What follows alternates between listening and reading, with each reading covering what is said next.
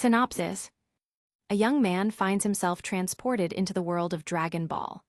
Granted the power of pyrokinesis and a mysterious shop system, he embarks on a grand adventure with Goku and friends. His journey is one of growth, love, and fierce battles as he trains to protect his new home and the family he finds there. Chapter 1: The Start of a Grand Adventure. Tilda. A whistling sound came from the sky as a figure fell from a massive height. Two people were fighting on the ground in front of a destroyed van. The figure, who seemed to be a small child, looked up as the figure fell down and smashed onto the older boy, plastering him into the ground. The figure groaned and sat up on top of the guy, rubbing his head. The boy shouted, "WOH, you fell from the sky?" The young man looked at the boy and his head was dizzy. "Huh, who are you?" The boy pointed at himself. "I'm Goku." The young man froze and stared at Goku with wide eyes before shouting, "Fuck." The young man was really dumbfounded. 1 minute you're getting a massage from a dubious source of illegal origin. The next you appear in Dragon Ball. The young man held his cheek. Could this be the so-called crossing? How lucky. That woman who was massaging him was his lucky star. Although he paused, did she kill him? How did he end up here? Most of the time, the crosser died already, right? Puzzling. Though even if he were killed, that's good too. If he hadn't crossed already, he would have married her and given her a permanent residency in the country. Suddenly, there were new memories in his head. His eyes widened. No way, I'm blessed. Shinra Kusake pyrokinesis. Infinite World Shop. Suddenly, he was faced with a shop full of wondrous things. The list seemed to really be endless. He was dazzled. He read into the powers and was even more ecstatic. Shinra Kusake pyrokinesis, the power to generate and combust flames from your legs and feet. Will grow with the user, will not require an Adala link. Can be superimposed and improved with various techniques. The young man's face changed nearly 1 billion times in just a second, making Goku scratch his head in confusion. A woman walked out of the van. "Goku, what's Roe? What a hottie tilde 3. She looked at the young man, who looked up hearing the voice. Bulma nearly turned into Sanji from One Piece. The young man had messy black hair, chiseled facial features, and pink irises. Don't mention it, he was already quite handsome before crossing, and everyone knows that when you cross you get more handsome. The young man hadn't seen his own face, otherwise he'd call out in shock. Really, so handsome. But it's what's on the inside that matters. That would be the second sentence out of his mouth, in front of the girls. Of course, the package wouldn't be complete without a perfect body. As a result, he was ripped out of his mind. For an 18-year-old with some chub to suddenly become an Adonis, this was quite concerning. After all, having little love handles for so long, it was a bit sad to see them go.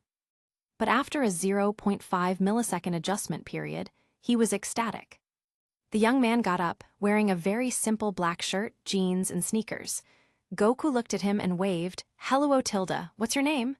The young man looked down and smiled. "Zephr. Nice to meet you, Goku."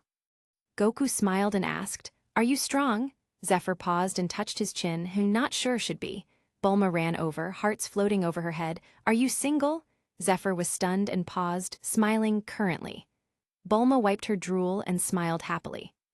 Zephyr's lips twitched. Actually, he only had one girlfriend in his entire 18 years of life. Then he had a bunch of other encounters. He wasn't against getting a girlfriend, but Bulma was a bit young, and his partner should be more of a permanent situation. After all, what are you finding a girlfriend for? Obviously to get married. Why get into a relationship with a girl if it's not going to work out in the end? Just for pain. He's not Nagato, there's no need to experience pain, okay. Speaking of pain, Zephr looked down and saw he was stepping on someone's face. He stepped off, waving, "Oh, very sorry." The guy wheezed and a flying cat flew over. "Yamcha, are you okay?" Yamcha got up and looked at Zephr. "You, Wolf Fang Fist." Zephr was dumbfounded. But after all, he didn't have Shinra's powers for nothing, right? He jumped back and his foot exploded with flames, shooting his foot out, slamming into Yamcha's jaw, sending him flying.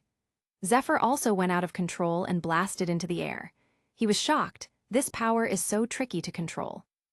Goku's eyes widened. Wow, Zephr landed in the sand and coughed a couple times, spitting out his tongue covered in sand. Yuck! Bulma was dumbfounded. What was that? Goku ran over, patting Zephyr's back, laughing, ha ha ha, you're so strong, that was awesome. Zephr blushed and bowed. Thank you, thank you. Hee tilde. Goku and Zephr laughed together as Bulma and a pig looked at each other in confusion. Zephr looked at his missing shoe and his lips twitched, sighing. Yamcha ran back and laughed. Hee tilde, you guys are cool, here's a car, haha, see ya, before driving off in a motorcycle. The group. Goku looked at Zephr and asked, you want to come with us? Zephr asked subconsciously, where? Goku waved, we're going to collect the Dragon Balls. Zephr thought about it and a car stopped by them, all right, sure. If he remembered correctly, this wish was wasted on panties. Just perfect, he could wish for something for himself. After all, he could sense his own body, he was just a normal human after all, his potential wasn't as much as Goku. Mainly because he could feel his body was transformed into a human from this world, mostly because he felt warm and fuzzy. He assumed that was Kai or Shinra's powers. But he wasn't sure. Anyway, he was 18 now, he didn't have the kind of immortal fighting body like the Saiyans. He figured out his wish pretty quickly while sitting in the backseat with Bulma, who was ogling him. He smiled at her as they made their way to a flaming mountain. The pig Oolong said, let's not go after all, you guys, the Ox King lives here. Bulma looked at him, who's the Ox King guy? Oolong shivered, you don't know, he's supposed to be a super frightening guy. Some people call him the Demon Lord. He pointed at the top of the mountain, see that castle? That's his castle. Inside are all the treasures he's amassed, tons of people come to steal them but he's always guarding it. Bulma looked up, so the Dragon Ball's probably in there, huh? Goku looked at Oolong, so he's in that castle. Oolong waved his hand, no, he guards the bottom of the mountain. Zephr laughed, he probably can't reach his own home through the fire, right? Goku, Bulma, and Oolong were stunned, huh? That might be the case. Goku punched his palm, so just beat him up then. Zephr was speechless, really? It's possible. Bulma looked at them in disbelief, can you beat him? Zephr spread his palms and Goku laughed, who knows, haha. Oolong shivered and said, I'm outta here. As he backed up in the car, Bulma whistled quickly, pi tilde. Oolong's face changed and he ran out of the car into the bushes, screaming, okay. Stop. Zephr laughed happily and they made their way to the base of the mountain. After poking around for a bit, Bulma pointed at the castle, Goku, can you fly up there and get the Dragon Ball? Goku looked up and nodded, okay, Kinto. A yellow cloud flew over and Goku jumped on it, flying away. Chapter 2, Ox King. Zephr sat on the hood of the car, wearing slippers with his pant legs rolled up. His hands were in his hoodie pockets saying, hey, Oolong, what kind of treasure does he have up there anyway? Oolong rubbed his chin, I don't know, but the textbooks say that he had a ton of treasure. A bunch of stuff. Zephyr's eyes lit up, does he have cool swords? Bulma looked at him strangely, you like swords? Zephr defended himself, what kind of man doesn't like swords? Oolong nodded along, Bulma was speechless and asked, anyway, Zephr, where did you come from? Zephr shrugged and grinned, if I told you I don't know, will you believe me? Bulma nodded, you must have amnesia from hitting the ground so hard. Zephr was dumbfounded, hey, you actually believe me. Oolong looked at him speechlessly, should she not? Zephr coughed, no, I have amnesia. Bulma nodded of course while Oolong rubbed his forehead, looking at your expression, if I believed you I would be an idiot. A massive guy appeared behind them, throwing out an axe. They all jumped in shock. Bulma shouted, Ox King. The Ox King looked at the three, what are you doing here? Here for my treasure? Zephr saluted, Mr. Ox King, do you have any cool swords? Ox King shouted, you're really here for my treasures. Oolong shouted, idiot. At this moment, Goku arrived on the cloud. Who's the old-timer? The Ox King looked at him. Isn't that Kinton? Who gave you that cloud, kid? Goku replied, of course. I got it from an old man named Kame Sennin. Why? Ox King shouted excitedly, Kame Sennin? You know Kame Sennin? Do you know where he's living now? Goku looked at Bulma. He lives off the coast, right? Bulma nodded and Zephr added, old bald guy, he lives on an island in the middle of the sea. Bulma looked at him in shock. How do you know? Zephr shrugged. I saw his island when I was falling from the sky. Bulma nodded dumbly. Oh, I see. Oolong looked up at Zephr, full of question marks. Ox King laughed and danced before seeing the staff on Goku's back. Huh, Naibo, where did you get that? Goku looked at him. Huh, oh, my grandpa gave it to me. The Ox King was shocked. Your grandpa? Son Gohan? Goku smiled and nodded. The Ox King laughed. Wow, you're his grandson. You know, Son Gohan was Master Roshi's #1 disciple. I was #2. Yuaheha. He paused and patted his palms. Oh, right, I want to ask you for a favor. Can you fly to Master Roshi and borrow Basshausen for me? Goku nodded and said, can you give me the Dragon Ball in exchange?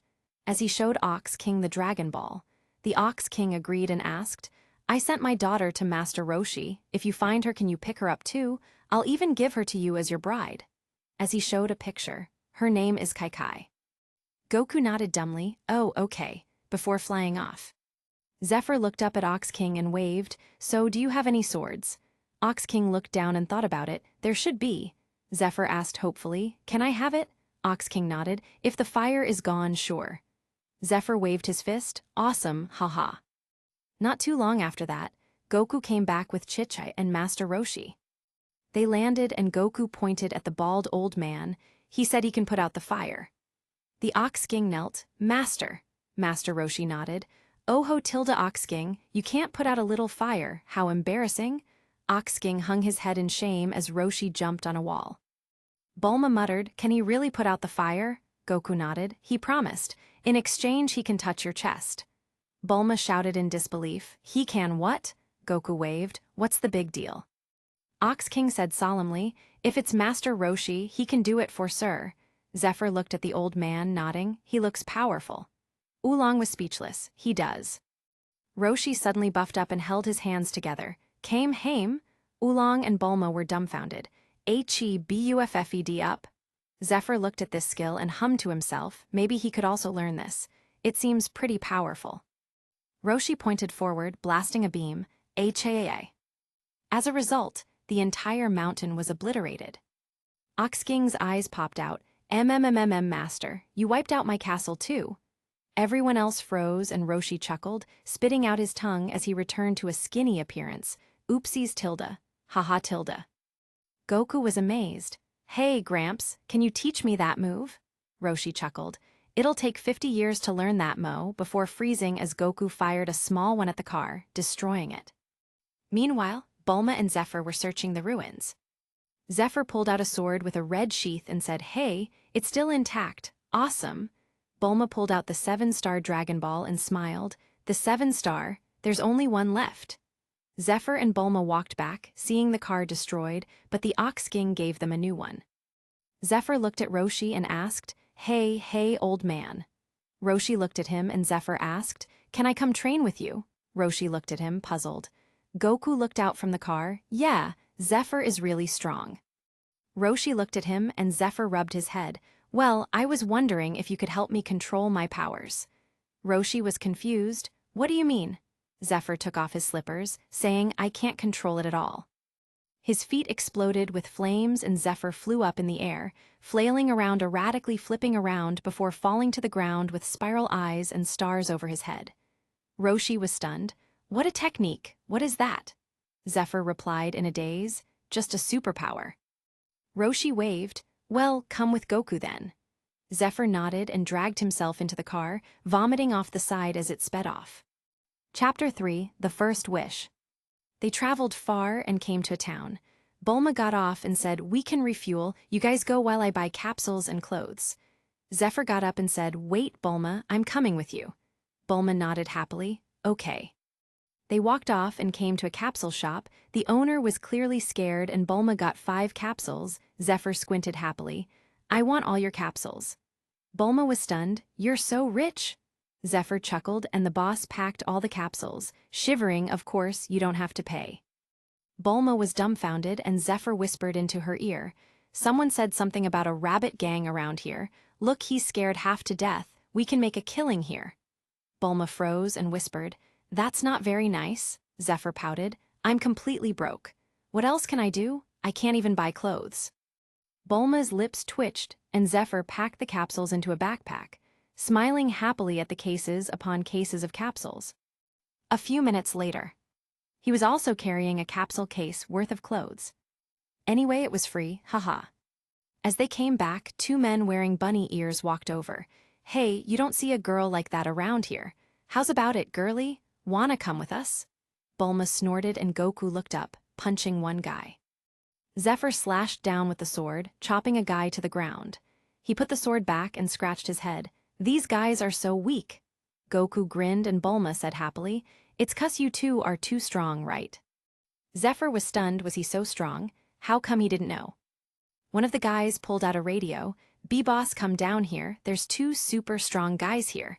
The group was in the car already, looking around at the panicking people. Bulma wondered, what's he mumbling about? A man on the side said in disbelief, You don't know, before running away in terror. Bulma huffed, I got a bad feeling. Oolong rolled his eyes, Gee, what made you feel that? Was it the panicked citizens? Bulma's eyes twitched, and she punched him on the head. It didn't take long for a rabbit to come over. The group was stunned and Bulma said, He doesn't look so strong. Zephr was eating an apple, saying, Oh, I know this guy. If you touch him, you'll turn into a carrot. Bulma and Oolong shouted in shock, What? Zephr nodded. Then he can eat you and poof, you're dead. Ha ha. Bulma roared, H-H-A. The rabbit walked over, Hello, let's shake hands. Bulma roared, ASIF, freak. Zephr slashed with a sword and the rabbit guy was terrified. What the hell, that's a sword you know. Zephr looked at him and, the rabbit was stunned, and, Goku smashed him on the head with his staff as he was stunned. Goku scratched his head and said, Well, what do we do now? Zephr said suddenly, Tie them up and send them to the moon. Goku laughed, All right. A short while later, the group was on the road again. Zephr looked over as the car exploded. He held his bag and grabbed the Dragon Balls, putting them inside as they flew out. A mech ran over and looked for the Dragon Balls. Where are they? Bulma got up and shouted, You want my Dragon Balls? Goku, beat him up. Goku ran over and smashed the mech with his staff, beating it violently. Zephr, Bulma, and Oolong got up, looking at the mech that was smashed into oblivion. Bulma cheered, To the moon, Goku. Goku sent the dog to the moon with the rabbit before they continued on their way to search for the last Dragon Ball. Zephr smiled. How simple was this? What a leisurely ride. They came to a castle and Zephr looked up. There should be traps in the castle, right? Oolong put his hands in his pockets. I'd put traps there. Bulma pointed up. Then we just fly up there, right? Goku asked. Should I go get it? Bulma gave him a thumbs up, saying, You got this, Goku. Goku smiled and flew up, going into the castle. He came across a dwarf with blue skin and a woman with black hair. They looked at him and Goku saw the Dragon Ball on the table, smiling nice. The blue-skinned dwarf shouted, Wait, that's mine. Goku looked at him, A few seconds later, Bulma, Oolong, and Zephr watched as two more people took a vacation on the moon. Goku flew over with the Dragon Ball, smiling, Hee tilde, I got it. Bulma cheered, Now we can summon the dragon and make a wish. Zephr looked at her, slumping, Are you really gonna wish for a boyfriend? Bulma snorted smoke, Of course. Zephr said speechlessly, Why don't you just find one yourself? Bulma retorted, Why find one if I can wish for one? Zephr pointed at a rock. There's a guy behind that rock that wants to wish for a girlfriend, do you believe it? Bulma was speechless in an instant, There is, as she ran over to check. Zephr took out the Dragon Balls, Hurry, before she comes back.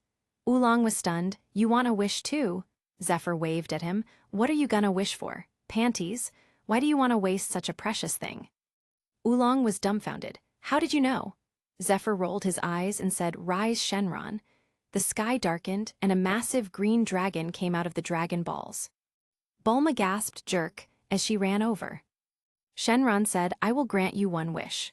Zephr said instantly, I want my body to be in its physical prime for my entire life without locking my potential and growth rate. Shenron paused for a moment, saying, You will gain the same physical traits as Saiyans, but without the tail, potential, bloodline, or lifespan.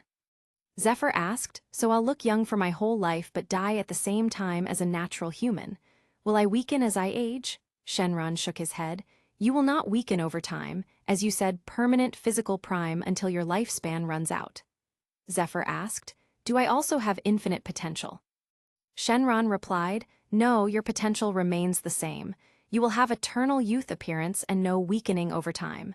I can't grant you infinite potential. Is that your wish? Zephr nodded. Yes, please. Shenron's eyes flashed and Zephr felt his body heat up. He laughed happily and Shenron disappeared. Bulma wilted. Aw man. Oolong looked at Zephr sighing. You wished for this. Zephr nodded. Are you kidding? This is the best wish possible. If you're in your prime forever, then when I'm 100 years old, I'll look the same. Bulma's eyes widened. You can wish for this. Zephr looked at her, dumbfounded. You didn't know. Bulma shouted in shock. I would have wished for eternal youth. Zephr smiled and waved. Well, come find me and Goku next year, we'll help you. Bulma paused and looked at them. Really? Goku and Zephr smiled. No problem, Bulma. You're our friend, right? Bulma burst into tears, hugging both of them. Thanks, guys. Wuo Tilda, you're the best. Oolong was stunned. What about me? Bulma looked at him in confusion. Who? Oolong jumped up and down. Damn it, Bulma. After deciding to see each other next year, Bulma gave Zephr the Dragon Ball radar and split up. Zephr looked at the cloud and jumped on it, passing right through. He was dumbfounded and Bulma sighed. It doesn't let handsome people on it either. Zephyr's lips twitched and he smiled sheepishly. Can you give me a lift? Bulma smiled happily and said, sure. A while later. Chapter 4, See you later, Bulma Tilda. Zephr landed on Kame Island and waved at Bulma, who flew away in a helicopter. See you in a year, Zephr. Zephr smiled warmly. See you, Bulma Tilda. He turned around and Goku was in the house already, yelling. Zephr walked inside to see Goku devouring all the food in the fridge. He sat next to him and started eating. Is it really okay to eat all his food? Goku replied with stuffed cheeks. He said it was fine. Zephr shrugged and started eating happily. A while later. Roshi walked over and his eyeballs bulged out a full meter. You ate everything? Zephr and Goku patted their stomachs happily. Yep, Roshi sighed. That's fine then. Zephr was shocked. It is. Roshi was stunned. It shouldn't be. Zephr paused. Well, I guess it should be. Roshi nodded and Goku complained. Anyway, Gramps, when do we start training? Roshi stroked his beard. Well, you have to get me a peachy gal first. Goku was confused. Punchy? Roshi corrected. Peachy. Goku hummed and flew off. Zephr sat outside and watched him go, saying, well, don't get your hopes up. Roshi looked over and Zephr nodded. Goku can't even count. Roshi was dumbfounded. He can't? Before pausing, then what sort of woman will he bring, oh my? Zephr nodded. Definitely nothing good. You should show him a picture next time. Roshi's eyes lit up. That's a good idea. As expected, Goku brought back an indescribable woman. Roshi quickly sent her back before showing Goku a picture of the kind of woman he was talking about. Goku looked carefully and left. It wasn't long before he brought back another woman. Zephyr's eyes popped out. Wow, what a beautiful girl. Roshi was satisfied. Then he found out she was a mermaid. Zephr came to the mermaid, smiling and laughing. She laughed and they chatted before she jumped back into the sea. Zephr sighed. I've never seen a mermaid before. Bye, Clara. Clara waved at him. Bye-bye, Zephr Tilda. Zephr chuckled and waved as she disappeared under the waves. Roshi knocked on Goku's head. A woman with a lower body this time. Remember, curvy with legs, like the picture. Goku nodded in a daze. Whether he understood or not was really anyone's guess. Instead, he pointed out, who's that coming over? Roshi and Zephr looked over before being blinded by a shining bald head. A little boy flew over and flipped, drilling into the sand. Roshi, Zephr, and Goku looked at the legs sticking out of the sand in silence before Goku pulled him out. The little bald monk patted his head and coughed. You are Master Roshi, correct? Roshi nodded. That's right. The boy nodded. I'm Krillin from a village in the Far East. I came to learn from you, Master Roshi. Roshi looked at him and said, that's good for you, but I'm not taking any more disciples. Krillin took out a porno magazine and said to commemorate the occasion. Roshi changed his tune. Well, I'll think about it, as he dug his face in the porno mag. Krillin looked at Goku and Zephr. Are you his disciples? Goku smiled. Yep, I'm son Goku. Zephr waved. Zephr. Krillin snorted. How cute. You don't look like martial artists. Zephr retorted, because we're not bald like you. Krillin hissed as Goku laughed. Fool, A real martial artist shaves his head to pursue mastery. Look at Master Roshi. Roshi looked over and said, actually, I'm just bald. Krillin's eyes twitched. Zephr looked at him and said, do you know about the Dragon Balls? You can wish to be taller and grow hair. Krillin looked at him in disbelief. You can? Zephr was speechless. How do you not know? Roshi recovered from the mag and came over, coughing. Oh yes, Krillin. Krillin looked over. Yes, master. Roshi looked at him and said, to become a disciple, you must bring me a peachy gal. Do you understand my tastes? Krillin whispered in his ear and Roshi laughed, slapping his back. Heh, Tilda, you get me? Ha ha ha. Krillin and Goku shot off, leaving Zephr and Roshi on the island. Roshi looked at him and coughed. Well, this time should be fine, right? Zephr spread his palms, smiling, I hope so. Roshi laughed nervously, and me too. It didn't take long for Goku and Krillin to come back. They even brought a woman back with them. Zephr was dumbfounded on the spot as Roshi went inside. Krillin and Goku jumped down. Huh, where's Master Roshi? Zephr stared at Launch and pointed at the house dumbly. Goku ran inside while Krillin looked at Zephr blankly, his eyes twitching from time to time. Are you all right? Zephr rubbed his palms and swallowed. What's my name? The girl was speechless and Zephr blushed, slapping his face. What's your name? Krillin looked at him speechlessly. Didn't I spy you having a nice chat with a mermaid before? If Zephr heard him, he would definitely say, are you an idiot? And then, that was a mermaid, a wonder of the world. And then finally, look at this beautiful angel, that mermaid can't compare. The girl smiled and tilted her head. I'm Launch, nice to meet you. Zephr smacked his lips, rubbing his palms nervously. He wiped them on Krillin's shiny head, making it glossy as he laughed unnaturally. Oh, I'm Launch, what a nice name. I'm an idiot. I'm Zephr. Krillin's face was black and Launch covered her mouth, giggling. Hi Zephr. Zephr was instantly filled with spirit. She remembered my name. Krillin read his face and nearly fainted.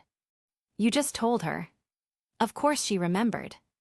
There was a sudden shout, WHOO. Zephyr's face changed and he blocked in front of Launch, snorting, old pervert, don't think about it. Roshi was stunned and waved his cane. What? You youngster, what do you mean? Zephr snorted and turned his head up. Bah, I know what you mean, that's what I mean. Roshi's face changed and he waved his cane, steaming bah, I'm the master sage Roshi. How could I be such a person? Right, young lady?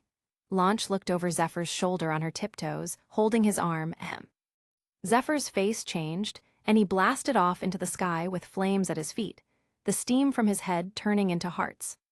Goku laughed, what a funny guy, ha ha ha ha, as Zephr fell from the sky, splashing into the sea. Roshi smacked Krillin, go get him.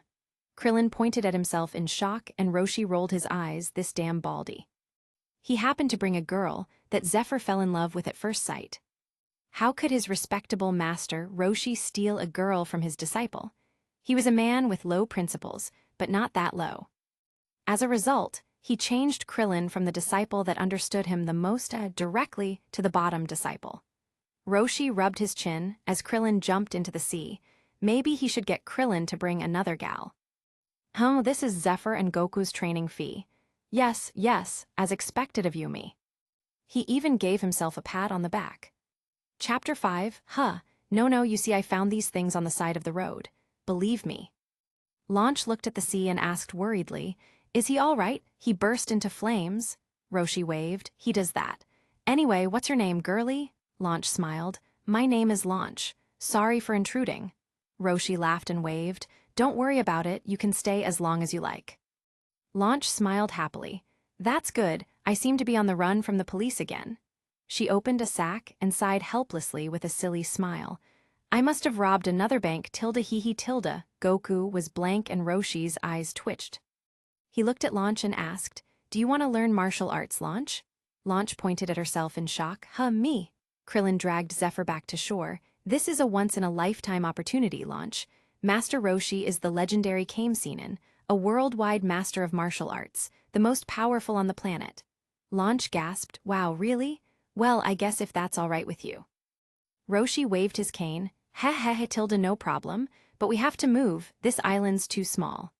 Zephr was thrown on a boat as they boarded it. Roshi turned his house into a capsule and they left. Launch poked Zephyr's face in the boat. Hello, Zephr.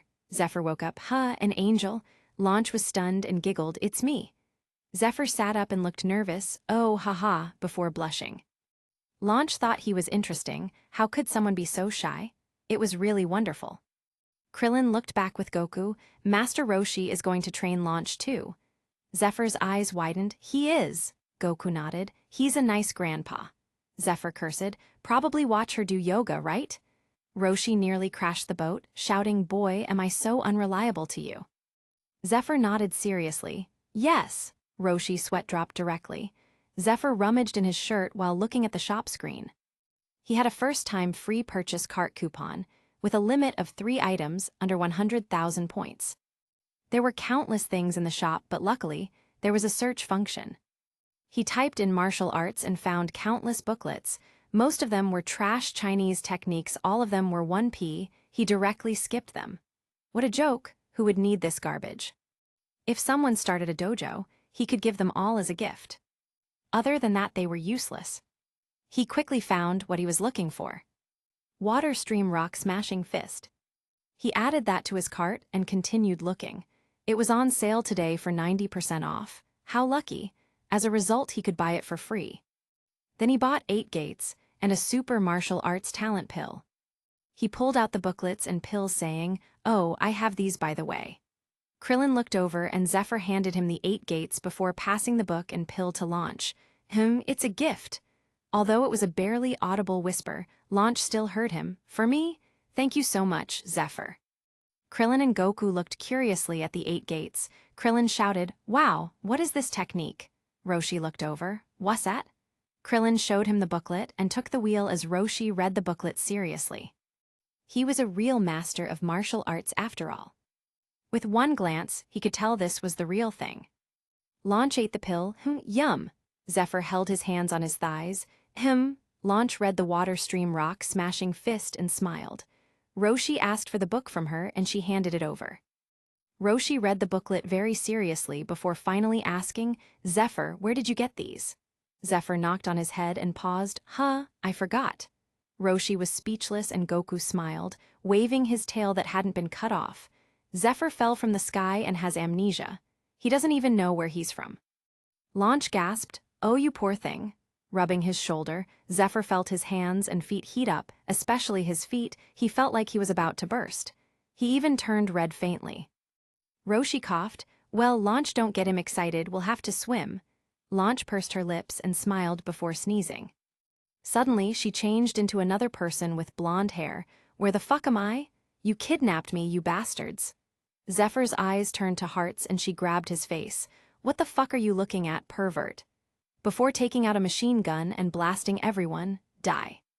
Krillin, Goku, Roshi, and Zephr jumped into the sea as Launch stepped on the side of the boat, spraying bullets into the water. Bastard kidnapping fucks. Die, die. A breeze blew by and Launch sneezed, returning to blue-haired Launch. The 4 of them poked their heads out from the water and looked at her. Zephyr's eyes were still hearts. Wow, Roshi and Krillin shouted with sharp teeth. You're a nutso.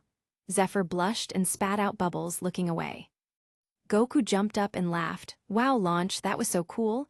Launch knocked on her head, spitting out her tongue. Sorry, did I hurt someone again? Zephr blasted out of the water, shooting off towards an island in the distance. So cute.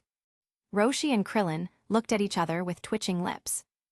A bit later. Chapter 6, a HAKI man. Zephr held up the stone and laughed. I found it. Really? Goku appeared. Aw man. Zephr held his hips. Hey, jealous Tilda. Goku pouted. You're really good. I followed Gramps' scent and you still got here first.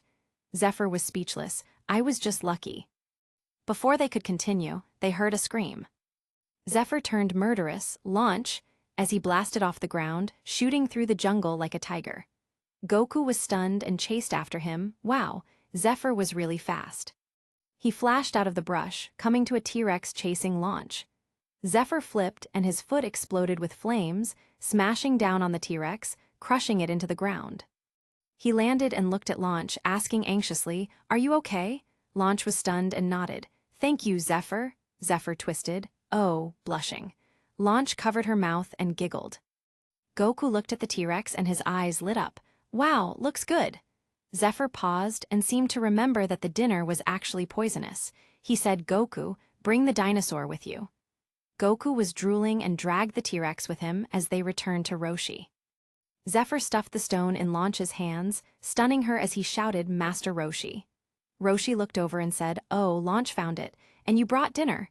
Great, where's Krillin?" Krillin ran over while panting, "Damn, actually got lost." Launch looked at the stone in shock as Roshi asked, "Who can cook?" Zephr, Goku, and Krillin looked back at him blankly. Roshi's lips twitched and Launch muttered, "I can cook," while glancing at Zephr in the corner of her eyes. Zephr looked away and pretended to look at the sky. Launch made dinner, eating with Roshi as Goku, Krillin, and Zephr watched on the side. A while later, Launch came outside and saw Zephr in a hammock. She brought over a plate of food, here. Zephr turned and jumped. Launch, hi." Launch smiled cutely, holding out a plate of cooked meat. Zephr was stunned and pointed at himself. Launch nodded. "Otherwise I wouldn't have eaten today, so I made you some extra." Zephr nearly fainted from happiness, taking the plate and devouring the meat on it in an instant. He chewed happily and praised, "Wow, it's so good. I can eat this all my life, haha." Launch clapped her hands. "You like it?" Zephr nodded. "I love it," as he swallowed, rubbing his stomach happily, licking his lips. Launch smiled happily and walked back into the house. "Well, I'm happy you like it. Good night, Zephr Tilda." Zephr smiled slightly, curling up in the hammock, giggling happily. "She made me food. Personally. Haha, wow." Sigh. The next day at 4 a.m. The 4 disciples were standing outside as Roshi nodded. "Today, we'll begin training in the way of Kamesin martial arts. Before we begin, let me tell you a bit about martial arts itself. The reason one learns martial arts is to win battles, not to make girls say, 'Ooh, you're so strong tilde, ufuan tilde.' Studying martial arts will make you healthier in both body and soul and allow you to enjoy life more." He paused, "But if you or another is ever threatened by someone committing an injustice, you must strike them down with a single blow. Understand everything so far?" Goku looked blank while the other 3 nodded. Roshi looked at Goku and said flatly, "Basically, just train hard and enjoy your lives, okay?" Goku nodded. Got it. Roshi looked at Launch. "If it's too hard, you don't have to participate." Launch snorted smoke with unknown vigor. "I'll try hard with everyone." Zephr was startled looking at her. This was different. He thought she would give up. She looked at him and smiled. Zephr blushed and looked away with a smile. If before was just infatuation with the character, then now he was really charmed by her determination. You have to know, before, Launch didn't train at all. It seemed like she had a bit of reluctance to exercise, but now she was snorting smoke and ready to train hard. This change made Zephyr's heart really beat hard. She was even more beautiful now than before. I think I really fell in love with her this time. But there was also a burst of fierceness. Although she's training, she doesn't have to fight. Zephr thought of the enemies in the future and clenched his fists. Competitions were fine, but I'm here. Roshi nodded and said, "We'll begin with some light running tilde," as they ran in a line, coming to a milk station in town. Roshi stopped everyone. "All right, stew up tilde. Good morning tilde." The bullman looked over and smiled. "Are you the one who called yesterday? I really appreciate it." Roshi smiled and nodded. "Of course, it's not a problem, sir." The bullman handed him a map. "Here's the delivery map." Roshi looked at the map and nodded. "I see," before pointing at the milk bottle boxes. "All right, each of you grab a box." Krillin was stunned. "Delivering milk," Launch poked her cheek. "Doesn't seem difficult." Roshi nodded. "It'll be a great workout." The bullman was dumbfounded. "You're going to run? Aren't you going to use the helicopter?" Roshi shook his head. "If we did, that wouldn't be training." He turned around and said, "Alrighty, everyone tilde after me. We'll skip the entire 2 km to the first house." The 4 followed Roshi, skipping for 2 kilometers. They arrived and Krillin was panting. Launch and Zephr weren't looking great either, but Goku seemed fine. Roshi pointed at the milk box. "Collect the empty ones and put in the new ones. The next house is 1 km from here, down this tree-lined path. Zigzag around the trees, everyone." Eventually, they arrived at the next house, and Goku was panting as Krillin and Zephr were wheezing. Launch was still panting heavily. Roshi looked back. You're getting slow, Krillin, Zephr. If you take too long, the milk will go bad. Launch looked back and panted, come on, Zephr. Zephr was resurrected and roared, come on. Krillin cursed, lucky bastard. Roshi pointed at a mountain. Next is up these stairs. You don't have to run if you don't want to. Zephr snorted smoke and rushed up the stairs like a bull. Roshi jumped and quickly followed. Goku ran up and Launch did as well. Krillin was wheezing and followed along, trying to run. Chapter 7, Stone Throwing, I Can Throw Stone Good. They arrived at the island, seeing Zephr laying on the beach with a bloody nose. Krillin kicked him, get up. Zephr woke up and gasped, huh, what happened? Launch leaned over, huh, do you forget too? Krillin blocked her face, Launch please, I don't know how much more he can take. Zephr blushed, rubbing Krillin's head oh. Launch giggled, feeling that teasing Zephr was really fresh. Goku floated on Kinton, huh, there's other people on this island. Roshi nodded, there's around 300 people on this island. Goku jumped down, finally time to train, I'm so excited. Launch pointed at herself, me too. Roshi looked at her for a moment before nodding, yep. Launch clapped her hands, so exciting. Roshi looked at them and said, all right, now you'll begin your special training. He looked at Launch, if you can't handle it, it's all right, don't force yourself. Launch clenched her fists and nodded, Zephr scratched his head and Roshi bonked him with the cane. Krillin, do you have any experience in martial arts? Krillin nodded smugly. I studied at Urin Temple for 8 years. Roshi nodded. So you know the basics then. I want you to show me what you've got. He pointed at a rock. There's about 100 m from this rock to that tree. How many seconds do you think you can run therein? He paused before adding, just because you can run fast doesn't mean you can become a great martial artist, but it'll prove you have solid legs and loins. Roshi walked to the tree as Krillin snorted smugly, Phew, I'll go first. I'm fast enough to enter the Olympics. Zephr looked at him and said, the fastest I know is 9.58 seconds. Krillin flinched, well, not that fast. He ran off and passed the tree as Roshi praised. Wow, 10.4, that's really something. Launch thought it looked fun, I'll try, before sprinting to the tree extremely fast. Krill, Goku, and Roshi jumped in shock, 10 flat. Zephr nodded, of course Launch is the best. Goku went up, Gramps, my turn, before shooting off. Roshi nodded, 11 seconds, not bad. Zephr stood at the rock and Roshi called out, don't use your powers. Zephr paused and nodded before sprinting off quickly. He passed the tree and Roshi nodded, 10.8 not too bad. Goku looked at Roshi, Gramps, can I change my shoes? Roshi looked at his shoes and said, you broke them. Goku ran back to the rock with new shoes and Roshi said start. Goku burst out, flashing by quickly. Everyone's hair, other than Krillin, blew by as Roshi said in shock, 8.5. Goku laughed happily, is that fast? Launch smiled, you're so cool, Goku-kun tilde. Goku laughed happily as Krillin said in disbelief, what kind of training did you do? Zephr looked at Launch's expression and pouted. Roshi looked at them and nodded, you're all fast, which is good. But unfortunately, you're still at the human level. In order to continue down the path of becoming a perfected master of the martial arts, you must overcome the limits of the human body. He took off the shell on his back, going to the rock, all right, watch me. Krillin held a stopwatch, saying start. Roshi burst out and blew by everyone, stopping next to them as Krillin burst into a cold sweat, 5556. Launch and Zephr were dumbfounded as Krillin looked at Roshi with his jaw wide open. Goku shouted in awe, wow, Gramps, you're really amazing. Roshi put the turtle shell back on. That's what it means to overcome the limits of a human. All of you are young, as long as you keep training, you should be able to do it in 5 seconds. It's been a while since I ran like that. Krillin, can you go get me a beer? Krillin ran off and Roshi continued. Knowledge is also necessary in martial arts. We're going to have to train you in that area, Goku. Launch smiled. I can help him. Roshi nodded and Zephr cleared his throat. Me too. Launch looked at him and rolled her eyes with a smile.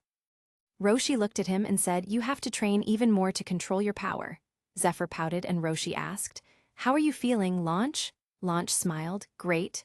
Roshi nodded, looks like you have a lot of talent too, not even a bit of sweat. All right, before dinner, I have one more task for you all. We'll start your full-blown training tomorrow morning at the crack of dawn. He picked up a rock while talking and drew a turtle symbol on it, showing them, "Look closely, you see it. Remember this symbol." The four all nodded, and Roshi threw the rock off the cliff into a forest. The four were speechless as Krillin asked, "Is this for throwing ability?" Goku looked out. "I really don't get the stuff you come up with, Gramps." Zephyr shielded his eyes. "Wow, that was far." Launch looked off the cliff. "Oh well, by stone." Zephyr covered his mouth, so cute. Roshi waved his cane. "No, it's not a throwing contest. It's a stone-searching contest." Only Zephyr wasn't stunned, the rest were baffled. What?" Roshi nodded. "The act of searching for things may seem unimportant, but mental prowess and concentration are both necessary. Additionally, in this case, you'll be using your stamina as well. The one who brings back the stone wins, and the losers get no dinner." The three were stunned, and Zephyr muttered. "What about launch?" Roshi added. "Also, if nobody finds the stone in 30 minutes, then nobody will eat. Good luck." Zephyr ran off, climbing down the cliff as Goku jumped off. Launch ran down quickly. "Oh man." Krillin was dumbfounded. "It's impossible to find the stone in 30 minutes. Wait a minute, hee tilde."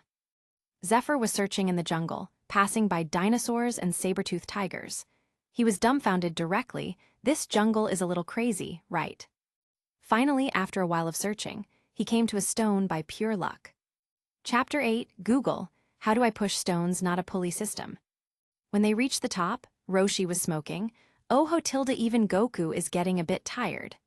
Zephyr was holding the milk box, wheezing with his tongue out like a dog. Launch arrived right after Zephyr, and Krillin came up a few seconds later. Goku asked, "Gramps, can I deliver them with Kinton?" Roshi shook his head. "Are you crazy? That wouldn't be training." Before sighing, "How nostalgic. Son Gohan and Ox King used to deliver milk with me like this a long time ago." Goku was shocked. My grandpa did this too." "Really?" Roshi nodded and smiled as a monk walked out. "Oh tilde, thank you very much." Goku waved. "Mornin'," before being bonked by a cane as Roshi shouted, "None of that mornin' stuff. It's good morning." Goku rubbed his head. "Ow, good morning." Zephyr held his knees, wheezing as Launch patted his back gently. He felt like he was going to throw up an infant. What a terrible feeling. But the back rub benefit is so sweet. "I guess I'll just suffer." The monk laughed lightly. "Oh tilde, training again, I see. It's been a while, Master Roshi." Roshi smiled. "It certainly has." The monk smiled. "You look in good health as usual. How's the training for these youngsters coming along?" Roshi looked over, and Zephyr raised a trembling thumbs up. Roshi turned back. "We've barely just begun, but I see great potential in them." The four were very happy. Roshi continued, "If they train hard for the next 8 months, they should be able to make it in the tournament." The monk was surprised. "The Tenkaichi Budokai tournament, you mean?" Krillin was dumbfounded. "Huh." Goku looked at him. "Huh." Launch and Zephyr looked over as Zephyr wheezed. "The strongest in the world tournament." Goku was stunned. "Wow, the strongest, huh?" Krillin shouted happily. "Will we really be able to join?" Roshi looked at them and nodded. "If you train seriously, yes." Then he added after a pause, "You're not aiming for the top position after all. Things aren't that simple. For now, just worry about whether you'll be strong enough to enter at all." Krillin and Goku were excited. Zephyr waved. "Oh boy," Launch smiled. "Fighting? I don't know." Before she sneezed, flexing, "I love fighting." The other three sweat dropped as Zephyr swooned. "Launch tilde." Launch sneered at him. "Creep."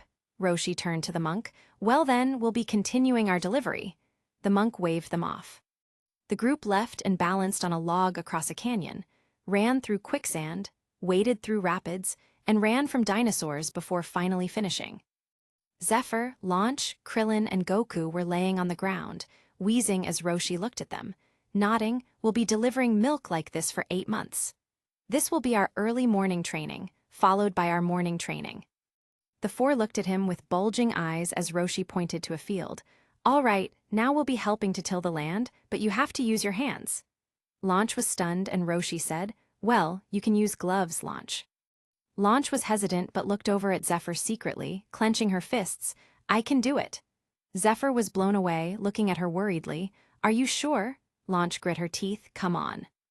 They tilled an entire 2 fields, 2 people each, before eating breakfast. After breakfast was brain training, which was reading from a book unsuitable for children. Then a nap from 12:30 to 1:30 30 which was followed by helping construction teams. Finally, they came to a lake for swimming. Krillin shouted, "There's more." Launch was exhausted but perked her spirits up. Zephr was on the brink of collapse when had he worked so hard. Probably when he was escaping his mother's womb, right? Goku complained, "Grandpa, instead of teaching us this stuff, teach us how to fight," Zephr added, "and control our powers." Roshi spat on the ground, shouting, "Look at you acting so cocky, even though you're just tiny chicks. If you can't even temper your bodies, there's no way I'd be able to teach you any fighting techniques." He tapped a boulder with his cane. "The day I teach you how to fight is when you have amassed enough strength to move this boulder here." Krillin pointed in terror. "Huh?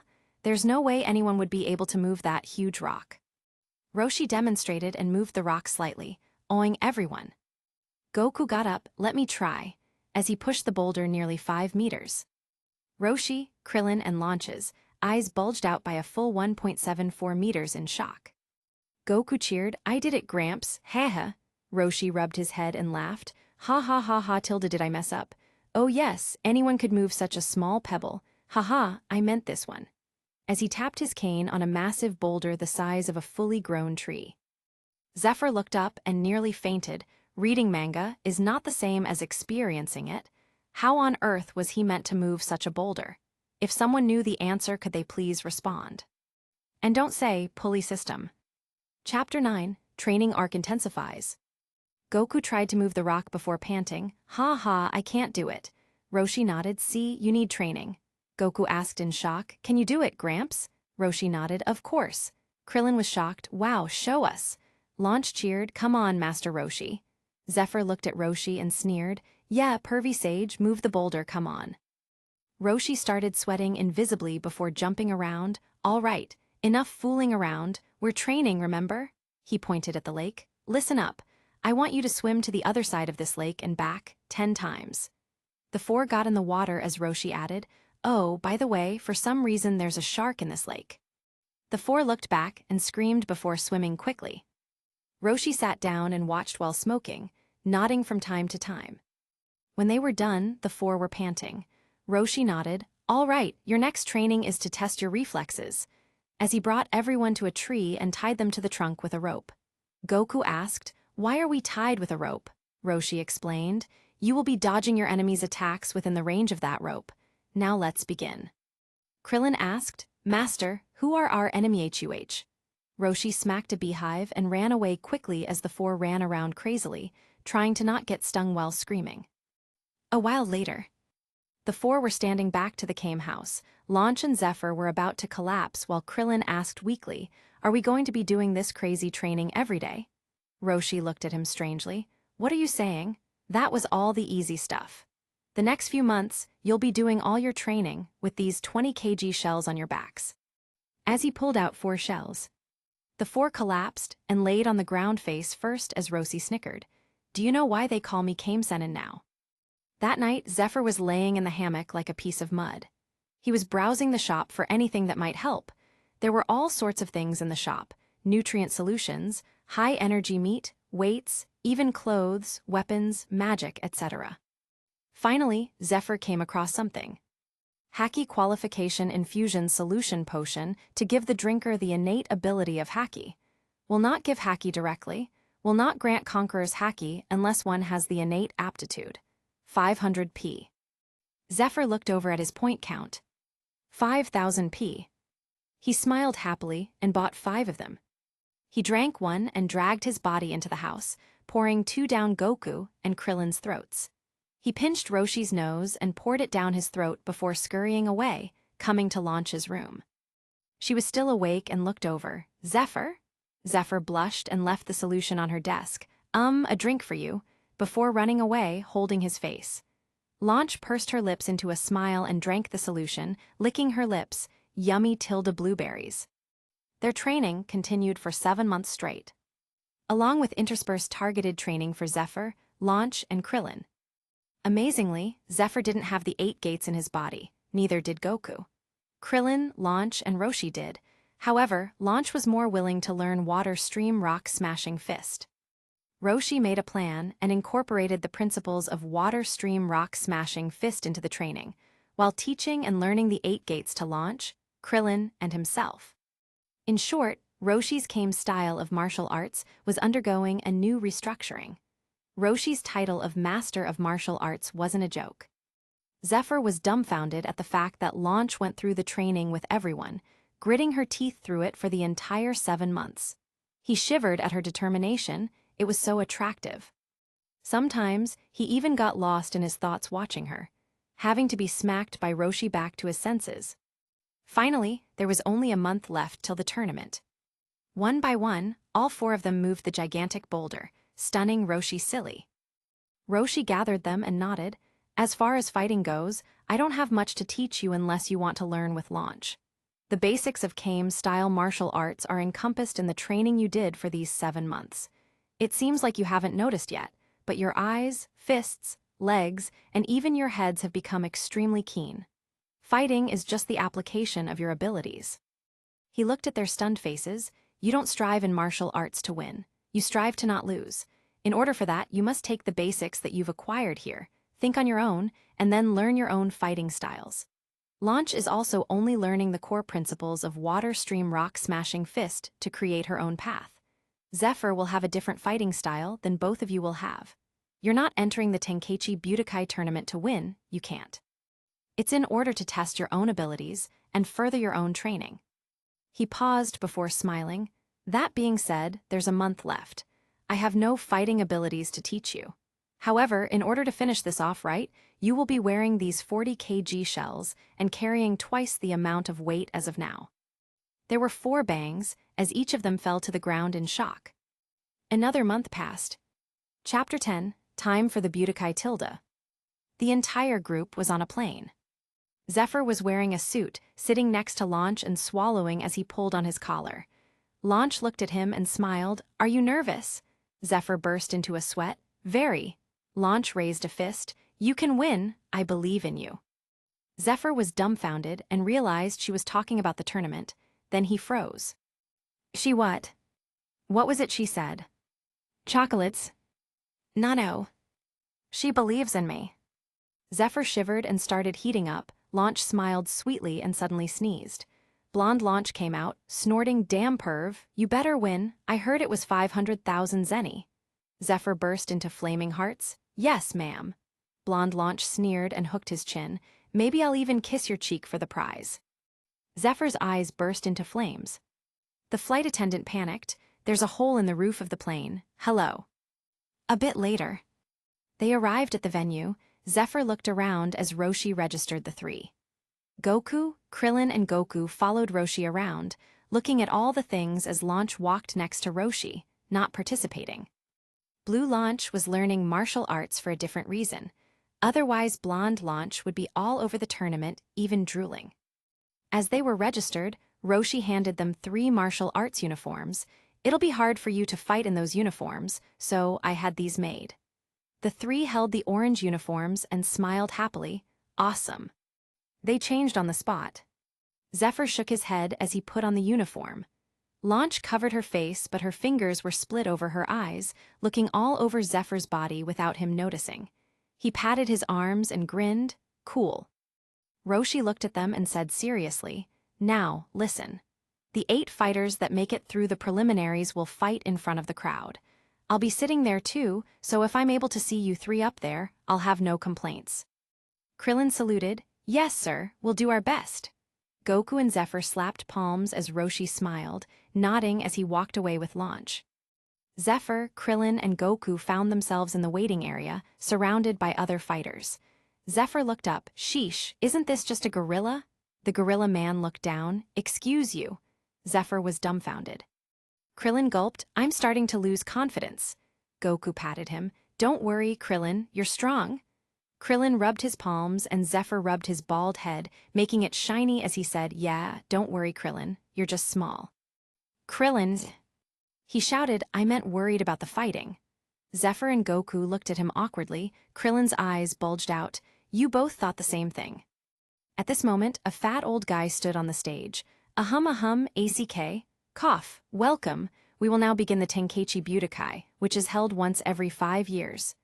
Zephr, Krillin, and Goku looked at the old fat guy. Krillin pointed out, looking at the other two, "Why is this guy just expositing here?" Zephr shushed him, "It's so the readers understand. Now shut up."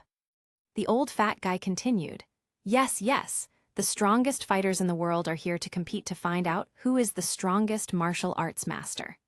Thank you for coming from all around the globe. The Tenkaichi Budokai tournament is a world-renowned tournament. Also, my granddaughter is single. At any rate, according to registration, there are a total of 137 fighters ready to compete. The 8 strongest fighters will be chosen and allowed to fight in the actual tournament, so it will be a rather trying process this time around." Krillin jumped. 137? Yikes! The fat old man with the single granddaughter went on. "The battles will be one-on-one. If a fighter falls out of the ring, faints, says, 'I give,' marries my granddaughter, cries, weeps, arranges their own funeral, has the runs, steals from the cookie jar, kisses the opponent, starts doing taxes, or otherwise they lose. But you must not kill your opponent. The use of weapons is also forbidden. Preliminary battles will only last 1 minute, so in the case a winner is not selected, a judge will have to decide." They started drawing lots and Zephr was placed in the first block. He walked away, waving, "See you guys later." Goku waved, "See you in the real tournament." Krillin gulped, "Can we really make it?" Goku laughed, "Sure." Not too long after, Zephr walked out while dusting his hands. "Sheesh, talk about weak, even monsters are competing." He looked in the crowd before his eyes lit up. "Hey, Bulma?" Bulma turned around and waved her arms. "Zephr tilde." Zephr walked over and Goku grinned. "Did you make the tournament?" Zephr gave him a thumbs up. "Sure did." Then he rubbed his palms. "Was it just me or were these guys weak?" Goku nodded. "I thought so too." Krillin nearly tripped. "It's us that's strong, right?" Bulma patted Zephyr's arm and smiled. "How are you?" Zephr scratched his head and smiled. "Pretty good." Launch came over with popcorn. "Oh, Zephr, did you make it?" Zephr froze and blushed, kicking the ground. Yeah." Oolong and Bulma froze, looking at him. Bulma covered her mouth and leaned over. Oh my tilde, what's this? Zephr tilde your girlfriend tilde?" Zephr steamed and started heating up. "What? And no, don't talk nonsense." Launch smiled happily and waved her fist. "Good luck, Zephr tilde." Zephr exploded into flames, flying into the air directly. Launch looked up and squinted happily, giggling. Krillin and Goku gasped and ran over. "Zephr, Zephr." Bulma was speechless, cozying up to Launch. "Hi, I'm Bulma." Launch smiled. "I'm Launch, nice to meet you." Bulma and Launch chatted together, leaving Puar and Oolong on the side.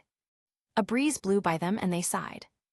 A few minutes later, 8 of the contestants were in an area. Chapter 11, Zephr vs. Namu. Zephr was looking at a guy who pointed at himself. "It's me, Yamcha, you don't remember." Zephr looked at him blankly. "Who?" Goku laughed. "I didn't recognize him at first. He got a haircut." "Zephr." Yamcha said, "The guy you fell on." Zephr punched his palm. "OH, it's you, you're still alive." Yamcha shouted in disbelief. "I never died." A man with shades walked over. "All right, is everyone here? We'll be doing a lottery." The games were quickly set and the matches were like this. No, 1 Krillin versus Bacterian. No, 2 Jackie-Chun versus Yamcha. No, 3 Namu versus Zephr. No, 4 Goku versus Jiren. Zephr rubbed his chin, seemingly remembering throwing a pretty lady out of the ring. Was that Ran Fan? He didn't remember, mainly because she was so weak, he sighed to himself. It wasn't long before Krillin and Bacterian were set to fight. Zephr and Goku were hanging off the wall, watching as Krillin got crushed by smell alone. Goku was stunned. "How is he losing?"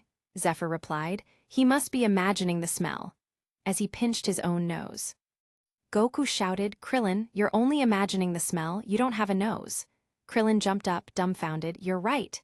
Zephr was speechless. "You forgot you didn't have a nose." Krillin made short work of Bacterian, winning his match. Zephr smacked him. "You forgot you didn't have a nose? How does that happen? I said it twice and I still don't believe it." Krillin held his head. "I'm sorry, I forgot." Goku burst out laughing as they went back to the waiting area.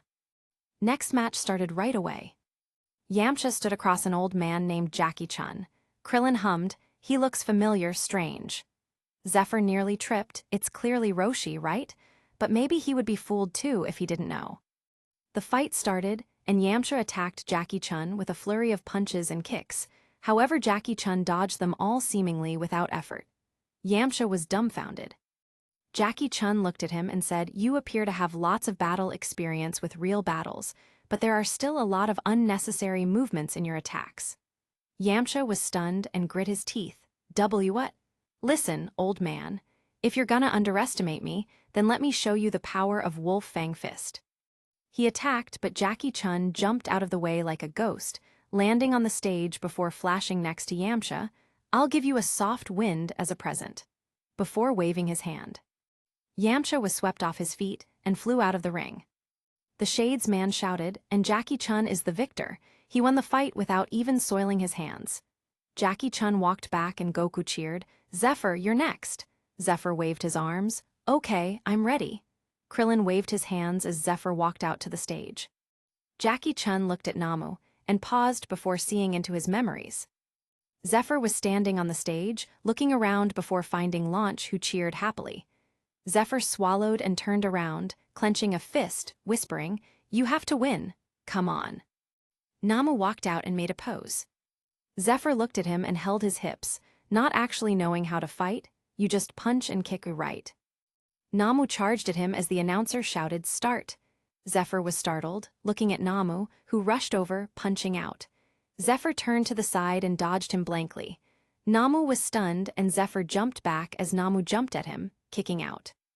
Zephr tilted his head as Namu threw over a flurry of punches. He tilted his head and dodged them all before shooting his knee up and knocking Namu in the stomach, making him drop. Zephr was stunned and Namu passed out. The announcer shouted, "And that's it. Zephr has won in a single move." Zephr scratched his head, walking back to the waiting room. Krillin gave him a thumbs up. "Awesome, your haki is really good." Zephr sighed, "Not that great, Goku's is better than mine." Krillin's lips twitched. "Well, it's Goku, don't be too upset." Zephr slumped, "But I want to win." Krillin was speechless and Goku's fight came next. Krillin went to find him, finding him asleep. He dragged him back and Goku started fighting Jiren. After some tricks, Goku defeated him, waving his tail in happiness. Hee tilde.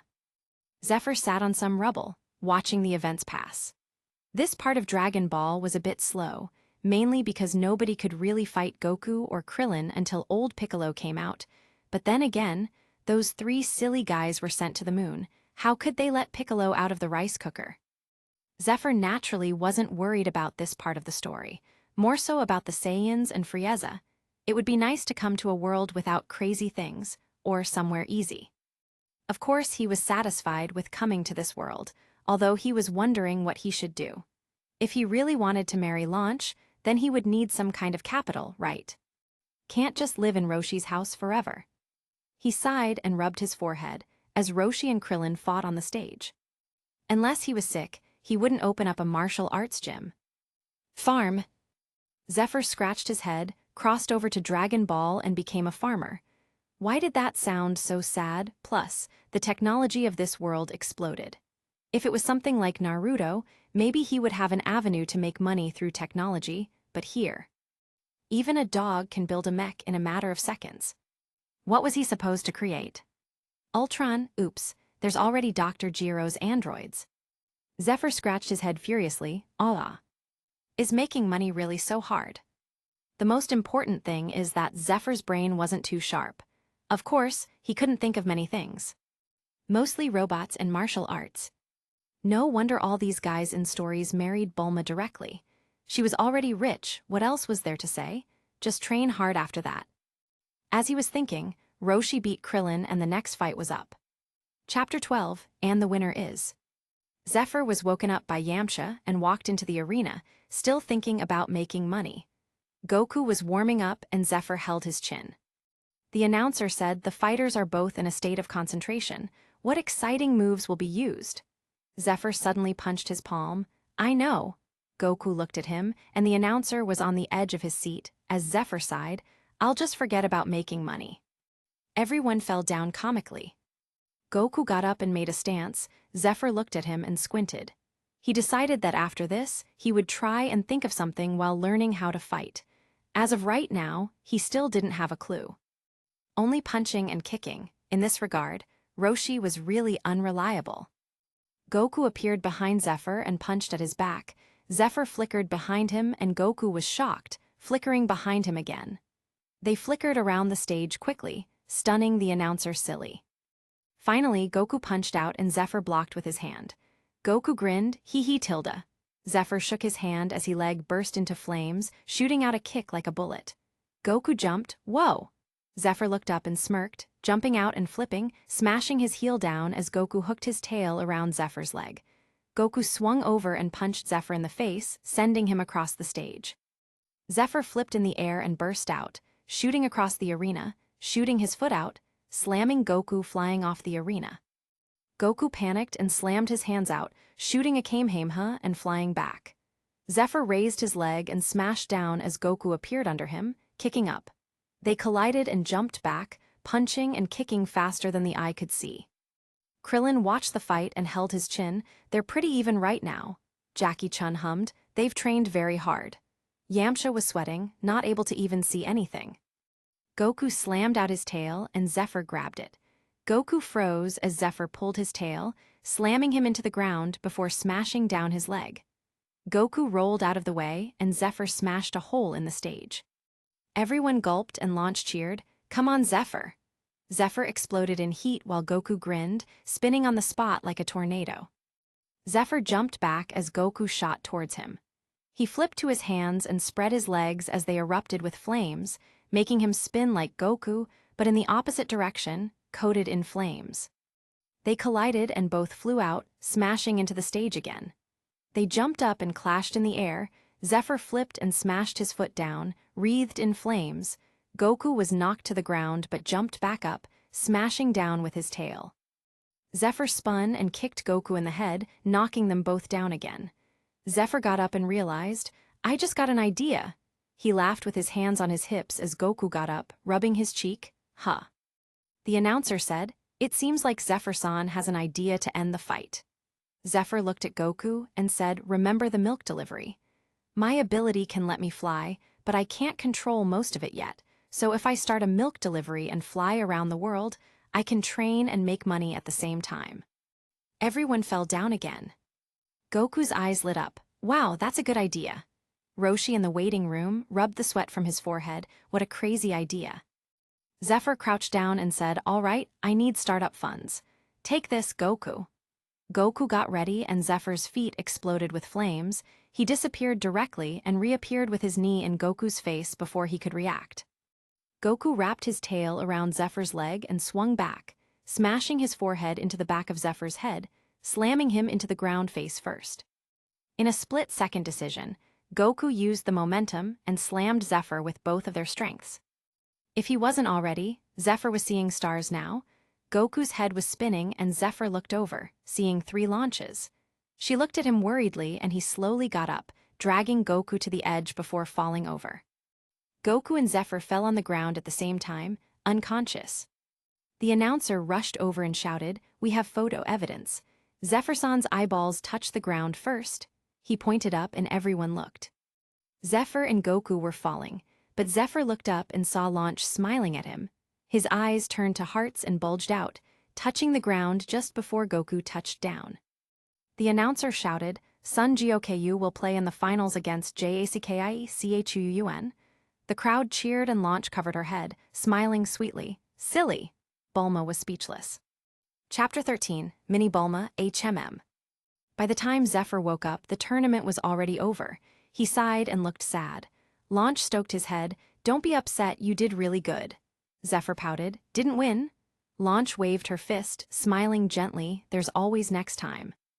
Zephr paused and looked at her before blushing. Launch giggled and Bulma rolled her eyes. Roshi came over and said, I was watching at the back. You 3 did excellent, but you must remember. Goku and Krillin looked at him with doubts. Roshi said seriously, there's always a step after the next step. Or as they say, a mountain above another mountain. There's martial artists all over the world that Jackie Chun was just one of them. Goku and Krillin were awed. Really? Roshi nodded. Yes, that's why you have to keep training and don't relax. You're still young and have a lot of room for improvement. That being said, since you did so well, I'll treat you to dinner on me. Goku cheered happily and everyone went to eat. A month passed after that. Zephr was standing in West City with his hands in his pockets, sighing as he looked at a martial arts fighter standing around. "If you can beat me, I'll give you 100,000 zenny. Ha ha ha." Zephr took out a 50 zenny coin from his pocket, bursting into tears. His milk delivery plan was a bust. Now he was poor. Well, he was never not poor. Zephr sulked over. "I'll fight." The martial arts guy snorted. "Good courage." Zephr asked sadly, "Can you bump up the prize money?" The martial arts guy's lips twitched. "Hey, are you here to fight or what?" Zephr pouted and muttered, "Maybe I should just rob a bank." The martial arts guy flew over with a jump kick as Zephr punched out, sending the guy flying into a brick wall. Zephr walked over and took the 100,000 zenny before sighing. Suddenly, he heard a happy voice, "Zephr." Zephr perked up and turned around happily. "Goku?" Goku grinned. "Hee tilde, what are you doing here?" Zephr sighed and looked sad. "I'm poor. How can I buy launch all kinds of nice things if I'm broke?" Goku was stunned. "Huh, like food?" Zephr nodded and said, "Yeah." Goku frowned. "That's a big problem." He thought for a long time before saying seriously, "Well, good luck." Zephr nearly tripped and picked up Goku, who continued walking in the air for a few seconds. "Where are you going, Goku?" Goku stopped and looked at him. "I almost forgot. Do you know where Bulma lives?" Zephr blinked and said, "No, I got lost a few hours ago." Goku sulked and Zephr added, "But we can just ask someone." Goku perked up again and he pulled Zephr. "Come on, the Dragon Ball radar is broken." Zephr gasped. "That's it." Goku looked at him in shock as Zephr continued confidently, "I can ask Shenron for infinite money." Goku was dumbfounded. "Wow, you sure are smart, Zephr." Zephr rubbed his nose, smirking. "My genius is almost frightening sometimes." Goku patted him, "But we should find Bulma." Zephr nodded, and they asked around before finding a policeman who drove them over to Capsule Corp. Goku shouted loudly, "Bullma." Zephr looked at the intercom and pressed the button. A robotic voice said, "Bulma is at school." Zephr scratched his head. "Bulma is still in school?" Goku looked up at him. "What school?" Zephr looked at him, explaining, "It's like training, but for nerds." Goku nodded. "Oh, what's a nerd?" Zephr continued explaining, "It's a boring person that nobody likes." Goku nodded seriously. "Oh, I don't want to go to school." Zephr nodded. "Me neither." The policeman dropped a cold sweat. "Is that something you should be telling a child?"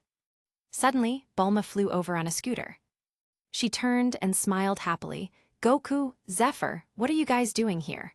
Zephr pointed his thumb at her house. "Goku came to fix the Dragon Ball radar so we can wish for infinite money." Goku nodded and said, "Are you a nerd, Bulma?"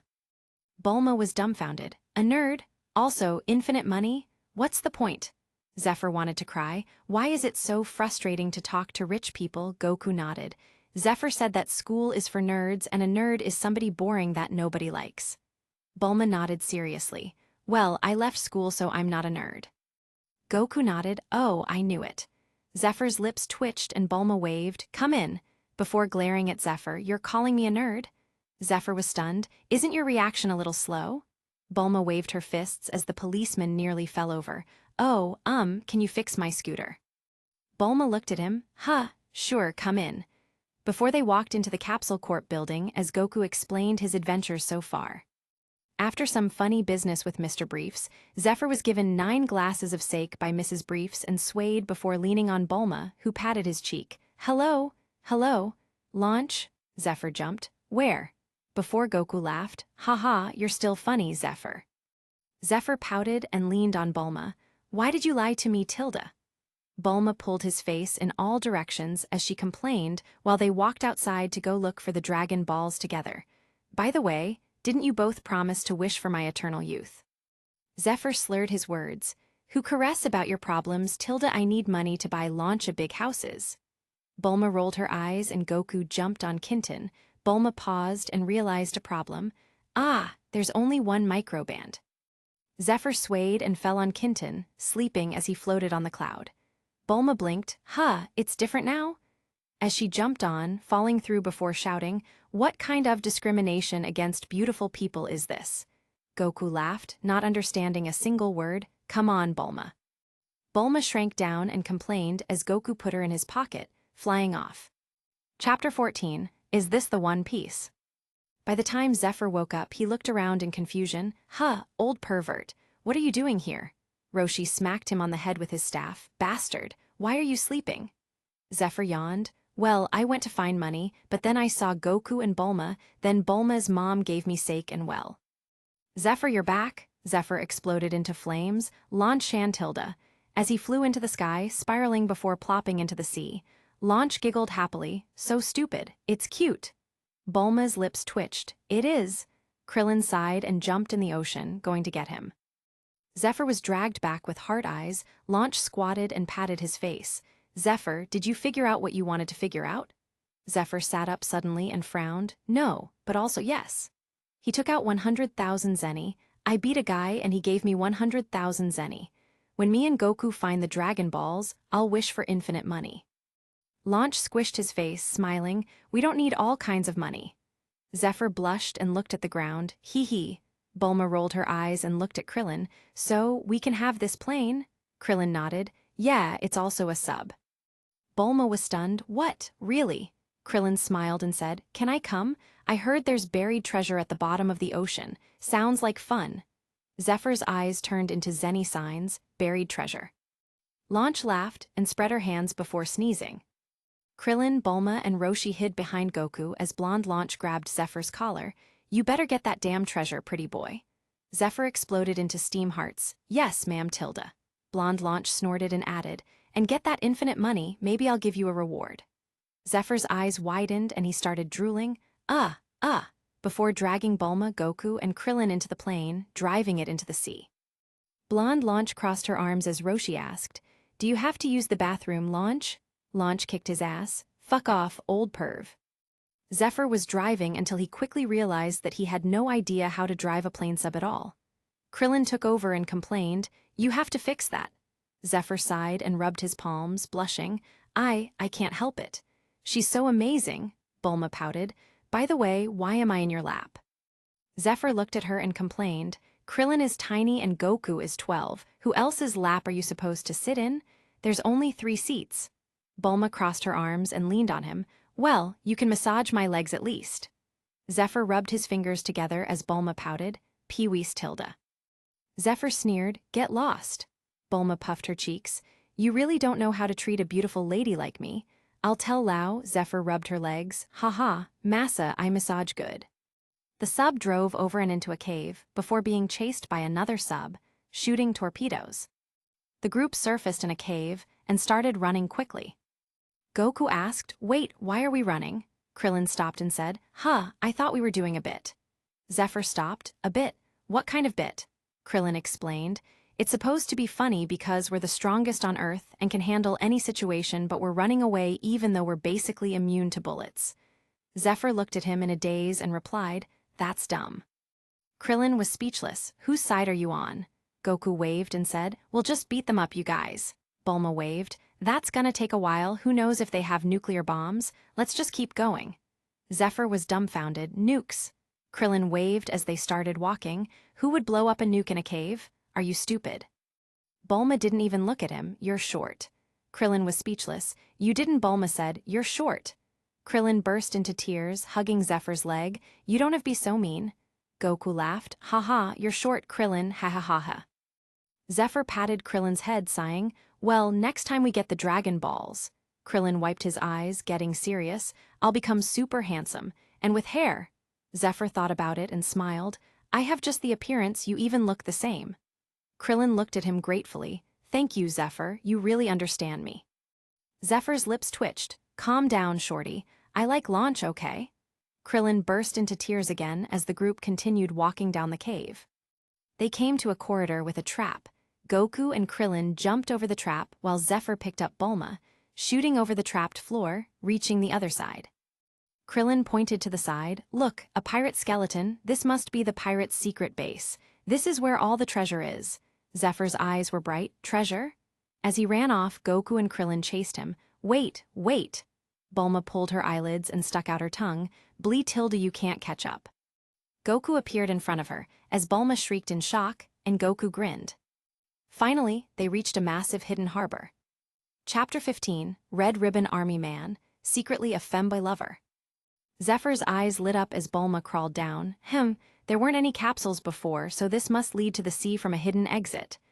Zephr threw out a capsule. I choose you, as the boats disappeared. Zephr picked up the capsules and smiled. Cool. Bulma's lips twitched. I can just make you these. Zephr was stunned. Why didn't you say it before? Bulma was speechless. You never asked. As they were arguing, a robot appeared and attacked them. Goku kicked the robot and said, You guys get the Dragon Ball. I'll handle this guy. Krillin, Bulma, and Zephr nodded before leaving.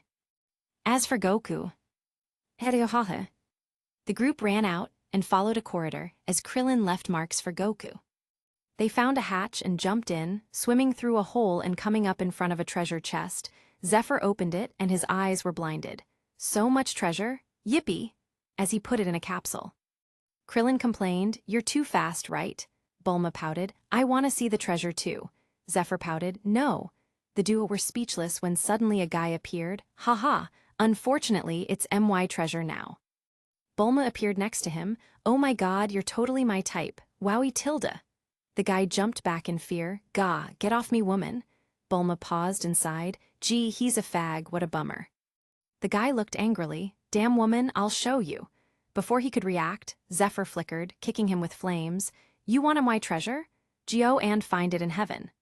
The guy froze and flew out, slamming into the cave wall and slipping into the water as the cave started shaking intensely. Bulma and Krillin sighed. Poor guy. Well, he hated women, good riddance, I say. Zephr smiled. Let's get out of here. Bulma was worried. But the Dragon Ball is in that pool? As she pointed, Zephr jumped in and swam to the bottom, seeing Goku holding the Dragon Ball. They looked at each other and gave each other a thumbs up before swimming up, quickly escaping with Bulma and Krillin. Zephr threw out the capsule with the pirate sub in it as they jumped in, escaping quickly. An hour later, they arrived at Roshi's island again. Zephr jumped out and skipped over to Launch. Launch, I got all the treasures, tilde. Launch was back to blue-haired Launch. Oh, tilde, you did. I'm so proud of you. Zephr exploded into steamy hearts. Hey, tilde, while Launch rubbed his cheeks happily. Roshi waved. I need money. Zephr shouted. No way. Roshi smacked him with his staff. I trained you, brat. Respect your teacher. Zephr shook his head. No, no way. How am I supposed to buy Launch a super big castle without money? Launch covered her mouth. Castle with a moat? Zephr nodded quickly. And sharks. Launch gasped. Wow, really? Zephr smiled happily. Launch smiled happily. Cool. Zephr took out the treasure and Bulma looked at it. Well, should be a few dozen trillion zeni. Zephyr's eyes bulged. A few dozen trillion? Bulma blinked. That's not that much. Zephr, Krillin, and Roshi looked at her speechlessly. Rich woman. Bulma scratched her head. Anyway, I can help you sell it. Zephr held her hands. Really? Launch separated their hands and smiled. Thank you, Bulma. Bulma smiled. No problem, tilde. Bulma pulled Launch with her to go exchange the treasure, taking out Roshi's plain capsule. Launch waved. I'll see you later, Zephr tilde. Zephr waved. Hey, tilde. Hee tilde. Krillin looked at him and sighed. You have a serious problem. Zephr looked at him and sneered. You're short. Krillin burst into tears and grabbed Roshi's shirt. Master, he's mean. Roshi's eyes twitched and right. Krillin ran away while crying as Goku laughed. Wow. Anyway, I'm going again. Zephr waved. I'll meet you later. Goku nodded and flew away on Kinton as Zephr looked at Roshi. Do you know where Corin Tower is? Roshi was startled. Corin's Tower? Why do you want to go there? Zephr blinked and replied, I heard he has a magic potion or something. Roshi's lips twitched and he pointed his staff. That way. Zephr grabbed Krillin's ankle and blasted into the sky. Thanks, old perv. Roshi waved his staff. Damn kid, as Zephr disappeared while laughing. Krillin screamed as he was dragged through the air quickly. When they arrived there, they saw a man throwing a spear at some Indian guy. Zephr flickered and kicked the spear, shooting it flying to the side. Zephr dragged the Indian guy and flew away, leaving Goku there as the man looked at them, forgetting about it. A few minutes later, Zephr returned and looked over, seeing Goku on the ground. Krillin ran over. Goku? Before looking at Zephr, you ran away, damn. Zephr rolled his eyes and walked over. Come on, did you see that old guy? He's super strong. Krillin's lips twitched. Didn't look strong to me. Zephr held out a finger. He can kill Roshi right now. Krillin was dumbfounded. What? Zephr patted Goku's face. Goku, wake up. Goku woke up. Huh? The Indian man, who was silent until now, asking, can you let me go? Zephr looked over and smiled apologetically. Haha, sorry. The Indian man coughed as he stood up, holding his son. Thank you for saving my life. Zephr and Krillin nodded as Goku got up. Gee, Grandpa saved my life. Thanks, Grandpa. Zephr looked up at the tower as Krillin looked at Goku. Your grandpa is a ball? Zephr pointed up. Can we climb this? Krillin looked at him in confusion. Why else did we come here? Zephr was speechless. I'm creating an atmosphere for exposition. Krillin was stunned, and the Indian man nodded. That's right. The legend is that whoever can climb to the top of the tower can increase power exponentially. Zephr looked at Krillin. See? Krillin didn't know what to say while Goku looked up. Oh yeah? Yash, let's go guys. As he started climbing. Krillin and Zephr climbed up with him as Zephr said to the two Indian guys, you guys should probably hide, that old guy might come back since he took the Dragon Balls. The two nodded, and the group climbed up the tower quickly. Chapter 16, Training with a Cat, It Can Talk. The next day, the three crawled into a bigger portion as Krillin wheezed. Oh my god, I think I'm gonna die. Goku rubbed his stomach. I'm starving. Zephr looked around and sniffed. I can't smell anything. Krillin said speechlessly, you think you're Goku. Zephr pouted, I can try. Krillin rolled his eyes as Goku pointed, look, a door. Zephr and Krillin gasped, I've never seen a door before. Goku shushed them, maybe it's dangerous. Zephr and Krillin got into attack positions and waited as the door stood there. Menacingly. Goku walked over and touched it before saying, oh, it's just a normal door. The others relaxed and Krillin said seriously, you never know what doors can do in strange places. The trio walked through the door and Goku said, look, stairs. Zephr said with exhaustion, can we save this gag for later? I'm too hungry and tired now. Krillin got out of his attack pose and added, I'm hungry too. Goku's stomach rumbled and he muttered, maybe there's food higher up. They went up to see an altar with a jar and a cat. Zephr walked over to the cat and rubbed his head. Oh wow, so soft. The cat nodded. I usually keep my fur soft with a strict grooming routine. Zephr nodded before jumping up. Holy shit, a talking cat. Krillin complained, you've seen a talking turtle before. Zephr complained, how can it be the same? This is a talking cat, a cat that talks. Krillin was speechless, you don't have to repeat the gag. Goku looked at the cat. Hello. The cat nodded. Goku, Zephr, and Krillin, Master Roshi's disciples, I know. The trio gasped, wow. The cat nodded. I know you're shocked. They were shocked. How did you know? The cat nodded again. I can read people's hearts. Zephr looked at Krillin. Is that like observation hacky? Krillin shrugged. You're asking me? The cat said, my name is Corin, stop speculating. I'm a cat that's lived for 800 years, of course I can read people's hearts. Krillin asked in disbelief, you can read people's hearts at 800, will I be able to too? Corin shook his head, no, I'm a cat and you're a baldy. Krillin was stunned and Zephr asked, by the way, will your tail split in two in 100 years? Corin nodded. Yep. Zephr nodded, so that's the way it is. Goku pointed at the bottle, is that the super holy water that makes you stronger? Corin nodded. Yep. Goku clapped, yash, as he walked over to the water, getting hit with Corin's staff. Goku rubbed his head. Ow, what was that for? Corin added, you can drink the water if you want. Goku nodded and walked over before getting hit on the head again. What's the big idea, cat? Corin added, by the way, I will try to stop you. Goku grinded his teeth. Why didn't you say it before? Corin replied, you never asked. Goku, Zephr, and Krillin were silent before saying together, that makes sense. They tried to get the water and Corin stopped them all. Zephr was stunned. How is that even possible? Goku complained. This isn't fair, I'm starving. Krillin laid on the ground. Why was I the only one slapped?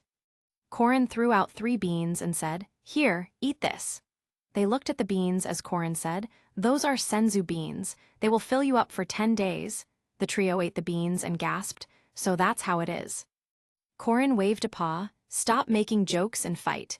Nyan. The 3 looked at each other before attacking Corin quickly, flickering around the platform as Corin fought the 3 of them at once. After a few hours, Corin kicked them all off the tower to the ground. They got up and climbed back up the tower, taking only 3 hours this time. Corin nodded, faster than last time, as they attacked him again. 3 days passed. Goku got the water and the others stopped. He chuckled as Zephr and Krillin clapped. Corin nodded as Goku drank the water. Huh, I don't feel different. Corin looked at him. That's because it was just normal water. The training is fighting me for the water and climbing the tower. Goku looked at Zephr and Krillin. What about you guys? Krillin and Zephr looked at each other before Zephr turned back. How about you go first, Goku? We'll catch up later. Krillin added, we want to continue training with Corin. Goku smiled and nodded. All right, you guys, I'll see you later when I get the Dragon Balls. The two smiled and Goku jumped down the tower. Corin looked at Zephr and Krillin. Oh, Tilda, you don't want the water? Krillin and Zephr got into an attack stance. Come on, Nico. Corin's eyes twitched. It's Korin, as he attacked them. Another 2 days went by. Chapter 17, Me When Krillin Steals the Show. Corin was panting as Zephr and Krillin sat on the ground. Zephr felt stronger, should be around the same as Goku now. He rubbed his shoulder. Can I have some senzu beans? Corin laid on the ground, pointing his staff. Huff, there, Nyan. Zephr walked over and dragged out a jar, eating one and throwing 2 at Krillin and Corin. They got up after eating and Corin waved. You guys are strong enough. Krillin complained. Already? Zephr was about to say something when Goku flew over with a jet. Hey, you guys are still here. Zephr looked over and waved. Hey, you got the Dragon Balls? Goku pouted. Bulma said that something probably ate the last Dragon Ball, so we're going to a granny's place. Krillin was dazed. A granny. The jet opened and blonde Launch stepped on the edge. Get your ass in here, pretty boy. Zephr squealed, yes, ma'am Tilda, as he skipped over, jumping into Launch's arms. Krillin's lips twitched as he dragged the pot of senzu beans. Thanks, Corin. Corin waved and froze. Wait, don't take the whole pot. Zephr shouted from afar, Corin, don't let a fatty eat all the senzu beans. As the jet flew far away, making Corin sigh. Zephr was being sat on by blonde Launch, who had her arms crossed. How far is this hag anyway? Roshi was speechless. That's my sister. Launch looked at him and turned to Bulma. How far is that hag then? Bulma flew the jet, replying, probably an hour. Launch blew a piece of her hair up. Sheesh, this hag better be worth it. Krillin looked at Yamcha. Why are you here again? Yamcha was speechless. You know I'm strong too. Krillin didn't believe it. You're joking. Yamcha blushed in anger. I'm stronger than you, okay? That guy is just a freak. Launch looked at him. Don't talk about my pretty boy like that, scumbag. Yamcha hid behind Roshi. You're a woman, right? Why are you so thorny? Launch took out a gun. Huh? Yamcha shivered. Oh my god. Oolong looked at Yamcha and sighed. What a bitch. Yamcha retorted. You talk to her then. Oolong looked at Launch, saying, you're right. Launch nodded. Good pig. Oolong grinned at Yamcha, whose lips twitched. Zephr was on his hands and knees. By the way, how much money did you make selling that treasure? Launch crossed her legs. 852 trillion zeni. Zephr was dumbfounded. Wow, really? Launch nodded and glanced at him. Hurry up and find a castle. I want a moat. With sharks. Zephr thought about it and nodded. We can buy an entire island. Launch frowned. I don't want an island. I want a castle on a mountain near a city with a bank. Zephr was stunned. You want to rob banks still? Launch snorted. What else is there to do? Zephr nodded. I guess so. Krillin shouted. You guess so. Bulma ignored them, saying, oh, we're here, as the jet touched down. Everyone got out and got in line as a ghost said, welcome, welcome, please stand in line. Goku looked up and asked, are you the portion seller? The ghost corrected, fortune teller. No, you have to wait in line, hee tilde. Launch frowned, are you laughing at me? The ghost was stunned and Zephr pulled on Launch's arm. Do you want to build the castle? Launch looked at him. Of course, we also need robot maids and a huge armory full of guns. She looked him up and down. I guess a training room too. Zephyr's eyes lit up and he said, we can even get android sharks with lasers. Launch's eyes lit up. A good idea. The rest were speechless as they waited in line for a while before finally seeing Baba. Goku looked at her. You're the portion seller, right? Baba corrected. Fortune teller. Before looking at Roshi, HMPH. Roshi rubbed his bald head. Huh, Goku commented. That's a weird name. Baba shouted, "It's not my real name, it's a nickname." Goku stared at her blankly for 5 seconds before saying, "Anyway, I want you to find the last Dragon Ball for me, please." Baba nodded, "Sure thing, pay up 10 million zeni." Everyone looked at Launch, who frowned. Don't look at me, I'm not giving this hag a single penny." Baba said speechlessly. "Hag," Launch snorted, "are you not a hag? Look at yourself." Goku asked, "Well, we don't have money, so what now?" Baba looked at him. "Well, there is one way, follow me," as she floated away. The group followed her and she explained, "You'll have to beat my 5 fighters. If you lose, you can switch out, but if you win all 5, then you can get my services." Krillin jumped out, "I'll go first." A bat flew over and transformed into a man. Krillin was stunned and Zephr said, "Krillin, show him across."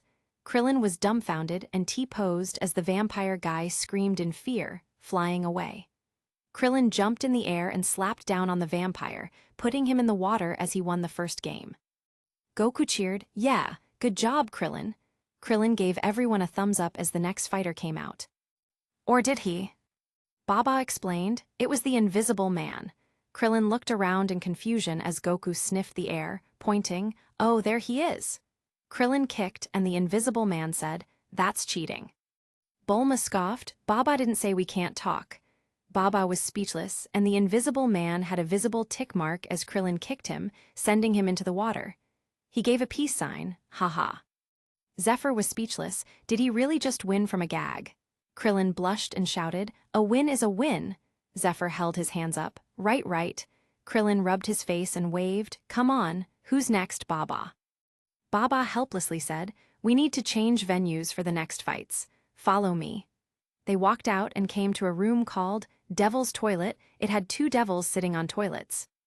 Zephr looked at the arena and complained, "What kind of arena is this?" Baba retorted, "If you don't like it, you can leave."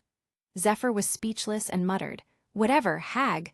Baba's eyes twitched and Krillin stood on the tongues, looking over at a mummy. Krillin and the mummy fought fiercely before Krillin punched him flying back into the devil's mouth. Baba frowned, "How strong is this guy?" Goku laughed and patted his stomach. "Krillin and Zephr trained with me at Corin's tower. We're all super strong." Ahaha. Baba said in shock, "Corin? Damn, then we'll just skip to the end. Come on out." The last guy came in with a mask on. He looked at Baba, "Can we fight outside?" Baba rolled her eyes, "Sure." Chapter 18, Second Wish, Krillin's taking off. They went back inside as Krillin complained, in, out, make up your mind, old lady." Baba glared at him, "Shut up, brat." Krillin sighed and got on the arena with the masked man who said, Can I fight the boy with the tail?" Krillin was stunned and Zephr waved Krillin over. "This is good, I have to tell you something, Krillin." Krillin walked over as Goku jumped out, starting to fight with the guy.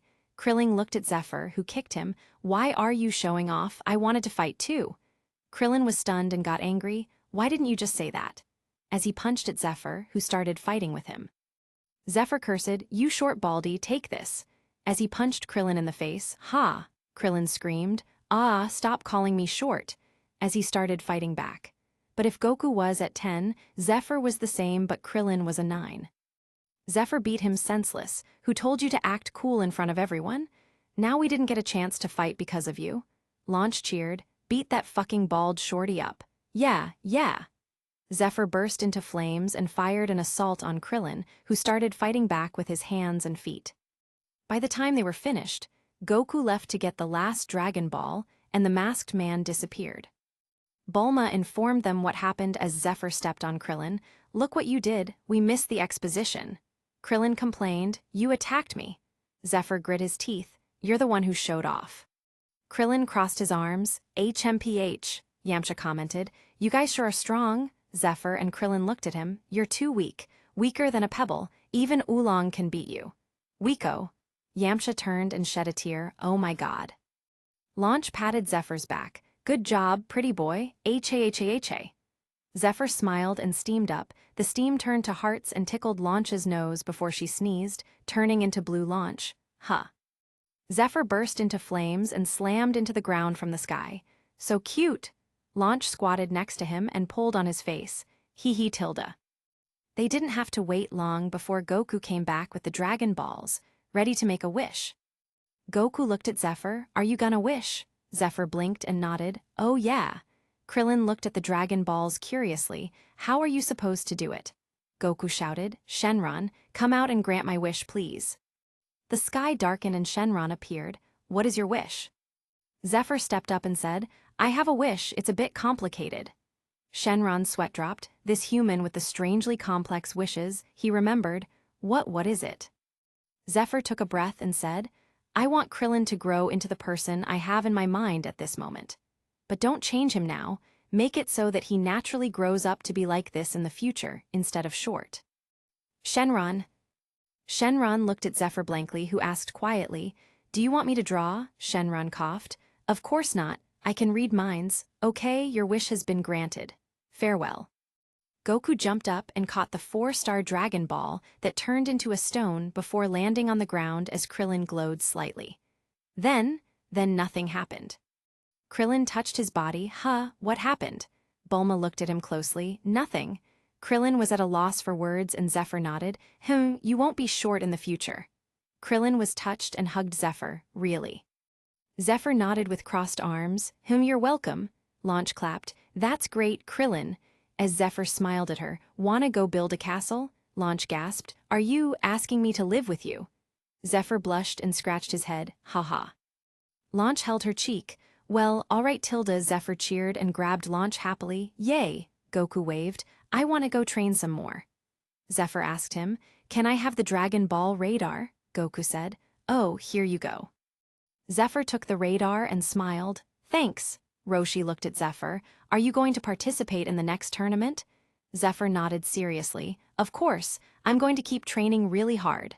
Roshi nodded. Good. Zephr picked up Launch and flew off. I'll see you guys in 3 years, before shooting off. Bulma shouted, Wait. Before sighing, that jerk, he left me here. Goku waved. I'll see you guys later. Roshi stopped him. For this training you can't use Kinton to fly around. Goku was stunned before smiling. Okay.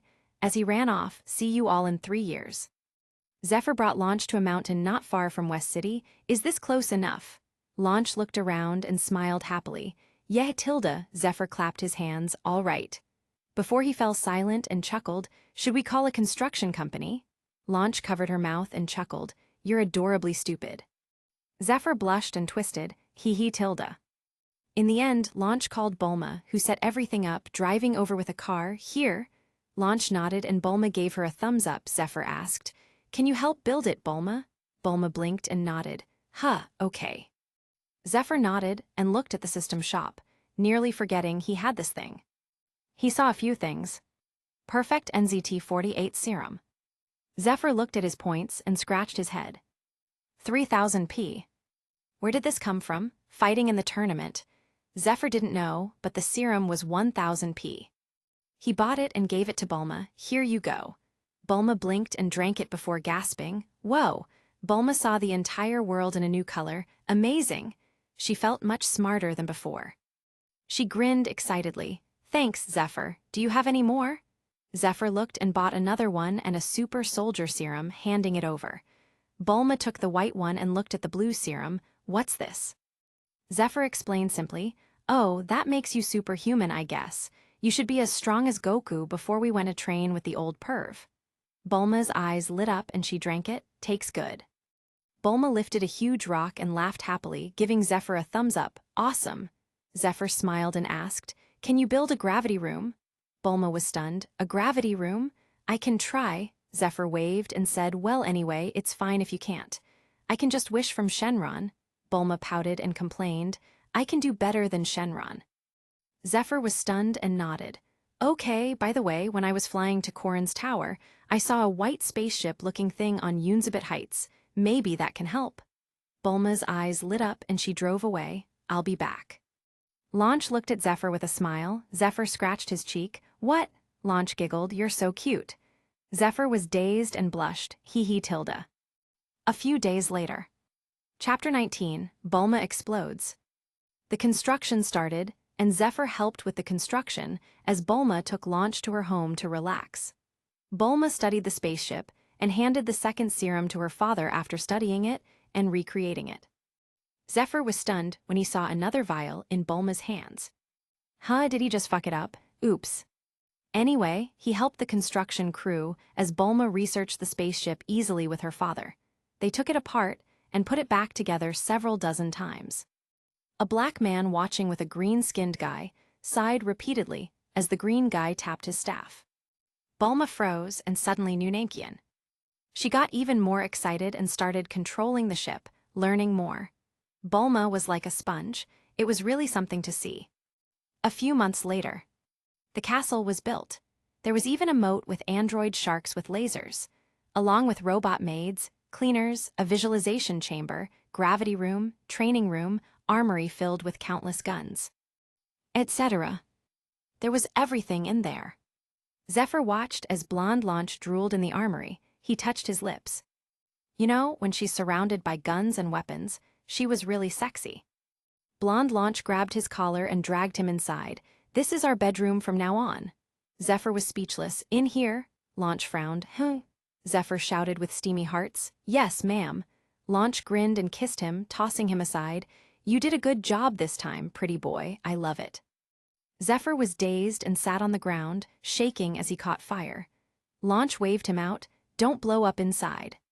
Finally, after cooling off, Zephyr went to train in the facilities, turning on 2x gravity and feeling strained slightly. After adjustments, 5x gravity was enough for now. He started training under 5x gravity. Launch looked inside before coming in, changing into a combat uniform and fighting him. Zephyr was stunned and Launch snorted, "Fight me, pretty boy." Zephyr held her. Launch, I don't think. Launch punched him in the face. Come on. Zephyr hesitated until Launch said helplessly, I want to train with you, dumbass. He froze as she snorted, You'll get a reward later. Zephyr was burning with excitement, literally as he jumped up, swinging his leg back, leaving a trail of flames as Launch ducked, jumping up and kicking. They started training hard together as Bulma came to visit sometimes, relaxing in the massive swimming pool. Actually, the entire mountain was modified for the castle. Most of the facilities were inside the mountain, reinforced with special metal that was synthesized by Bulma with specs from the spaceship. It was extremely hard stuff. This continued until the Dragon Balls were reawakened. Bulma looked at Zephyr before he left. Zephyr, don't forget to ask Goku where his spaceship is. Zephyr gave her a thumbs up and nodded, okay, before flying off with the Dragon Ball radar. After searching for a week and a half, Zephyr collected all 6 Dragon Balls, landing in front of Goku, who smiled. Hey. Zephyr smiled happily and waved at Goku. Hey, Goku, can I borrow your Dragon Ball? Goku nodded and handed it over. Zephyr called Shenron, who started sweating when he saw Zephyr again. Zephyr said, Shenron, I want my first wish again, but for Launch, the girl who is always with me. Shenron replied helplessly, I get it, before his eyes flashed and he flew away. Zephyr flew up and caught the 4-star ball, coming down as Goku gasped. Wow, you're so strong, Zephyr, I could barely see you.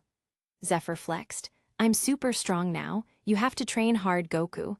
If you want, you can come to my house, I have a gravity room. Goku shook his head. I want to finish this training first. Zephyr nodded. Huh, okay. Before handing him the Dragon Ball and asking, by the way, do you know where the spaceship you crashed here in is? Goku tilted his head in confusion. Huh. Zephyr scratched his head and said, round white circle? Goku blinked. Oh, Grandpa Gohan kept it on Paozu. Zephyr nodded and flew away. Thanks, Goku. Goku waved and continued training harder than ever. Zephyr came back to the castle with a round space pod in his hands. Bulma laughed excitedly and grabbed it, thanks, before leaving quickly. Zephyr was speechless. Come and go, I guess. Launch looked at her new supple body and looked at Zephyr with an ambiguous smile. Zephyr cleared his throat and smiled. Are you happy? Launch smiled cutely. Very happy, as she stood on her tiptoes and kissed him gently before blushing. Zephyr hugged her happily and chuckled. Good. Launch sneezed and grabbed his collar. You damn bastard. Zephyr blinked and Launch snorted, dragging him away. She kicked the door to the bedroom open and threw him on the bed. You did good this time. Zephyr was stunned and she got on the bed, pushing him down. There's another reward for you today. He was stunned as she kissed him, ripping off her clothes at the same time. The next year, Zephyr wished for the same wish, but for Bulma. Chapter 20, Second Budokai Tournament.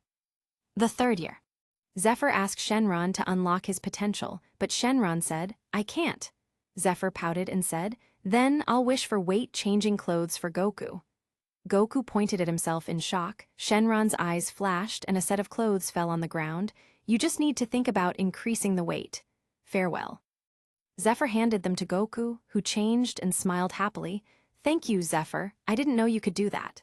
Zephr nodded seriously. "Shenron is very important if I want to keep up with you. One day you might get so strong I can't catch up at all." Goku scratched his head but smiled. "You'll be my friend no matter how strong I am, Zephr." Zephr froze and burst into tears, hugging Goku's small body. "You're so nice, Goku, I love you." Goku chuckled and patted Zephyr's back. Okay. "Shenron, I'm still here, please." The 4-star ball just fell into Goku's hands as Shenron disappeared.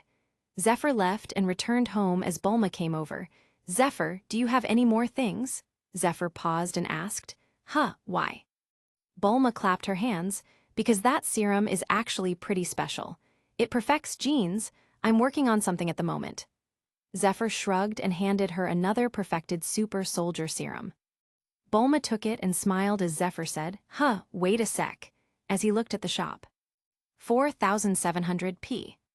Zephr figured it out. Turns out that fighting people is the way to get points. Since he was constantly fighting with Launch, he had a bunch. Impurity-free serum, 1,500 P. Zephr bought it and handed it over. Bulma looked at it and asked, "What's this?" Zephr explained. "It says that it will cleanse your body from all its impurities forever." Bulma blinked in confusion as Zephr added, "Basically, make you healthy forever, never fat, look more beautiful and younger, more talented and stronger." Bulma's eyes widened and she said quickly, "Perfect, I'll be back." Zephr waved and walked inside. Blue Launch looked over, smiling happily. "You're back, I made food." Zephr walked over quickly and kissed her, "Yay," before eating happily. A few months later. Bulma reappeared. "Here, take this." Zephr looked at the purple serum, a question mark appearing over his head. Bulma snorted, "I made a new solution with everything you gave me. I call it the evolution solution." Bulma took out 2 vials, one for each of you. "I even gave one to Goku, Krillin, and the others." Zephr was dumbfounded. "Wow, thanks, Bulma," as he took the solutions. Bulma left happily and hummed to herself, driving away. Zephr and Launch took the solution before gasping a few minutes later, looking at each other. Blue Launch looked at Zephr and blushed. "Come with me, Tilda."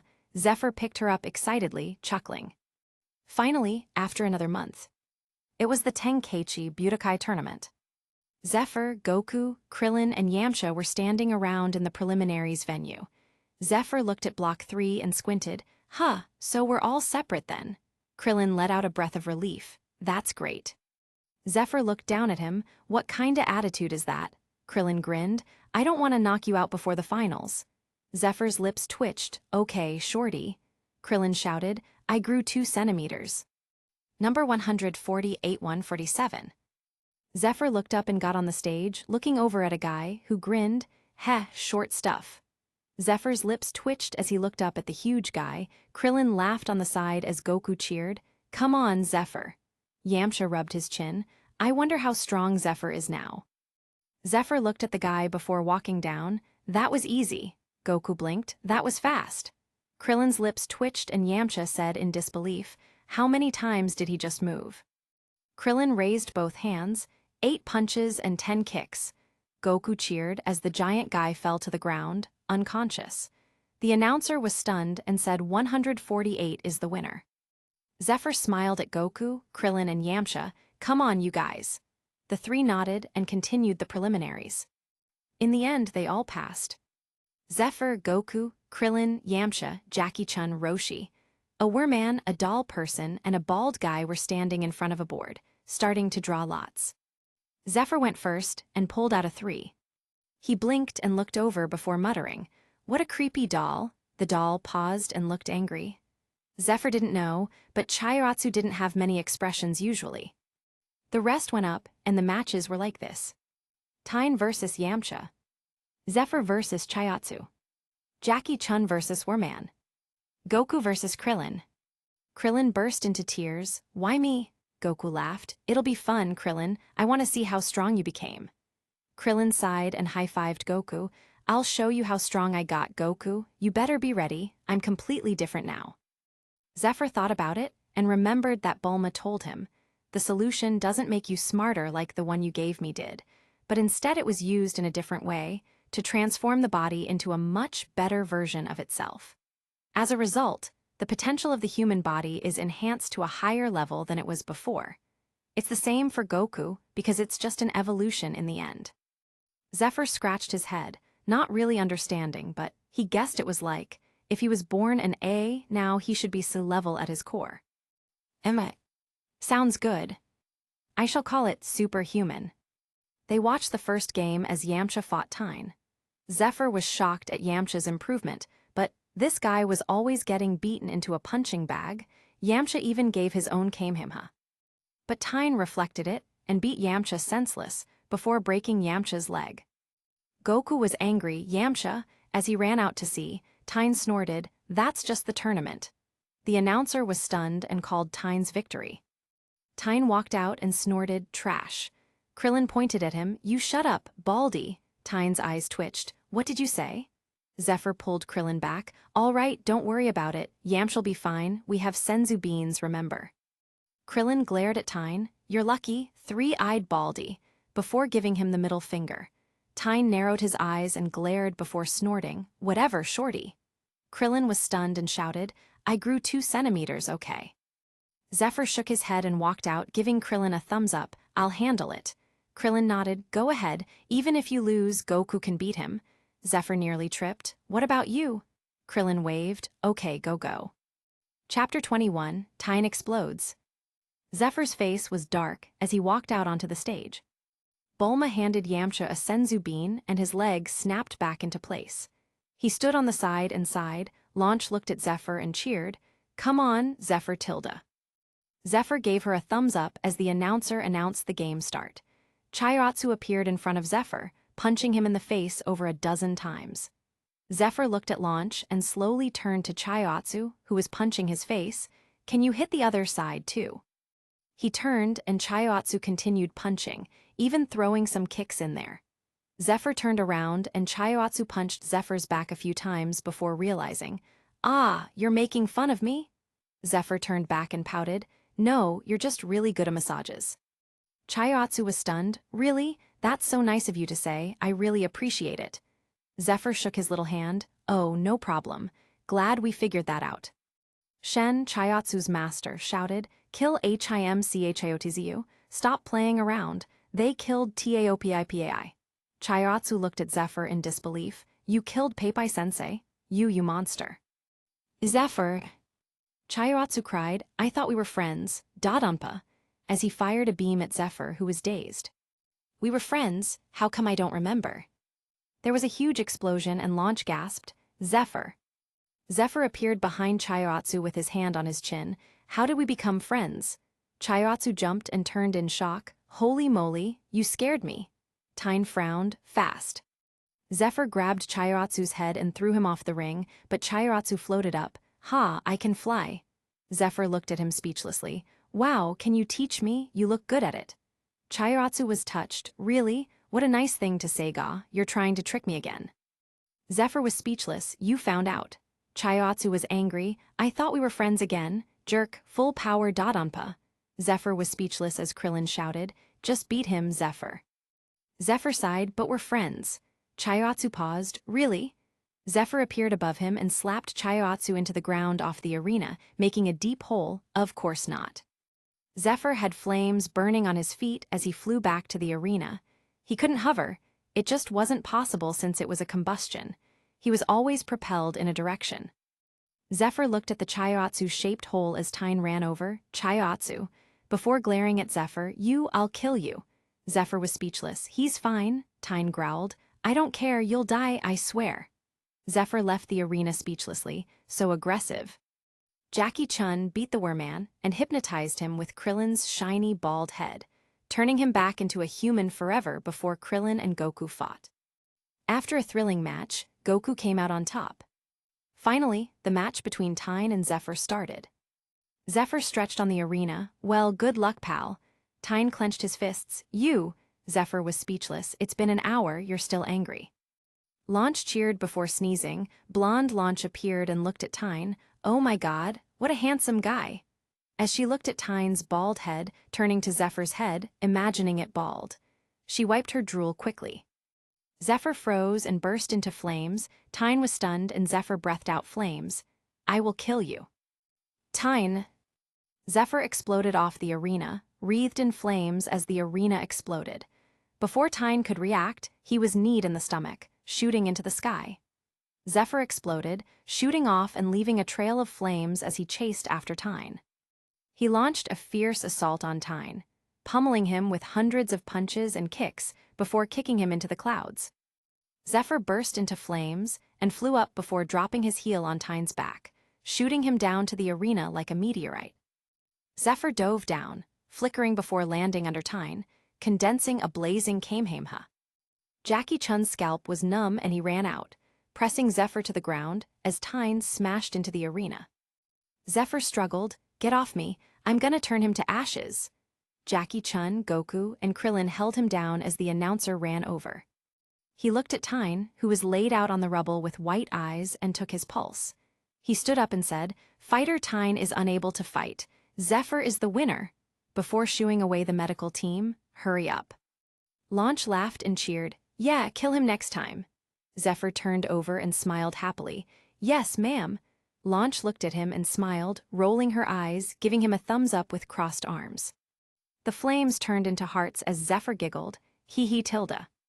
Chapter 22. No, but seriously, this time he really did explode. Krillin wiped his sweat and said to Bulma, You should go get that guy a senzu bean, he might die. Bulma nodded, and Krillin left with her. Jackie Chun wiped his forehead. Phew, that was a close one, as he looked at Zephr with twitching lips. Goku gave Zephr a thumbs up. That was really fast, Zephr, I'm excited. Zephr looked at him and grinned. Come on, Goku, I'll beat you this time. This could potentially be the only times where he could reasonably beat Goku ever. He had to cherish this opportunity. Jackie Chun walked over to the announcer. Hey, I surrender. The announcer was stunned. What? Roshi nodded and walked away, humming to himself.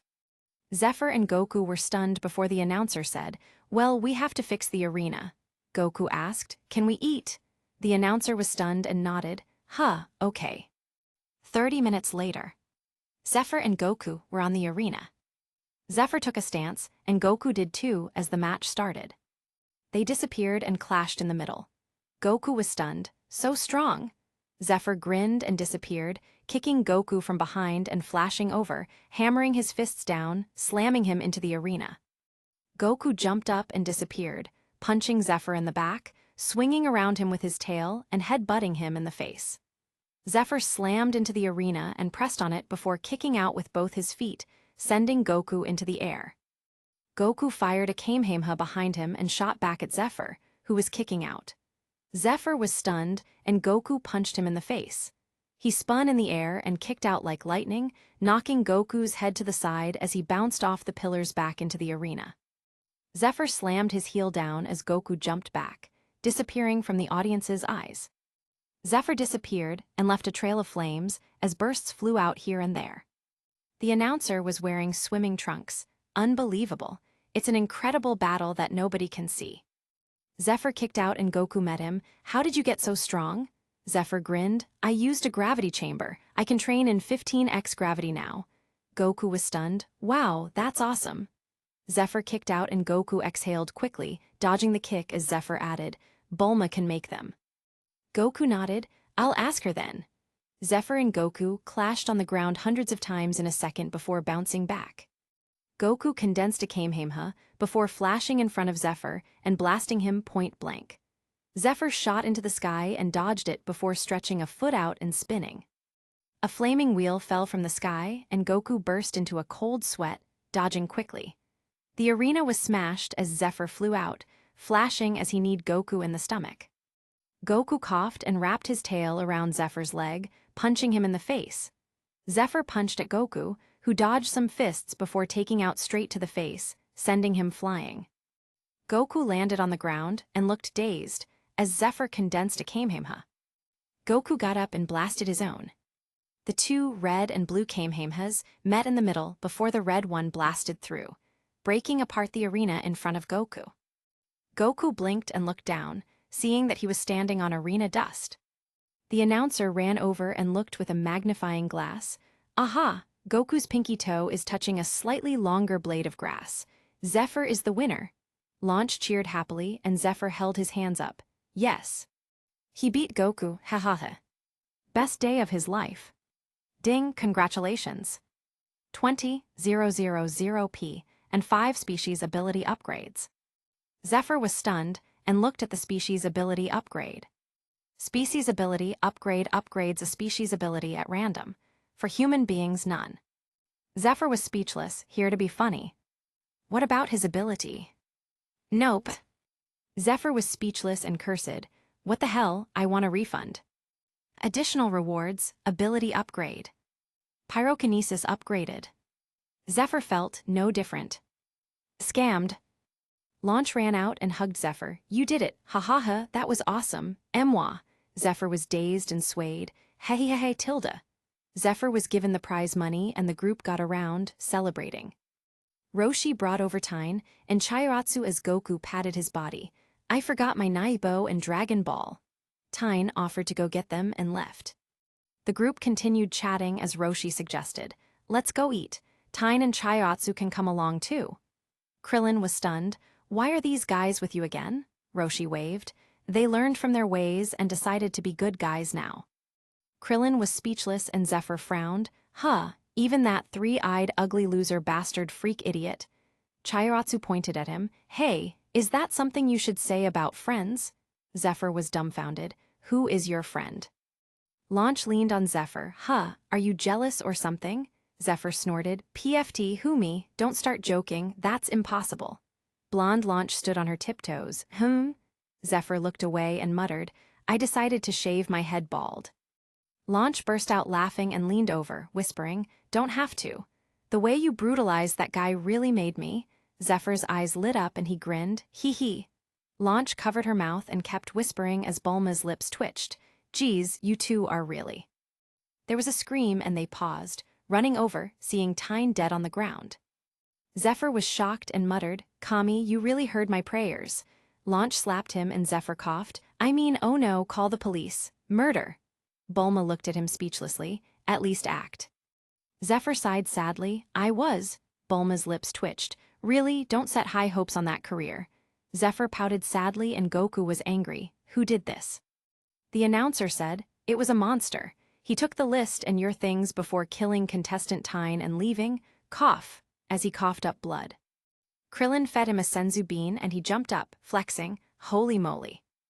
Goku was not happy, damn it. Why did he take the Dragon Ball? It was just a stone. Bulma looked at a radar on her watch. Huh, is this thing broken already? They looked at her as she showed them. The Dragon Balls are active. Zephr and Goku were stunned. That's impossible. We used the Dragon Balls a few months ago. Bulma pointed at the radar. I'm never wrong. Zephr scratched his head and Goku said, Let me borrow a radar. Bulma handed it to him as he flew away on Kintin. Roshi shouted, Goku, stop, wait. Zephr patted Roshi. Don't worry, it's not that serious. Roshi said angrily, None of you listen, damn it. Bulma picked up a piece of paper looking at it. That's spooky. Chairatsu looked sad, hugging Tyne's corpse. Zephr couldn't bear to look at him. Doll guy, we can resurrect him with the Dragon Balls. Chairatsu looked over, crying, Wheelie? Zephr nodded. Would a friend lie? Chairatsu hugged Zephyr's legs. Whoa, wank you whoa watch. Zephr shook his leg, but Chairatsu was too sticky. Launch looked at the doll and then Zephr. We're not keeping it. Zephr was stunned. You thought I wanted to. Roshi put down the paper. This is bad, it's the Demon King Piccolo. Chapter 23, Browsing Power-Ups. Launch scoffed. What kind of Demon King is named Piccolo? Zephr walked over with Chairatsu on his leg as Yamcha dragged Tyne with them. Piccolo? Roshi explained Demon King Piccolo quickly, and everyone was stunned. Bulma suggested, we should go to the perv's place, right? Everyone agreed and flew over with Tyne's corpse as Bulma waved. I'll just make a freezing pod, it's fine. Zephr looked at Launch, who looked at him. What? Zephr leaned over and whispered something and she chuckled, leaning over and whispering. Roshi frowned. This is serious. Zephr said seriously, Goku can easily beat Piccolo. Roshi frowned and looked at him. How are you so sure? Zephr was stunned and replied, because it's Goku. That silenced everyone and they were shocked. Krillin looked at Zephr in disbelief. You believe in Goku that much? Zephr sighed and said, that was probably the only time I'll ever beat Goku. When we see him again, how much stronger will he be? He looked upset and Launch slapped his leg. Keep your chin up. You're my man, right? Don't lose confidence. Zephr puffed his chest. Yes, ma'am. Launch nodded as everyone else sweat dropped. A while later, they landed at Roshi's house, discussing. Roshi wasn't so sure and brought Chiatsu and Krillin with him to find the Dragon Balls first. Bulma put Tyne on ice, as Zephr stayed here to protect them. The time passed.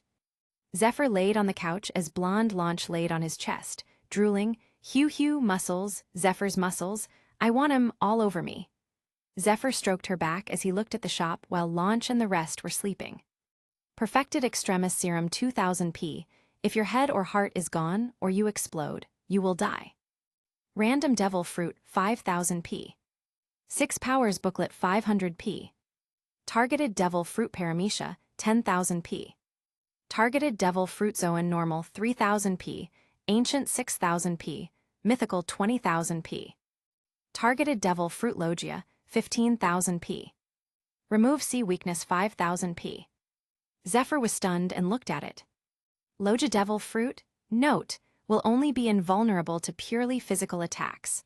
Most beings in this world have Kai flowing through them as they fight, which will nullify the Logia. Zephr was dumbfounded, so it's useless. Not true, you can gain the properties of the element. And be invulnerable to children, on Earth, adults who can't fight or never trained, people who have never trained at all. Zephr was really dumbfounded. What is the point? Shoot out flames. Speaking of which, he had a question. Are the flames Kai? All supernatural abilities in this world are manifestations of energy and Kai. So, yes, they can be manipulated, for example, with a scorching Kamehameha. Your own attacks have flaming properties already. Zephr thought about it. What about the strength fruit? Please refer to the shop. Zephr looked and his lips twitched. Fruit of the Tree of Might 50,000p will provide an increase of 15x base power level. Zephr scratched his head. Current power level 305. Zephr clapped, better than Goku. Goku current 300. Zephr wilted and looked at it. Goku current 360. Zephr was shocked. He drank the super ultra divine water. He looked in the shop. Cure all diseases medicine pill, 150p. He bought it and let out a breath of relief, smiling happily. How can he let his good pal suffer? No way. Zephr continued looking after buying the Extremis Serum and 6 powers. Zenkai Boost 100,000p boost in power level, any and all ailments healed instantly. Maximum, 3. Geno's Blueprints 10,000p. Advanced Artificial Intelligence, 10,000p. Quirk varies. Superpowers varies. Zephr stopped and looked at the quirks, finding Explosion. Explosion quirk 3000p. He thought for a while before continuing to look. Power Assimilation and Fusion, 10,000p. Zephr looked confused and checked it. Power Assimilation and Fusion will scrape all the powers in your body and infuse them into you, bringing out a new power with all the other traits acquired before. Some will be lost, but other traits will be enhanced. A max of 5 powers total, otherwise you may explode. Zephr squinted and bought the Explosion quirk. Totaling his points, 16,910p. He had gained 2560p from training with Launch and fighting in the tournament. Zephr asked, do the serums count as superpowers? Currently number Extremis will count, however. Zephr nodded and drank the Extremis serum, infusing himself with the Explosion quirk, asking again, will the assimilation take away the weakness of a devil fruit? No. Zephr pouted and decided to keep it like this for a bit. Anyway, he needed 30,000p in total, then he thought of something. Hellfire quirk 10,000p. Blue Flame quirk 15,000p will increase in power with emotions. Blue, burning yourself weakness removed. Zephyr frowned and thought about it. Can you train it like the Mira fruit? Not exactly. With training, the flame fruit's powers can grow until awakening. While the blue flame and hellfire quirks will increase in destructiveness, the blue flame in particular will skewer into ice at its apex. Zephyr's lips twitched. You just want the extra 5,000 P, right? You can buy both. Zephyr snorted and ignored the system. He closed it and calmed down, feeling inside his body. After all, he didn't want to burn Launch. Soon he fell asleep. Chapter 24, Tyne explodes again. He deserves it. Launch woke up the next morning, stretching her arms and resting her face on Zephyr's chest. Tilde so warm. Zephyr squeezed her behind and she looked up, seeing him looking at her gently. Blonde Launch blushed. What are you looking at? Zephyr chuckled and hugged her. Just you. Launch snorted and punched his chest softly. Shut up. Zephyr chuckled happily as Bulma screamed. What? West City? We have TOGO. Bulma scrambled everyone. Hurry. Pushing them in a plane and driving out quickly. Oolong, Puar, watch Tyne. Zephyr added. Oh, not too close. Oolong winked at him. Chop him up. As he winked a dozen times. Zephyr gave him a thumbs up as Bulma punched him. Get in the jet. Before glaring at Oolong, who shrank back. I'm sorry, ma'am. The jet blasted out and flew over as a TV. Inside the jet started playing the news. We'll have to leave the fate of the world in the hands of a child. Then a massive explosion. The jet flew over and Zephyr squinted, seeing Goku flying through Piccolo, who then spit out an egg. Zephyr jumped out of the jet and exploded across the sky, elbowing Piccolo in the head, stopping him from exploding. Piccolo looked back, what, as he fainted. Namekians didn't die so easily. Zephyr held Demon King Piccolo and thought of something, saying, Goku. Goku looked up and held a peace sign. Tilde. Zephyr chuckled and said, Krillin, take care of him. I'll be back. Krillin shouted, Where are you going? Zephyr shot off towards the egg. Don't worry about it. Krillin held up Goku and the jet landed. Bulma ran out. What about Zephyr? Krillin waved. He's fine, he had something to do. Do you have senzu beans? Bulma took Krillin into the jet with Goku, flying away. Zephyr came to a forest, landing in front of a little guy. Zephyr looked down at the kid who looked up. Who are you, father? Zephyr dropped Demon King Piccolo and looked at little Piccolo, squatting down and grinning. Your name will be Piccolo from now on. Piccolo glared at him. Did you kill my dad? Zephyr shook his head and punched Piccolo into the ground. He's not your dad, he's an evil scumbag. Piccolo held a bump on his head and cried, Oe. Zephyr pointed at Piccolo and used the species ability upgrade. Piccolo coughed and looked at Zephyr in confusion. Absorption ability upgraded. Absorption Namekian ability. Will absorb all the knowledge and power of the other Namekian without affecting personality. Will not leave behind ghosts or other consciousnesses other than the main consciousness. Will absorb everything about the Namekian without affecting mentality at all, including skills, knowledge, power, experiences, etc. Experiences and memories appear like a movie, do not affect the mind of the user forcefully, can change thoughts about things like normal experiences. Zephyr pointed at Demon King Piccolo and said, Put your hand on his chest like this. There you go. Now absorb him. Piccolo was stunned and tried it out, absorbing Demon King Piccolo entirely. Little Piccolo was stunned and gasped. He killed so many people. Zephyr rubbed his head and smiled. You don't want to kill people, right? You're a good boy. Come on, let me train you. Piccolo looked at him suspiciously. Why are you helping me? Zephyr laughed. Because you're a good person. Piccolo was stunned. Just for this. Zephyr hugged his knees, resting his chin with a smile. Do I need another reason to help someone? Piccolo made a Pikachu face and wiped his eyes. You're a good person. Zephyr laughed and pulled Piccolo's hand. Come on, kid, I'll teach you how to fight. Piccolo was silent for a while before asking, Are you my new dad? Zephyr nearly tripped and said, Teacher. Piccolo nodded, Oh, father. Zephyr's lips twitched, Whatever you say. As Zephyr trained Piccolo, he brought him home and sent a copy of the 6 powers to Roshi, who passed it around. Launch was stunned. Piccolo? Zephyr smiled and nodded. Yep, I'm training him now. Launch frowned. This guy almost destroyed the Earth. Piccolo waved. Hello, mother.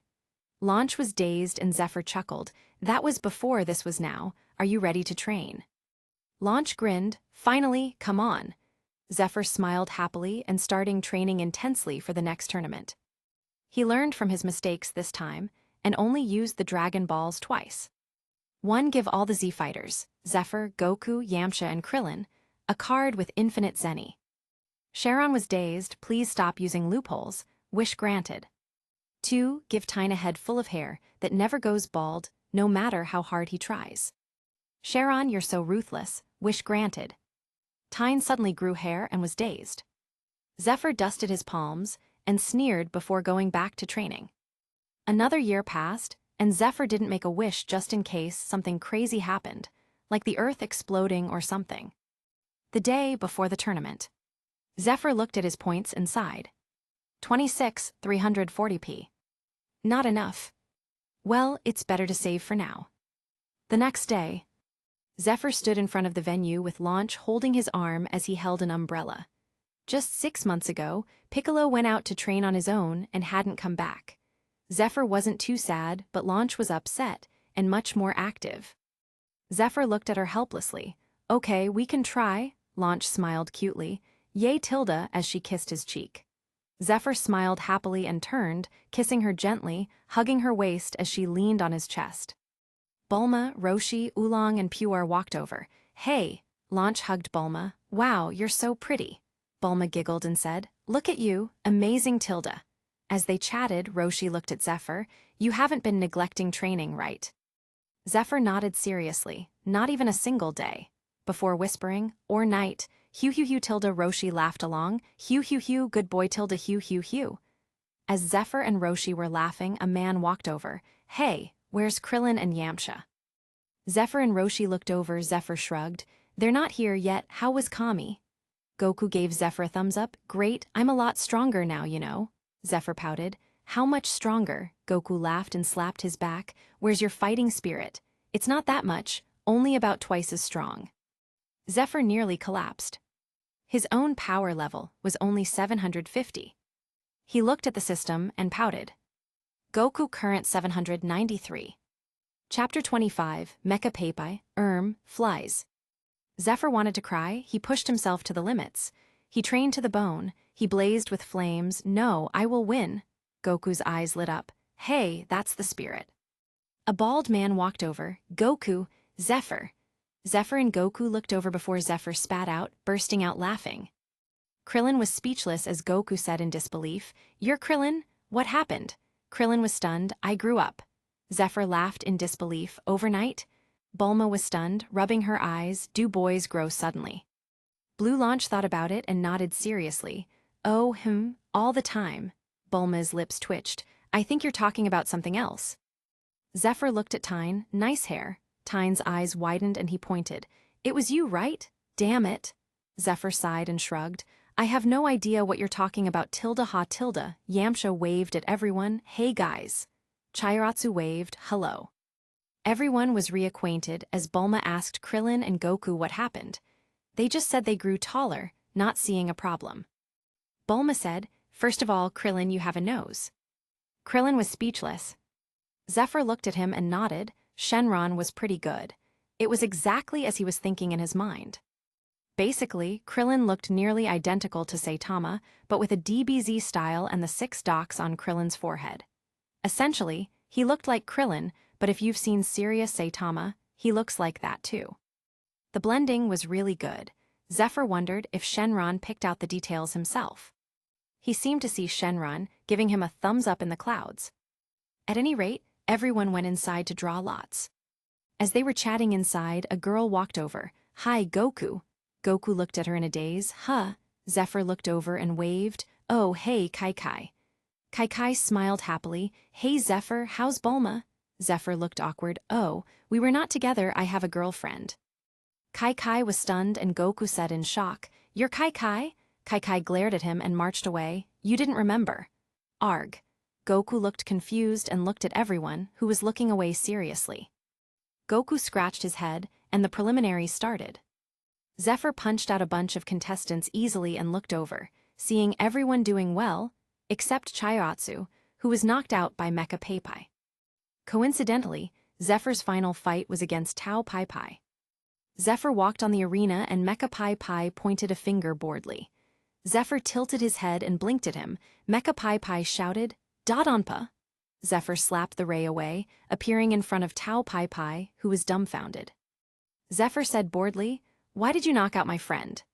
As he slapped Mecha Pai Pai a few times, smashing the mechanical parts before kicking him flying out of the venue, making a hole in the roof. The announcer was stunned and Zephr sighed, who knew he was so weak. And so Zephr passed. They drew lots for the finals, and this was the sequence. Zephr versus Tyne. Goku versus Kai. Piccolo versus Krillin. Shen versus Yamcha. Shen was just Kami trying to keep Piccolo down, so he didn't count. Zephr stepped out onto the arena and fixed his sash, looking at Tyne, who took a stance. "It won't be like last time." Zephr chuckled. "You learned to speak nicely." Tyne clicked his tongue as he shot over, kicking out. Zephr blocked his kick as his foot exploded off the ground, kicking Tyne in the chin. Tyne flew up and flipped, holding out his hands, "Take this," as he fired a beam. Zephr flickered and appeared in the sky, floating. Tyne was stunned. "You learned to fly? How?" Zephr rubbed his nose and grinned. "It's not that difficult, only took me a month. I have a reliable student." Tyne was dumbfounded. "You have a student?" He looked at Chairatsu, who was stunned, pointing at himself. "Me? Is it really me?" Zephr shouted, "Of course not." Chairatsu sighed, "It's not." Zephr ignored him and flew at Tyne. "Come on, Tyne." As they started fighting in the air, punching and kicking.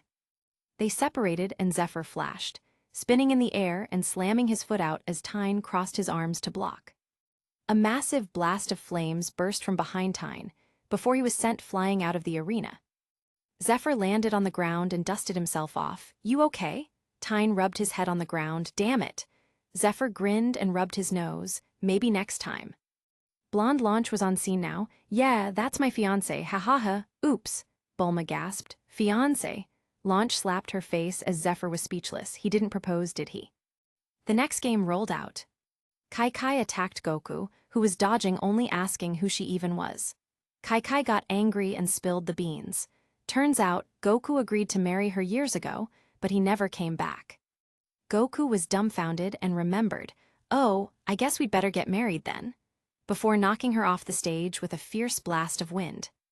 Zephr frowned and tapped the ground. "Damn, I'll have to use that." Krillin looked at him. "Use what?" Zephr waved and muttered, "You'll see later." Krillin's lips twitched. "Well, you don't have to be so serious." Zephr growled, "I want to win, I want to beat Goku." Krillin was speechless and gave him a thumbs up. "You're the only one still trying." Zephr snorted flames. "And I'll do it, even if I die."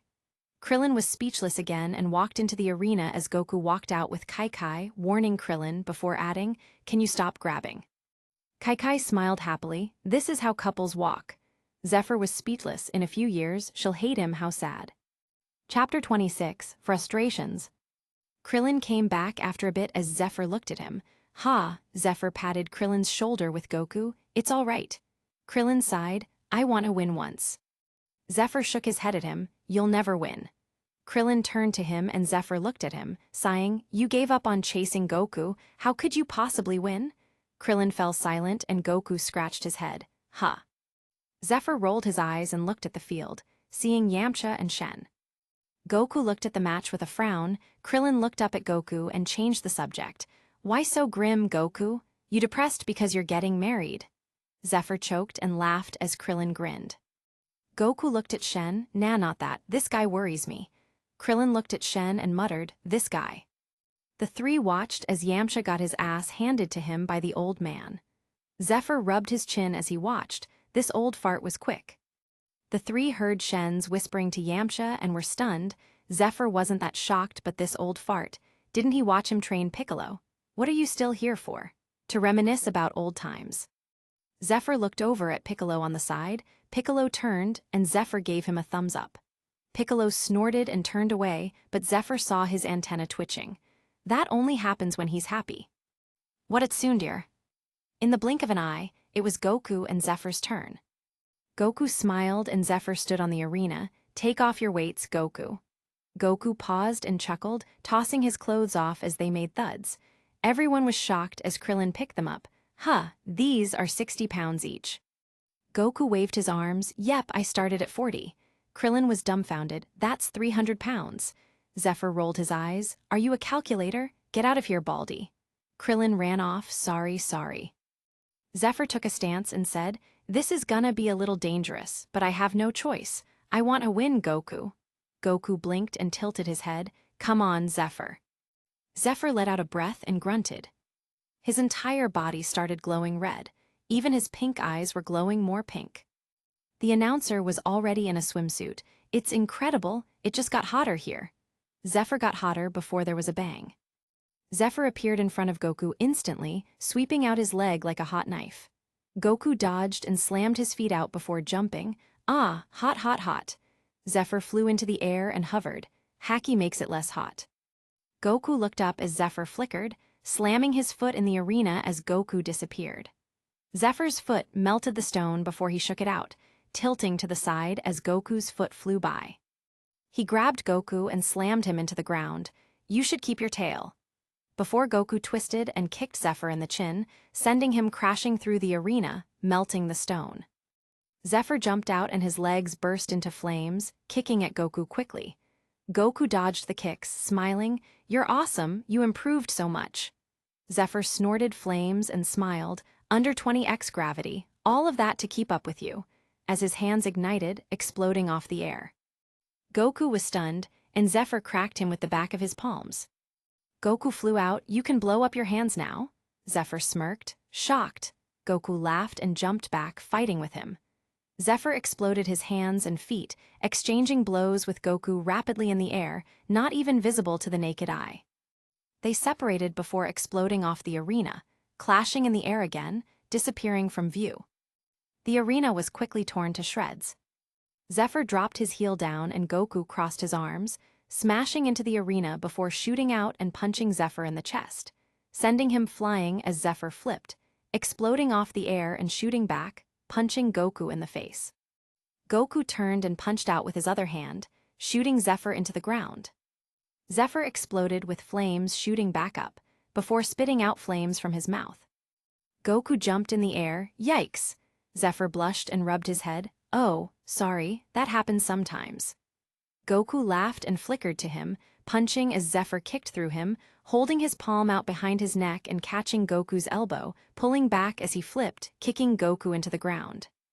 Goku spun and blasted a Kamehameha at the ground, shooting back and kicking his foot out as he passed through Zephr. Goku turned to the side and punched out, meeting Zephyr's fist. They started colliding again, before appearing on the arena. Goku let out a breath and Zephr panted slightly, taking a breath before charging at Goku again. Goku smiled and appeared behind Zephr, who flickered behind him. They suddenly contacted with their knees. Then fists. Zephr and Goku turned and kicked out, colliding above them before jumping back. Zephr frowned and Goku attacked this time. He punched at Zephr, who jumped back before Goku jumped off the ground, shooting his foot out like lightning as Zephyr's side stepped in the air, blasting to the side and spinning, kicking Goku in his side. Goku slid back but held Zephyr's foot, grinning. Hey, Zephr clicked his tongue. Fuck me.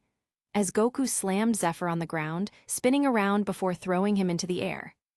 Goku jumped out and clenched a fist, roaring as he punched out. Zephr tried to move, but he couldn't. He grit his teeth and condensed a Kamehameha behind him, shooting towards Goku, swerving around the fist and headbutting Goku. Goku flew out and laughed. Awesome! Zephr sighed and landed on the arena. Goku landed down and Zephr laid there. I'm too tired to move. Goku walked over and patted Zephr. Heha, that was a great fight, Zephr. I'm really happy. Zephr turned his face and melted into the stone. The announcer waved his hand. Goku wins. Goku picked up Zephr and fed him a senzu bean with a smile. Let's fight again, next time. Zephr nodded with a smile before walking away. I'll be watching. Goku grinned and waved his fist. Zephr smiled and walked past Krillin, who smiled. That was awesome, Zephr. Zephr nodded and passed him as Krillin blinked. Huh. Zephr walked away into a building and stood there in a daze. He clenched his fists and bit his lips. Obviously, I was so close. Why? Why? He collapsed on his knees and punched the ground. Damn it. as little tears slipped from his eyes, dropping to the ground. Launch appeared in the doorway and walked over. "Hey," Zephr wiped his eyes. "What?" Launch turned him to her and gave him a slap. Zephr was startled and Launch pulled him close. "You did so great. Why are you crying?"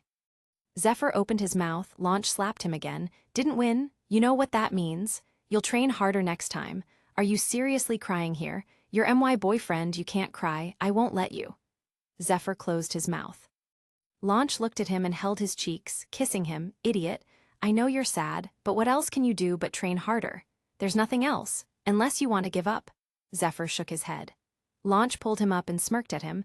"Then what are you crying for? You're not gonna give up, then just train even harder than before. More than anyone else." Zephr let out a breath and Launch kissed him. "There you go. Better. I can't have my husband crying all the time." Zephr was dazed and Launch blushed. "You don't want to marry me?" Zephr replied quickly. "What? Impossible, of course I do." "Boo." Launch pulled his collar and gave him a deep kiss, slipping her tongue in his mouth. After they separated, she panted, "Good, that settles it then," as she blushed deeply, sneezing on purpose. Blue Launch appeared and looked at Zephr with shy eyes. "I'm so happy, Tilda." Zephr let out a breath and smiled, hugging Launch and kissing her forehead. "I'm happy that you're in my life, Launch." There was a swirl of steam from Launch's head as she blushed cutely. "Hee Tilda Tilda," burying her head in Zephyr's chest.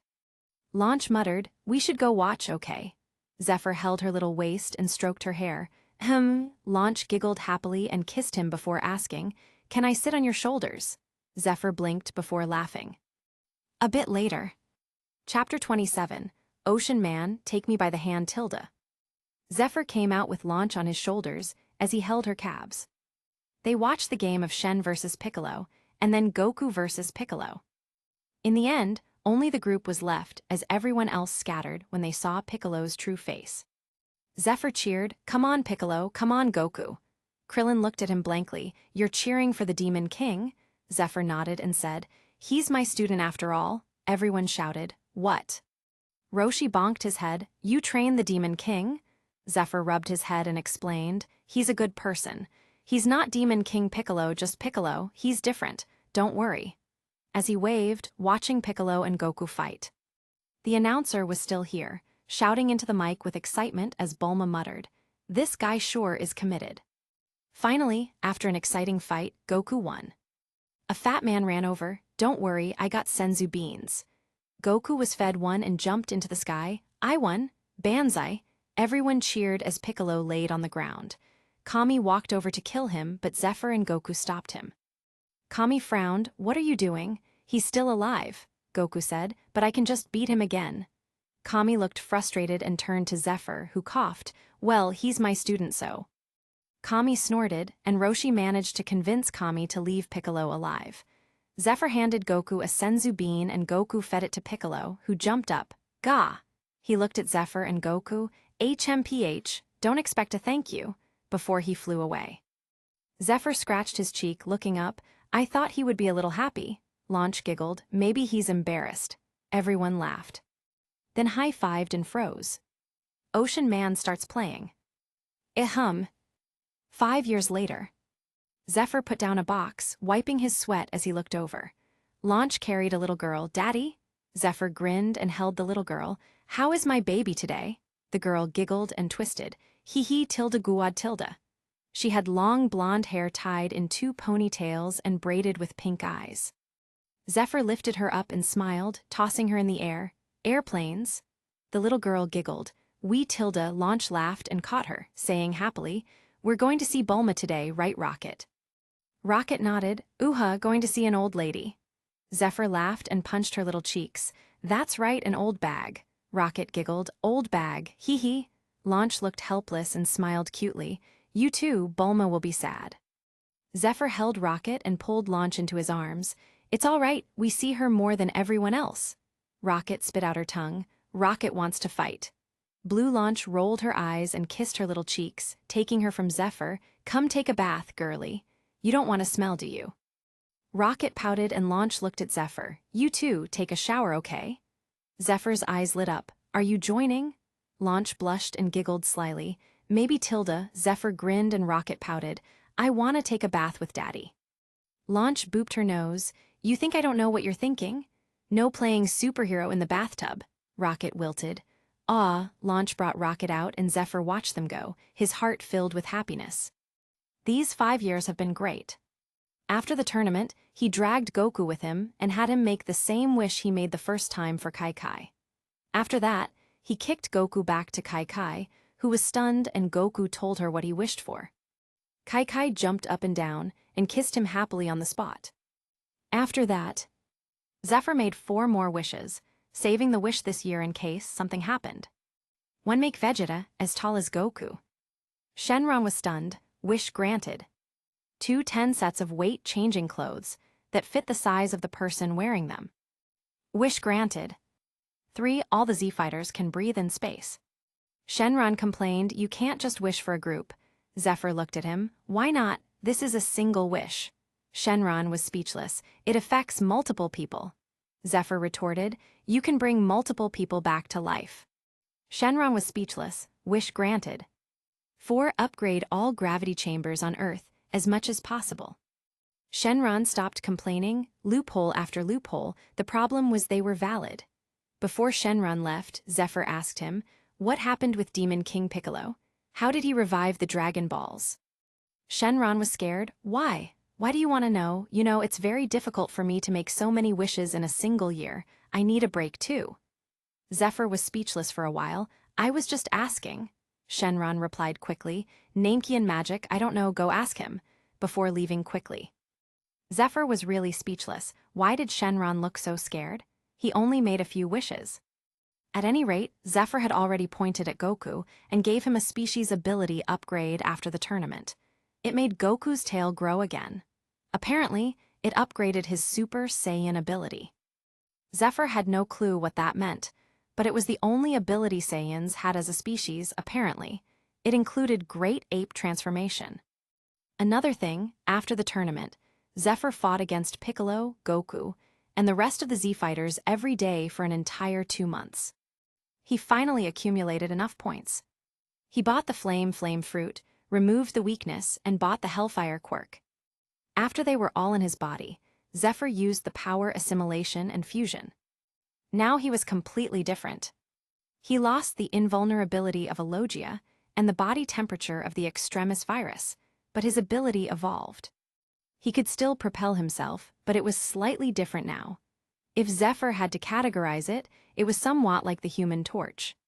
But the difference was, he could combust his flames from any part of his body and propel himself just like normal.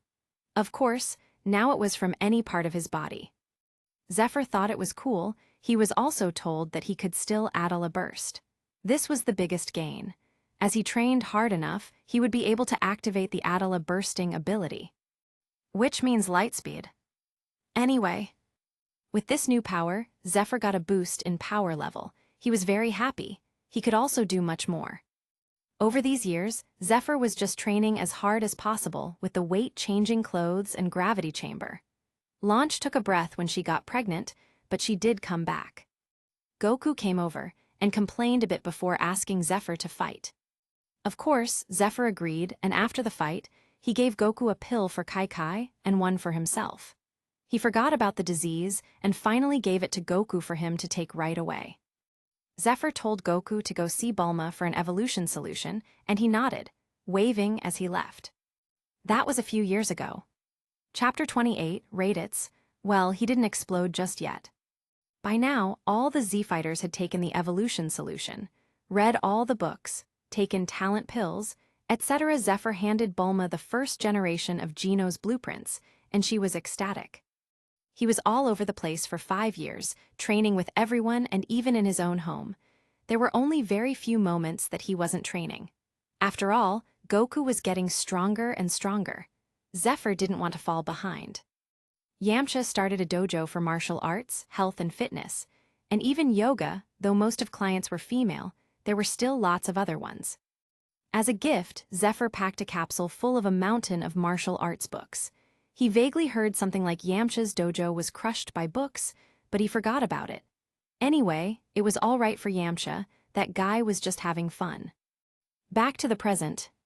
Zephr, Launch, and Rocket landed on Roshi's island. Goku and a little boy also landed. Goku came over and laughed. Hey, Zephr. Zephr waved. How's it going? Goku put down the boy. Just training, the same thing but Kai, he sighed in frustration. Zephr picked up Rocket and put her down as Goku smiled. Go ahead, introduce yourself, Squirt. The kid looked at Rocket and said, Hello, I'm Gohan. Rocket slapped his hand. I'm Rocket. Gohan nodded. Oh. Rocket blinked. Do you want to fight? Gohan tilted his head. Fight. Rocket punched him and Gohan fell on his butt. Ow. Rocket was stunned. What's wrong? Your dad and my daddy fight all the time. Gohan got up and touched his fingers together. I don't know how to fight. Rocket put her hands on her hips. I can teach you, I'm really strong. Gohan gasped. Whoa, really? Zephyr's lips twitched and Goku laughed. How are you, Launch? Blonde Launch grinned. Better than you, obviously. Goku looked at Gohan and his lips twitched. Kai wants him to be a scholar. I don't even know what that is. Launch was stunned. Scholar? What the hell? Zephr scratched his head. Is she stupid? Goku sighed. Someone understands. Zephr chuckled and waved. Just train him in secret. What's Kai gonna say? Goku paused. Yeah.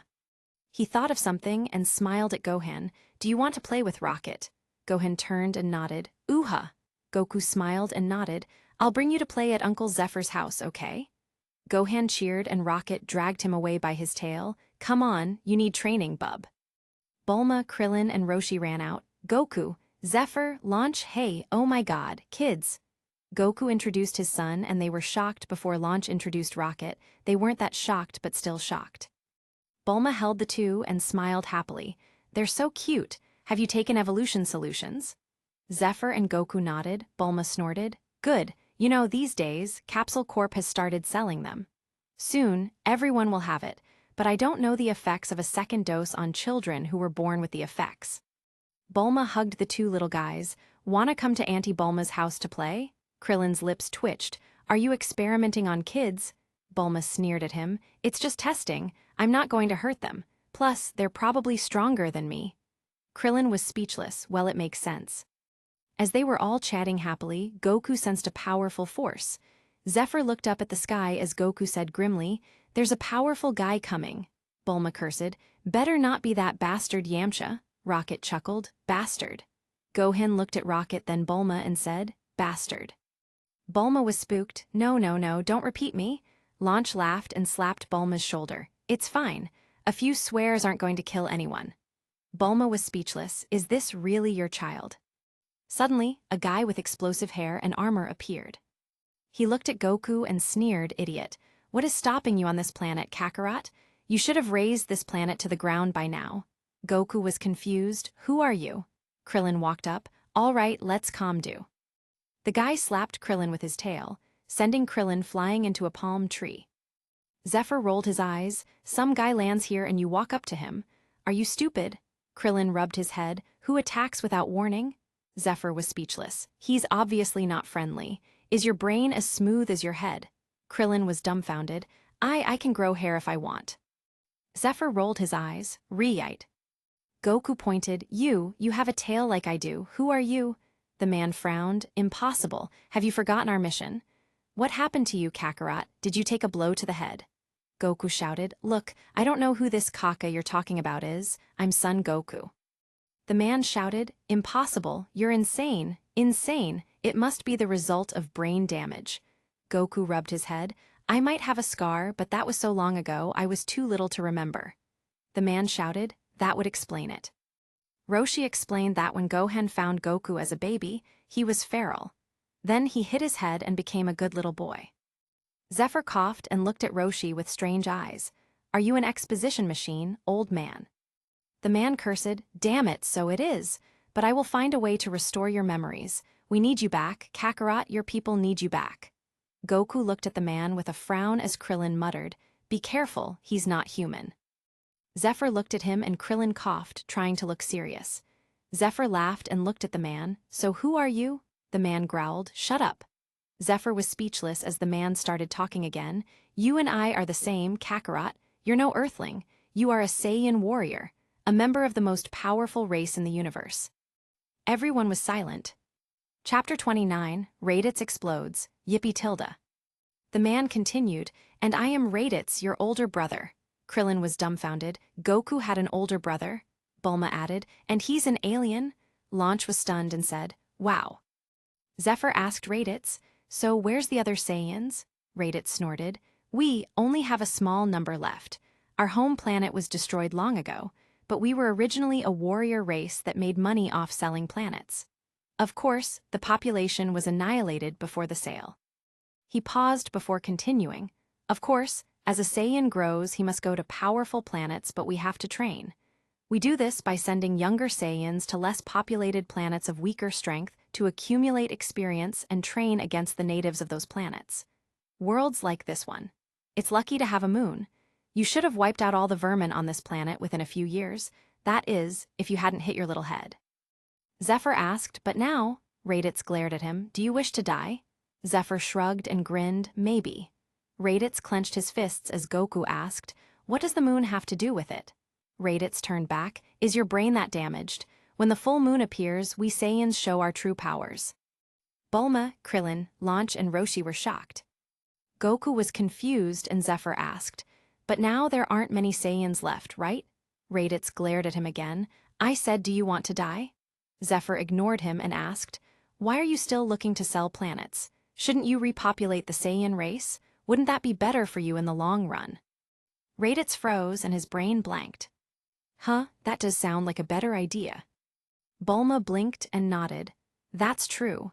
If there's only a handful of Saiyans left, then it would be better to settle down on a planet and repopulate your numbers. I don't really get why you have to keep selling planets. Are you addicted? Do you need help?"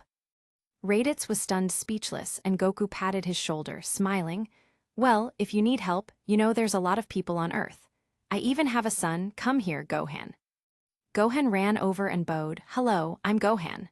Raditz looked at Gohan and saw the tail. He was shocked. Saiyans can reproduce with humans, but still, he, Raditz, was a man of principle. He had a mission. He took Gohan and said, "If you don't want your son to die, you will kill 100 Earthlings by tomorrow. Otherwise, ha!" Krillin pointed at him angrily, "You call yourself a warrior." Zephr pointed a finger at Raditz. "Put the kid down, Raditz." Raditz sneered, "Go ahead and shoot if you dare." As he held Gohan out, "Who's faster, you or me?" Zephr frowned and cursed as his finger turned into a blazing red. Raditz sneered and Goku jumped up, smacking Gohan out of Raditz's hands, locking Raditz up. "Do it!" Zephr was dumbfounded. "What?" Raditz struggled. "Get your hands off me, Kakarot. I'm your brother, damn it." Goku shouted, "Come on, Zephr. You can bring me back with the Dragon Balls." Zephr hesitated before sighing, "Damn, he's only gonna get stronger. Fucking Kami better have a good training." Zephyr's finger blazed before firing a narrow beam, piercing through Goku and Raditz, who shouted, "I am, possible, 1700 power level," before falling on the ground. Bulma ran over. "Goku." Goku laid on the ground and chuckled. "Nice, one." Zephr sighed and walked over. "That was a secret move for you." Goku chuckled and said, "Gohan, take care of Gohan," before he disappeared. Everyone's. Piccolo walked out. "HMPH, that's Kami's nasty little smell. It seems like he has plans for Goku." Zephr already knew and snorted, looking at Raditz. Raditz current 1500. Current power level 1175. Goku current 1363. Zephr looked at Piccolo as Bulma took off the scanner on Raditz's face. "Ha, Earthlings, I've transmitted the information to the other Saiyans. They'll be here in a year." Zephr frowned and looked at him. "Can you shut up already?" Bulma played with the scouter. "Wow, with this we can find time." Zephr pulled out a radar from his pocket and grabbed Raditz by the hair, taking the Dragon Ball from Gohan's hat. He looked back and smiled. "I'll be back." Launch waved. "Not too long." Zephr nodded and grinned. "No problem." As he looked at Rocket, giving her a thumbs up, "You can go and train hard, okay?" Rocket clenched her fists. "Of course, Daddy," as she burst into flames with starry eyes. Piccolo jumped. "What power?" He took Rocket and Gohan, flying away after Zephyr shot into the sky. Launch sighed and waved. Bulma's lips twitched. "You're not worried?" Launch snorted. "I trained that girl myself. No matter what Piccolo goes, I trained her first. With Rocket there's no worry about Gohan going astray." Krillin's lips twitched. Is that so, ha? Zephr flew around the world and picked up the Dragon Balls before coming to Kai. Hey! Kai looked over. Oh, Zephr, what happened? Zephr smiled at her. Goku and Gohan are going school hunting. Aha, anyway, I need to borrow the Dragon Balls. Kai still looked as beautiful as she did years ago, making Zephr very happy. The worst thing was age. He felt bad when he saw all the girls getting old. You know they have Dragon Balls to stop it. Why not? Anyway, Kai brought him the Dragon Balls. Here you go. When are they coming back?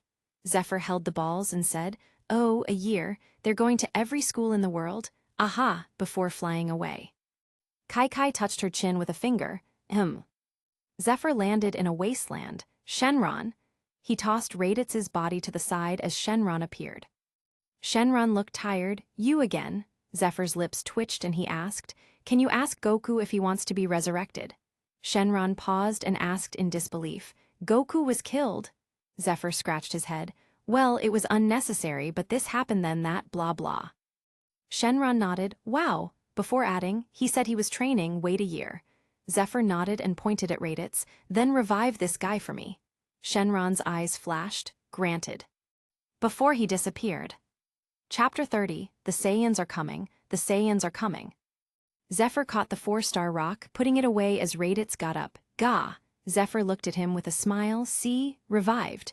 Raditz was dumbfounded and frowned, what the hell? Zephr held out his hand, hold on a sec. Are you retarded? Raditz was stunned, what? Zephr rolled his eyes, you're so stupid. You're raising planets to sell, but what about after? You have money, okay? So what? I have infinite money. Your Saiyan race is finished. You have a responsibility to bring it back, no? Are you stupid maybe? Raditz was dumbfounded, who cares about that? Zephr was speechless, what do you mean who cares? You want the Saiyans to be wiped out. Are you really that stupid? Raditz snorted and crossed his arms, whatever, I don't care. I just follow Vegeta and that's it. Zephr rolled his eyes, Vegeta is as stupid as you. Forget it, I heard something about a Super Saiyan, but forget it since you don't care. Raditz paused. Super Saiyan? Zephr walked away. What? You don't care, it doesn't matter. Raditz clenched his fists, attacking, Earthling. Tell me about this Super Saiyan. Zephr flashed and kicked Raditz from the side, sending him flying across the plains, smashing into a rock. Raditz got up and blinked as Zephr appeared in front of him, covered in flames, floating in the air. You actually can't beat me, by the way. Raditz was dumbfounded. Then why? Zephr sighed. Goku didn't give me a chance to talk, and you kidnapped his son. What am I supposed to say? Goku, actually we can just fight him. Zephr crossed his arms and snorted. Anyway, Goku only died once and he's training with King Kai now. When he comes back, he'll be 1,000,000,000 times stronger than both of us. Raditz frowned and Zephr pointed at him, then himself. You and me will train together. Raditz laughed. You're funny, me, training with an Earthling. Zephr rolled his eyes. This is why you're so weak. You have the pride of Vegeta but no strength to back it up. Come on. I'm the strongest on Earth right now. If you kill me, you can kill everyone. But will Vegeta kill you, Raditz clenched his teeth and leapt at Zephr, attacking him. Explosions sounded in the wastelands as they continued training for a few months. During these months, Raditz gradually calmed down after all. Zephr beat him senseless almost every day. He started to listen. There was a crucial reason why Zephr was able to do this. He knew more technique, first of all. Secondly, he could burst out with more power as the heat of his flames rose. It was something similar to Gohan's anger, but not quite. It wasn't infinite, but like a short burst of power.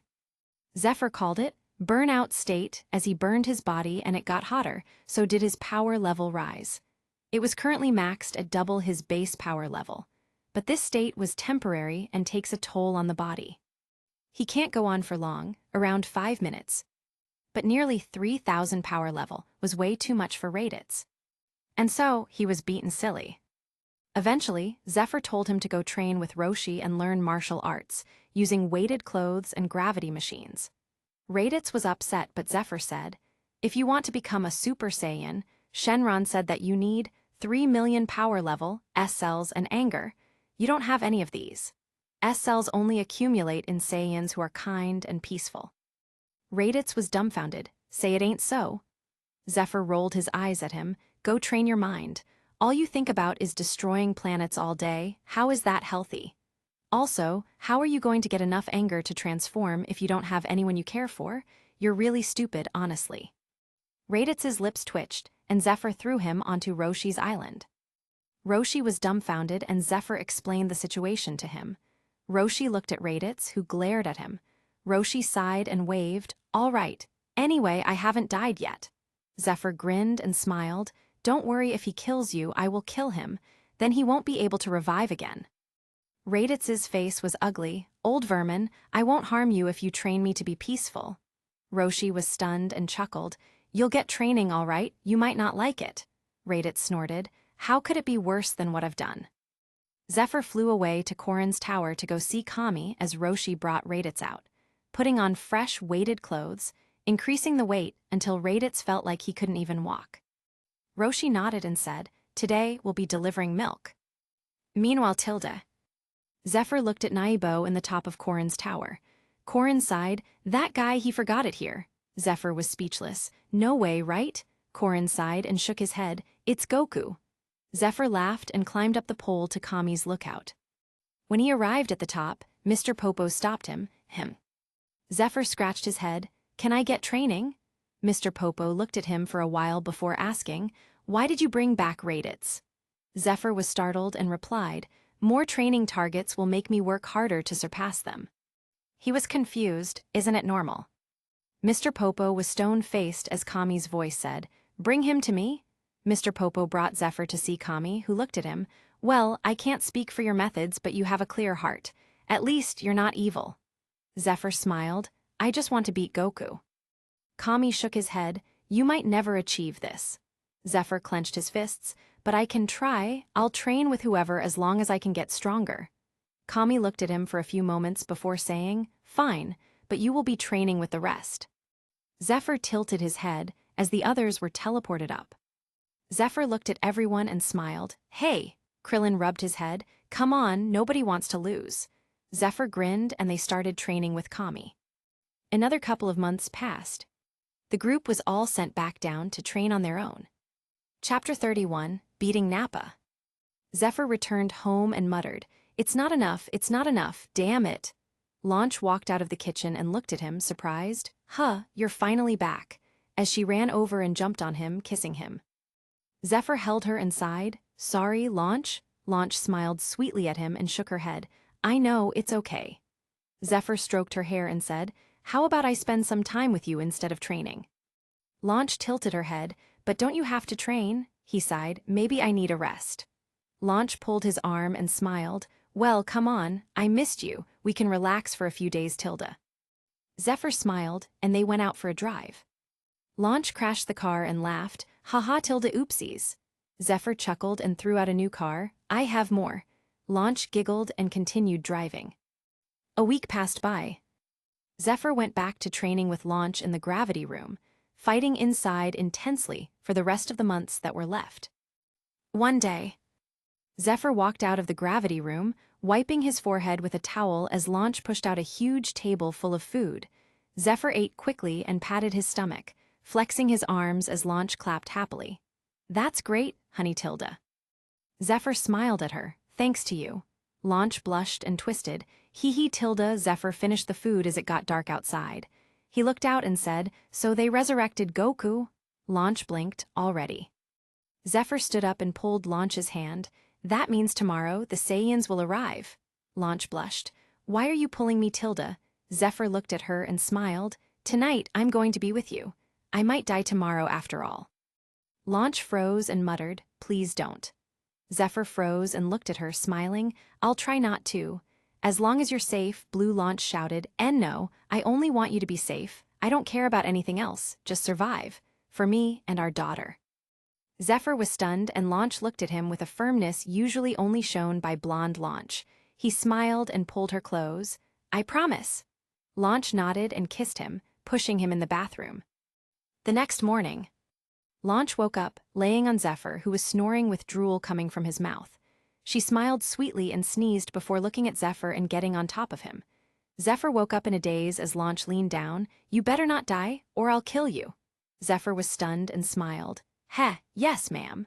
Launch nodded and sat down sharply, making Zephyr's eyes widen as he hugged her soft waist. A few hours later, the Z-Fighters, along with Gohan and Rocket, were facing off with Saibamen, while Nappa and Vegeta watched. As Yamcha stood there, a Saibaman he defeated jumped at him, only to be pierced through by a beam of flames. Zephr floated down and Rocket waved, "Daddy." Krillin and the others let out a breath of relief. "You couldn't come sooner?" Zephyr's lips twitched. "Sorry, I had my hands full this morning." He turned to Vegeta and Nappa, who looked at him. Zephr landed on the ground and tightened the sash on his gi. "You have any more of those Saiyajus?" Vegeta snorted. "Another fighter, what a bore." Nappa chuckled and Zephyr's lips twitched, looking back. "They don't take me seriously at all." Krillin nearly fell over. "They're aliens, of course they don't care." Rocket waved her fists. "Just beat them away, Daddy." Gohan cheered, "Go, Uncle, go." Zephr sighed and turned back, looking at Vegeta and Nappa. "You guys came for the Dragon Balls, but it's too late. First of all, they were used already, so you have to wait a year." As he spoke, he pointed out 4 fingers, blasting the Saibamen to scum. "Also, if you kill the green guy here, there won't be any more Dragon Balls." Vegeta frowned. "Are you telling the truth?" Krillin's eyes lit up. "That's right. Come back next year. You can't kill Piccolo either, otherwise you'll never get your wish." Vegeta cursed. "What a waste of time." The group let out a breath of relief before Vegeta waved, "Kill them all." Nappa grinned and stepped out. "Which one wants to die first? How about the brats?" Zephr held out his hand. "Excuse me, do I not exist?" Nappa sneered. "You." "Plea." Zephr punched out and sent Nappa flying across the wasteland, smashing through several rock formations. Zephyr's fists were covered in flames as he waited. "Can this guy hurry up and come back? Geez." Everyone was stunned and Piccolo said in shock, How strong are you now, Zephr?" Zephr flexed his arms. "Not that strong. Maybe 2500 power level." The rest were stunned. "That's pretty strong for them, okay." Current power level 2634. Zephr let out a breath. "Don't you have a big killer, Krillin?" Krillin's lips twitched. 8 gates? But I can only hold out with 1 gate for 3 minutes. Zephr clicked his tongue and Nappa appeared in front of him, punching at Zephr's head. "Die." Zephr turned to the side as Nappa punched Zephyr's arm to pieces. They gasped and Zephr frowned. "That's painful." Nappa sneered and raised a fist. "The pain's common." Zephyr's arm grew back, looking like ashy magma, stunning everyone as Krillin said in shock, "Are you a Namkian?" Zephr nearly tripped. "Can you stop joking?" As he jumped back before Nappa made a massive hole in the earth. Zephr clenched his fists and grunted. He burst into flames and his hair rustled, turning into flames. Power level 5168. Zephr attacked Nappa and beat him senseless, shooting him into the sky before flashing above him and slamming down. Nappa blasted a hole in the ground as Zephr dove down, covered in flames as Nappa flew up, firing a Kai blast. Zephr tore the Kai in half, dropping his heel down and slamming Nappa into the ground headfirst. He turned and kicked him, shooting him out before he pointed his hand at Nappa, making a fist, black bones. A massive beam of red energy fired from his fist, scorching the earth and engulfing Nappa entirely.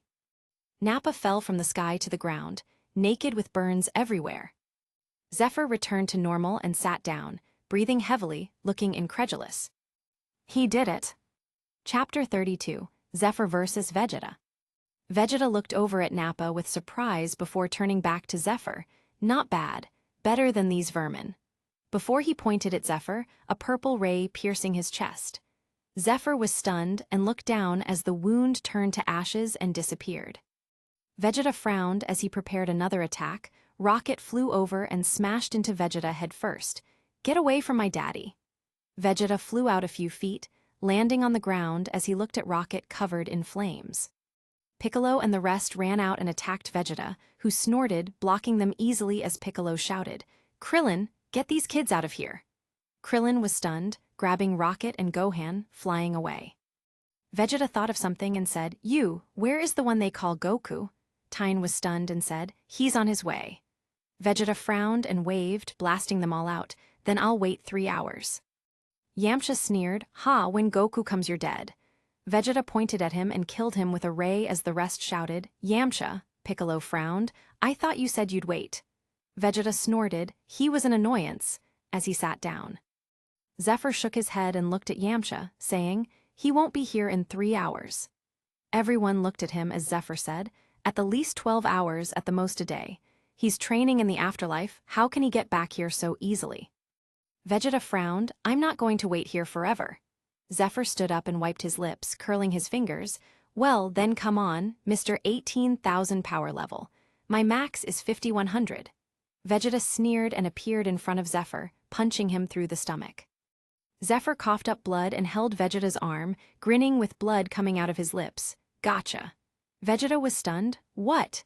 as Zephr blasted into the sky, blazing with flames.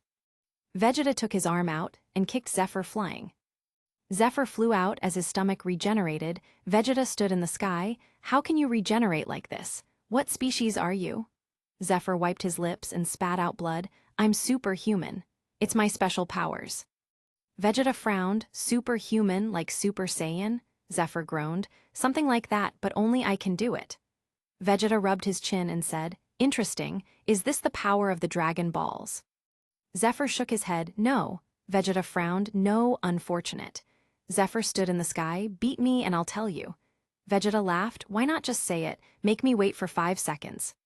He appeared in front of Zephr, who crossed his arms in front of him, turning on his burn-out state. His hair turned into flames, as Vegeta peppered him with all kinds of attacks. A minute later, Zephr floated in the air with his arms and legs in tatters. He breathed out heavily as they regenerated. Vegeta frowned. "So troublesome." Zephr laughed and his eyes were bright. "I envy you." Vegeta looked at him in confusion. Zephr bought time for himself. "You Saiyans get so powerful so fast. You know, even training under gravity that's 30x stronger than the Earth. I've only got this combat power after years and years of training." Vegeta was stunned. "What?" Zephr laughed at himself. "I've been chasing Goku for my entire life. I have to use the Dragon Balls to help myself, otherwise I can't even catch him. Goku, under 5x the gravity surpassed me when I was ahead in only a year. I can't imagine how far he's gone now." Vegeta frowned. "Impossible. You shouldn't be this weak if you trained under 30x gravity." Zephr stressed. "This is the difference between humans and Saiyans. You can stack combat power easily because of your physiology. You build muscle easier than humans. To catch up with your training speed, I would have to train under hundreds of times the gravity of Earth. Even then, it would take so much longer." Vegeta frowned. "This is the weakness of your race. I pity you." Zephr laughed and clenched his fists. "It's not all bad. There's human will." Vegeta looked at him in confusion. "Human will?" Zephr nodded and exploded into intense flames, burning the air as he laughed loudly. "I'll tell you, Vegeta. If you smash my skull or destroy my heart, I will die for real." He grinned. "Maybe." As he flashed in front of Vegeta, punching out. Vegeta crossed his arms as Zephyr's flaming fist erupted. A massive explosion of flames appeared and sent Vegeta flying out, smashing through the stone structures. Zephyr's feet erupted with flames, and he shot at Vegeta like a meteorite, punching at him like a machine gun as small explosions went off at his elbows. Zephr looked at the shop and searched while fighting as Vegeta blocked his fists quickly, shooting back and sliding on the ground before bursting off and kicking Zephr flying. Zephr found the quirk. Strongarm Quirk 5000P allows you to rotate your shoulders to fire bullet-like punches in quick succession. Zephr bought it and blazed before shooting back towards Vegeta, punching quickly, augmenting his machine gun punches to Gatling gun levels. The small explosions plus the rotation directly brought the speed up exponentially. Of course, if he didn't have extremis, his arms would have been ripped right off. Vegeta sweat a bit, blocking the punches quickly. "How can you be so fast?" Zephr grinned. "This is it, Vegeta, come on." Vegeta frowned and punched through Zephyr's chest. Zephr didn't even stop as he continued punching, pelting Vegeta by surprise. Vegeta flew across the wasteland as Zephr exploded off the ground. He flashed and stomped on Vegeta, blasting out a crater in the ground as a red and purple light shot into the sky, colliding in the air. Zephr was clearly overheating as his skin started sizzling, even bubbling up like magma. He didn't notice and continued fighting as Vegeta jumped back. Gallic gun. Zephr put his hands together and blasted his own red beam, Purgatory. A massive red beam collided with the purple one, before the red one was split down the middle.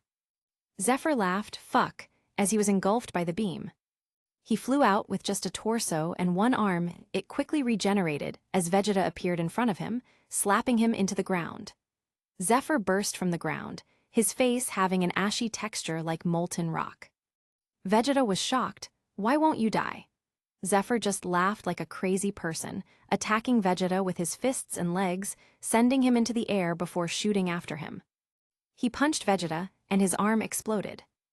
Zephr was stunned, and it regenerated as he continued punching again. Haha, weird. Vegeta blocked and stomped with his feet, hitting Zephr in the chest, shooting him into the ground like a star. Vegeta held his hands above his head, farewell, before blasting Zephr with a Gallic gun. Zephr laid on the ground and his body refused to move. He sighed and looked at the purple beam in front of him, muttering, really impossible. Suddenly, a person appeared in front of him and slapped the Gallic gun away. Chapter 33, Blackmailing Nappa. Zephr let out a breath. Goku, you're here. Goku looked at Zephr and grinned. Good job, let me handle the rest. Zephr sighed and Goku shook his head, turning to Vegeta. We can figure something out later, as he threw a Senzu bean behind him. Zephr laid on the ground as the Senzu bean hit him in the face, bouncing off. Zephr. Rocket landed next to him, tearing up. Daddy? Zephr looked at her. What are you doing here? Leave, immediately. Rocket shook her head and fed him the Senzu bean. Come with me, you're so awesome, don't die. Zephr laughed helplessly as Rocket dragged him away. Gohan arrived and helped, dragging Zephr away quickly. Vegeta looked at them and forgot it as he turned his attention to Goku. So you're Kakarot. When Goku was paying attention to Vegeta, a figure snuck behind Zephr and roared, Die! Zephr, Gohan, and Rocket were stunned and Zephr tried to get up, but another person jumped in the way. Gohan was shocked. Piccolo. Zephr cursed, Idiot! Piccolo blocked Nappa and shouted, Run! Before falling flat on the ground from Nappa's Kai beam. Gohan trembled and roared, Piccolo! Before jumping at Nappa and roaring, punching Nappa in the chest and sending him flying across the wasteland. Gohan covered his forehead and roared, Masinko! Before firing a Kai beam, causing a mushroom cloud in the distance.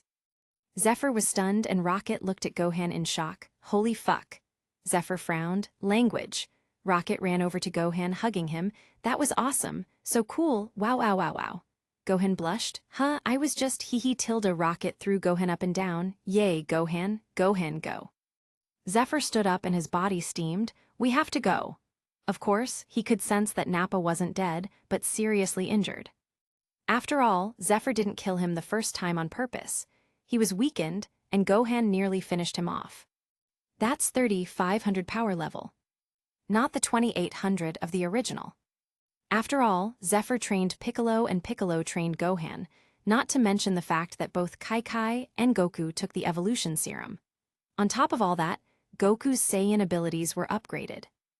Gohan was a little monster before, now he was like a world-destroying demon or something. Can't be compared. But his stupid little head is filled with scholar this and scholar that. Zephr dragged the two children away. It wasn't so simple to heal his state. He couldn't even get up. He needed 5 minutes to cool down before he could fight again. As he dragged Gohan and Rocket away, he bought a vial of NZT-48 and made Gohan drink it, explaining, This is make you a super scholar. Go home and read all the books you have, then go and read everything in Bulma's house, then go to Yamcha's dojo and read everything there. Gohan was dumbfounded. Really? Zephr smacked him, of course. After you're finished with all that, you can forget about your stupid scholar dreams. If there's no me, Piccolo, or your dad, what will you do? Gohan was stunned and shook his head. Zephr nodded. Exactly. You see how there's stronger people coming to Earth. What will you do if someone can crush Vegeta like an ant? If they come here, what will you do? Read poems. Gohan's scalp was numb and Zephr sighed. It's okay to have hobbies, Gohan, but you have to train. We are the only things stopping anyone from destroying the Earth and everyone on it. If one day you can't win because you spent your time studying, you'll only be able to watch as everyone around you dies. Gohan fell silent and Zephr rubbed his head. That's enough lecturing. You did a good job today. Your dad will be proud of you. Rocket looked at Zephr, who smiled at her. You too, but don't forget to keep training, Missy. Rocket nodded with clenched fists. Yeah, one day I'll beat you up. Zephr smiled and chuckled. That's the spirit, little Lady Tilda, as he rubbed her cute little head. He brought the children back and looked at Krillin. You can't stop a few kids. Krillin was helpless. They ran out. I can't stop them, you know. Zephr scowled. Keep training. Krillin pouted. Yes, sir. Zephr rolled his eyes, looking in the distance. Protect the kids, Krillin, as he flew off slowly. Krillin looked at Goku, praying, I hope you can win, Goku. Zephr came to Nappa and searched him as Nappa grabbed his leg weakly. Are you humiliating me? Zephr looked at him and frowned. No, you're still alive because I didn't kill you. Nappa grit his teeth. Damn you. Zephr took the Seibamen bottles and put them away, dragging Nappa with him. You need to learn like Raditz. Instead of trying to destroy everything, shouldn't you be training? Or repopulating the Saiyan race? Nappa coughed up blood. Just kill me. Zephr shook his head and tossed Nappa on the ground in front of everyone. They were shocked, and Krillin held up a destructo disc. Zephr waved. Don't. Krillin looked angry, but he killed Piccolo. Zephr let out a breath of relief. I asked Shenron once where the Dragon Balls came from. He told me that they also have Dragon Balls on Namek. The fighters were stunned, and Tyne asked. Then Piccolo Vegeta said he was a Namekian. Krillin looked at Tyne. We can go to Namek to wish for Piccolo's resurrection, then revive everyone on Earth with the Dragon Balls. They fighters were stunned and happy. Yeah. Zephr nodded and looked at Nappa. Tell us about the Namekians. Napp spat on the ground. Fuck you. Zephr rubbed his face and said, I'll tell you a secret if you speak. Nappa sneered and Zephr whispered, another ability of Saiyans that I've seen Goku achieve is called a Zenkai boost. When you're healed from near death, you can double your combat power. Nappa was dumbfounded. What? Zephr nodded and said, I happen to have the means to heal you instantly, so speak and I'll revive you. Nappa hesitated for a while before finally saying, Planet Namek has a bunch of slugs, Namekians. Nappa started talking about Namek in detail, saying that they had the coordinates in his own ship. After a while. Chapter 34, Vegeta Escapes. Zephr wiped his lips and looked in the distance before shooting off as Nappa shouted, Wait, Zephr said, I won't go back on my promise. Don't kill him, make sure he doesn't die. The others were stunned and Rocket flew after Zephr, Daddy. Gohan went after Rocket and Krillin cursed, You guys, watch him, as he flew away. Tyne and the others looked at Nappa, who laid on the ground powerlessly. Curse you bastards. Zephr came over to see Vegeta as a great ape, stepping on Goku. Goku was screaming as Zephr shouted, Vegeta, you bastard. Vegeta looked over. How on earth are you still alive? Zephr grinned and said, Come on and find out. Vegeta snorted and grabbed Goku. No, watch as I crush your hopes like a grape. Goku screamed in pain as Zephr shouted, Stop, while eyeing Krillin. Krillin threw a destructo disc at Vegeta, who jumped over it. Haha, idiots. Before pausing, Yajirobe flew through the air and chopped off Vegeta's tail. Vegeta shrank back to normal and held his arm. Damn it all. Zephr jumped over. Krillin, give Goku a Senzu bean. Krillin scrambled and rushed over as Zephr stopped Vegeta, getting kicked in the face and flying out. Vegeta shouted, You vermin, as he exploded with Kai, bombarding the area with Kai blasts angrily.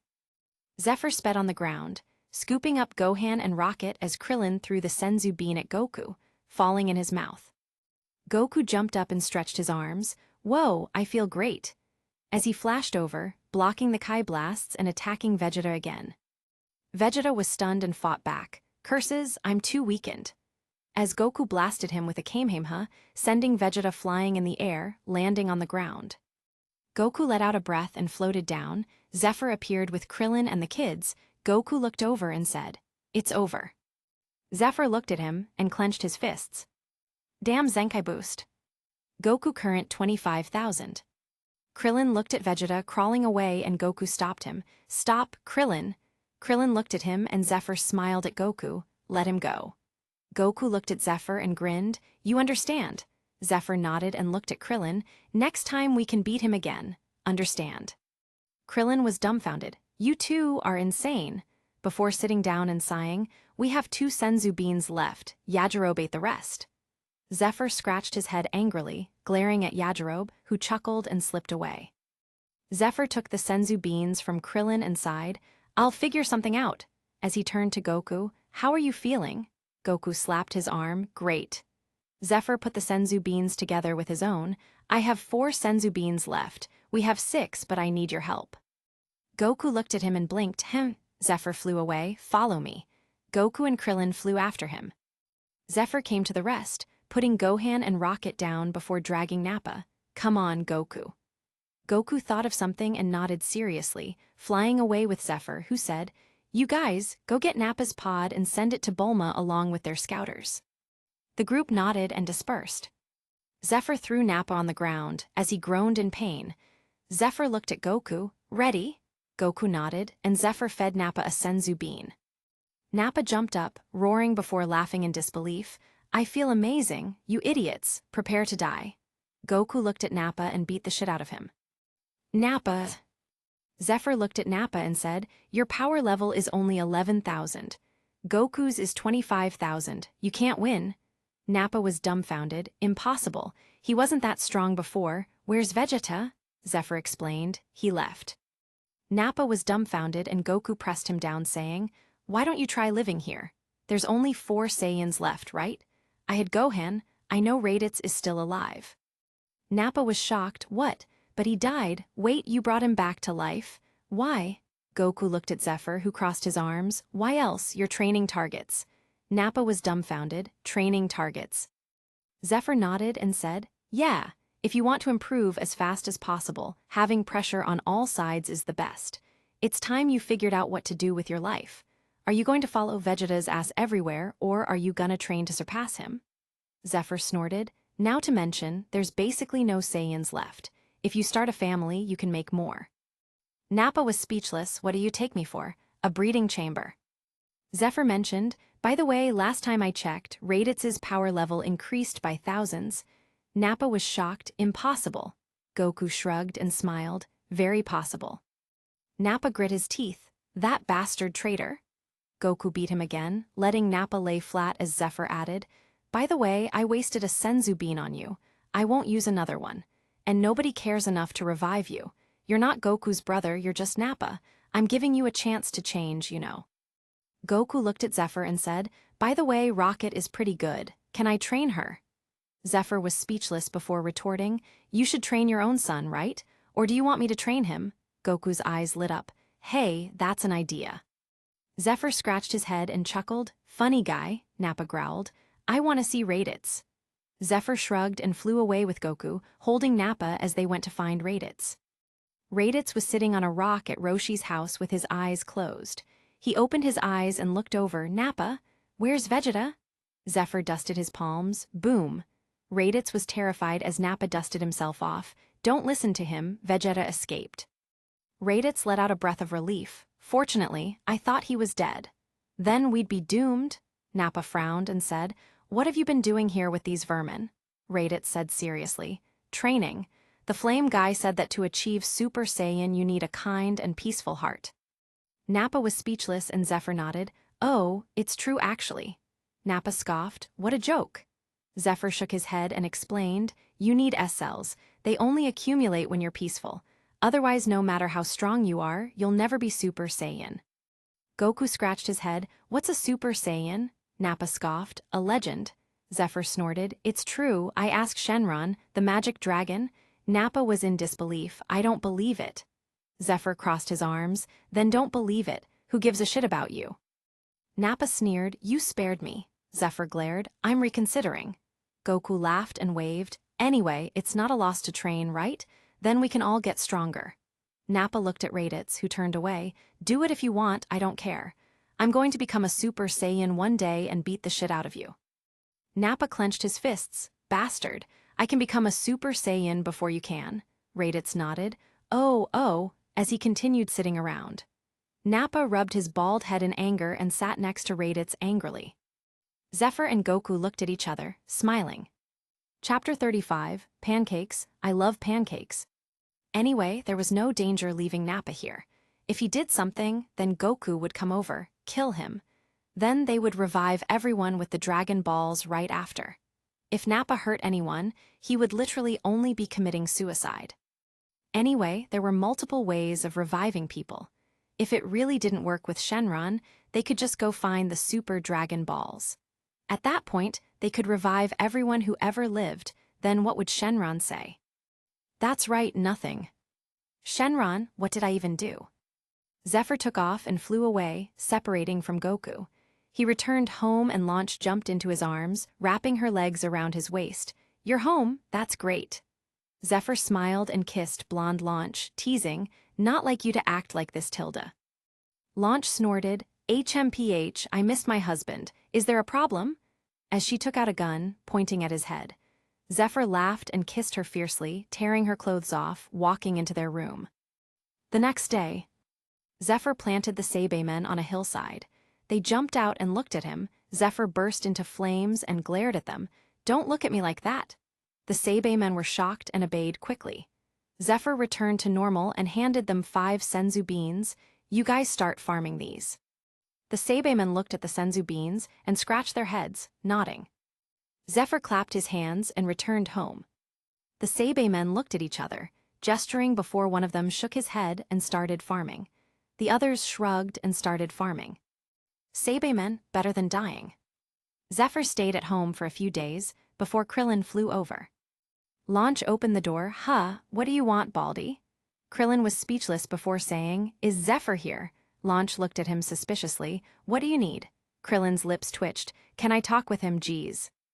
Launch walked inside, scratching her head and yawning. Close the door. Krillin walked in and closed the door, looking around at the house before being speechless. Can you tell me why all your furniture and decorations are gold, please? Launch shouted, Rocket, get your ass down here for breakfast.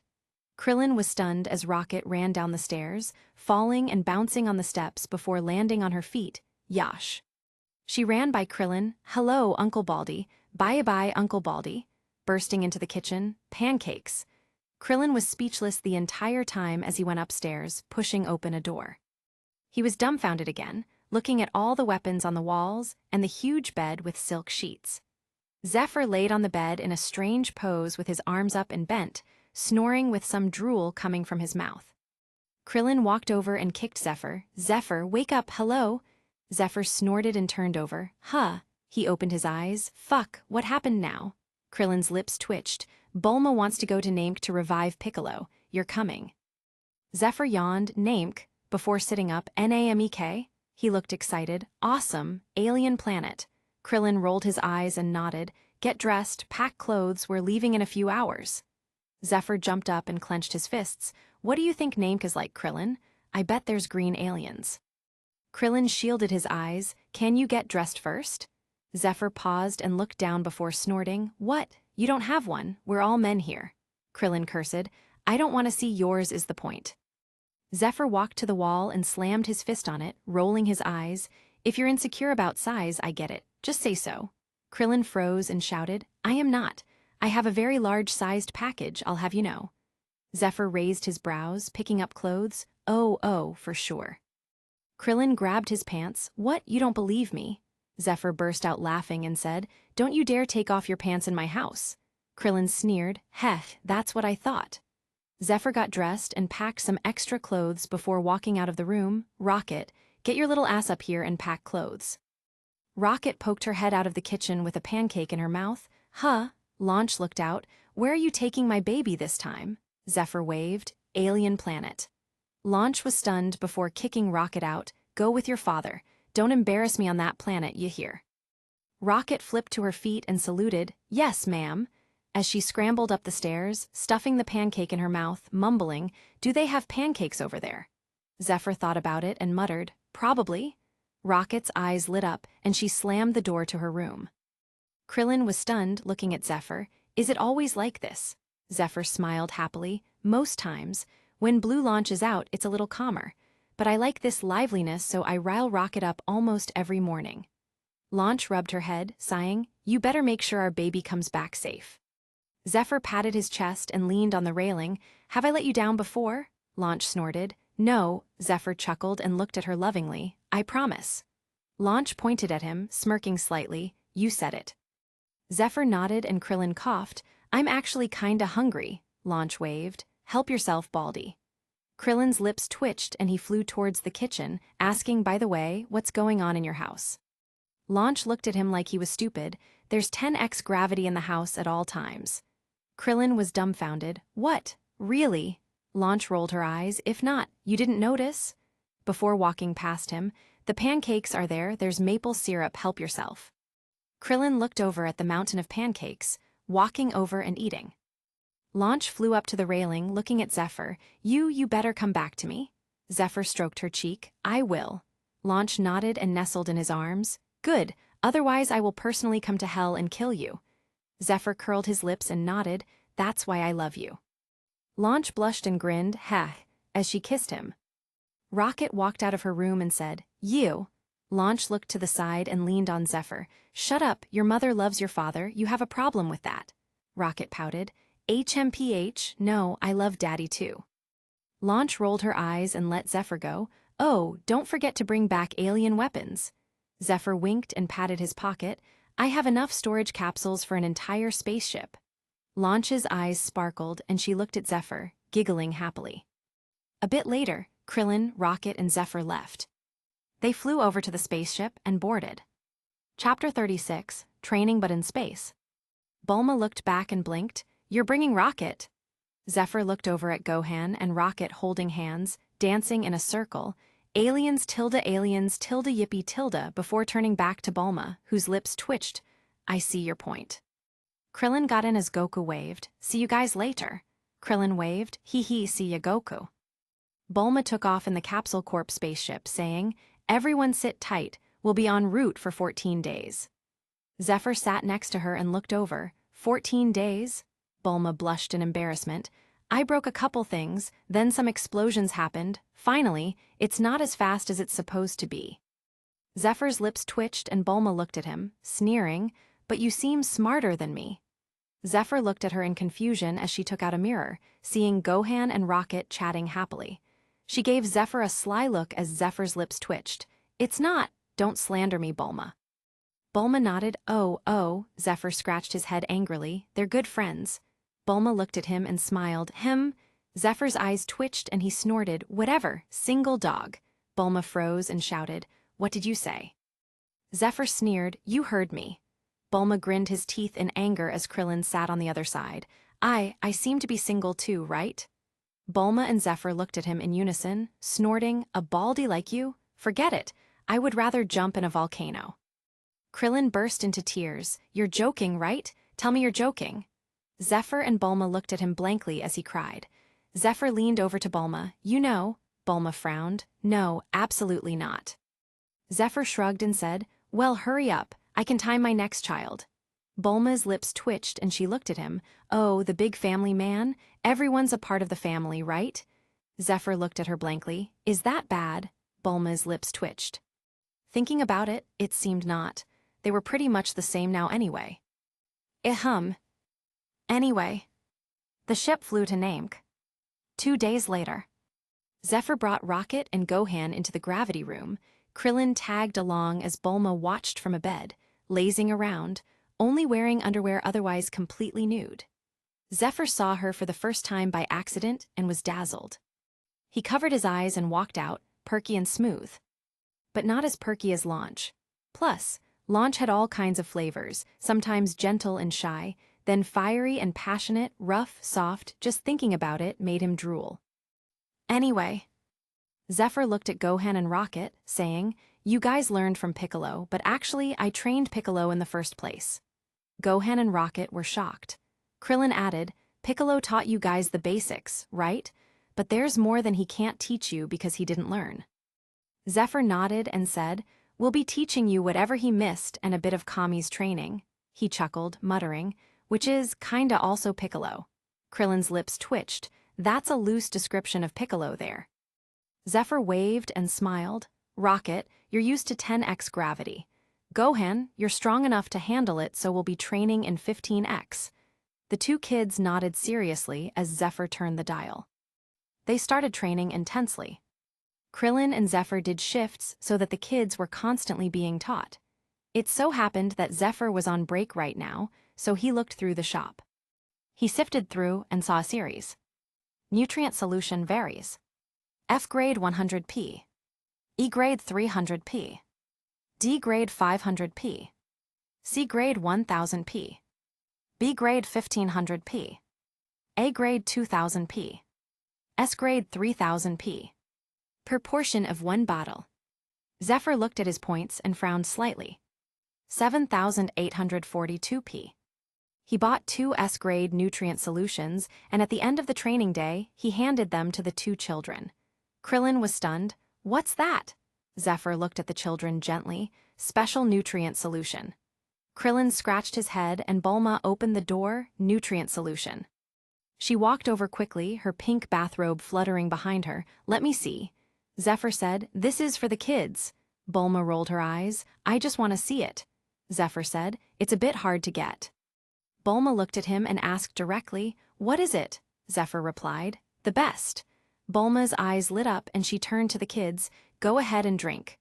Rocket and Gohan looked at each other before drinking the nutrient solution. They paused and finished it, looking excited, so tasty. Bulma took the tubes and looked at the drops left, before walking into a lab on the ship. Zephr and Krillin looked at the two. How do you feel? Rocket flexed. I feel like I can train forever. Gohan nodded. I feel great too. Zephr squatted down and pinched Rocket's cheek. You're so cute. Before waving, go shower. Before pausing, not together. Gohan and Rocket were stunned and blushed, running away. Krillin looked at Zephr speechlessly. Was the last part necessary? Zephr coughed and changed the subject. By the way, before they drank that nutrient solution, both their power levels were 1750 for Gohan and 1380 for Rocket. Krillin paused and asked in disbelief. You're saying? Zephr nodded. After drinking, Gohan is 2330 and Rocket is 1951. Krillin was dumbfounded. We've been training for 5 days. Zephr rubbed his chin. I guess, the Kami training, the gravity and proper nutrients can stimulate faster growth. You know, Krillin, we can't build muscle like Goku. Krillin sighed and nodded. I know, no matter how hard. Zephr stood up, but that's not true. Krillin paused and Zephr clenched his fists. I will surpass Goku, no matter what. The problem is finding the right mix. What kind of combination do we need? Krillin thought about it and said, maybe Bulma can help. Zephr sighed and nodded. I hope so. Krillin nodded and tightened his belt. How about we start training a bit? Zephr looked at him and curled his lips. Come on, Baldy.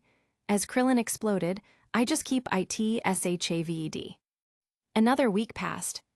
Chapter 37, My Eyes. They landed on Namek and got out, looking around as Bulma said, well, I have suits for. Krillin looked around. Wow, what a weird place. Zephr chuckled. Makes sense that Piccolo comes from here. Just look at that tree. Gohan and Rocket looked around excitedly as Bulma stomped down angrily. Damn it, who said you can just come out? What if there's no oxygen? Zephr waved his hand. I wished for everyone to be able to breathe in space a long time ago. Krillin and Bulma looked at him in shock. You what? Zephr coughed and added seriously. Well, if you say Z-Fighters, you can make group wishes. So far, this term includes me, Goku, Krillin, Tyne, Yamcha, and Chiaotzu. Krillin was amazed. Wow, that's a good idea. Bulma frowned. What about me? Zephr spread his hands. I didn't even think about it. Bulma frowned angrily as Zephr turned away, adding, You're so smart, you'll probably make something to make space breathable. Why waste a wish? Bulma froze and giggled happily. I am, aren't Tilda? Rocket pulled her jacket. Don't fall in love with my daddy. I don't want a broken family.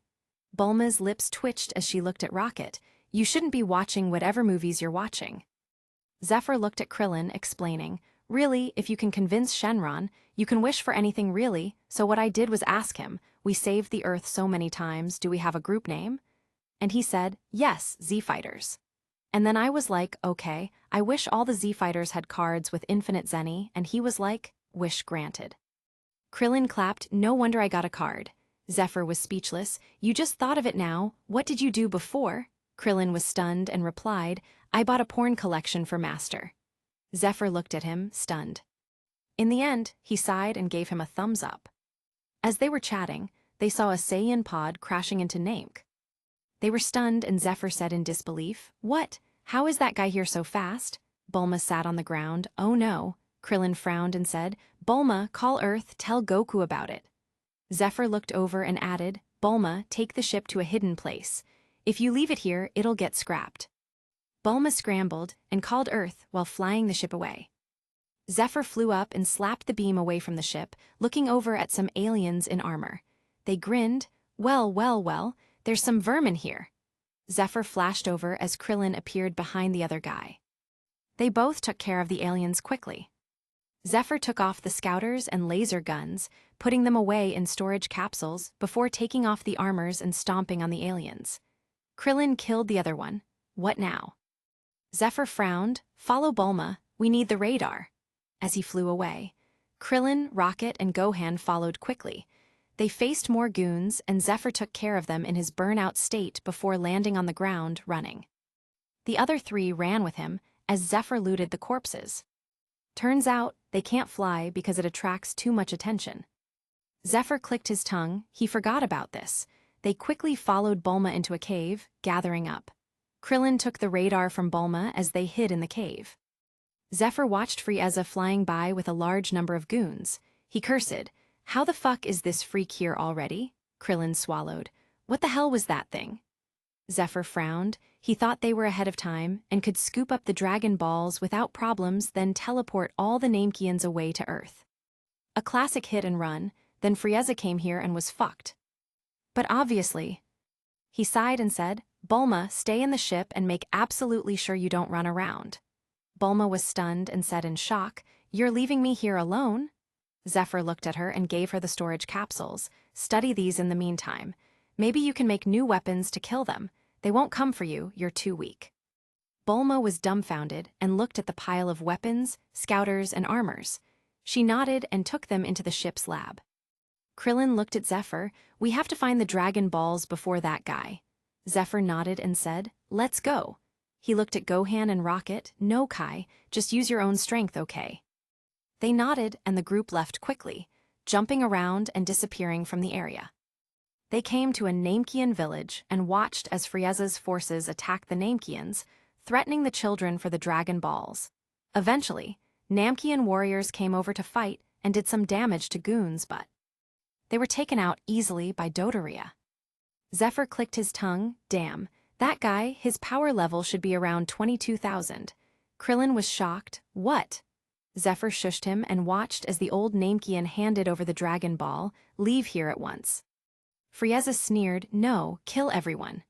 Dodoria grinned and killed a child and the old Namekian before Gohan shot out. "Stop." Zephr was stunned and cursed. "Fuck." As he exploded out, stomping on Dodoria, "Grab that little bastard and run." Gohan grabbed the kid and flew out as Krillin blasted Kai bombs and Zephr clapped his hands, causing a massive fire explosion.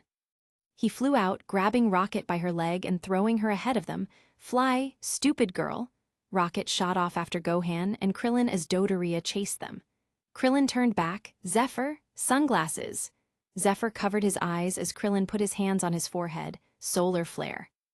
Dodoria covered his eyes. "Ah, my eyes." Krillin and Zephr flew out and Zephr exploded behind him, grabbing Krillin, Gohan, and Rocket, shooting out and disappearing instantly. They returned to Bulma quickly and hid in the cave, concealing their Kai. Chapter 38, Big Power-Ups. Zephr rubbed Gohan's head. "You really scared me, kid."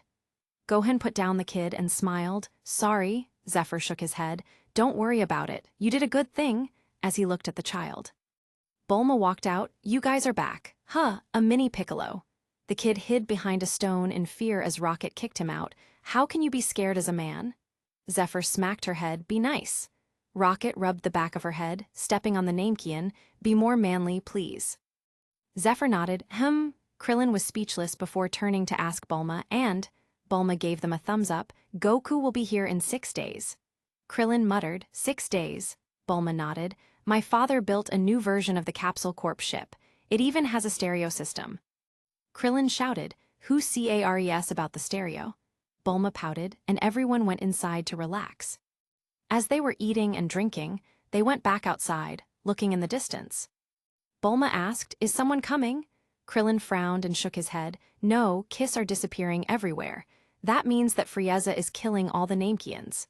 Gohan frowned. These guys are evil, damn it. Rocket added, can't we just resurrect all the Namekians with the Dragon Balls? Zephyr rubbed her head. Look at you, your brain isn't just decoration after all. Rocket smiled happily and let Zephyr rub her head. Hee hee Tilda. Bulma was speechless. Is that a compliment? Krillin nodded excitedly. That's right. We need to steal the Dragon Balls from Frieza and Vegeta before wishing everyone on Namek back to life. The Namekian boy behind them was dumbfounded. W8, how do you know about the Dragon Balls? Who are you people? Tell me about yourselves, please. If you're good people, please save my planet. Bulma explained the situation quickly and the kid was dumbfounded. Wow, before saying urgently, come with me to meet the Grand Elder, he will surely help you. Quickly. Zephyr looked at Bulma, who nodded and ran inside the cave for cover. Krillin decided to go with the kid to grab the last Dragon Ball before coming back. Zephyr, Gohan, and Rocket stayed behind to protect Bulma. The next day, Krillin came back. Unfortunately, Vegeta fell right after him, and then Zarbin. Zephyr glared at Krillin, idiot. Krillin was dumbfounded. How am I supposed to know? Zephyr cursed. You're supposed to check around you. Bulma ran in the cave and put the ship in a capsule before running back out, hiding behind Zephyr. Krillin scratched his head. Where's Gohan and Rocket? Zephyr waved. They went to find the other Dragon Ball. They watched as Vegeta brutalized Zarbin and eradicated him. Zephyr waved at Krillin. Don't try, we can't escape. Krillin frowned and cursed. If only Goku was here. Zephyr's lips twitched. If only you didn't bring Vegeta here, Krillin shouted. Hey, it's not my fault, right? Zephyr crossed his arms and looked over as Vegeta walked towards him. Long time no see. Vegeta looked at him and snorted. The human. Unfortunately, you haven't progressed much. Zephyr spread his hands. It's very difficult. Vegeta held out his hand. The Dragon Ball, immediately. Krillin grit his teeth and said, You'll leave us alone, right? Vegeta sneered, for now. Until I kill that lower warrior, Kakarot, you live. Once I wish for eternal youth, it will be the day of your death. Krillin grit his teeth and threw over the Dragon Ball as Vegeta snorted. See you very soon, ha ha ha ha, as he flew off. Zephyr looked out and said, Well, he's charming sometimes, I guess. Krillin shouted, You're in the mood to joke. Zephyr shrugged and said seriously, Well, Gohan and Rocket went after the other Dragon Balls. They probably hid them so it doesn't matter, but we should leave, like now. Krillin retorted, We need to wait for Gohan and Rocket. Zephyr paused and frowned, Damn it. He looked up in the sky, Hopefully they come here soon. Bulma laughed, I hope so, haha, we're all gonna die. Woo-woo. Just a few minutes later, Gohan and Rocket flew over with a Dragon Ball. Krillin cheered, Good job, you two. Zephyr nodded at them and picked up Bulma, shooting off, Now, go. They flew away to another hiding place. Gohan left the Dragon Ball with Bulma as Rocket looked at Zephyr. Daddy, what do we do now? We can't beat Vegeta. He's so strong, he punched me in the face too. Zephyr was shocked, he what? As he squatted down and stroked her little face, Are you okay? Rocket blushed and turned away. Yeah. Zephyr rubbed her head and kissed it. Good, you're my strong little girl. Rocket hugged him and Zephyr rubbed her back. Krillin looked at them and said, You guys, I have a place to increase our power. The Great Elder can unlock our potential. Look at my power level, it shot up. Zephyr looked at him and was stunned. Krillin current, 20,500. Bulma said in shock, You're gonna leave me here alone? Krillin nodded and said, If Gohan can get his potential unlocked, maybe he can beat Vegeta. He has a lot of potential. So does Rocket. Look how much I gained. They will probably be stronger than me. Rocket jumped out of Zephyr's arms. Hurry up and take us there, Uncle Baldy. I want to beat Vegeta up. Krillin nodded and said, Follow me. They all flew out to the Great Elder's place quickly while suppressing their Kai. They flew for 4 days and Zephyr was anxious. Just go, Goku should be here soon enough. Krillin grit his teeth and said, All right, follow me, as he shot off quickly. The three followed him and sped across the sky. A ways away, Vegeta stood up, grinning, Little bastards, I found you, before flying off. As they were flying, Vegeta caught up and Krillin stopped him. Zephyr grabbed Gohan and Rocket, shooting towards the mountain in the distance, arriving almost instantly. He pushed Gohan and Rocket inside. Go get your potentials unlocked.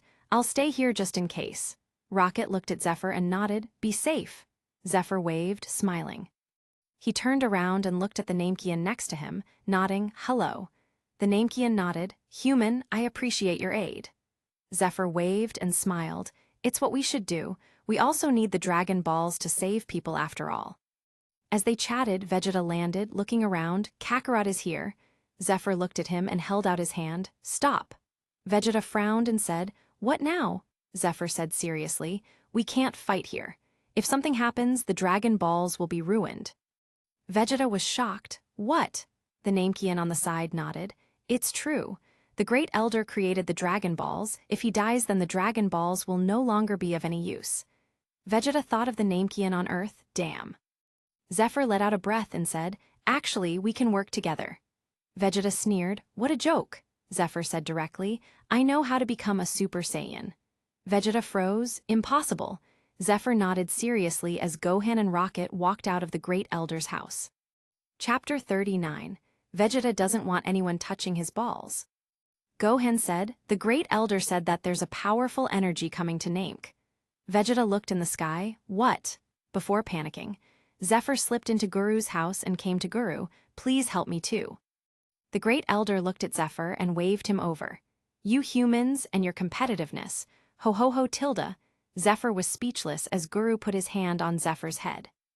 Zephr felt something break inside of him and his body heated up, exploding with power.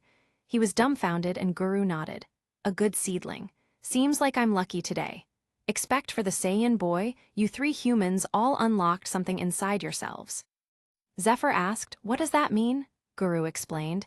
It should be easier for you to increase strength now, of course, not as fast as those Saiyans, but easier. Zephr blinked and smiled, thank you, Great Elder. The Great Elder chuckled, thank you for saving the planet. Zephr nodded and walked out, clenching his fists, feeling the power coursing through his veins. His previous combat power was 3268. But now, current power level 30,000. Zephr burst out laughing as Vegeta looked over, impossible, a 10x increase in power. Zephr grinned and shook his arms, very excited. He looked around. Rocket 21,000. Gohan 24,000. Vegeta 36,000. Krillin grabbed Zephr and said anxiously, we need to leave now, we're going with Vegeta. Zephr nodded and looked at Vegeta, come on. Vegeta cursed, finally someone with a brain, as they all flew out quickly. They took the Dragon Ball from Bulma and flew away. Vegeta brought them to his collection, saying, that Namekian said we can make 3 wishes. One of them must be my eternal youth. Zephr looked at him and said, the Dragon Balls can't make that wish, I've tried. Vegeta was shocked, and you tell me now? Zephr scratched his head and laughed, I forgot. Vegeta glared at him as they landed on the ground, but before they could get to the Dragon Balls, 5 aliens stopped them. The leader was a purple alien. The purple guy said, I don't suppose that be a Dragon Ball in your hands, would it, Vegeta? Vegeta cursed, damn it, the Ginyu Force. Zephr said, who are you guys? Ginyu said, who, before they jumped into action. Guldo. Jace. Rikum. Birder. Ginyu. They posed in a formation, we are the Ginyu Force. Rocket clapped, wow, Uncle Purple Alien, that was really nice. Gohan clapped, wow, awesome. The Ginyu Force blushed and bowed, haha, thank you, we practiced a lot. Zephr commented, it would be better if you put Ginyu in the middle and have Jace do this. Then Guldo does this, Rikum and Birder can do this, since they're the same size, as he demonstrated. The Ginyu Force tried it out before being shocked, wow, it's better. Zephr nodded with a smile, that's called symmetry. The Ginyu Force took notes, thank you, kind sir. Zephr waved and said, okay, you do it again with a new formation. Guldo. Vegeta shouted, enough of your fucking nonsense. Get away from MY balls or I'll blast you to fucking heaven. Ginyu sneered and said, then I guess we have to use force. Look, Vegeta, why don't you just make it nice and easy and hand over the balls? We were going to kill you no matter what you did, so be a good sport. How about it? Vegeta sneered and threw the Dragon Ball out. Your scouters can't track these, can they? Ginyu was shocked as Birder flew out, coming back the next second with the ball in his hand. Krillin looked at his hands, and there were blinking lines around a missing Dragon Ball. The Ginyu Force had all 7. Vegeta cursed, so you can manipulate time. Ginyu chuckled. Now to take care of you guys, it's been a while since we took action, so we'll warm up with some tender love and care, heh heh. Jace added, and by tender love and care, he doesn't mean we're going to pat your heads, tell you bedtime stories, tuck you in, make you breakfast in the morning, and throw you up in the air as celebration of our friendship. Ginyu looked at him speechlessly. Did you need to explain that? Ginyu looked back. There's 5 of them and 5 of us. I will take Vegeta. What about you guys? The old way? The Ginyu Force looked serious. Yeah, the old way. Krillin gulped. What's the old way? The Ginyu Force started accumulating energy and Vegeta frowned. Be ready. They all tensed up as the Ginyu Force moved. Rock, paper, scissors. Zephr slapped his face and laughed as Krillin fell to the ground comically.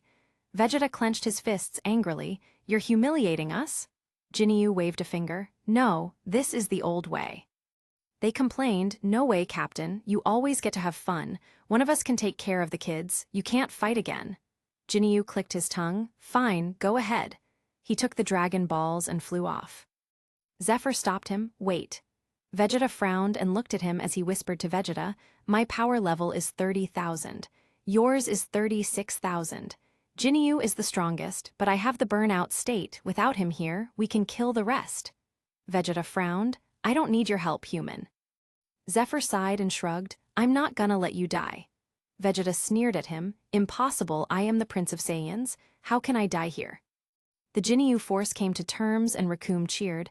I got Vegeta. Berter cursed. I got the other hairy guy. Guldo cried, why do I have the brats? Jace sighed and pointed at Krillin. Your foe is me. Zephr pointed at Vegeta, who paused and groaned, looking at Zephr, who looked away. He was a bit worried. If this guy gets annihilated by Recoome, that would be embarrassing. Third species ability upgrade used. Chapter 40, A Little Oopsie Daisy. Zephr looked at Rocket and Gohan before frowning. Rocket pure superhuman. Abilities high potential, desperate mode, X4 multiplier, super regeneration, flaming Kai. Zephr smiled and pointed at the 2 of them, using the last 2 species ability upgrades on the children. High potential, ultra potential. Super Saiyan cells, legendary Super Saiyan cells. Zephr froze. Oops. There's no need to fear. Gohan will not go berserk, nor will he become like Broly. He can still go through Super Saiyan stages, but they will be enhanced and a bit different. Zephr let out a breath, but wasn't Gohan's final upgrade Beast Gohan? What was it now? Legendary Beast. That'd be interesting. He turned back to the situation as Guldo went to fight the children. They fought for a while before Krillin appeared behind Guldo, chopping his head off. The Ginyu Force was shocked. You cheated. Krillin blasted Guldo's talking head. Forget about that. Zephr looked at Guldo. To be fair, he was stopping time, he was really cheating. Vegeta nodded on the side. Zephr pointed at Berter. Come on, aren't you fast? Berter sneered. I'm the fastest in the universe. Zephr added, this universe. Also, that's not entirely true. As he appeared, stepping on Berter's face instantly, I'm faster than you, by the way. Berter blasted across the sky, skipping on the water, smashing through several rock formations. Zephr burst into flames and streaked across the sky, shooting off. Vegeta attacked Recoome as the other 3 ganged up on Jace. Zephr appeared in front of Berter, stomping on him and causing a massive explosion of flames. Berter flew out and blasted the area with Kai bombs. Ah! Zephr broke from the flames and shook, bursting into flames as he roared. The Kai bombs exploded as he appeared in front of Berter, pelting him with flaming punches. Berter shook in the air as Zephr beat him senseless for a few seconds, tucking in his legs before blasting them out, exploding at the knees, shooting Berter into the sky. Berter appeared above Zephr and smashed his hands down, shooting Zephr into the ground before soaring after him, blasting out a huge crater. A pillar of flames burst from the crater, sending Berter into the air as Zephyr's hair turned into flames. Berter was shocked. Impossible. Zephr grinned and attacked him, blasting him with Gatling gun punches, shooting him out. Zephr appeared behind him and slammed Berter into the ground before appearing under him again, shooting up his knee, sending Birder into the sky. Birder disappeared and fired a beam at Zephr, who flickered and appeared behind Birder, who slapped through Zephr. Zephr appeared in front of him and punched him in the gut. Birder spat out a mouthful of blood, shooting off like a beam of light. Zephr held his finger out and fired a flaming beam, causing a fiery explosion of flames where Birder was. Birder jumped out, covered in scars as he roared, exploding with speed, attacking Zephr quickly. Zephr blocked his punches and snorted, "Too weak," as he punched Birder back, shooting towards him. His feet erupted into flames, and Zephr flickered, flipping through the air and stomping on Birder's chest. Birder screamed in pain as a concentrated blast of flames burst from his back. Birder exploded into flames as Zephr flickered, jumping back and standing in the sky. He rubbed his wrists and looked at the smoke as Birder appeared, panting heavily. "Who are you?" Zephr grinned, "Nobody special," as he twisted, swiping his leg behind him. Birder appeared and his arm was severed. He held the stump and screamed as Zephr turned his body, shooting his other foot out. His foot hit Birder in the head, and a thin line appeared behind him before his head exploded. Zephr caught his body, flying to the ground and picking up the scouter as he flew back. He reverted to normal and panted like a dog. This is exhausting." When he got back, he saw the four in bad shape. Jace was dead, but the three were laying out on the ground, as Vegeta panted heavily in front of a severely wounded Recoome. Zephr tossed down Birder's body and Recoome was shocked. "Birder, how is this possible?" Zephr floated in the air and looked down at him. "You need help, Vegeta." Vegeta sneered and screamed, "No, He powered himself up and attacked Recoome again. Recoome smashed Vegeta into the dirt and grinned, but Zephr looked over. A gust of wind passed him and held Recoome's fist. "Goku." Gohan looked up with difficulty. "Dad." Goku looked at Recoome. "Hess, I can tell you're not my opponent."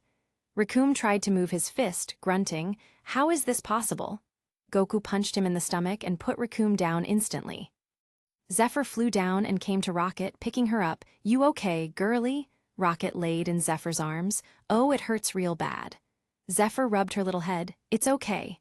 He looked in the shop. Senzu bean, 2500p. Balance 80, 200p. Zephr put a senzu bean in her mouth and stroked her cheek gently. Rocket jumped up and waved her fists. "All right." Zephr smiled and squatted down. "Come here." Rocket looked at him as he pulled her clothes, licking his thumb and wiping the dirt off her face. Rocket struggled. "Hey, Daddy, stop." Zephr rolled his eyes and tore his clothes off, wrapping them around her. "A lady should cover her privates." Rocket blushed and struggled helplessly as Zephr tied a new shirt on her bare chest. It was a good thing she was only 5 years old. She didn't look any different from boys now. If she was older, yikes. Goku fed everyone else a senzu bean and looked at Zephr. "Good." Zephr nodded and Goku smiled, reading Krillin's memories. "Krillin, why is it always me?" Chapter 41, Super Power-Ups. Vegeta got up and looked down. Zephr walked over and punched a hole in Recoome's chest, looking at Rocket. "He's the one who hurt you." Rocket nodded. "Bah, scum." Zephr smiled and rubbed her head. Vegeta looked at him. "HMPH." Zephr pushed Rocket. "Say hello." Rocket looked at Vegeta. "HMPH, scum." Vegeta clicked his tongue. "Brat." Zephr looked around at everyone and was startled. This potential unlocking was a bit nuts. Rocket 44,000. Gohan 45,000. Krillin 50,000. Vegeta 300,000. Current power level 70,000. Goku 140,000. Zephr was confused. What on earth? Why did they all shoot up? The potential unlocking from Guru is not a normal thing. It stimulates you once and it continues for a while. So if you continue fighting, more and more of your potential will be stimulated. Another effect is that you will start accumulating more combat power faster as the level increases. The more combat power you have, the easier it is to increase it. You, Krillin, and Rocket will continue climbing the more you fight since you've accumulated so much backlog with constant training. Zephr said in shock, "We're turning out training into power level." That's right. He was confused. Then why? Because you didn't break your potential limiter. Guru unlocked it for you all.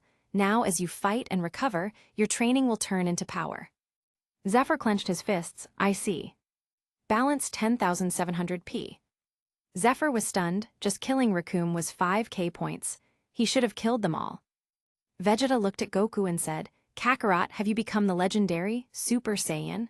Goku scratched his head. Huh, what? No. Vegeta frowned and Zephr held Rocket with one arm, looking at Vegeta speechlessly. Do you know what a Super Saiyan is? Vegeta snorted. It's a legend on planet Vegeta. Krillin muttered. They named a planet after you? Vegeta sneered. I am named after my home planet, as was my father before me. Krillin was stunned as Gohan looked at him, making him embarrassed. Vegeta continued. The legend goes that a Super Saiyan is a legendary, invincible warrior. His strength knows no bounds, and he only appears once a millennia. Zephr scratched his cheek as Rocket rested her head on Zephyr's shoulder. Is that true, Daddy? Zephr shook his head. No, it's not, but Vegeta thinks so. Rocket nodded. Oh, so he's stupid. Zephr pinched her cute little nose. That's right. Good girl. Rocket giggled happily as Vegeta glared at them. Goku scratched his head. Zephr, didn't you ask Shenron about it? Vegeta was stunned. There's such a thing. Zephr nodded and looked at Vegeta. I told you before. Vegeta waved quickly. What is the secret? Tell me. Zephr replied, well, first of all, you need 3 million power level. Vegeta was dumbfounded. Impossible, Zephr added. Second, you need enough S cells and you can only get them through being peaceful. You can train though, no problem. You can't go around killing people though. Vegeta was shocked. Impossible, Zephy finished. Thirdly, you have to be really angry. So angry that you want to explode. Vegeta grit his teeth. I'm pretty fucking angry right now. Zephr was speechless. I'm just saying what Shenron told me. What are you angry for? Vegeta shouted. You're lying, I don't believe it. Zephr shrugged. Believe what you want. I told you how to do it. You don't even have 3 million power level yet. Vegeta clenched his fists. You should die. Zephr was speechless. Goku laughed. You guys sure are funny. Vegeta growled. Shut up, Kakarot. Then they all paused as Jinyu flew over, landing there, enraged. What happened? My Jinyu force? Die. Goku frowned and jumped at Jinyu. Get out of here. Zephr looked over and said, Uh-oh, Frieza went to the Great Elder.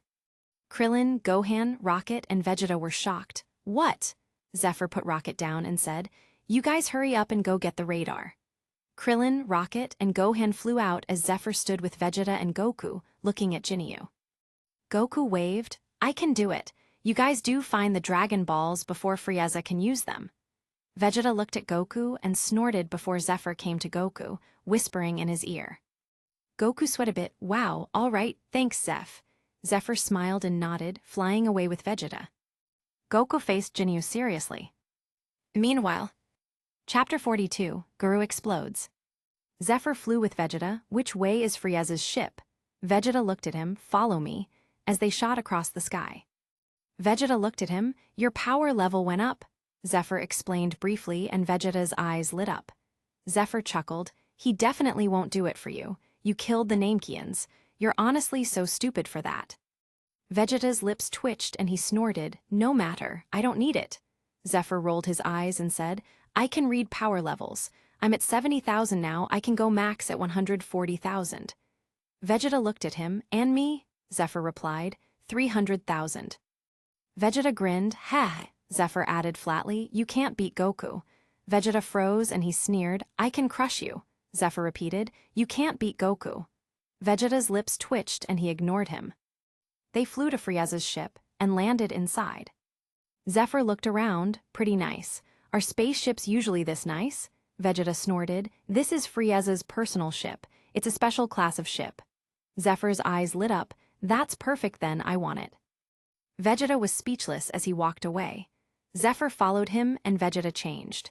Zephr looked around and took out some clothes, making modifications before putting them on. Zephr looked over and asked, Why do you wear gloves? Vegeta frowned. Why do you care? Zephr was stunned. I'm just asking.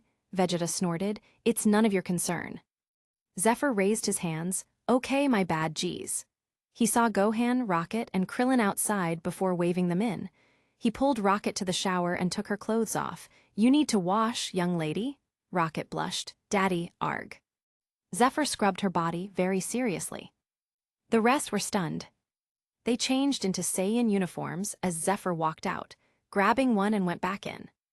Minutes later, Rocket jumped out. Ha ha ha, Kakarot, I am stronger than you. Vegeta's eyes twitched angrily. Zephr walked out and smiled, rubbing her head. He looked over and said, you guys are wearing those weird shoulder things.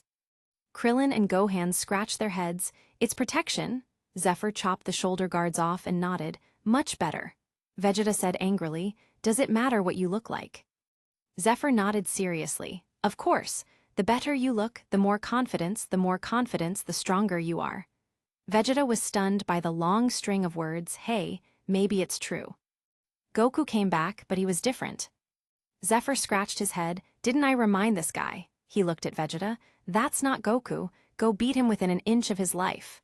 Vegeta looked at Goku and grinned evilly, rushing out. Gohan, Rocket, and Krillin looked at Zephr speechlessly. Zephr waved and watched the fight. Sure enough, Goku Jinyu appeared, and after Jinyu tried to swap bodies with Vegeta, Goku jumped in the way. Zephr flashed and made a hand knife, piercing through Jinyu's chest. Jinyu erupted into flames and turned to ashes, floating in the wind. Goku laid on the ground. Ha! Vegeta looked at him and grinned. See, Kakarot, you can never defeat me. Ha ha ha. Rocket pulled on Gohan, making a face. Ha ha ha. Gohan covered his mouth and sputtered, laughing. Zephr flew over to Goku and bought a senzu bean, dropping it in Goku's mouth. This way, Frieza's ship won't explode. Goku got up and Zephr looked at his power level, his eyes drooping. Goku 3 million. Zenkai boost. Zephr shouted angrily, ZNKI boost, my goddamn asshole. Everyone was shocked at his shout and he coughed. Congratulations, Goku, you have 3 million power level. Vegeta shouted in shock, impossible. Goku waved his arms, smiling. I knew I felt different. Thanks for the senzu bean. Hey. Zephr looked at Frieza's spaceship and threw out a capsule. The spaceship disappeared and Vegeta rubbed his eyes. What on planet Vegeta? Zephr put the capsule away seriously. There's a lot of good stuff here. The other three sighed as Goku laughed and Vegeta looked on in disbelief. The group looked up to see Dend landing. You guys, I know how to use the Dragon Balls. Hurry up. Everyone jumped and gathered the Dragon Balls. Dend spoke in Namekian as a massive dinosaur dragon appeared. Thou who hast gathered the Dragon Balls, speak forth thy wishes. I shall grant thee any 3 wishes that are within my capacity. Krillin said, ask him to bring everyone back to life on Earth. Porunga said, I can only bring back 1 person at a time. They were stunned and Zephr said, Dend, ask him since Piccolo originated from Namek, does that mean Namek is his home planet? Krillin looked at him in confusion as Dend spoke. What the hell does that mean? Zephr waved him off, looking at Porunga, who nodded. It seems to be correct. Zephr smirked. Then tell him, resurrect Piccolo on his home planet. Gohan asked in confusion, why not just resurrect him? Zephr flicked his head. Because what if he's resurrected on Earth? Then what are we supposed to do here? Piccolo didn't talk to you just now. Gohan was stunned. How did you know? Zephr rubbed his chin. I know Piccolo very well. He must be anxious right now. Porunga was silent for a few seconds before sighing. You have 2 more wishes. Shenron, now you know my pain, now you know. Zephr looked around and said, Dend, ask him if he can give Vegeta eternal youth. Dend was shocked and Vegeta was surprised. Zephr waved, hurry. Dend asked and Porunga shook his head, no, but I can return his youth. Vegeta clicked his tongue, what garbage? Zephr made the decision and said, return the great elder to his youth. Dend's eyes lit up. Porunga nodded and said, you have 1 more wish. They all discussed before Porunga disappeared. Zephr was dumbfounded. Dend looked sad. The great elder died. Zephr was confused. How? That doesn't even make sense. Great elder, I saw my handsome young face and died from shock. They didn't have time to complain, as Frieza landed here. Chapter 43. Vegeta's Zenkai boosting, try this at home, kids. He trembled angrily. You, filthy, MONKEYS. Zephr waved Goku off. I want to fight. As he flashed over, kicking Frieza in the face. Frieza sneered, that's it. Zephr grinned and turned on his burnout state, doubling his power level. He kicked Frieza out and sent him flying before flashing over, punching and kicking like a storm. Rocket cheered, go daddy, yeah. Vegeta and Goku frowned while watching, this wasn't good. Frieza dusted himself. Is that all, little monkey? Zephyr's lips twitched and he roared, "Ah!" before blasting a concentrated flaming beam. Frieza slapped it away and laughed. How laughably we. Zephr appeared in front of him. Solar flare. Frieza screamed. My eyes. As Zephr beat him with a flurry of punches, flames exploding all over Frieza as Zephr beat him across the sky in an instant, moving incredibly fast. Zephr burned out with all his strength, screaming at the sky as he burst into even hotter flames, attacking Frieza without relenting at all. After a few moments, he was kicked. Zephr froze and spat out a mouthful of blood as he flew out, smashing into the ground, missing a large portion of his stomach. Frieza dusted himself off angrily. Blasted monkey, you've ruined my cleanliness. Zephr regenerated and sat up. Stop, Goku. Goku looked at him worriedly. Zephr. Zephr exploded off the ground and passed through Frieza's feet first. Frieza growled, enough, die. Zephr flashed and Frieza paused, blinking as Zephr kicked behind him with all his strength.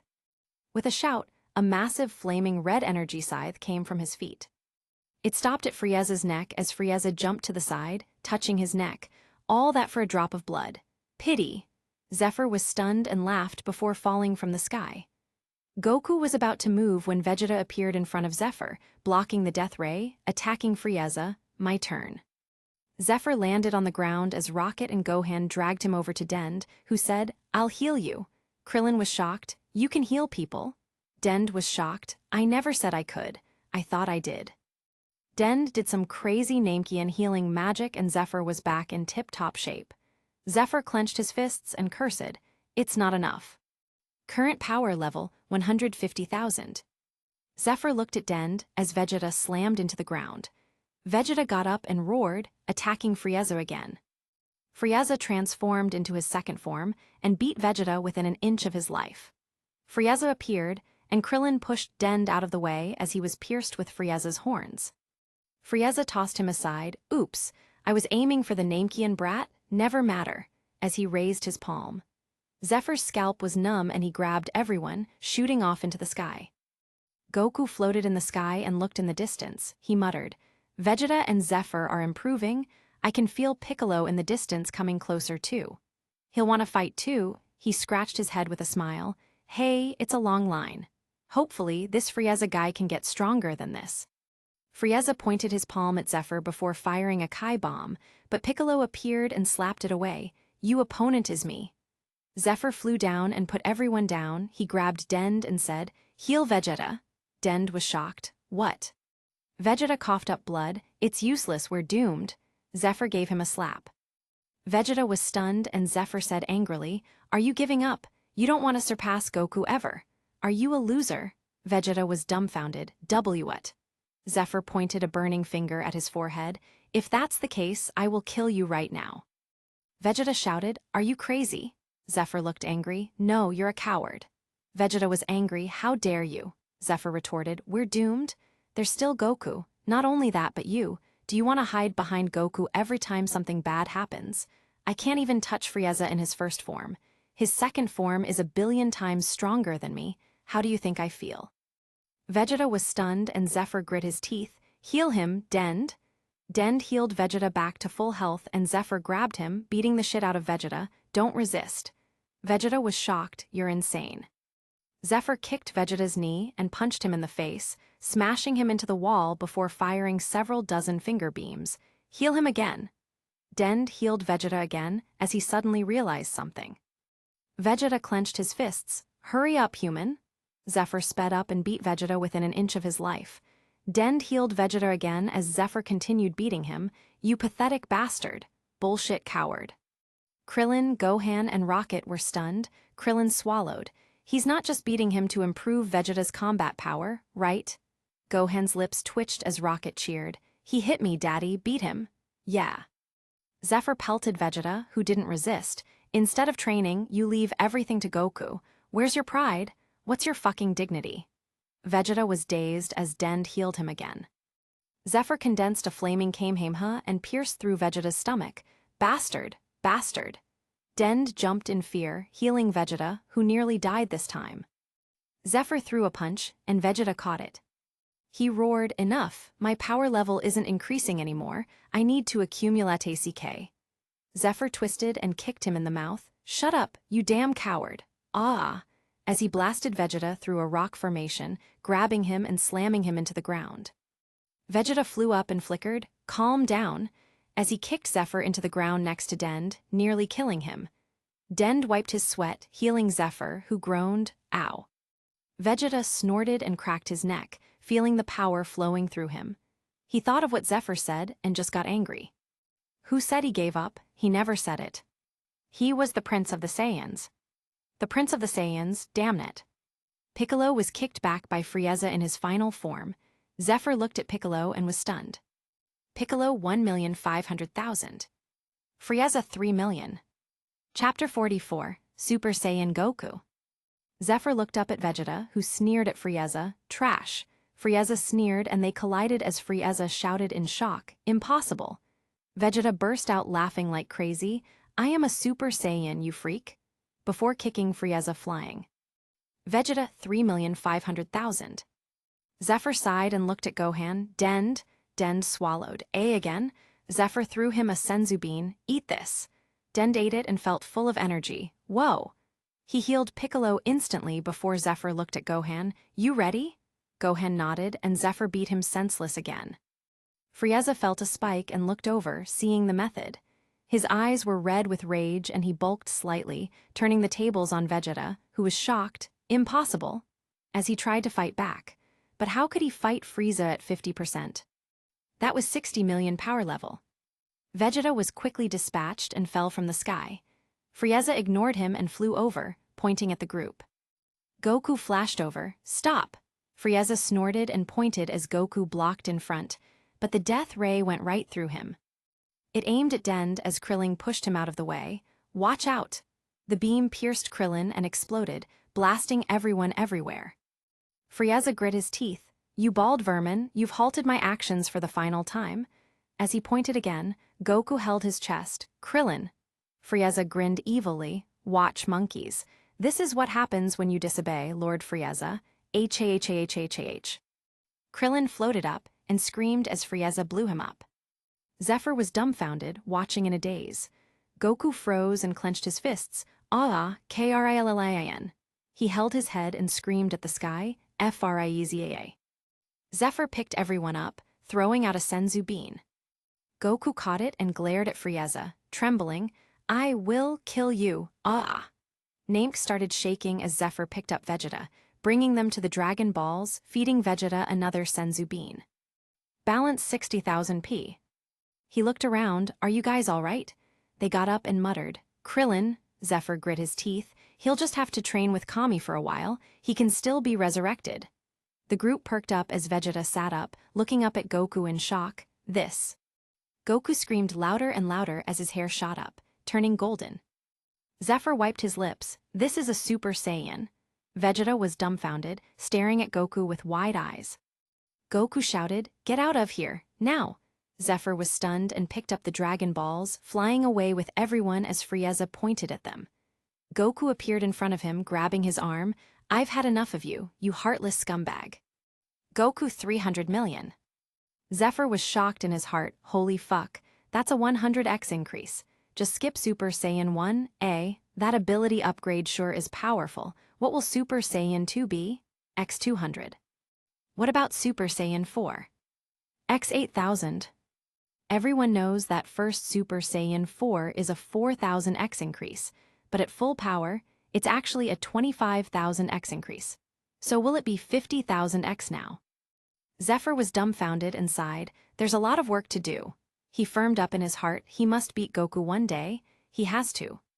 He looked at his own combat power and cursed. Current power level 200,000. Zephr blasted across the sky as a bright flash happened. Gohan looked back. What the hell was that? Zephr looked back and his scalp was numb. The planet is about to explode. Fuck. He grabbed Gohan's collar and threw him out. Go get Bulma. Gohan was shocked and blasted across the sky. Gohan 1,500,000. Zephr turned and found Goku's ship. He put everyone down inside and threw the Dragon Balls outside. "Dend, come with me." Dend ran over as Zephr looked at the others. Put the ship in a capsule. Rocket did so and Piccolo said, "What about Sun?" Zephr shouted, "There's still Jinyu's ships." Piccolo let out a breath and Zephr complained, "Next time we'll remove this bullshit." Piccolo's lips twitched and Vegeta sat on the ground, Kakarot Super Saiyan. Zephr slapped him, "Wake you P." Vegeta was stunned and Zephr turned back as Porunga appeared again. Zephr said quickly, "Fuck it. Dend, wish for everyone except Frieza and Goku to be teleported from Namek to Earth." Rocket was stunned, "But Uncle Goku," Zephr waved, "he'll be fine, trust me." Rocket nodded, "I trust you, Daddy." Zephr smirked, "Good girl." Dend shouted and Porunga nodded, "No problem." Frieza came over and watched as Porunga disappeared. "NOOO." Zephr gave Frieza the finger as he said, "Don't die, Goku," before everyone disappeared. Goku smirked and muttered, "You don't even need me to tell you, Zephr." He cracked his neck and grinned, "Now I can let loose." Frieza glared at Goku, monkey, as they started fighting again. Everyone landed on Earth with the resurrected Namekians. Zephr stood up and looked at Guru. "What happened? Why did you die?" Guru was startled and replied, "I was so shocked I died." Zephr slapped his face in shock. Bulma looked around, what happened?" Zephr crossed his arms and gave her a quick explanation. Bulma was dumbfounded. "What? You left HIM there?" Zephr looked up at the sky. It's what he wanted. Bulma punched Zephr. "I can't believe you." Zephr sighed and said, "He's not dead. Are you deaf? There's still dozens of pods. They aren't so easy to break. If you don't believe me, you can wish for him back." Bulma glared at him. "You better be right." Zephr shrugged and snorted, turning away. Vegeta looked at everyone, idiots. Bulma puffed her cheeks. "Excuse you. If it weren't for you, we wouldn't have even had to go to Namek in the first place. Now we can't even revive Krillin because he'll revive on the non-existent Namek." Vegeta snorted. "Just wish for his soul to come here and then revive him, you stupid woman." Bulma was dumbfounded. "That's a great idea, Vegeta." She jumped and hugged him happily, ha ha ha ha. Zephr spat out some blood, shaking his head before flying up. Bulma looked at him. "Where are you going?" Zephr frowned. "I have to train. I'm galaxies behind Goku and Vegeta now. Even Gohan can kill me with a flick of his fingers." He clenched his fists and grit his teeth, damn it. As he blasted away, disappearing. Bulma was stunned and Vegeta watched him go, snorting as he thought about some things. Bulma invited Vegeta to come live with her, since she had enough room and he didn't have any money. After some back and forth, Vegeta agreed. Rocket invited Gohan over to her house to train. Gohan agreed quickly, not wanting to see Kai.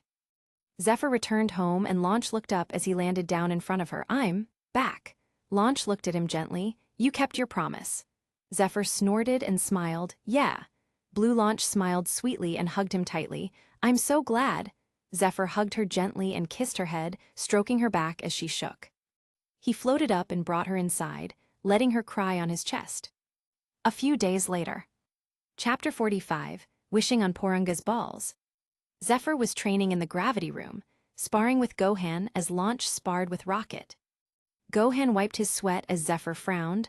"Why did you stop?" Gohan panted. "I'm exhausted. We've been fighting for 12 hours. Zephr looked at Launch and Rocket, who were also panting. He snorted and nodded. "Go take a break." Launch looked at him, wiping her forehead. "What about you, pretty boy?" Zephr shook his head. "I can't afford to take a break." Launch frowned and waved. "Rocket, Gohan, go out." The kids left and Launch looked at Zephr. "Come on, I'll train with you." Zephr paused and smiled warmly. "I love you." Launch grinned and took a stance. "Of course, I'm your fucking wife, asshole, you better," as they sparred under 40x gravity. The next day, Zephr carried Launch and flew across to Bulma's house. He landed and looked around before walking to the Great Elder, Guru. Guru looked over and blinked. "Ah, human, yes." Zephr pushed out Launch. "Can you unlock her potential?" Guru nodded. "No problem. This is the third woman so far." Zephr was stunned. "Huh." Guru smiled as he unlocked Launch's potential. That lady, Bulma, had her own potential unlocked, and another lady with black hair. The mate of our savior. Launch asked, "Bulma and Kai?" Zephr hummed, "Strange." Launch flexed. "Thank you, Mr. Great Elder." Guru smiled happily. "If not for your mate, I would be dead. This is what I should do." Zephr asked, "Can you do it again?" Guru shook his head. "I cannot, I simply don't have the power to unlock more for you. I did as much as I could." Zephr smiled and nodded. "Thank you, Guru. Here." He held out a sack of 5 senzu beans. "These grew from the farm I have. They're senzu beans, you can grow them on new Namek. By the way, there's also Seibaman pods in there that can help with farming." Guru asked, "Senzu beans? Those magical beans that have Namekian magic?" Zephr was stunned. Something like that." Guru smiled happily, taking the gift. "Thank you very much, human." Zephr smiled and nodded before leaving with Launch. Vegeta watched him go, whipping his tail behind him with his arms crossed. Bulma ran over. "Vegeta, here," as she put a bunch of things in his hands. Vegeta frowned. "What is this garbage?"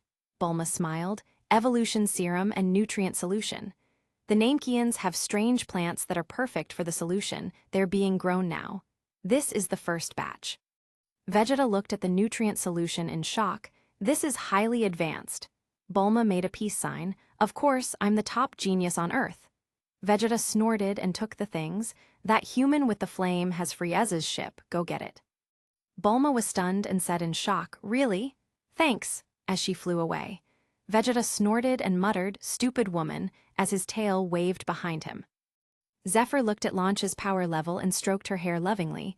"You're so powerful now." Launch giggled. "Hee hee Tilda, hopefully I can help you train better now, Zephr." Zephr kissed her. "You will, you always do." Launch 120,000. Launch giggled and sneezed, snorting, "You better not hold back." Zephr chuckled and flew back home when Bulma appeared. "Zephr." Zephr looked on the ground before looking up, seeing Bulma flying. "Oh shit." Bulma grinned and chuckled in the air, "Hehe Tilda surprised," as she floated down. Zephr checked her and was stunned. "Bulma 13,000. Bulma waved her hand. "You have Frieza's ship, right?" Zephr blinked and joked. "Vegeta told you." Bulma blushed and cursed. "What the hell are you talking about?" Zephr chuckled and gave her the capsules he collected on Namek. Bulma was dazed. "So many?" Zephr coughed. "I collected everything, there's even Namekian buildings in there." Bulma's lips twitched and Launch said quickly, "Bulma, I want copies of the weapons." Bulma gave her a thumbs up with a wink. "Of course, I can even make new copies, I'll send you lots, K." Launch's eyes lit up and she burst out laughing. "Great. H-A-H-H-H-A." Bulma flew away and Zephr brought Launch back inside, going to the gravity room, seeing Rocket and Gohan sparring inside. Launch looked at them and said, "I like this kid." Zephr rolled his eyes. "Depends on Rocket. I already did my best." Launch looked at him and chuckled. "Bad, bad, bad." Zephr slapped her ass. "I'm really bad." Launch grinned. "Oh yeah, hey hey hey." A few days later. Launch left the gravity room as Zephr stood there, looking at the shop. Balance 80, 1,231. Fighting with stronger opponents accumulates points faster. That's one of the reasons why Zephr fought with Frieza. The facts proved themselves. He made over 30k just fighting Frieza and increased his combat power. Recently, he felt that his potential unlocking buff was going away slowly. Current power level 275,000. Zephr frowned and continued working hard, increasing the gravity to 50x. Months passed. It was finally the day that Porunga's Dragon Balls were active again. Zephr looked up at Porunga. The potential unlocking buff was gone. No more fighting to increase combat power, he really had to train intensely. Of course, fighting increased his points, so it was still necessary. Plus, he was training Rocket and Gohan during it. He was training Launch too, but she learned on her own since it was different from Zephyr's style. Not to mention, Launch's only reason for training was to help Zephr, otherwise she wouldn't care. Somehow, she heard that training is healthy for future babies, and she told Bulma, who started training hard. Just a month ago, Bulma brought a capsule full of weapons that blonde Launch hung up in their bedroom. Bulma also dropped off nutrient solution, and Zephr had been using that to replenish himself as well as eating. It had been 130 days of intense sparring. Zephr's power level rose accordingly. Current power level 410,000. Now if he wanted to continue, Zephyr sighed, it's going to be tough, but not impossible. Sure enough, Goku was still alive as Zephyr predicted, so Krillin was resurrected instead. Then they resurrected Yamcha. They were shocked at Krillin and Yamcha, who were training with King Kai. Tyne and Chiatsu were shocked and considered suicide. Zephr went home, since everyone was resurrected. The next time they used the Dragon Balls in 130 days, it would be to send the Namekians home. But Zephr had a better plan. During the next period, the Z-Fighters had their potential unlocked. Zephr even dragged over Roshi, Raditz, and Nappa. After that, they were all thrown together to train on their own. These guys were something else. Vegeta was 4 million last time he checked. How can this be tolerated? Zephr threatened them, stimulated Nappa and Raditz before telling Vegeta about them. In short, everyone was stimulated. Porunga came back and Zephr asked Guru, "Can I use a wish or two? The last one will send you to a new home, I swear." Guru smiled and nodded. "Go ahead." Zephr nodded and turned to Porunga, saying, "I wish the earth was strengthened as much as possible within your power." Porunga was told the wish and he nodded. "No problem." The earth rumbled and grew a few sizes suddenly. Everyone was stunned, but adapted quickly. It wasn't a big deal really. Zephr nodded and asked, "Can you also unlock potential?" Porunga nodded and Zephr nodded to himself. "So it's Shenron's problem then, huh?" Shenron, please no more. Chapter 46, Goku's back. Zephr smiled, send all the Namekians to their new home, and then strengthen that planet too. Those are the last two wishes. He was going to ask Porunga to strengthen his potential again, but he decided against it. The main idea was that Shenron would soon be able to do this anyway after a few more years. It would probably be stronger than Porunga if Guru taught Dend seriously. Secondly, stimulating potential needed backlog. So he didn't do it. Guru smiled and nodded. "Thank you, human." Zephr looked at him and smiled. "If you can you train Dend everything you know?" Guru raised his brows and Zephr communicated with him mentally. Guru chuckled, "No problem." Dend waved as all the Namekians disappeared. Zephr returned home and put on weighted clothes. Gohan was dragged back home by Kai angrily, so now there was only Launch and Rocket to train with. He trained his girls happily. Another 130 days passed, and the Earth Dragon Balls were up. Zephr asked Shenron if he could learn Kaioken. Shenron was stunned and said that he couldn't grant that wish. Zephr frowned and thought hard, rubbing his chin. "Can you enhance my burnout state?" Shenron looked at him blankly for a few seconds before his lips twitched. "Can," Zephr smiled. "Then do that." Shenron's eyes flashed and he disappeared, the 4-star falling in Zephyr's hands. Zephr threw it in a direction and it smashed into a tree next to Goku's house. Gohan walked outside and looked at it. "Oh, Uncle Zephr sent the Dragon Ball back." Before walking back inside, sighing, "Why do I have to study? I know everything already." Another year passed by.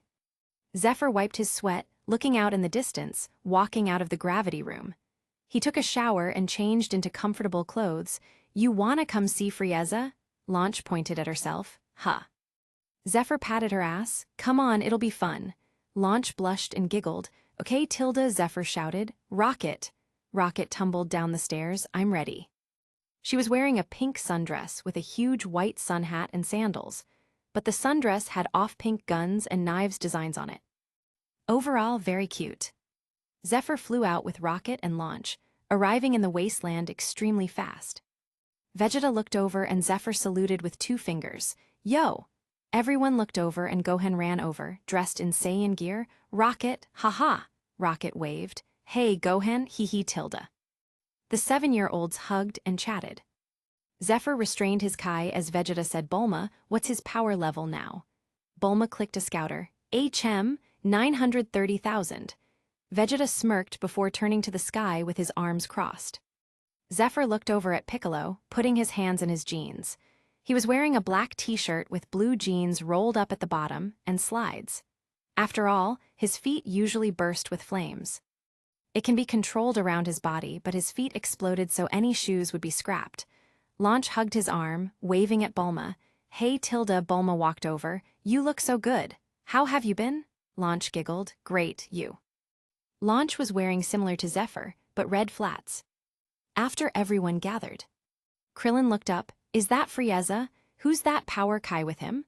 Zephr floated up as the ship landed a bit away from them. He flew over. "I want to see." Vegeta cursed and flew after him. The rest flew out and Zephr landed on a cliff, overlooking Frieza and his men. Krillin muttered, "That looks like Frieza's second form." Vegeta frowned, "That's King Cold, Frieza's father." Everyone was shocked. Frieza looked up and grit his teeth. "Damn monkeys." Zephr waved, "Yo," before he pointed, "By the way, on your left." Frieza turned as a young man appeared in front of him, "Die." Frieza was shocked as the young man turned Super Saiyan, attacking Frieza and King Cold with an intense ferocity. Zephr flickered and held up Frieza's spaceship with one hand. This guy doesn't know how precious a spaceship is. He put it down as Bulma threw a capsule at it, picking the capsule up happily. The unknown Super Saiyan made quick work of Frieza, annihilating him. He turned and destroyed King Cold in an instant. All of Frieza's forces turned to ashes under his Kai blasts.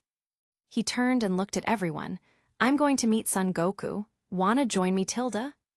Zephr stepped forward and appeared next to the kid, leaning over as he floated in the air with his hands in his pockets. "Not bad, kid. You know how to finish off the enemy. You can't be Goku's kid. Who are you?" The kid was stunned. "Who are you?" Zephr tilted his head. "Looks like I'm not in the future. Sad enough." Trunks was stunned and stared at Zephr with wide eyes. Zephr chuckled and made a shush gesture, winking. Trunks smiled wryly as everyone else flew over. Piccolo looked at Trunks suspiciously. How come he didn't hear what Zephr said? He looked at Zephr suspiciously. Zephr looked back and winked at him. Piccolo's lips twitched and they flew with him to a place.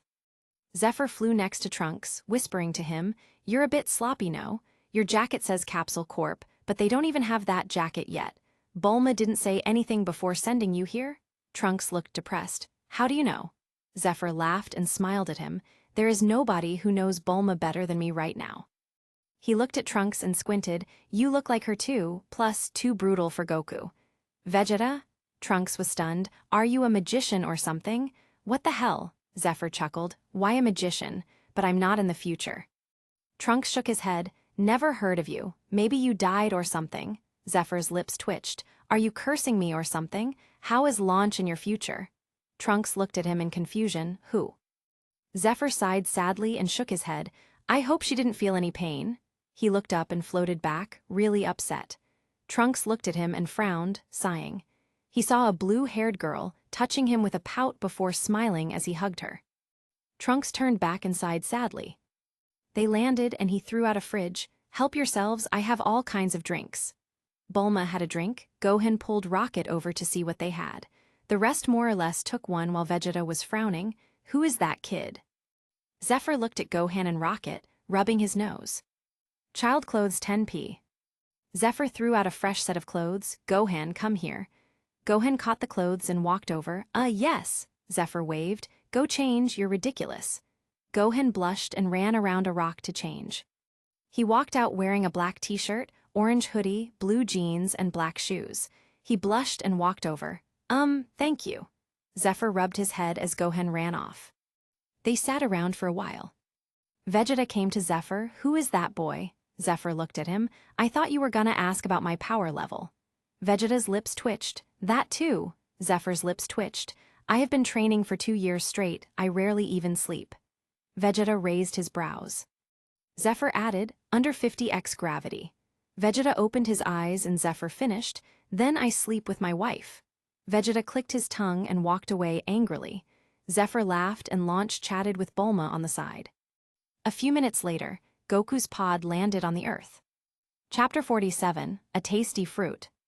He stepped out and said, "Phew," before pausing, "Hey, you guys," as he flew over. Everyone surrounded him, giving him hugs. Goku scratched his head. "How did you guys know?" Bulma pointed at Trunks, smiling. "You met a strong friend, Goku. He took care of Frieza in a flash." Goku looked at Trunks and was stunned. "Who are you?" Everyone froze. "Huh?" Bulma asked Goku. "You don't know who he is either. He won't say it." Zephr looked at Goku and was gloomy. "Goku 4,500,000. He sighed and Trunks said, "Mr. Goku, I have to talk to you in private." Goku blinked. "Huh, sure." They walked away. Krillin crossed his arms. "Damn, can't everyone know?" Zephr rolled his eyes. "What are you, the gossip police?" Krillin looked at him. "I'm curious, you're not." Zephr tapped his head.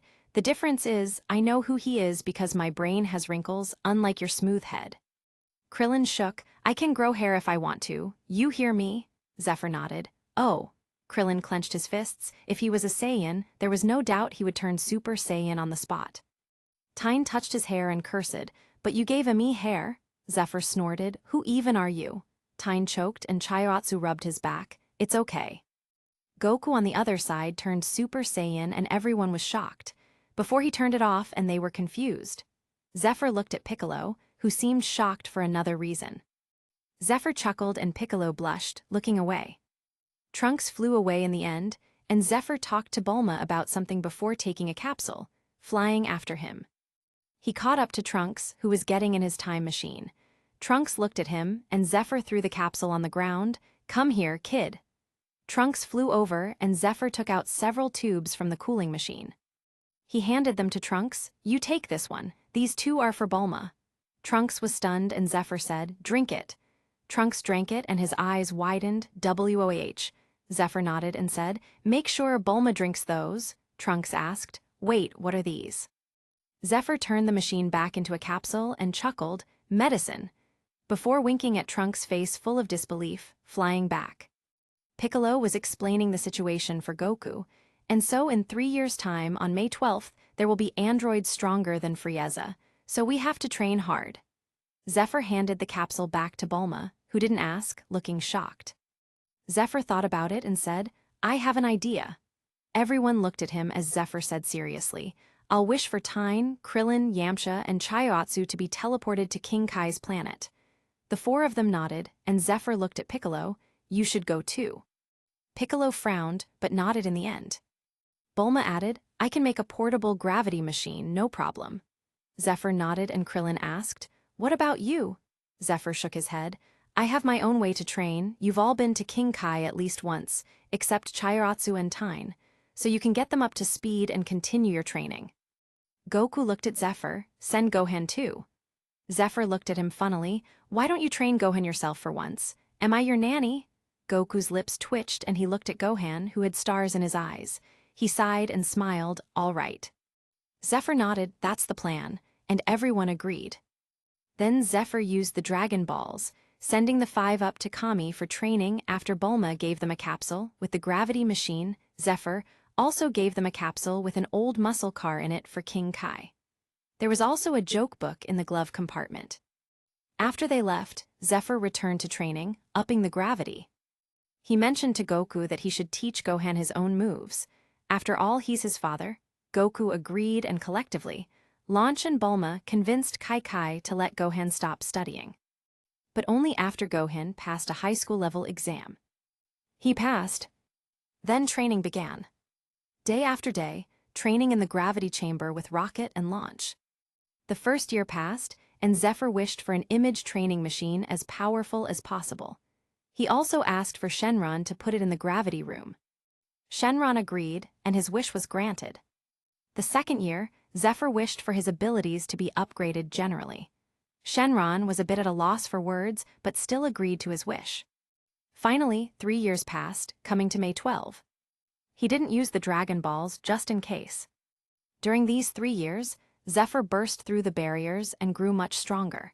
He was consistently training under 100x gravity, even managing to adapt to 150x just a month before the time limit.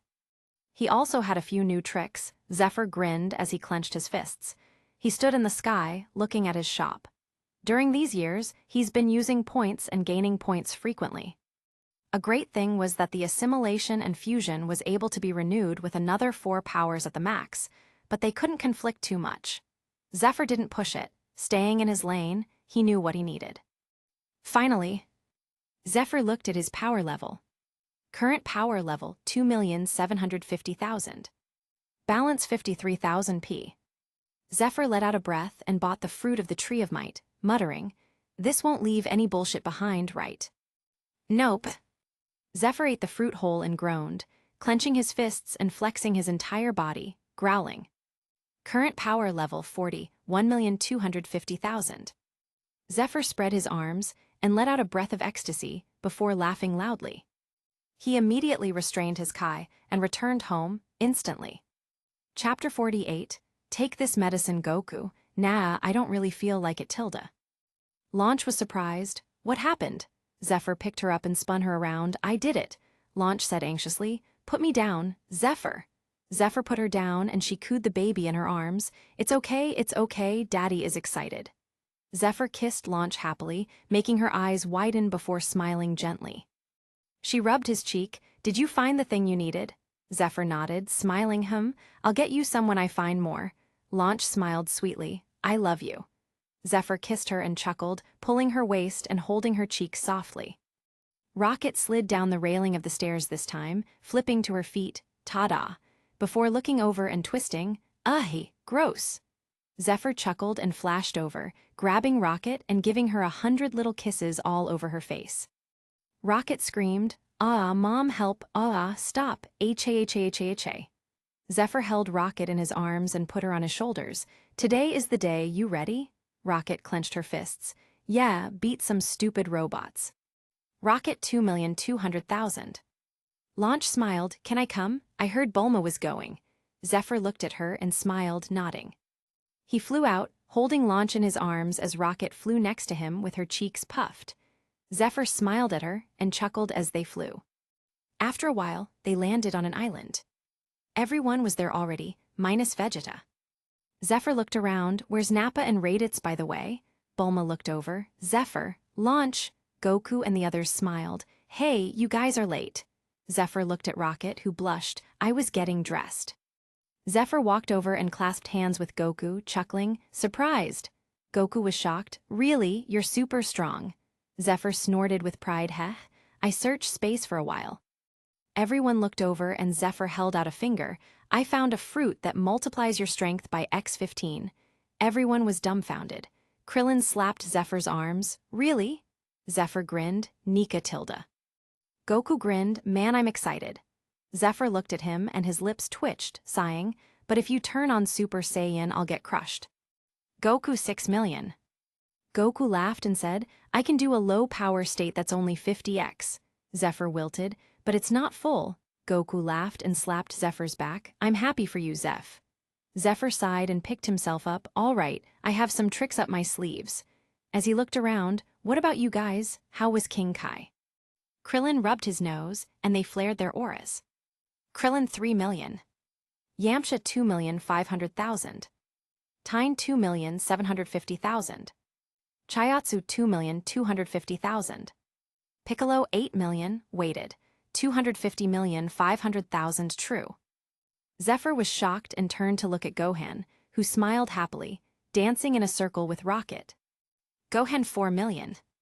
Zephyr scratched his head and grinned. You guys had a great time, right? They all laughed and Krillin nudged him. You should have come to King Kai. We learned a lot. Zephyr sighed and waved.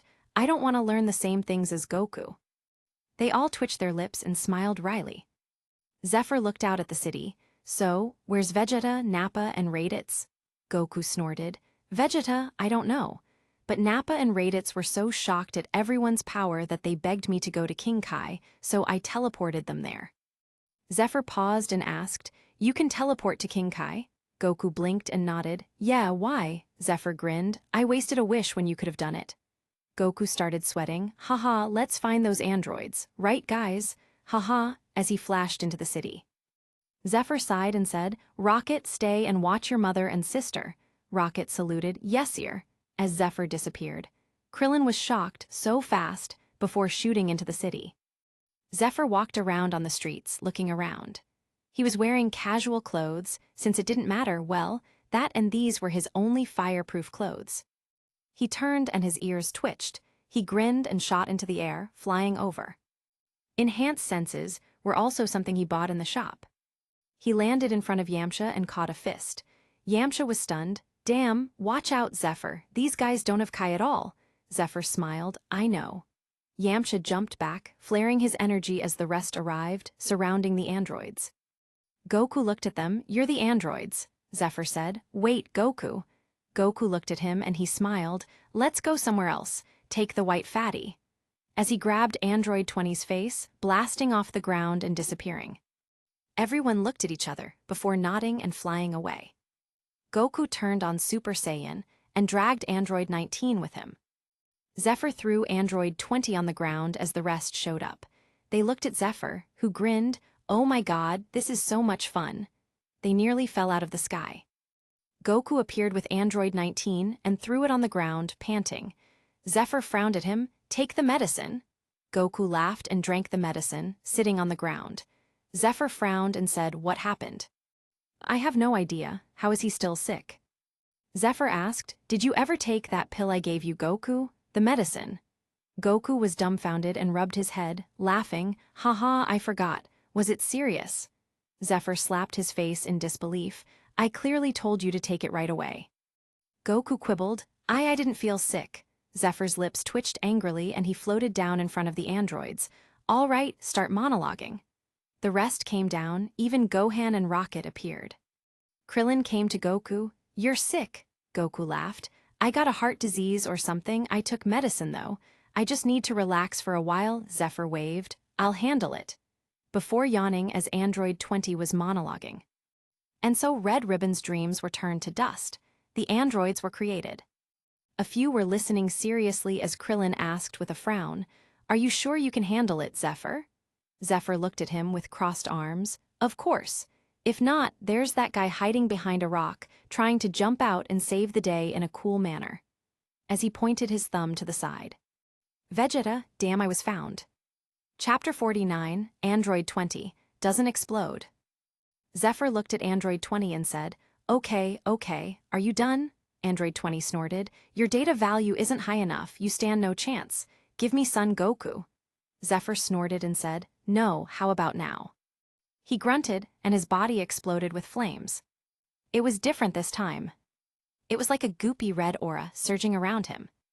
Zephyr's hair burst into glowing red, goopy flames, burning quietly as the ground shook and started steaming. Zephr grinned and Android 20 was stunned. Impossible. Everyone else was stunned and Vegeta clicked his tongue. Damn, how am I supposed to make an entrance now? Zephr looked at Android 19, red lasers shooting from his eyes. Android 19 sneered and held its palms out. Fool! Zephr laughed. Oh no. As Android 19 started melting, Zephr sneered and appeared with his arm through the android's chest. You must be a different kind of stupid. What kind of robot actively walks towards a volcano? More accurately, he should have said sun, but... That's right. This fire evolved into plasma. But this was just a molten state, which was a 5x multiplier. Current power level 206,250,000. Zephr dropped Android 19 and looked at Android 20, wanna see something even more scary. As he burst into intense reddish-purple flames, his hair burning wildly. Current power level 412,500,000. Android 20 was dumbfounded and stepped back. What? Vegeta rubbed his chin with interest, appearing next to Goku. Not bad. What is this? Your so-called powers? Zephr looked at Vegeta and his lips twitched. Vegeta, 5,950,000. Zephr HMPH'd and turned away. You're Dr. Gero, right? Gero was shocked but said, No, I am Android 20. Zephr rolled his eyes and said, Scram! Gero looked at everyone and flew away quickly. Krillin shouted, What are you doing? Vegeta narrowed his eyes and Zephr reverted to normal. This kind of trash can't possibly beat that kid from the future. I want him to hurry up and release the real androids already. Insta-killing scrap iron is boring. Vegeta smirked and Krillin looked at Gohan. He's more Saiyan than you are. Gohan was speechless. Really? What do you mean, Krillin? Krillin was speechless in an instant. Piccolo frowned, and if you can't handle them, you'll doom the Earth. Zephr smirked. No matter how many androids this dumb bastard has, he can't win. Yamcha muttered, How are you so confident? Zephr pointed over and said, Because of him. Everyone looked at Gohan, who pointed at himself in shock. Me. Zephr looked at him and smiled. As much I hate to admit it, you have the most monstrous talent out of anyone here right now. Gohan was dumbfounded. I do. Zephr nodded and Goku rubbed Gohan's head. He's right, Gohan. Gohan was speechless as Rocket picked him up. Wow, that's so cool, Hanhan. Zephr frowned. Hanhan. Bulma and Launch came down in a plane. Krillin filled them in as Zephr looked at Gohan, having second thoughts. What was this Hanhan business? Suddenly, his daughter's little boyfriend was in big trouble. Hanhan Gohan felt his scalp went numb and he looked around in confusion. Zephr turned away, muttering, Hanhin, HMPH. Vegeta looked at Zephr and landed next to him. How are we dividing the androids? Zephr frowned and held his chin. That's a good question. Vegeta crossed his arms. I will take the stronger one. Zephr frowned deeper. What? Why? Vegeta frowned. I'm stronger than you. That's why. Zephr frowned. That's not true. Vegeta turned into Super Saiyan. It's not. Zephr exploded with flames. You want to find out. Vegeta grinned and rubbed his shoulder. I haven't beat you for a long time. Zephr grinned as Launch ran over. Zephr, too hot. Zephr reverted to normal and looked at the baby before letting out a breath of relief, rubbing her little face. It's okay, it's okay. He flew up and disappeared before reappearing, holding a piece of an iceberg, saying anxiously, This will help, right? Launch was stunned and giggled. You're so cute. Vegeta clicked his tongue, dog. Zephr ignored him, putting down the iceberg as Krillin was speechless. You took that from the South Pole? Zephr blinked. Yeah, why? Krillin laughed, haha, and looked away. Lunatic. Vegeta frowned and looked up as Trunks came down, looking at the android. That's not right. What the hell is that? He came down and Bulma muttered. If that's true then, Dr. Gero probably modified himself to live forever. The group looked at her as she continued. I heard that Gero doesn't get along well with people. It's not a surprise. He's a genius, but a crazy one. I can see him turning himself into an android. If I remember correctly, he had a secret base near North City in the mountains, inside a cave. Piccolo said, we should go there and destroy them early. Zephr and Vegeta said in unison, absolutely not. Before looking at each other, snorting, Trunks looked at Vegeta, what? You have to, they are really dangerous. Don't underestimate them. Zephr patted Trunks, don't worry, just let them come. Trunks shouted, are you both crazy? You think they're weak. They're not. We should wait for Mr. Goku to get over his illness. Vegeta and Zephr froze before saying angrily, you think I'm not as good as Goku? You think Kakarot is better than me? Damn it! Before they burst from the ground, shooting off towards the north. Trunks shouted, wait, as he flew after them. Piccolo slapped his forehead, that idiot. He can say anything but that, damn it, as he chased. Krillin shot off as well, damn. Goku sat on the ground and huffed, how long will this damn medicine take? I want to fight too. Hiya. Launch was stunned and looked at him. Oh Goku, I didn't even see you there. Goku smiled and waved. Hiya Launch, is that the girl? Launch handed over the baby and Goku held her, smiling. She looks a lot like you, Launch. Launch smiled sweetly, nodding. She has her father's eyes.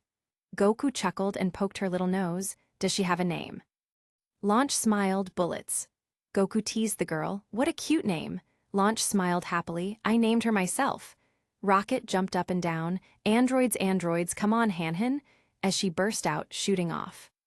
Gohan swallowed and followed after her, leaving Tyne, Chiatsu, and Yamcha. Launch looked out inside. That girl's so excitable. Goku laughed. Also like you.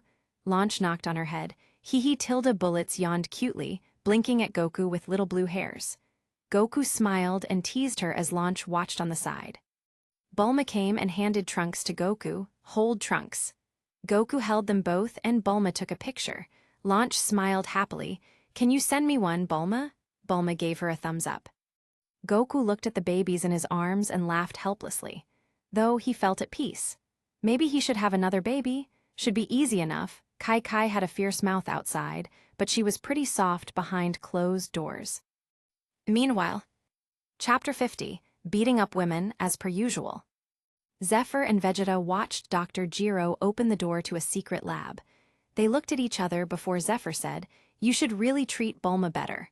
That's your son, right? Vegeta snorted, bah, a woman will slow me down. Zephr floated down to the door with Vegeta. Not really, though. Maybe you'll break your limits when they're in danger. You saw what happened with Gohan, right? Vegeta paused and frowned in silence. Zephr pressed on the metal door, liquefying it as he continued. I'm just saying, if you treat them better, who knows what'll happen? Maybe you can keep having more kids. I'm pretty sure Super Saiyan 1 isn't the end. If there's 1, there should be 2 and 3 and 4, etc., right? Vegeta waved. We can talk about this later, right?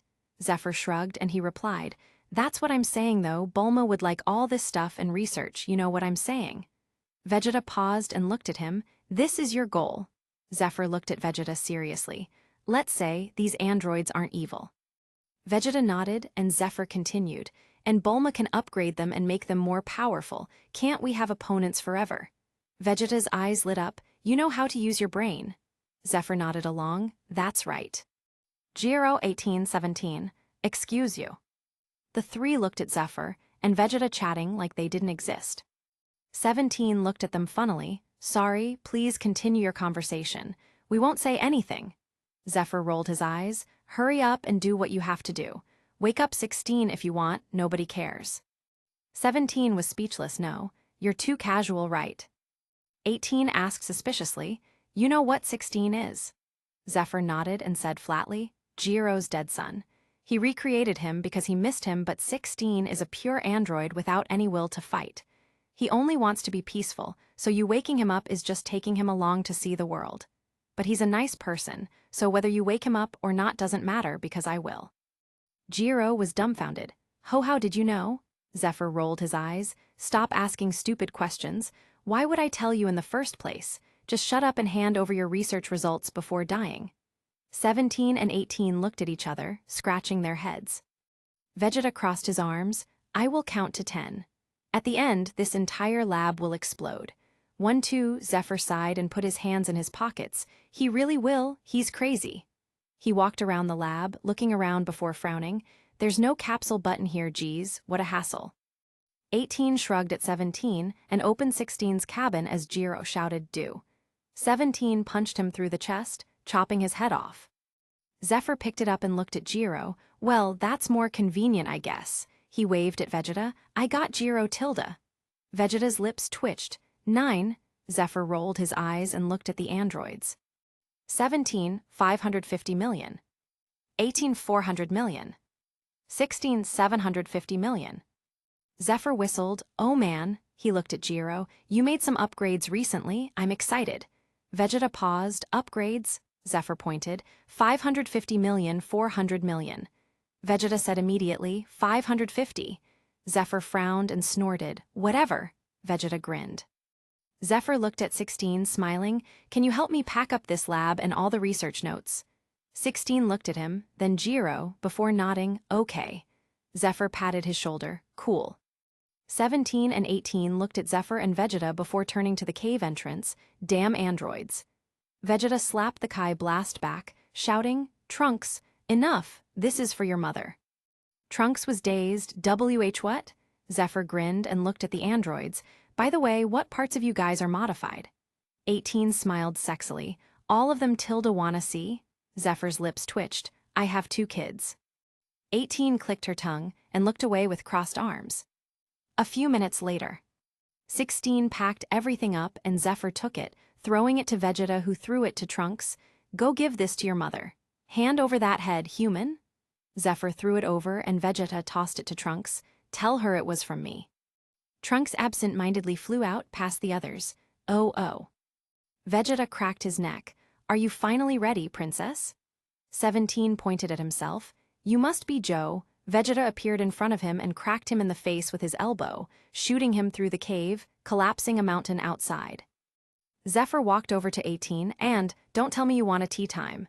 18 snorted. Are you kiddin'? Come on, as she punched Zephr in the face. Zephr tilted to the side and rubbed his nose. I really don't want to hit your face. 18 smirked. Never hit a girl before. Zephr laughed and elbowed 18 in the nose. Actually, I beat my wife every day. As he burst from the cave, shooting after 18, bursting into flames. 18 touched her nose, and you still have a wife. Zephr floated in the air, smiling. She actually likes it. As he clenched his fist, oh, by the way, she looked up and Zephr grinned. Don't die, K. Black lightning jumped on his fist, covered in flames as he punched out. A ray of red-purple burst from his fist, shooting through 18 as she appeared behind him, smashing her hands down as the ray annihilated a mountain. Zephr turned and waved a fist behind him, smashing 18's shoulder and shooting her into the ground. Krillin looked down and 18 looked at him. Hello, handsome. Krillin was dumbfounded as she got up, tearing off her jean jacket. We can talk later. Krillin, ah. 18 exploded off the ground as Zephr punched where she just was, blasting a hole in the earth. He clicked his tongue and looked at Krillin. You see a sexy woman? Blonde hair. Flirty.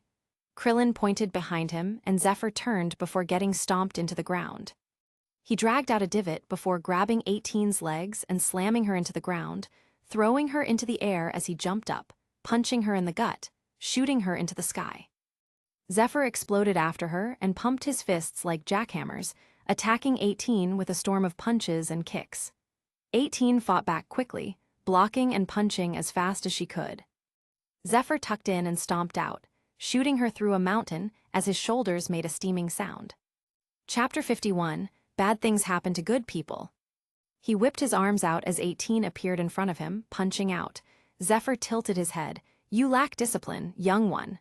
18 clicked her tongue. Cut the shit, old man, as Zephr grabbed her shoulders, kneeing her in the stomach as she spat out blood. Zephr twisted and locked her arms, blasting down to the ground, flipping and slamming 18 into the ground head first. They both exploded out of the ground and collided in the air, exchanging blows quickly. Zephr caught her fist and pulled her into his arms as she blinked. An affair? Zephyr's lips twitched. Too many dramas. Before headbutting her and kicking her across the sky. Zephr chased after her and she jumped out, kicking Zephr in the neck. He turned and grabbed her ankle. You don't learn? 18 was stunned. How do you know? Zephr smirked. What to know? She nodded and Zephr pouted, not telling Tilda. 18's eyes twitched. Damn you, teasing me? Teasing is for boyfriends only? Ah, as she charged at him, pummeling him with extremely fast punches. Zephr flew upside down, blocking her fists before twisting, grabbing 18's neck with his feet and spinning, slamming her into the ground. 18 laid on the ground, wiping her lips. Zephr stood next to her. Do you feel pain? Like it all. I don't get it. Are you a robot or a human? 18 blasted him in the face with a Kai blast, and Zephr crossed his arms as it exploded on him. 18 frowned and Zephr walked out of the smoke, his skin turning to ash and flying away before looking completely normal. She was stunned. What kind of monster are you? Zephr was speechless. You're saying that to me? As he flickered, stepping on her face, exploding into flames as 18 was shot out of the crater, banging on the edge and spiraling out, hitting a mountain top in the distance. Zephr floated up and held his arm, holding out 3 fingers. A flame sword appeared on his hand as he aimed with one eye. Bang!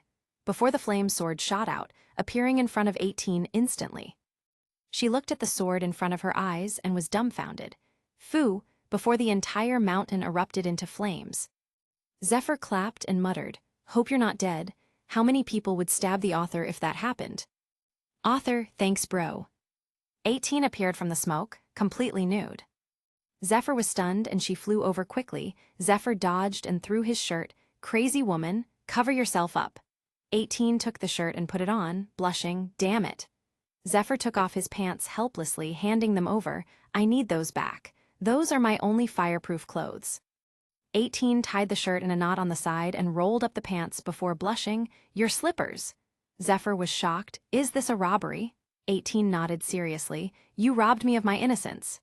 Zephyr's scalp was numb. Don't say things people will misunderstand, as he threw over his slippers. 18 looked at his boxers before clicking her tongue. You're lucky this time. As she fixed the clothes on her body to suit her fashion sense, looking at herself in a puddle. She moved some stuff around and let out a breath of relief. Still got it. Zephyr's lips twitched and he crossed his arms. 18 attacked him and Zephr dodged everything with his arms crossed. Forget it. 18 frowned. What? Zephr said seriously. I'm not going to damage my own clothes. Forget it. 18 snorted. You're not getting them back. Zephr gasped. What? 18 snorted again before flying off. She bumped into Krillin, who looked at her in shock. You. 18 grabbed his collar and kissed him before shoving him off. Call me. As she flew away and disappeared. Krillin rubbed his lips as Zephr flew over gloomily. Krillin was in his own world as Zephr shouted, Baldy. Saitama no. Krillin reacted, Huh, why are you naked? Wait. His world came crashing down. Zephr rolled his eyes and complained, Your girlfriend robbed me. Krillin looked at him hopefully. Huh, Zephr muttered, I beat her and held back so she didn't die for you. By the way, then she was naked. I wasn't going to let a woman run around naked, so I gave her my clothes. Then you know what she says. Krillin shook his head dumbly. Zephr shouted, She said, she's keeping them. That's my only pair of fireproof clothes, specially made. He grabbed Krillin's bald head and threw him into a mountain. You know what specially made means, you stupid bald fuck. The mountain collapsed and 18 returned. Hey, don't bully him. Zephr was speechless. You didn't leave. She blushed. I came back for his number. Zephr shook and burst into flames. That's it. Go naked. I want my clothes back. 18 flew away quickly to Krillin as Zephr condensed a Kamehameha. He had half a mind to annihilate the both of them. He finally calmed down and reverted to normal. Damn it, launch is gonna be sad. He quickly turned to the system for help. Men's clothes P, just think of the style, comes in full outfits. Fireproof version 100p. Zephr screamed at the sky, Allah, EIGHTEN. Chapter 52, Androids Defeated. A few minutes later. He appeared in the air, looking down at Vegeta, holding 17's collar with a sneer. A robot is a robot after all. You can never defeat the Prince of Saiyans. Ha ha ha ha. Rocket nudged Gohan. Hey, Hanhin. Gohan looked over to see Rocket, spiking up her hair with Kai. I am the Prince of Saiyans. Ha ha ha. Gohan covered his mouth and shook intensely with laughter. Vegeta pointed up. Brat, don't make me come up there. Zephr floated down and looked at 17. All right, Vegeta. Let him go. Vegeta looked at 17 and tossed him aside. Trash. 18 flew over with Krillin, landing in the area. Bulma, Trunks, Launch, Tyne, Chiatsu and Yamcha flew over, joining everyone. Gohan looked at Bulma. Auntie, where's my dad? Bulma smiled at him. He went home to rest. Gohan nodded and Krillin looked around. Piccolo's still not back. Zephr picked up 17 and slapped his back. All right, buddy. Are you dying? Wake up. 17 opened his eyes in a daze. Huh, what happened? 16 flew over slowly. We were defeated. 17 dusted himself off and looked at 18. You too? 18 shrugged and 17 frowned. Your clothes, before looking at Zephr, narrowing his eyes. Zephr almost died. Buddy, please, my wife is here. 18 waved her hand. Zephr gave me his. Launch looked at Zephr, who rubbed his face angrily. I held back so she didn't die, but she was naked after. Am I supposed to let her roam around without clothes? Everyone was speechless.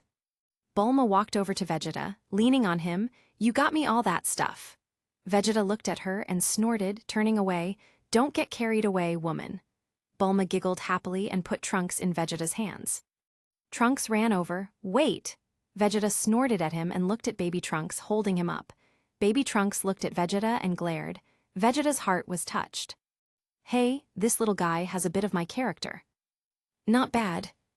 Trunks was very anxious. One drop and he would cease to exist. Bulma took a picture of the father and son, squared. She smiled and looked at the picture as they all turned to her. Her eyes lit up and she took another one. Vegeta's eyes twitched. Stupid woman, what are you going? Bulma walked over and showed him the picture. This is really nice, I'll frame it at home. What do you think? Vegeta looked at the picture and muttered, You have a talent for photography. Zephr coughed and said, Well, the androids are solved. Banzai? Trunks turned away from the picture and looked at the androids with a frown. How is this possible? 17 dusted himself off, taking pants from Krillin. What's your problem, kid? We didn't do anything to you. Trunks frowned. You killed everyone I loved in the future. 17 and 18 were dumbfounded. Huh? 18 asked. How long was this? Trunks muttered. A couple years later. 17 looked at Vegeta before asking. And Goku has a disease, you said? Trunk nodded. 18 snapped her fingers. I know what happened. Everyone looked at her as she explained. We're too powerful for Jiro to control now because of the perpetual motion devices. We have infinite energy in us, so Jiro was trying to modify our memories and remove parts. If Goku died, then nobody would be able to stop Jiro from modifying us even further. She shook her head, continuing, Your androids aren't us. They're probably a finished product, complete killing machines. Trunks realized, Oh, damn it, but my timeline. Zephr thought of something and said, Since your timeline is fucked anyway, why don't you just bring Bulma here and live in this time instead? Everyone was stunned and Trunks said in shock, what? Zephr looked at everyone, shrugging. I don't know, there's like nobody alive there, yeah? Then we have 2 Bulmas. Bulma muttered, Am I a currency? Vegeta thought of something, 2 Bulmas. As he looked at Bulma seriously, Bulma was speechless. Don't think about it. Zephr shook his head. Actually, forget it. He felt someone watching him with warning eyes after he finished speaking. He got goosebumps. Fucking time Kai. So cute but too powerful.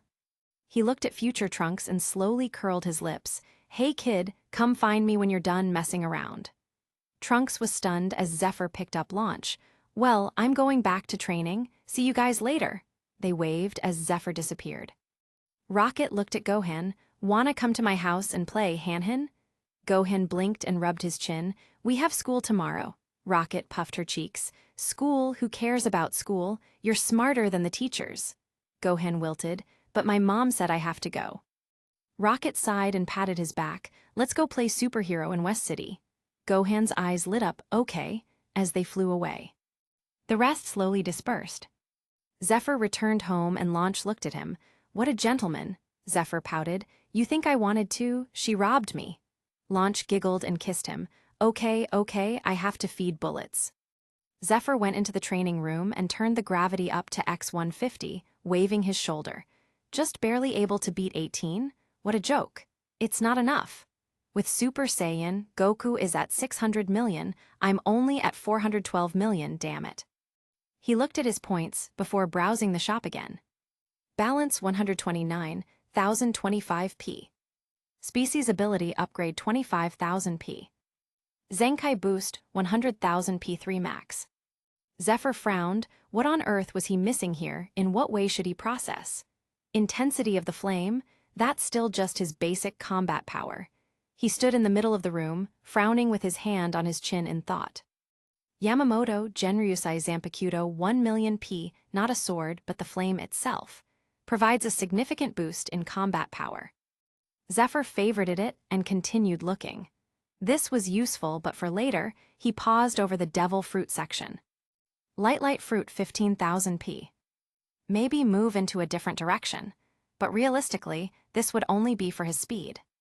As for another fruit from the Tree of Might, Zephr didn't want to rely on that to jump up crazily. Once was all right, twice is pushing it. 3 times is impossible. Otherwise, what's the point? Just eat 1,000,000 and step on Zeno. There was no satisfaction of training to achieve the result you want. Pain, Zephr is used to pain. He wanted to surpass Goku with his own strength and hard work. He ate 1 fruit, and he will allow himself to eat a second one if there's really a crazy danger. But otherwise no. Chapter 53, Selly Welly. As he was thinking, Trunks came over. Mr. Zephr? Zephr looked at the door and said, Why tea? Trunks laid flat on the ground and struggled to get up. Zephr turned off the gravity machine and picked Trunks up. You all right, kid? Trunks rubbed his head. You train in that? Zephr sighed and replied, If not, how can I keep up with Goku or Vegeta? I have to keep going faster and faster. That was only 150x gravity. Next on the chopping block is 200x. Trunks was stunned and pointed at Zephyr's training clothes. Those, Zephr patted his chest. Oh, right. These are weighted clothes. In total it should be around a ton without the gravity enhancement. Your dad trains in 300x gravity, but I don't know if he trains with weights. Trunks shook his head. I don't know. Anyway, you wanted to see me? Zephr looked at him. How old are you now, Trunks? Trunks blinked. 19. Zephr nodded. Do you have a girlfriend? Trunks was dumbfounded, shaking his head. There's nobody left. Zephr thought about it and grinned. Good. He pointed at Trunks and continued, You're too far behind of everybody. There's a reason why everyone is stronger here. I happened to get something by chance. I will catch you up to speed. He bought the species ability upgrade on Trunks, who froze. Zephr threw out several vials. Drink all these. Then a couple pills. Take these. Trunks was stunned and Zephr waved. Hurry up. Before you react, we can increase your combat power right now. Trunks ate and drank everything as Zephr slowly turned up the gravity. Trunks trembled and groaned before roaring, his tail shooting back out and flicking around. The gravity got heavier and heavier as Trunks growled, turning Super Saiyan. Zephr said slowly, Good boy, the Super Saiyan you know is really nothing. It's only the first phase. You can train it to full power Super Saiyan or perfect Super Saiyan. That will decrease the energy needed to maintain it and boost your strength considerably. After that, there's Super Saiyan 2. Trunks floated in the air and clenched his fists. Super Saiyan 2? Zephyr looked at him and nodded. And 3 and 4.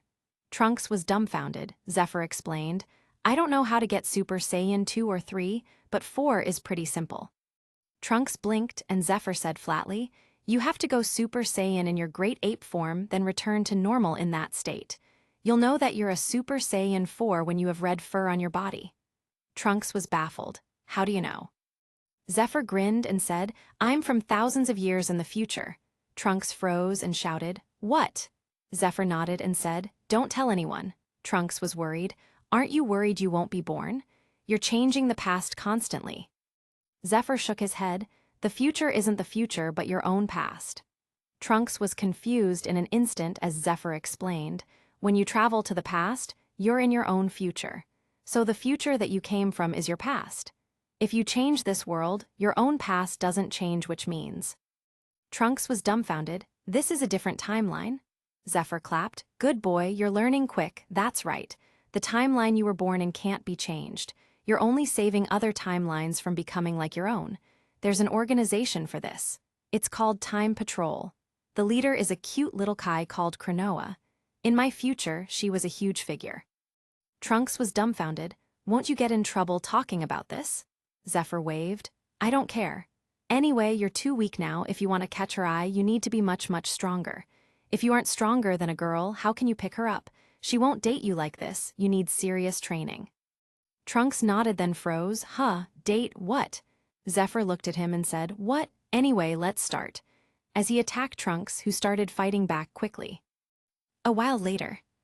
They both paused and looked out at the wall. What the hell is that? Trunks took a senzu bean from the bowl in the training room, rushing out. Damn it, what the hell is that thing? Zephyr watched him go and took a senzu bean, walking out. He hung his training suit on a hanger by the door and Launch was sitting on the couch, watching TV. Look, Zephyr. Zephyr walked over, looking at the TV. Oh, he knocked on his head. He completely forgot about Cell. Zephyr went to shower. Stay at home this time, Launch. Launch looked at him. Strong? Zephyr rubbed his neck and laughed. Very. Launch nodded. I'll be waiting for you. Zephyr looked back and gave her a thumbs up. Launch smiled and nodded as Zephyr showered, looking at the shop. Balance, 140,004 P. Light Fruit, 15,000 P. Weakness Remover, 5,000 P. Fast Fist Quirk, 3,000 P, enables the user to move their hands at incredibly fast speeds, able to punch 100 times in a second. Fierce Gains Quirk, 5,000 P, allows the user's muscles to harden to exceptionally tough levels. Jet Quirk 2,000 P allows the user to shoot bursts of air from their feet and maneuver around incredibly fast. Power Assimilation and Fusion, 10,000 P. Zephyr bought them all, spending 40,000 P in one go. He groaned and grinned as the water turned to steam, filling the room. Current power level 45 million. A while later. 16 and Cell were fighting on an island. 16 blasted Cell into the ground and fired an energy blast into the hole, nearly blasting the entire island to smithereens. Krillin swallowed. What the hell is going on?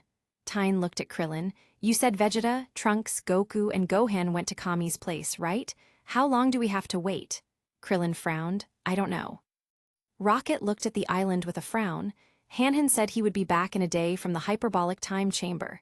Krillin frowned. But can we even last a day? Everyone was grim. Suddenly, Cell appeared from a hole and swallowed up 17. He burst with light and transformed. Krillin was terrified. What the hell is that thing? Tyne was grim. His power level, I can't even tell anymore. A voice echoed behind them. 900 million.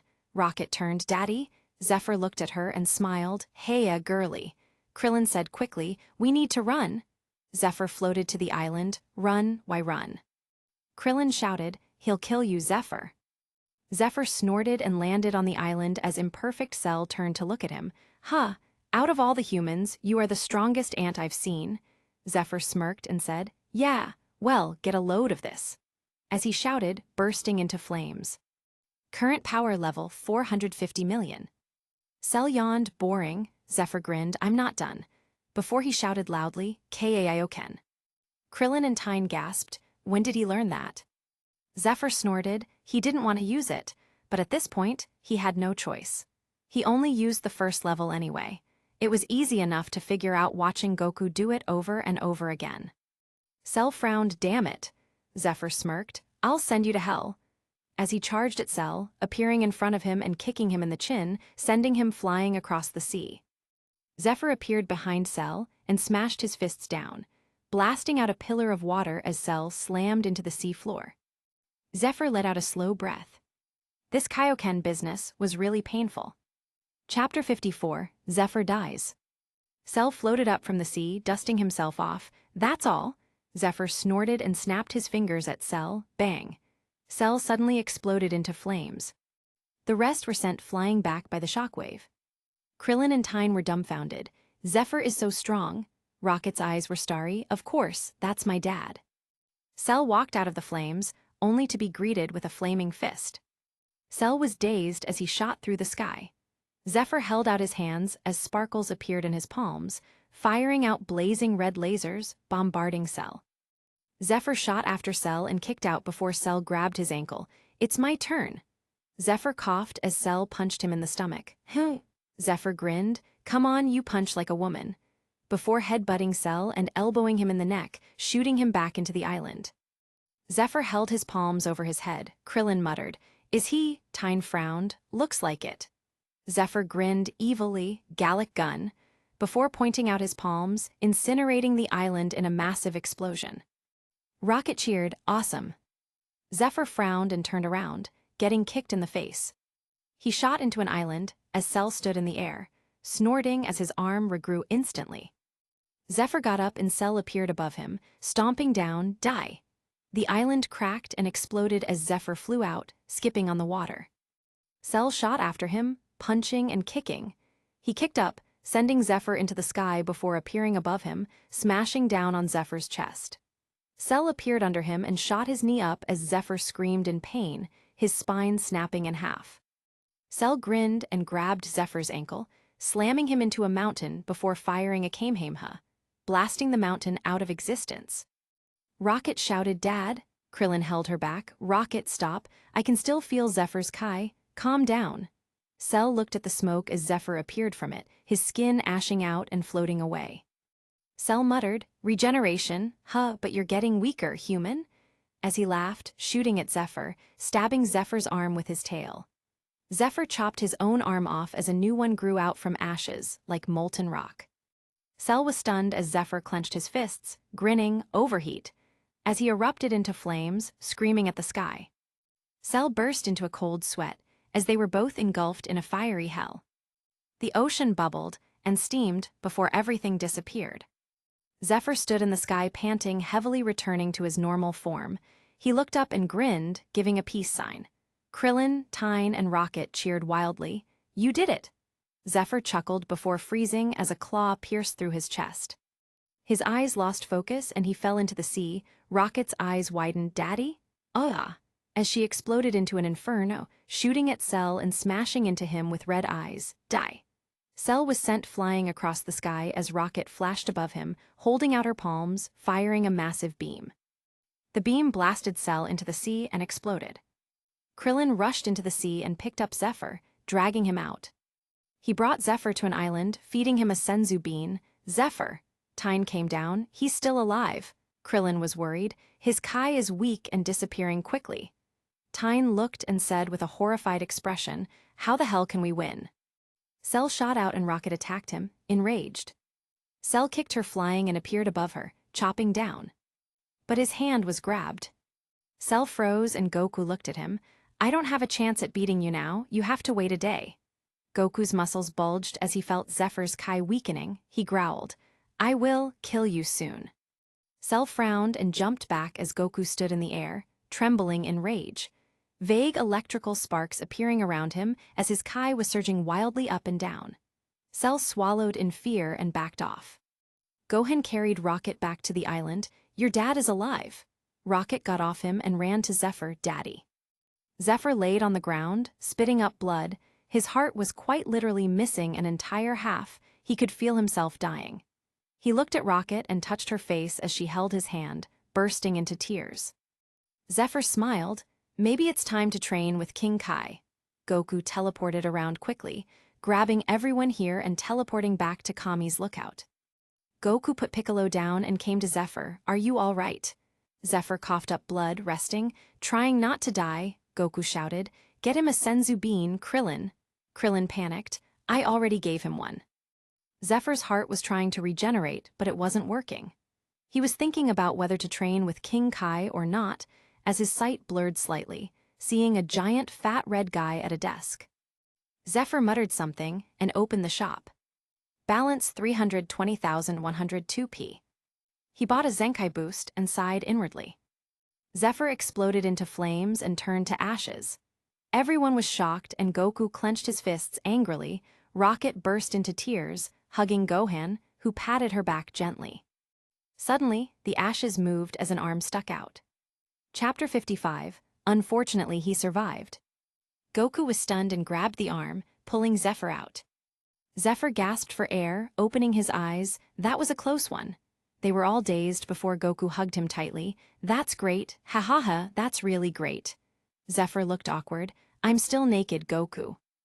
Goku didn't care and patted his shoulders, laughing happily. Krillin looked at Zephyr. What just happened?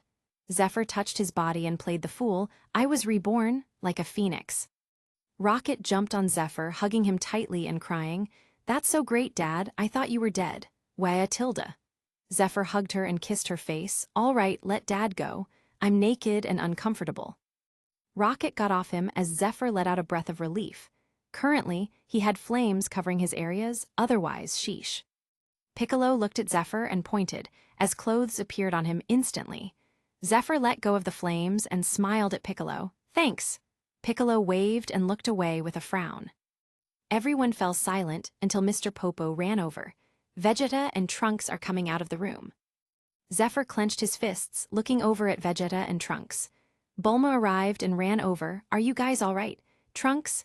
What happened? Is that a wig? Trunks blushed. Mom, Bulma made sure he was okay and let out a breath of relief before looking at Vegeta. Vegeta snorted. What do you want, woman? Bulma smiled at him. I'm glad you're okay. Vegeta clicked his tongue and looked away with crossed arms, but his tail flicked behind him a bit. Bulma smiled and threw a capsule on the ground, turning into a chest. She smiled. Come change. Trunks put on an outfit like Vegeta, who changed into a new one, tapping on his chest. Not bad, woman. Bulma put her hands on her hips. I improved the last version by thousands of times. These are also perfectly fitting. Vegeta slipped on gloves as he looked at Zephyr. What happened to you? Zephyr smirked. I just fought Cell. Vegeta sneered. Escaped, surely. Goku waved. Ha, hurry up. Cell is super strong. Vegeta smirked. Going in there is wasting your time, Kakarot. By the time you come out, Cell will be killed by me. After saying that, he burst out, flying away. Goku gave Trunks some senzu beans before he too flew away. Zephyr watched them go and sighed, clenching his fists. Vegeta 8 million. Trunks 5,500,000. But Zephyr knew that Vegeta was in the second stage of Super Saiyan 1. By his speculations, the full power of Super Saiyan, or perfect Super Saiyan, should be a multiplier of 150x. So, second stage is 125x. Then Vegeta would be at 1 billion. Zephyr looked at his own combat power and frowned. Current power level 75 million. But he had 220,000 P to spend. Goku and Gohan went in the hyperbolic time chamber as Zephyr told Goku about the Super Saiyan perfect state and Super Saiyan 2. Goku was stunned and nodded seriously. Gotcha. Zephyr nodded at him as the duo went into the chamber. Zephyr stood outside, looking out in the distance as Rocket held his hand. Dad, I'm scared. Zephyr looked at her and squatted down, stroking her hair. Yeah. Rocket nodded and teared up. You almost died. I was so scared. Zephyr pulled her into his arms and kissed her head. Daddy isn't going to leave you and Mommy alone. I promise. Rocket hugged him and Zephyr continued. But this is our home. We have to protect it, no matter how powerful the enemy is, you know. Rocket nodded. I know, I'll train harder. Zephyr smiled and rubbed her head. Good girl, you have to practice with Gohan, he will help you. Rocket nodded and wiped her eyes, clenching her fists. Zephyr smiled at her, wiping her little face. I'm proud of you, girlie. Rocket smiled brightly as Zephr stood up, handing her a fruit. Here, Daddy found this in space. Rocket held the fruit as Zephr pointed at her, using another species ability upgrade. Desperate mode meltdown state, X10 base. Her power level jumped suddenly. Rocket 3 million. Then she ate the fruit. Rocket 45 million. Everyone else looked over in shock. Zephr looked at Rocket carefully. Rocket pure superhuman. Abilities ultra potential, meltdown state X10 base, super regeneration, flaming Kai. Zephr rubbed her head as Krillin ran over. What happened? Zephr threw him another fruit. I found these, it will multiply your power by X15. Remember I told you about it? This is the last one. Balance 95,000 P. Krillin was stunned. Whoa, then you should have it. Zephr waved. I don't want to increase my power like this, I'd rather train. Krillin was stunned and looked at the fruit, scratching his head. When you put it like that, what am I supposed to say, really? Zephr looked at him. Krillin 3 million. His lips twitched. You should really take it. Krillin sighed and ate the whole fruit under everyone's eyes. Krillin's combat power shot up and he was stunned. Wow. Krillin 45 million. Zephr nodded at him. There you go. Krillin wilted. It's nowhere near cells. Zephr frowned and looked out. Forget about Cell, you haven't been training seriously at all. You should break through your limits with the gravity machine. I'm at 160x now. Krillin was dumbfounded. What? Really?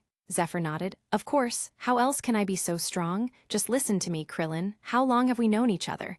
I think I don't need to lie to you, right? Krillin rubbed his bald head and sighed. Yeah, He sighed again. I can't keep up anymore. Zephr looked at him and sighed. Where did your confidence go, man? Krillin shook his head. When I died to Frieza. Zephr patted his shoulder. But you have the strength to train harder now. Come on. Krillin looked at him and sighed. I'll keep going. Zephr smiled happily, slapping his shoulder. There you go. The rest were silent, sighing to themselves. Piccolo waved Zephr over, and he walked to him as the rest sat around, chatting. Chapter 56, Cell does advertising too. Piccolo looked at Zephr. What do you think? Zephr looked out and frowned. I think Vegeta's gonna let this guy go. Piccolo sighed. I feel the same. Zephr looked at him. You absorbed Kami? Piccolo nodded and flexed. I can feel complete again, no, more than complete. Perfect. Zephr crossed his arms. There should still be evil Namekians, I think. Piccolo looked at him, and Zephr added, I heard something about a Lord Slug on Namek from some Namekians. I don't know, maybe you should look into it. Piccolo nodded seriously. Krillin flew out with a remote. Piccolo and Zephr watched him go before looking at each other. Zephr put his hand on Piccolo's shoulder, watching Cell transform into perfect Cell and brutalizing Vegeta. Zephr was stunned. Wow, Cell is really strong. Piccolo frowned. This idiot Krillin, if he just killed 18. Zephr waved. It's fine. As he watched Trunks buy time for Krillin to save Vegeta, flying back to Kami's lookout. Zephr flew out and Piccolo shouted, Where are you going? Zephr looked at him. I can probably kill him.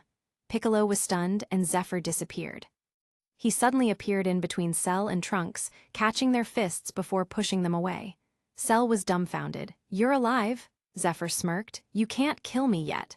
Before turning to Trunks, idiot, why are you all buffed up? Trunks was stunned and Zephr cursed. Stupid. If you have strength but no speed, what's the point? Trunks landed on the ground and reverted to normal. No wonder Dad didn't. Zephr sighed and shook his head. Go back. Cell looked at him with a sarcastic smile. You lost before, you came to lose again. Zephr snorted and said, This time is different. I was reborn from the ashes, scumbag. Before he shouted. He burst into flames before it turned even more red. Purgatory state plus Kaioken X2. Current power level 1.5 billion. Zephr smirked. You ready? Cell was dumbfounded. How did you get so much stronger so quickly? Zephr didn't answer and appeared with his elbow deep in Cell's stomach. Cell spat out blood and fell to the ground. Zephr kicked him in the face and said, I don't want to move around too much. We'll stay on this island. He turned and looked at Android 16. He waved and threw something at him. Go give this to Bulma.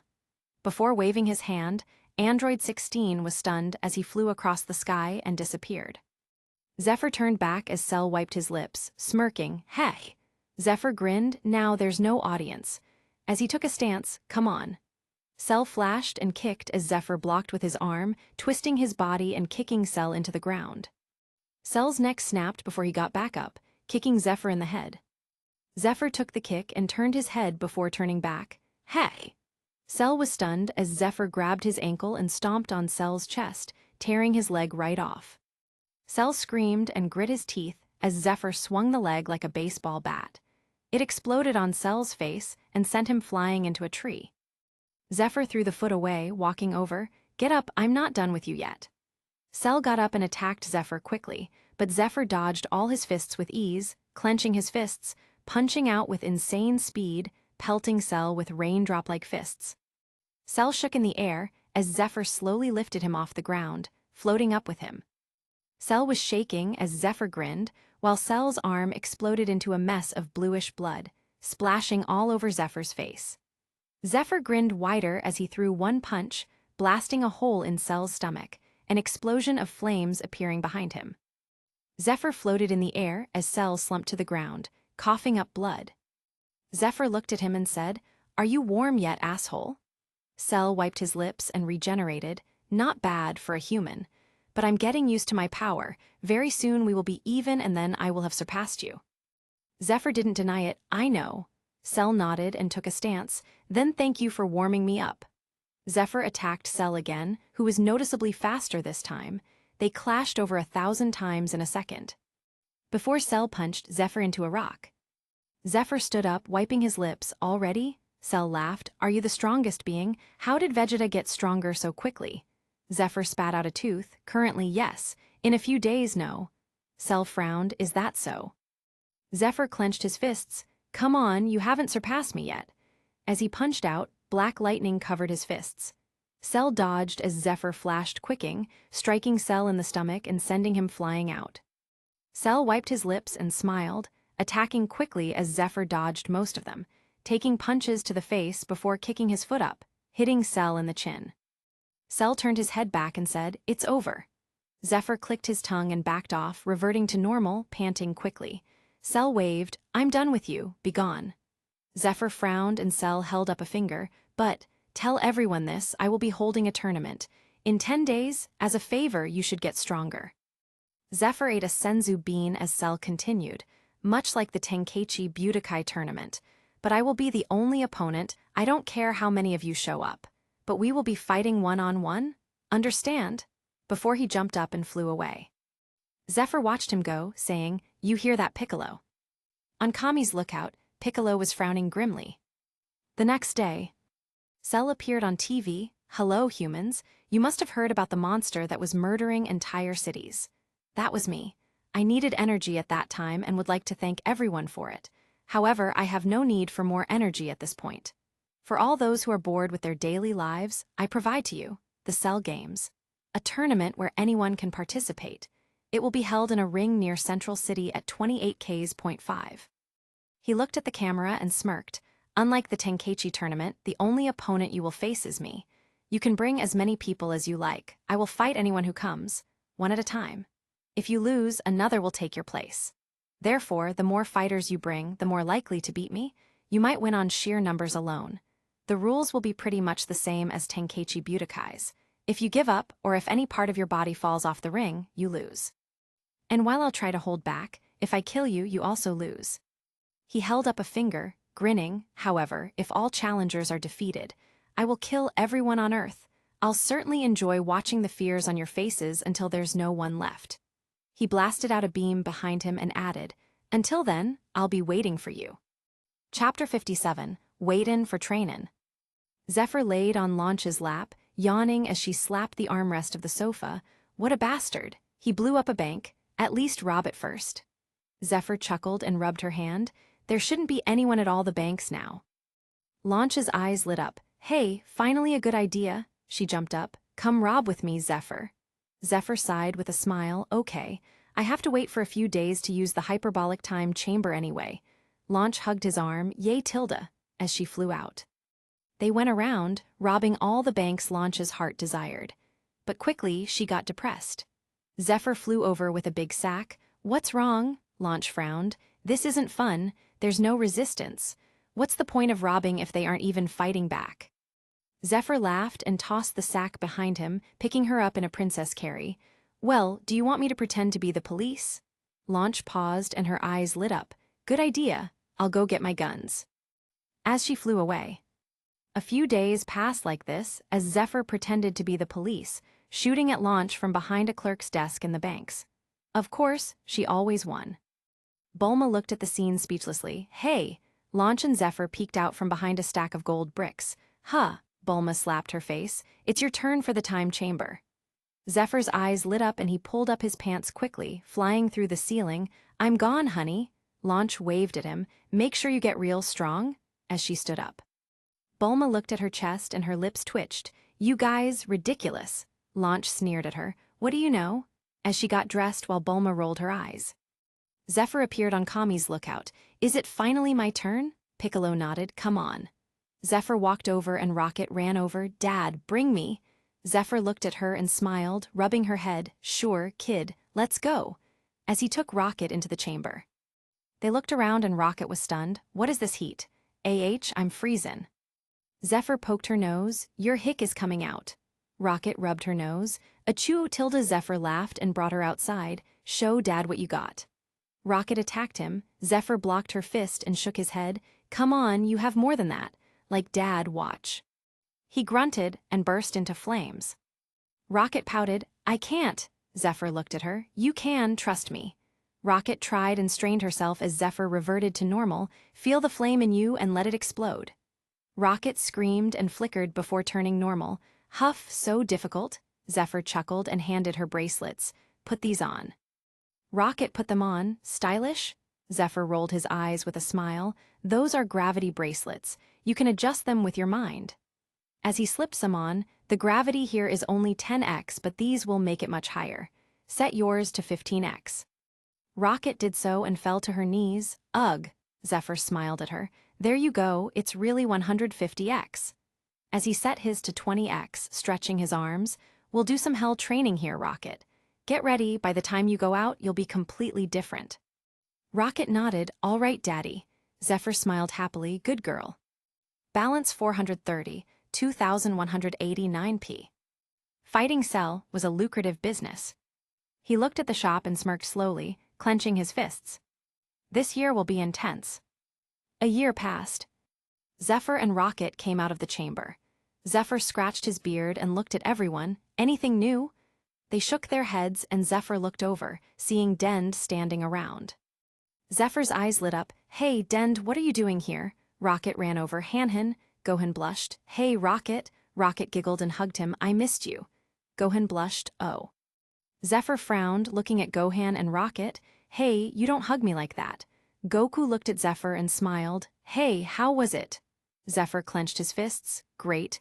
I came up with something new. Goku's eyes lit up. Oh yeah? Zephr nodded and turned. What's Dend doing here? Dend was brought a container with a stone dragon in it. Goku had his hands in his pockets, remaking Shenron. Dend is gonna be the new god of Earth. Zephr nodded and said, Hold on a sec, Dend. Dend paused and looked up as Zephr looked around. We have to make it stronger, right? They nodded and Piccolo said, It can revive everyone who was killed by Cell. Krillin added, It can also make 3 wishes like Porunga. Zephr rubbed his nose. What about reviving the same person twice? Dend scratched his head and said, I can try. Zephr walked over and put his hand on Dend's head, using another species ability upgrade. He also glanced at the statue. Slipping another species ability upgrade into the stone statue of Shenron, it was able to be used. It had to work. Zephr said, I'll give you some Kai, make it'll be stronger. Dend was stunned. That could work. Goku, who was still in his Super Saiyan form, walked over. I'll help. Krillin and Piccolo came over, putting Kai into Dend as he started recreating Shenron. A light flew out from the stone dragon. It turned a brilliant golden color before shooting off across the world. Dend nodded. There you go. They all took their hands off and smiled. Nice, Dend. You're awesome. Dend blushed and touched his fingers together. Hee tilde. Zephr said, I'm going home to clean up and relax, you guys. They waved and Rocket said, I'll stay with Hanhan, Dad. Zephr frowned. Hanhan? Gohan swallowed and Zephr grumbled, walking away. Hanhan, better than Daddy? What a joke, I hope he explodes. Goku's lips twitched and he looked at Gohan, who looked awkward. Goku looked at Rocket and Gohan before it clicked and his eyes widened. He flew off right away after that. Zephr went home and cleaned himself up, finding Launch in the bathroom. She smiled sweetly at him. You're back, Tilda. Zephr smiled gently and took her into his arms. I missed you. Launch giggled, tilde hee hee tilde. A few days later. Zephr laid on a beach chair with Launch, laying on his chest and bullets in his other arm. Goku appeared next to him. Hey, you ready for tomorrow? Zephr looked at him and smiled. Yeah, you. Goku laughed and said, I'm pretty sure we can't win. Ha ha. Launch looked at Goku. You're not confident. Goku waved. We won't win, not nobody will win. Gohan is stronger than he thinks. Anyway, speaking of Gohan.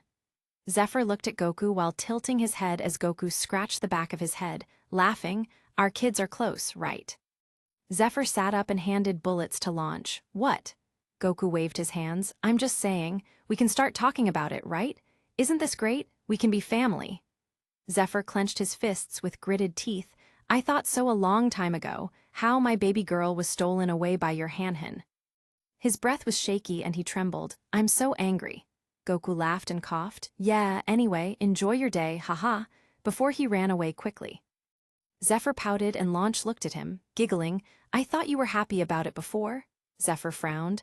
I changed my mind, that damn nerd. If he doesn't beat me to death, I won't let him marry Rocket. Launch laughed and pushed him back down gently. All right, big guy, I want to lay on you again. Zephr laid back down, grumbling as Launch got comfortable, humming happily. The next day.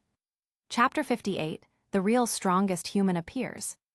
Zephr left as Launch got a call. She held bullets and said, Hello. Kai said, Launch, how are you? Launch smiled happily. Kai, great you. Kai sighed. So many things are happening, you know. Launch sighed. Yeah, sometimes I get worried. They chatted for a bit before Kai said, How about I come over and we can talk about Gohan and Rocket? Launch was stunned before giggling. Come quickly, if Zephr hears about it, he'll explode. Kai giggled and said, I'm on my way. Zephyr's left eyebrow twitched and he looked around. What is this bad feeling? No, not bad, annoying. He paused and his eyes widened. That nerd better not be holding hands with my baby. As he blasted off across the sky. When he arrived, he landed on the ground, staring at Gohan and Rocket. He grinded his teeth, holding hands. Damn it. Rocket looked over and ran over, jumping on him. Dad. Zephr calmed down and hugged Rocket. Good girl. Rocket climbed down and smiled at him. Cell looked over. Welcome, gentlemen.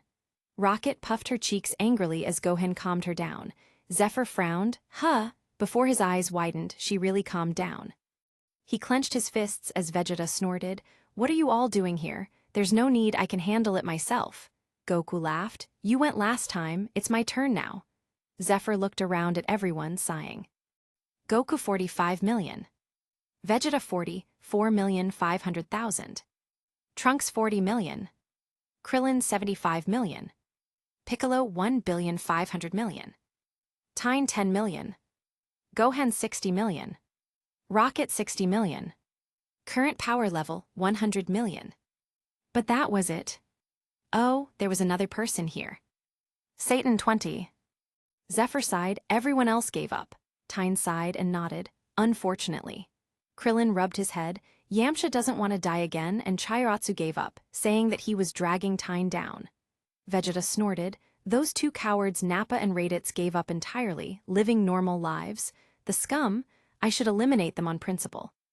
Goku waved, leave them alone, it's their choice. Tine clenched his fists, I'm fighting with Chairatsu's spirit. Zephyr patted his shoulder, tossing him a fruit. Tine grabbed the fruit and swallowed it whole. Zephyr looked at Krillin, good job. Krillin sighed, I hope I can help. Zephyr smiled and nodded at him.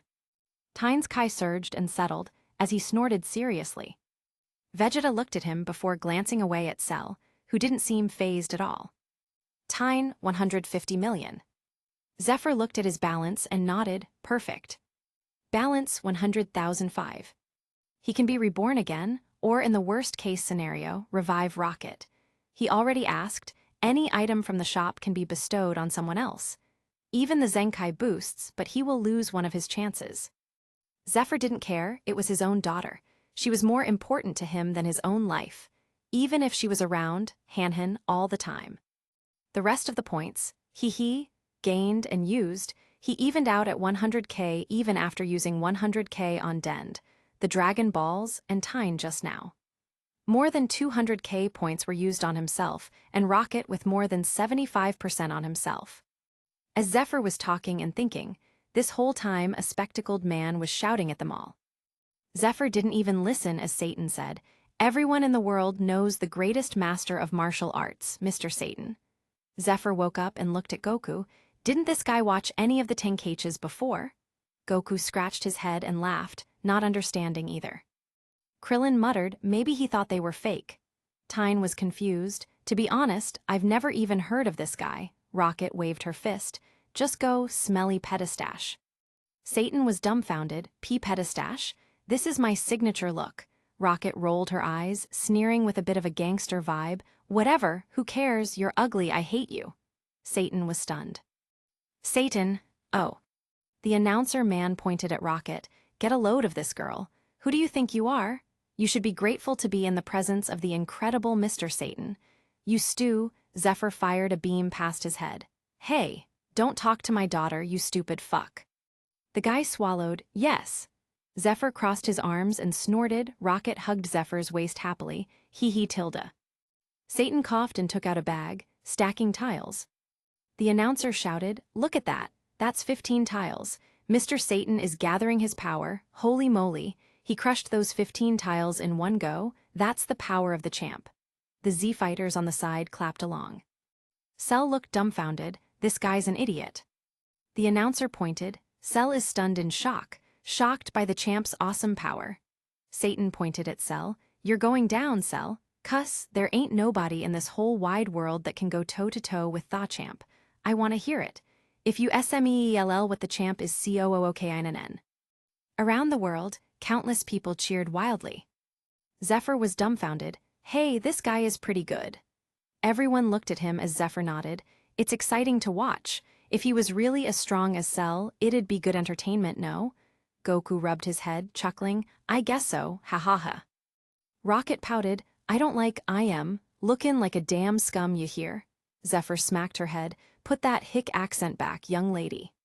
Satan took a stance and shouted, time to put you down for good, Cell. Dynamic kick.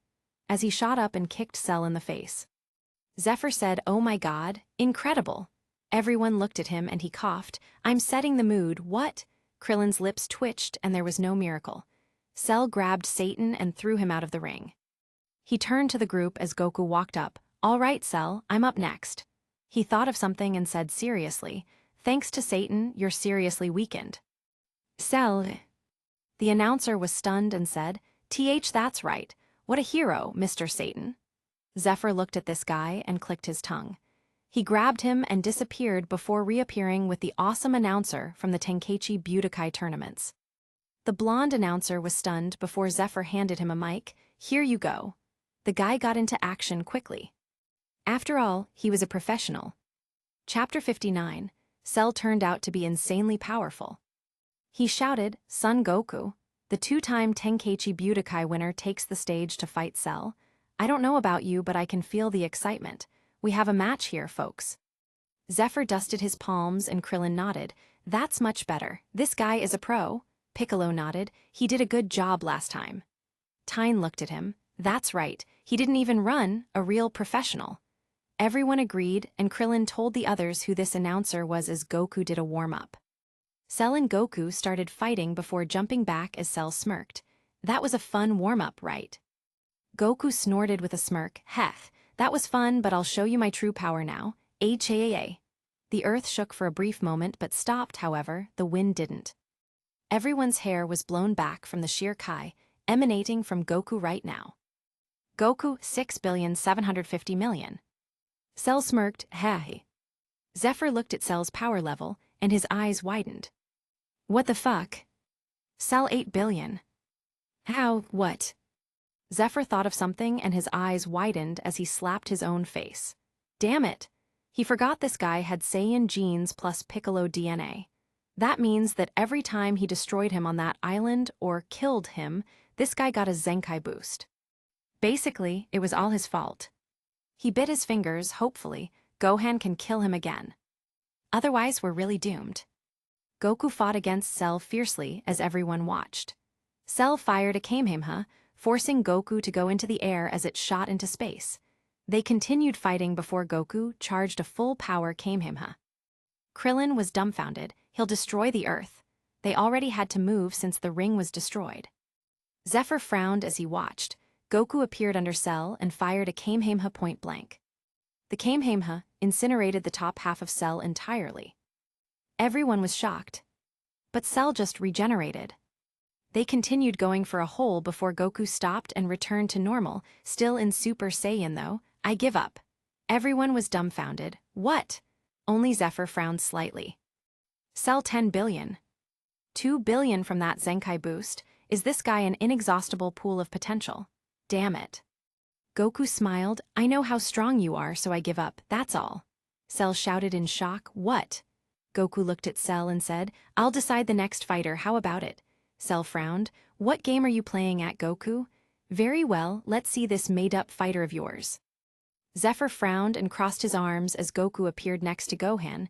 Go ahead, Gohan. This is your fight now. Gohan was stunned and looked at Goku with wide eyes. What? Me? Goku nodded with a smile. We've said it before, you have more potential than all of us. He looked at Rocket with a glance before smiling and not adding anything.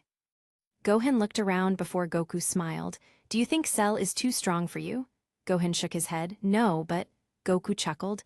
Then do you think I was holding back? I don't know about Cell, but I was going all out there. Gohan was shocked. I thought you were both holding back. Goku snorted and smiled, rubbing Gohan's head before asking Krillin for a Senzu bean. He threw it at Cell and said, I want this to be a fair fight. Go ahead, Gohan. Gohan took off the shoulder armor, flying over.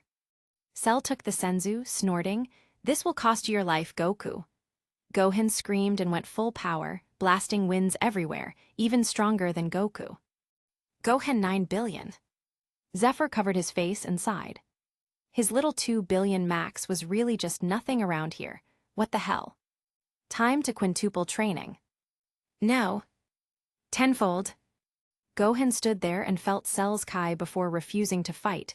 This is meaningless, just stop. I don't want to kill anyone. Cell brutalized him, laughing. What a failure, you'll doom the Earth. Gohan just took the beating and didn't fight back. Rocket shouted, What's wrong, Gohan? Gohan sighed. In truth, he didn't really like fighting like Goku. He liked peace, but every day there's someone coming to destroy the Earth for some reason. It really made him annoyed. Can't he just play superhero with Rocket in peace?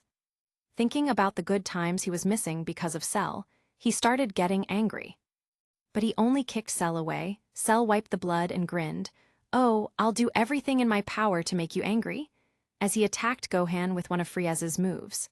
Gohan dodged and Cell caught him, squeezing him with an intense hug. Piccolo shouted, What are you doing, Goku? Let me go, I'm not going to watch Gohan get killed for nothing. Damn it. Goku held him. Just watch. Cell can't kill Gohan. He's no match for him when he gets angry. This isn't even his true power. Zephr held Rocket's ponytail as she marched on the spot, rolling up her sleeves to beat Cell silly, or herself. Please, little lady. That's 10 billion power level. Cell will sneeze and blow you into the sky. But that being said, Goku was funny. What do you mean when he's angry? Is he the Hulk? Piccolo shouted, What are you thinking, Goku? He's not thinking about getting angry. He's thinking, why won't my dad come save me from pain? Don't you know what he's thinking? Goku was stunned and said, Krillin, give me a Senzu bean. Before he could do that, Cell dropped Gohan and flashed over, snagging the bag of Senzu beans. He held them in his hand and returned to Gohan. Maybe you'll be angry if your friends and family die in front of your eyes. He looked and counted, there are 8 of you, as he grunted. Little blue Cell JRS popped out from behind him as Zephyr's eyes widened. Did he just shit those out? The Cell JRS attacked, and it was chaos in an instant. Zephr turned on his most powerful state and found with the Cell JRS, sweating wildly. Holy fuck. Cell JR Jimmy, 3 billion. Chapter 60, Powerless. Zephr kicked it away, shooting over to Rocket, punching the Cell JR away. Are you okay? Rocket held her arm. Zephr let out a breath and fought next to Rocket with the Cell JR after him. Rocket struggled behind him, kicking it wildly. Oh my god, it's so gross. She nearly burst into tears. Why was this thing looking at her like that? Licking your lips, it's disgusting. Zephr grabbed the Cell JR in a rage, exploding with flames as it struggled, kicking Zephyr's arm off. Rocket shouted Dad as the Cell JR grabbed her. Gohan froze and screamed wildly. Ah! The earth under him disintegrated as the Cell JRS stopped for a moment. The next second, all the Cell JRS turned to dust. Gohan held Rocket in one hand, holding the last Cell JR with the face in his other as he slowly blew it up like a balloon before it popped. Rocket was dazed, looking at Gohan, who looked at her. Are you okay? Rocket nodded. Gohan nodded and put her down, throwing his shirt on her. Zephr sat on the ground as his arm turned to molten rock, regenerating. He pulled Rocket over to him and tied the shirt on her, frowning in silence. Very, very, very angry. Gohan walked to Cell, covered in electrical arcs. Super Saiyan 2. But it was a bit different. Even his tail was golden. Gohan 15 billion. A 250x increase. Because of the legendary Super Saiyan cells, his Super Saiyan transformations are added to with 50x. He only awakened it now, in extreme rage. Zephr didn't care about this anymore. He hugged Rocket in silence, watching with a blank face. Gohan swiped his hand and threw the Senzu beans back to Krillin. He handed one to everyone as Gohan walked towards Cell, hitting him with 2 punches and dropping him to his knees. Cell was dumbfounded and flew up, firing a Kamehameha at the earth. Gohan fired his own and nearly turned Cell to ashes. Vegeta stood up. I don't believe it, Zephr said softly. He's ahead of Cell's combat power by 5 billion. Vegeta looked at Zephr. What? Zephr looked at the fight flatly. Cell is finished. Goku looked at Zephr. Are you all right? Zephr didn't answer, watching the fight before saying, when this is over, I'm going to train alone. Everyone was silent as Gohan watched Cell regenerate. Goku shouted, What are you doing, Gohan? Finish him now, we don't know what he'll do after. Gohan frowned. No, he has to suffer. Goku was speechless and clenched his fists. Cell screamed, Impossible, you can't defeat me. As he buffed up, flashing to Gohan and punching the ground, but Gohan dodged easily, kicking Cell in the head. He kicked Cell so hard he threw up 18. Cell returned to imperfect Cell and shook his head. No, it's impossible. Before turning into a balloon, Gohan was stunned as Cell laughed. Touch me and I'll explode. Haha, I'll take you and the earth with me. Ha despair. Goku seemed to have made a decision as Gohan punched the ground. Damn it, I should have just listened. Goku smiled and said, Well, that's the only way. He looked at everyone. See you guys. Goku teleported to Cell and touched him, looking back with a smile. You did a great job, Gohan. I'm proud of you. Gohan looked up and said, D-Dad? Goku smiled. Tell your mom I'm sorry. Before he teleported with Cell, disappearing entirely. Gohan froze and Rocket ran over, patting his back. Are you okay? Gohan cried and punched the ground. It's all my fault. Rocket squatted next to him, rubbing his back. Hey, that's not true. Zephr looked over, not dead. Vegeta was stunned. What did you say? Piccolo looked over and was terrified. He's alive. A beam fired through the smoke and pierced Trunks. Everyone looked over at Cell, who appeared on the battlefield again, covered in electrical arcs in his perfect form. Vegeta watched as Trunks fell at his feet with white eyes. Vegeta froze. T-Trunks. Zephr looked at Cell, who explained that he learned Goku's teleportation skill and came back to life from a single cell. Gohan stood up and clenched his fists. Vegeta shook and screamed at the sky, Ah! As his Kai jumped up, reaching the perfect Saiyan state as he charged at Cell, attacking him furiously, but Cell slapped him flying before shooting a Kai bomb at him. Gohan moved and blocked it for Vegeta, ruining one arm. Zephr sat down with an indifferent face. There was nothing he could do. Even if he ate a fruit from the Tree of Might now, he would only increase at the max 15 billion. Then he would still be under both Gohan and Cell at the moment. They were both at 20 billion. This was the first time he felt so helpless. Never again. Cell decided to finish it off with a Kamehameha, and Gohan heard Goku in his head, firing his own with one hand. The Kamehamehas collided, and just when Gohan couldn't hold it, Cell got a Kai blast to the face by Vegeta. Gohan roared and pushed forward with Goku behind him, firing through Cell's Kamehameha and turning Cell to dust for good. Zephyr stood up and flew away. Rocket, don't forget to train. He paused and looked back. If you stop training for your bullshit scholar nonsense, I will kill you. As he stared at Gohan before turning back and flying away. Krillin muttered, what's his problem? Vegeta looked at Zephyr before flying away after him. Rocket and Gohan were stunned as Rocket laughed. He's just kidding, haha tilde. Gohan sat up and said seriously, actually, I don't think so. Rocket sighed, I know. I guess Dad is upset that Uncle Goku is gone. Gohan fell silent, yeah. Vegeta stopped Zephyr, hold it. Zephyr stopped and Vegeta came to him. You feel powerless, right? We didn't do anything, we needed to be saved by a brat, I can't stand it. Vegeta clenched his fists, spitting. Zephyr looked at him, what's your point? Vegeta looked at him, come train with me. Zephyr looked at him flatly, are you joking? Vegeta frowned, no, I'm serious. Zephyr said, fine, I train differently than you. If you die, it's not my problem. Vegeta snorted, sure. A few days later. Chapter 61, Never Again. They used the Dragon Balls and revived everyone, but Goku wanted to stay dead. Krillin wished to remove the bombs from 17 and 18 as 16 left Capsule Corp after being upgraded and rebuilt. As for whatever everyone else wanted to do, Zephyr didn't care. He came to Vegeta, who walked into his own gravity area. It was in a separate building entirely. The whole building was the training room. Vegeta set the gravity to 300x and Zephyr rubbed his wrists, throwing over bracelets. Vegeta held them as Zephyr said flatly, gravity bracelets.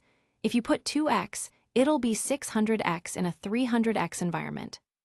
Vegeta snorted, you have good things. Before resetting the gravity to 100x and changing his bracelet to 5x. Zephyr did the same and grunted. Vegeta looked at him, that's it. Zephyr straightened out, are you wearing weighted clothes? Vegeta paused, how much? Zephyr said, a ton. Vegeta frowned and said, give. Zephyr threw out a set as Vegeta changed on the spot, just think of it. The next second, Vegeta sank and clenched his fists, grunting. Zephyr nodded and slowly took a stance with an indifferent expression. Your base form is too weak. Vegeta snorted, don't worry about it, as he attacked. They started training with intense combat, basically beating each other to death every day. Zephyr brought the senzu beans he had at home, putting the bowl in the training area. Launch a bit worried about him, but Zephyr explained the situation to her. I'm training with Vegeta. Launch frowned, but Zephyr frowned and turned away. I can't not train, I couldn't even protect Rocket, what kind of father am I? He clenched his fists. I was powerless against cannon fodder, nameless cannon fodder. Launch hugged him, you're strong, Zephyr, nobody's saying you're not. Zephyr shook his head, wiping his eyes. Do you know how scared I was at that time? Rocket looked at me for help and I couldn't. I didn't have the power to help her. Gohan saved her. Launch hugged him tightly, closing her eyes. Zephyr clenched his fists. What the fuck? Really, I can't even look at her without feeling shame. No, I need to be the strongest. Stronger than anything. I'm sorry, Launch. I love you, but I can't protect you. What's the point anymore? I'm useless. Launch turned him around and looked into his eyes, seeing his tears. She hugged him, standing on her tiptoes. I love you. You're not useless. I don't care how strong you are. I don't care what happens. I just want you to be safe. Even if we're all gone, I hope you can survive. Zephyr looked at her. Launch looked at him lovingly, smiling. I mean it. Zephyr kissed her and Launch closed her eyes, pulling him to her. After that, Zephyr was allowed to train with Vegeta, but he had to come back home overnight, instead of sleeping in the gravity room like he was doing before. Launch talked to 18 and called Bulma for her. Krillin moved out of Roshi's house and into West City. Since he had infinite money, he just became a policeman for fun. He lived with Android 18 while 17 was getting upgrades at Bulma's house. 18 also went there for upgrades and repairs. Yamcha continued his dojo, Tyne and Chiaotzu continued training together. Piccolo trained on top of Kami's lookout, Rocket trained with Gohan, sometimes at her home, sometimes on Kami's lookout, always together. The first year. Zephr took the Dragon Balls and looked at Shenron, who blinked at him. "Oh, 3 wishes this time." Zephr said, "First, upgrade the Earth as much as possible again." Shenron nodded. "Done." Zephr continued, "Second, teleport Lord Slug to Piccolo." Shenron's eyes flashed. "Done." Zephr finished. "Finally, enhance my abilities again." Shenron looked at him and said, "This is the last time I can do this. Above this is impossible for me." Zephr nodded. "Do it." Shenron's eyes flashed and Zephr clenched his fists. "Thanks," before flying away. Shenron looked at him and muttered, "So different," before turning back into Dragon Balls. The next year, Zephr made 3 more wishes. Make Roshi young again. Enhance Rocket's abilities. Unlock Rocket's potential. And the year after that, unlock his potential. Unlock Roshi's potential. Unlock Krillin's potential. Etc. In short, in 7 years there were 18 wishes. Vegeta refused to have his potential unlocked. He said that he didn't need that kind of garbage. Zephr didn't care and only unlocked the potential of the humans. He also wished for a capsule full of infinite food of all types that never goes bad, keeping it in the gravity room. Bulma also made a wish for her nutrient solution stocks to be infinite. Shenron worked the hardest during these 7 years. The gravity rooms were upgraded, weight clothes upgraded, etc. Not much happened in these 7 years, only hard training, and something else. Zephr stood in the gravity room, frowning as he looked at his phone. There was a picture of a hand with a diamond ring on it. "Dad," Gohan proposed. Zephr crushed the phone in his hand before taking out another one, looking at the picture again. "You're 18. Are you sure you should be getting married?" "You got married at 18. Anyway, we're not married yet, just engaged. We're still going to college in Satan City." "Are you training?"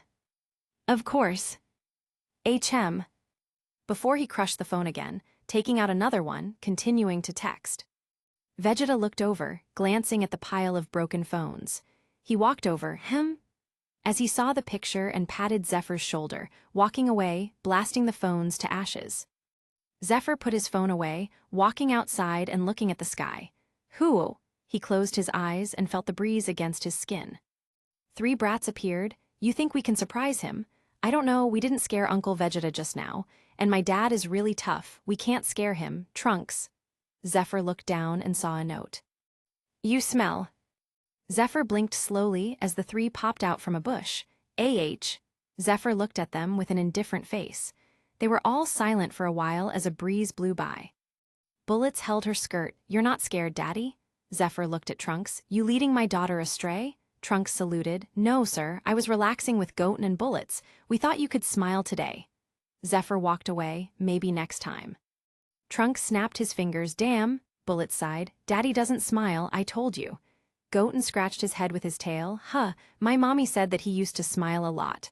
Trunks and Bullets looked at Goten in shock. "What, really?" Goten puffed his chest. Trunks rubbed his chin. "Maybe we need to tell him a funny joke." Bullets tapped her head. "I have one, Mommy told me." Trunks and Goten looked at her as she said with a seriously cute look on her face, "What did the cow say to the farmer that stepped on his food?" Trunks and Goten shook their heads. Bullets looked at them seriously, saying, "Moo." Bullets covered her mouth and shook with laughter as Trunks and Goten's lips twitched. "Maybe we should ask someone else." Trunks changed the subject. "By the way, are we training tomorrow?" Zephr took a shower in Capsule Corp before flying home. He came home to see Rocket, sitting on the couch with Launch and Gohan.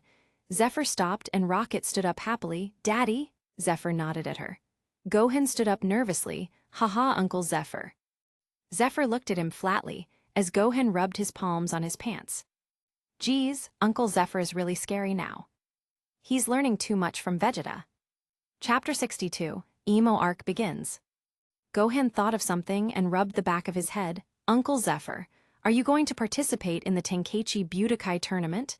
Zephr said flatly. "For what?" Gohan swallowed and said, "D-Dad is gonna be there." Zephr froze and his eyes widened. "He is." Gohan nodded quickly. "Yeah, he's going to participate. Haha, are you gonna participate?" I already asked everyone else. They're all coming, even Vegeta. Zephr didn't care, Goku told you himself. Gohan nodded and Zephr turned around, finally coming back, it's about damn time, as he walked away. Gohan swallowed and looked at Rocket, spreading his palms. Launch smiled and shook her head as Rocket laughed, kissing him.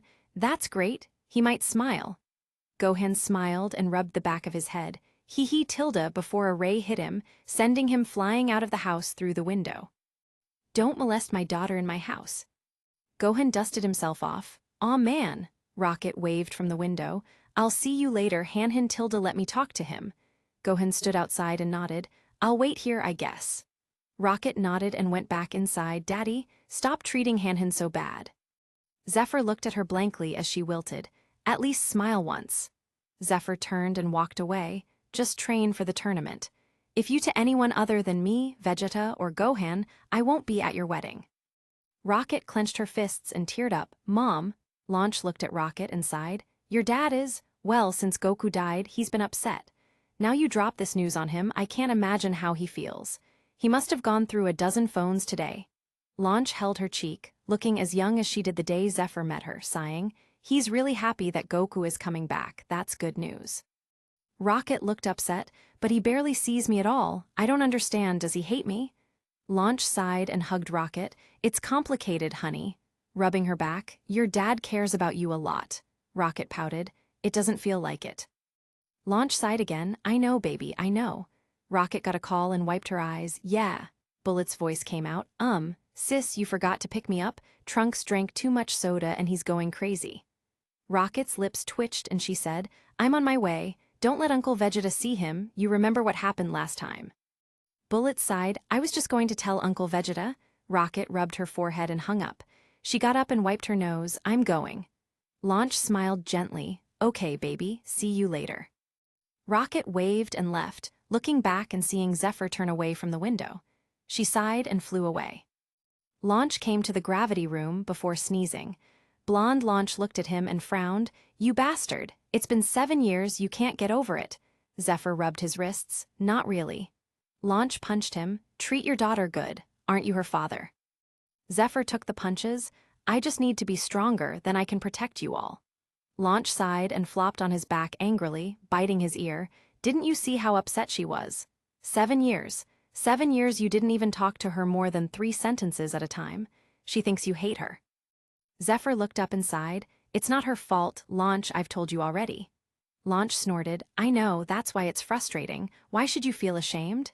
You did your best. Look at you and then look at everyone else. You're the only one still going, still chasing after Goku, going and going until you break, I guess. Zephr stayed silent as she continued angrily, biting on his ear, trying to tear it off. I'm proud of you. Every time you come home sweaty, I still get hot and bothered, but fuck. Zephr, you have to forgive yourself. You sexy hunk, I can't handle consoling that brat anymore. Every day she's coming to me, crying that you hate her for this and that.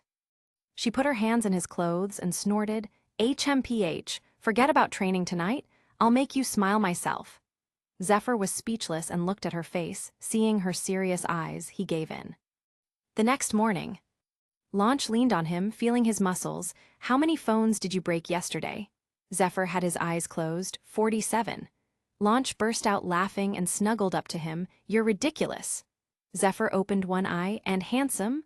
Launch grinned, kissing his neck. You forgot wild. 27 days later. The group all gathered at the front of the tournament area. Bulma looked around. Where's Zephr and Launch? Rocket crossed her arms. Probably not coming. Gohan was dressed up in a funny look. Don't say that, Rocket. I'm sure he'll come. Rocket snorted. He better, he promised. Bulma looked at Rocket and sighed. Goku appeared on the ground and said, Hey, you guys. They were all shocked and cheered, Goku. Before anyone could react, a fist came out of nowhere. Goku jumped back and Zephr appeared, holding Launch and Bullet on his shoulders, looking at Goku. So you didn't spend 7 years doing nothing? Goku smiled excitedly. Zephr, haha, how's it going? Zephr put Launch and Bullets down. Fine. Goku scratched his head and laughed awkwardly. They all signed up and walked to the testing area. Zephr put his hands in his pockets, looking at the punching machine blankly. This is the preliminaries now. Krillin scratched his head, now full of hair. I guess. Zephyr spat on the ground. This tournament really went to shit. Rocket grumbled, at least they look at the contestants. Zephyr frowned as Gohan calmed Rocket down. This'll be fun. Look, everyone's together again, right? Right? 18 looked at him and said, yeah, why are you wearing that stupid outfit? Talk about a fashion disaster. Zephyr said while looking at the punching machine. Coming from the thief, 18 glared at him as Goku came to Gohan. What's going on, Gohan? Gohan sighed and explained quickly while whispering. Goku was dumbfounded. What? Before sighing as he scratched his head, damn, I didn't know. Gohan smiled. It's my fault, Dad, it's okay. Goku shook his head and said, I'll beat some sense into him, don't worry. Gohan hesitated. Dad, Zephyr is really strong now. Goku grinned, even better. They came to the punching machine, and 18 went up first, knocking on it. The supervisor was dumbfounded and said, we'll fix the machine. Haha, must be a bug. 18 rolled her eyes and tapped it this time. Zephyr was next and punched the machine, turning it to dust. He looked at the supervisor. Is it still broken? The supervisor was petrified as Zephyr snorted, walking away with his hands in his pockets. A girl stood next to Gohan. Who was that? Did you see what he did to that machine, Gohan? Gohan looked at her and said, huh, oh, that's my uncle. He's a nice person just having a bad decade. The girl was stunned and Goku looked at her. Who's your friend, Gohan? Gohan smiled and said, my student, Videl. Videl blinked and Rocket added, half student. Gohan waved and Krillin whispered to 18, what a shame, I thought there was going to be a big scene. 18 chuckled, I'm a bit disappointed too, honestly. Piccolo ignored them and looked at Videl, a grand student, so this is how teacher Zephyr felt. Interesting. Zephyr walked over to the kids' competition. Vegeta and Goku stood next to him, watching. The rest came over chatting. Chapter 63, Emo Arc continues. When will it end? Goku looked at Zephyr. So, what happened since I've been gone? Vegeta snorted. We've been training. Zephyr nodded. I've been training with Vegeta, but I did some secret training on my own. Vegeta sneered. Sure. Zephyr snorted. Pray you don't meet me. Goku waved. Ha, you guys. He touched his nose. Feels weird. Zephyr muttered. Maybe you should have stayed alive then. Goku sighed and explained. I've been training with King Kai. You know, if you want to be mad, you should be mad at me. Zephyr frowned and didn't answer. Vegeta looked at Goku with his arms crossed. Idiot. Goku looked confused. What? As the competition started. Trunks walked out with some kid, who looked cocky. Trunks snorted and swept the kid's legs before kicking him up. The kid landed on his head, unconscious. A few games later, Goten came out and knocked the kid out with one punch. Another couple games, Bullets came out. She looked nervous and the other kids sneered. Girls shouldn't fight, go home to your mommy. Ha! Bullets closed her eyes and screamed, punching out. The kid went flying out of the arena and hit the wall, sliding down. Bullets opened her eyes before jumping up. I won, yippee! As she skipped off the arena, humming to herself. Launch cheered, yeah, that's my girl, those boys can't compete, ha ha ha ha. A man muttered, what a lunatic. Launch took out a shotgun, say THAT again, punk. The man was terrified. Bulma pulled her back with Kai. Calm down, Launch. Launch gave the guy the finger before spitting on him as she sat back down, snorting, fucking loser. The tournament went on, until Bullets and Goten went to fight. Bullets ran up to Goten, who clenched his fists. Bullet held a fist up before slamming down. Goten punched out, rock, paper, scissors. Bullets wilted. Aw man! Goten jumped up. Yash! He held Bullet's hands and danced around, laughing. The adults smiled and Bullets jumped off the arena. Good luck, Goten. Goten smiled happily as Bullets sat on a bench, holding her chin cutely. Trunks and Goten went up and fought in the finals. Vegeta crossed his arms. Watch my boy win, Kakarot. Goku scratched his head, turning to see Zephyr missing. Zephyr squatted in front of Bullets, asking softly, Are you hurt anywhere, baby? Bullets shook her head gently. No, Daddy, I'm okay, I lost though, as she spat out her tongue. Zephyr snorted and smiled a little, kissing her head. It's okay, Daddy is proud of you. Bullets blushed with excitement, hugging Zephyr, who carried her up, rubbing her back. He flashed and brought Bullets back to the stands, letting her sit on his shoulders as they watched Goten and Trunks fight. Rocket looked over and frowned. turning away. Trunks tricked Goten and won the match, promising to give Goten 3 toys. Trunks fought Satan, who flew off the ring with 1 punch, then pretended to have lost on purpose. Zephr brought bullets to launch before going to the preliminaries area. They ate before walking out to draw lots. Videl was with them when they all stopped. Zephr looked ahead, seeing 2 Kais. Goku blinked as Videl pulled on Gohan's sleeve. "Say, are they floating?" the pink Kai asked. "Are you Goku?" Goku nodded. "Who are you?" The pink Kai didn't answer. "I've wanted to fight you for a while, just so happens we can do it today." "How joyous. Mind if I shake your hand?" Goku shook hands with the Kai, who smiled. "You have a fine spirit." "That's great." Zephr looked at the Kais before walking past them. He came to the lot drawing box, pulling out a ball. 2. The announcer smiled. "Zephr is number 2. The rest drew lots and Krillin burst into tears. "Why me?" Krillin versus Zephr. Shin versus Piccolo. Videl versus Spopovich.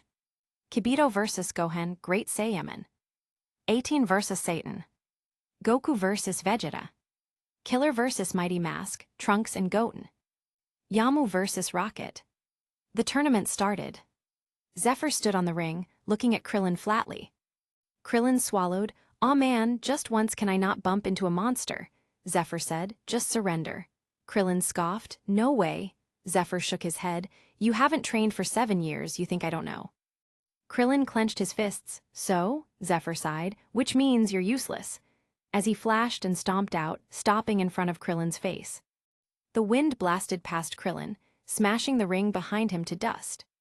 Krillin had snot coming from his nose. How strong are you now, Zephr?" Zephr took his foot back and walked away, not taking his hands out of his pockets. "Not strong enough. Current power level 1 billion. Krillin said slowly. "I give." The arena was full of silence and shock. Zephr walked back to the waiting area with an indifferent face. Goku looked serious. "Zephr sure is strong," Vegeta snorted. "Worry about me, Kakarot." Goku nodded seriously. The next game, Piccolo was scared suddenly and forfeited. Shin walked back, waving his hand and fixing the ring. "I also reinforced it. You're welcome. It should never break again." The announcer gave him a thumbs up. "Thanks, contestant Shin." Shin waved with a smile. Videl fought Spopovich in the next match. Zephr crossed his arms and watched as Videl started off good, then started getting abused. He shook his head and stopped watching. Gohan ran to give Videl a Senzu bean before getting on the ring with Kibito. Then Gohan went Super Saiyan 2. Suddenly, Shin held Gohan in place as Namu and Spopovich sucked all of Gohan's Kai before flying away. Shin apologized to Goku before flying off. Zephr flew up after him and Rocket jumped out, flying after him. Goku turned and flew out. Vegeta cursed and chased him. Zephr caught up with Shin, looking at Namu and Spopovich as Shin looked at him. "Human?" Zephr said flatly. "What's a Supreme Kai doing on Earth?" Shin was stunned and understood. "The Namekian told you, I see. Well, you may be able to help, follow me." Zephr was too lazy to reply to him, following along. The rest caught up as Shin explained. "A long time ago, there was a magician by Biddy. He conjured an evil entity named Boo. He had no fear, no emotions, only born to kill. We used to have 5 Supreme Kai. He killed 4 of them." Zephr was silent, but he knew that Boo absorbed the Grand Supreme Kai and was infected by him. Anyway, that wasn't his concern. Shin continued explaining. Babidi was pure evil and he had a son as evil as him. His name is Babidi. Babidi Boo. If Zephr wasn't in his hating myself arc, maybe he would have laughed. Shin explained. He controlled Namu and Spopovich using the evil in their hearts. Let's just hope that he didn't bewitch anyone powerful. We need to find the sealed Boo before Babidi can release him, otherwise the universe will end. Vegeta thought of something and looked at Zephr, who glanced at him before turning back. Vegeta grinned evilly behind Goku. They arrived and hid behind a rock, looking at the scene. A filthy rat appeared with a red demon.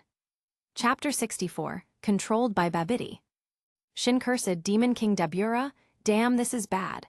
Zephr asked directly. How strong is he? Shin frowned. 5 killi. The group was silent and Krillin muttered. English please. Kibito said, in your terms, 5 billion. Everyone looked at each other. Is that strong? They didn't think so. Vegeta cursed, a few ants, damn it, I thought I would have some fun today. Kakarot, fight me now, I'm bored of these ants. Goku waved and asked, what about Boo? Shin shook his head. I don't know, but don't underestimate them. Babidi has strong magic. He controls people through the evil in their hearts. No one is safe. Only those pure of heart can confront him. Goku looked at Krillin. This is looking dangerous. Krillin laughed. I thought so, aha. Zephyr snorted. Pussy. Krillin complained. I have a family, you know. Zephyr rolled his eyes. Everyone here does. Piccolo. Rocket looked at Shin. Can't we just, as she made a hanging motion. Shin frowned. You might be controlled. Too risky.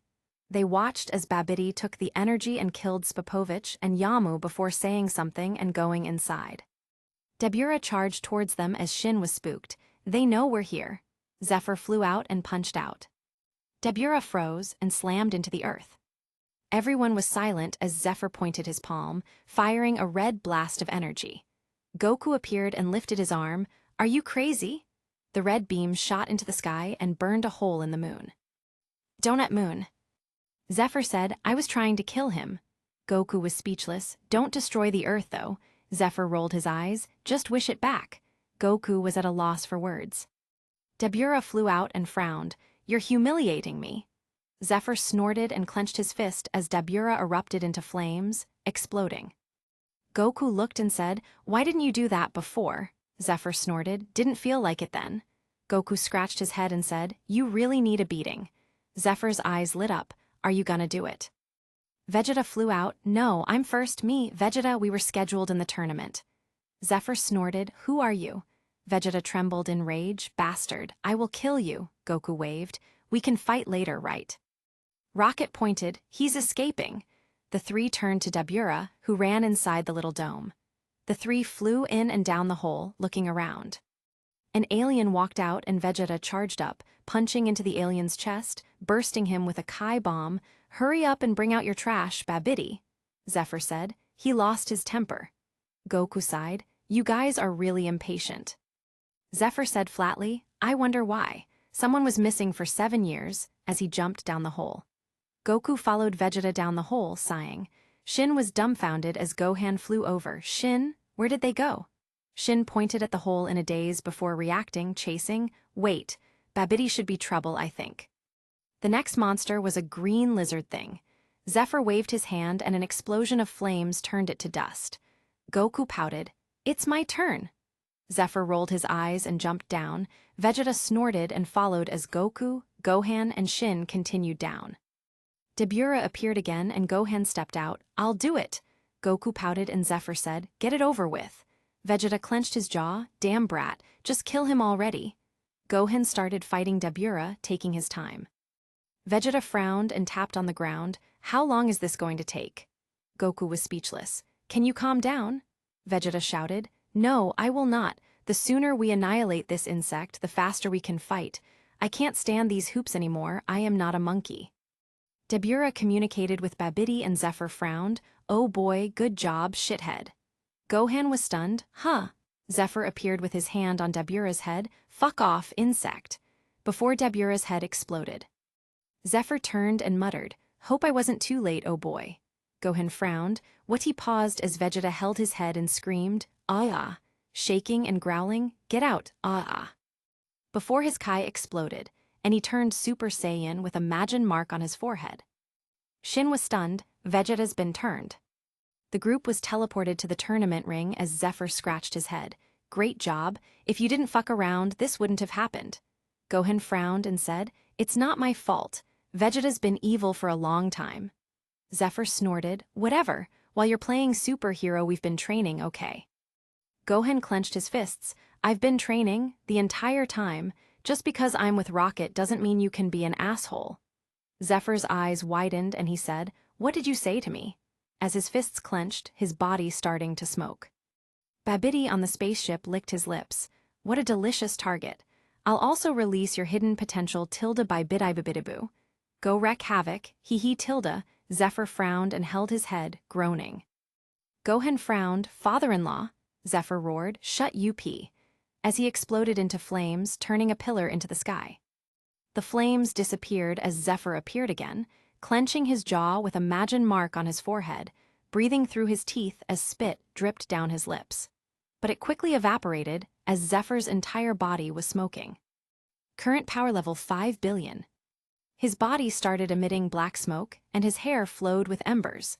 Black smoke coming off the tips, he roared and held his head, igniting again. The flames exploded before going out. Zephr hovered in the air, black smoke coming off him along with black electrical arcs. He opened his eyes and they were glowing reddish pink. There was a magic mark on his forehead, and he looked at Gohan angrily. Current power level 100 billion. Gohan swallowed and said, "Fight it!" Goku looked over and frowned. "Gohan, be careful." Gohan was stunned. "But Dad..." Goku looked at Vegeta. "You got possessed on purpose to make me fight all out with you, right, Vegeta?" Vegeta snorted and replied, "I did this because you only have 1 day on Earth. With all this bullshit happening, we wouldn't have been able to fight. This is the only chance I have to settle the score with you." Shin was stunned and shouted, "That's it? For such a stupid reason?" Vegeta shouted, "It's not stupid. This is everything to me. I don't care about Majin Buu. He surpassed me. Even though we're both Saiyans, he left us all in the dust. This is my pride, the Saiyan Prince's pride. He spared my life.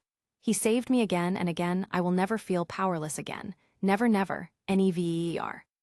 As he roared at the sky, cracking the arena. Shin was terrified. Goku looked at Vegeta in silence as Gohan looked at Zephr, who didn't speak at all. Chapter 65, but there's one thing a Saiyan always keeps. Zephr versus Gohan not as important. Goku shouted, "Babidi, move us somewhere with no people, and I'll fight him." Vegeta turned and blasted out a Kai bomb, but Zephr waved, incinerating it. Vegeta looked at him and frowned. Zephr didn't even look. Launch held bullets and looked at Zephr worriedly. "Zephr." Zephr glanced at her before turning back to Gohan. Launch was worried and rubbed Bullet's hair, frowning as the group disappeared. Shin backed off. "Me and Gohan will go break the shell. You can fight." Babidi shouted, "You will do no such thing. Vegeta, Zephr, kill them." Zephr frowned and closed his eyes, clenching his fists. Vegeta shouted, "I will not. I don't care about when the Supreme Kai does. All that matters to me is Kakarot. If he doesn't interfere, he can do whatever he wants." Babidi was angry and shouted, "You will obey." Vegeta screamed and grinned, I said that I will only fight Kakarot. I am a proud Saiyan. I'm a prince. I refuse to be your slave." His Kai flared wildly as he burst into Super Saiyan 2. "You may have invaded my mind and my body, but there's one thing a Saiyan always keeps. His pride. His Kai exploded wildly as Goku looked serious. Gohan and Shin jumped into the hole, but a hand grabbed Gohan and threw him out. Gohan blinked across the sky and slammed into a rock formation far away. Shin froze as the pod sealed above him. Gohan got up and looked at Zephr in disbelief. Zephr walked over, he stepped on sand and it instantly turned to glass, then glowing red jelly, then ashes. Gohan shouted, "Are you crazy?" Zephr left a path of magma behind him. "If you want my daughter, you'll have to kill me." Gohan grinded his teeth. "This is Babidi, right? Damn it all." Zephr stopped and looked at him, sneering. "It's not. That filthy rat is only good for one thing, releasing the hidden potential. And it's so pitifully small at that, it was a waste to even let that rat leave a mark on my head." Gohan was stunned and said, "Then, why? You trained me a long time ago. I've known you since I was a baby. You're my uncle. I mean, you even saved my life." Zephr clenched his fists and the earth started shaking intensely. "Shut up. Shut you, P. Kill me or die. It's simple." Gohan was stunned and Zephr grinded his teeth, appearing in front of Gohan and punching out. Gohan disappeared and Zephr punched through a mountain. It turned to ashes instantly. Zephr turned around and punched out as Gohan jumped back quickly. "But I don't want to hurt you." Zephyr's eyes blazed with rage as he slapped his hands together, opening them. X-burner. A massive glowing red beam burst from his hands, shooting towards Gohan instantly. 2 wings of flames burst out from Zephyr's back, stabilizing him as the beam continued. Gohan flew around in the air, sweating bullets. Zephr stopped as everything around them cracked, crumbling to dust from dehydration. Gohan stood in the sky as Zephr looked at him emotionlessly. Gohan frowned as Zephr said, "You were always a coward. Ever since you were born, you don't deserve my baby at all. This little power you have, it's nothing in the face of a real threat. Gohan grit his teeth and clenched his fists. Shut up. Zephr snorted, her childish delusions. After you're gone, I'll get rid of them. Gohan trembled and screamed, I said shut you p, as he exploded with a golden aura covered in lightning arcs. Gohan 180, 7.5 billion. Zephr smirked, that's all? Gohan attacked Zephr, punching him in the face. Zephr turned his head before turning back, grinning, you hit like your mother. Gohan grit his teeth as Zephr punched Gohan in the stomach, making him spit out blood as he flew out, landing on the ground, holding his stomach, coughing. Zephr walked over and grabbed his hair. Do you know how much I had to work to get where I am today? Even collecting Dragon Balls every year to maximize even the slightest bit of chance that I can catch up to Goku. Every second of every day, obsessing about it. Training until I feel like dying every day. He kicked Gohan out, walking over. 7 years fighting with Vegeta until I was only able to crawl to a healing chamber. Every day. As he kicked Gohan out again. He appeared next to Gohan, lifting him up. You know what I get. Nothing. When it comes time to fight the bad guys, what happens? I can't even deal with cannon fodder. As he smashed Gohan into the ground. Zephr kicked Gohan out and roared, I have to watch. Watch as someone else saves my baby. Gohan slammed into the ground and got up. That's your fault. Why hate me? Zephr stepped and appeared in front of Gohan as though he was still walking. I don't hate you. Gohan looked up, stunned. Zephr looked at him flatly. You're right. It is my fault. The reason I can't look at Rocket anymore is because I'm ashamed of my weakness. You represent the strength that I didn't have in that moment. I would have had to watch her be killed, or worse. Gohan was stunned and Zephr continued, you have a bad habit, you've always had it. Not ruthless enough, not decisive, not obsessed with it, feel your power now. Gohan looked at his hands in shock, shaking. Gohan 215 billion. Zephr continued flatly, you're wasting your power for nothing. For this stupid scholar bullshit. I trained you to be different, but it seems Kai forced you to be like this. I'll tell you something, if you don't have strength, you will be helpless like I was. Gohan was startled, Zephr burst with Kaioken. 400 billion. Zephr stated, I'll never be helpless again. Never. As he punched out, blasting Gohan in the gut and shooting him into the sky. Gohan spat out a mouthful of blood, smashing into the moon. Zephr looked up and jumped off the ground, flickering through the air, blasting a hole in the clouds. He landed on the moon and looked at Gohan, who was laying in a crater. Zephr picked him up and threw him out. Gohan rolled on the moon's surface, getting up and looking at the earth in a daze. Zephr stomped him into the ground as Gohan looked up, seeing bright reddish-pink eyes, staring at him from above with the earth behind them. He was shocked beyond words, opening his mouth in a panic. Zephr looked at him indifferently, pointing to the side and waving his finger. Gohan looked to the side. I made all of us able to breathe in space a long time ago. Gohan was stunned and burst out, punching at Zephr, who caught his fist easily. He turned and kicked Gohan out. Gohan flew out and spun back, shooting towards Zephr, turning on his own Kaioken. Zephr jumped back as Gohan smashed into the ground. Of course, there was no sound. There was no atmosphere to make sounds. Even speaking doesn't work, there's no air, how can you make a sound? Gohan chased after Zephr, punching quickly as Zephr dodged him easily. Gohan frowned and didn't understand. Zephr looked at him boredly, fighting in zero-gravity needed training, which Gohan obviously didn't have. Gohan paused and looked down at the moon before changing. Zephr looked up at the great ape that turned to him, punching down. Zephr jumped back, shooting around the fists. He kicked out and toppled the great ape. In Zephyr's opinion, this was a stupid transformation. His power level was only 750 million, 10x is only 7.5 billion. He couldn't transform into a super great ape yet, so what was the point? Zephr clenched a fist and punched the great ape in the head, blasting him through the moon. Gohan shot through the moon and back to Earth. Now the moon looked like a donut from all sides. Chapter 66, I Do This For You. Gohan reverted to normal, landing back in the wasteland, holding his stomach. He pulled out a senzu bean and ate it as Zephr fell down from the sky, landing on the ground gently. He took off the Kaioken, looking at Gohan, who got up without injuries. Gohan 900 million. Zephr looked at him and stepped, appearing next to Gohan, kicking out. Gohan turned on Super Saiyan 2 again, blocking the kick. Zephr said, "Wrong," as Gohan went through the afterimage, getting stomped on from behind. Zephr looked at his hands as they slowly turned to ashes. "What a shame. You can't even beat me like this. How can you protect my daughter?" Gohan shook and screamed. Zephr raised his brows. Gohan jumped up and kicked Zephr in the neck. There was a crack as he flew out, tumbling on the ground. Gohan tore his uniform off. "That's it, I'm done." Zephr sat up and patted his neck as Gohan appeared in front of him, punching wildly. "Just shut up, bastard." Zephr jumped out and blocked his fists as Gohan got faster, getting angrier and angrier. Zephr started smiling slowly as he continued blocking the fists and legs, fighting back, punching and kicking wildly at inhuman speeds. Kaioken back on. Gohan roared with red eyes as he started getting stronger and stronger. Zephr paused and jumped back, reverting to normal. He looked out and flew out as Gohan chased him, his aura still jumping. Zephr ignored Gohan, jumping down where Vegeta was, seeing Goku on the ground unconscious. Zephr walked up to Vegeta. "Don't."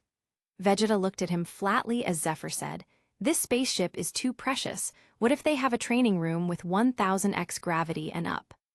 Vegeta paused and frowned. "How are we supposed to get it?" Zephr looked out. "I have an idea. Follow me." As they flew out together. Gohan landed on the ground, looking at Goku and shaking, clenching his fists. Zephr and Vegeta landed where they first went into the spaceship. Zephr looked down as Babidi smiled at them on the side. "Is it done?" Zephr looked at him. "Shut up, you filthy rat."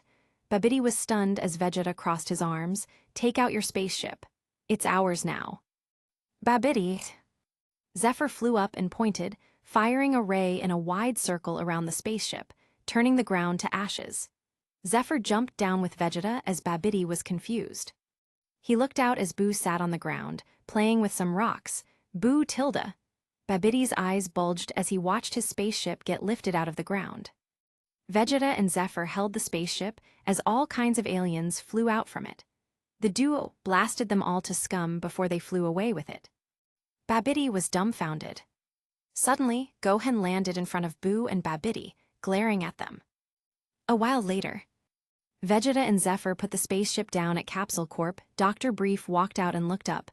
"Wow, what a big spaceship." Vegeta pointed at it. "Hurry up and take it apart, you old fuck." Dr. Brief was excited. "All right." Zephr flew back as Vegeta chased him. "Hold it, I will fight, Boo." Zephr replied. "No, it's my turn." Vegeta grit his teeth. "No, I didn't get a chance." They argued as they shot back to the wasteland. Vegeta slammed down in front of Boo and Babidi, looking at them. "You're Boo, what a misshapen head you have." Zephr landed on the rocks, looking at the fight. He glanced to the side, seeing only Piccolo, Goten, Trunks, and Bullets. Piccolo looked at Zephr like a big enemy, pulling the children behind him. Zephr turned back and crossed his arms.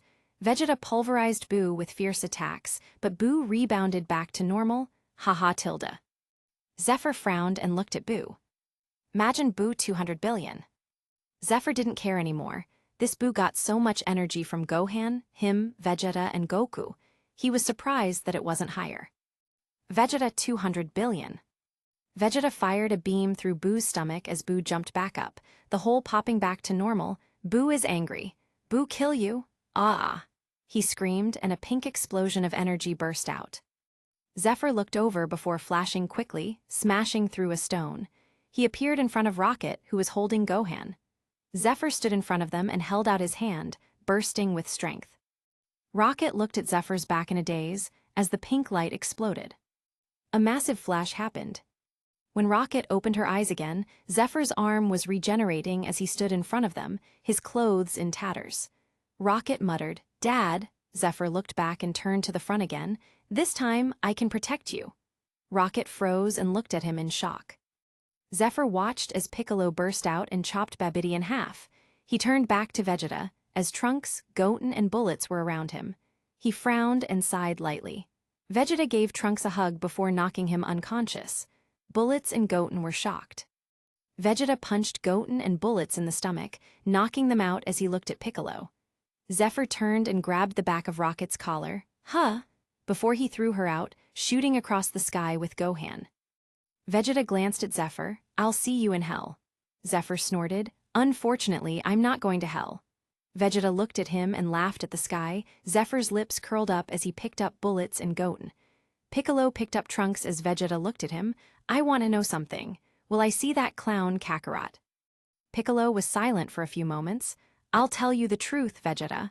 Goku has fought for this planet countless times and saved it. You only fight for yourself and killed too many innocent people. You're not even going to the same place. Vegeta snorted and said, Get out of here. Zephr and Piccolo left as Vegeta looked at Buu. I won't be lonely in hell, you big fat balloon. As his aura accumulated.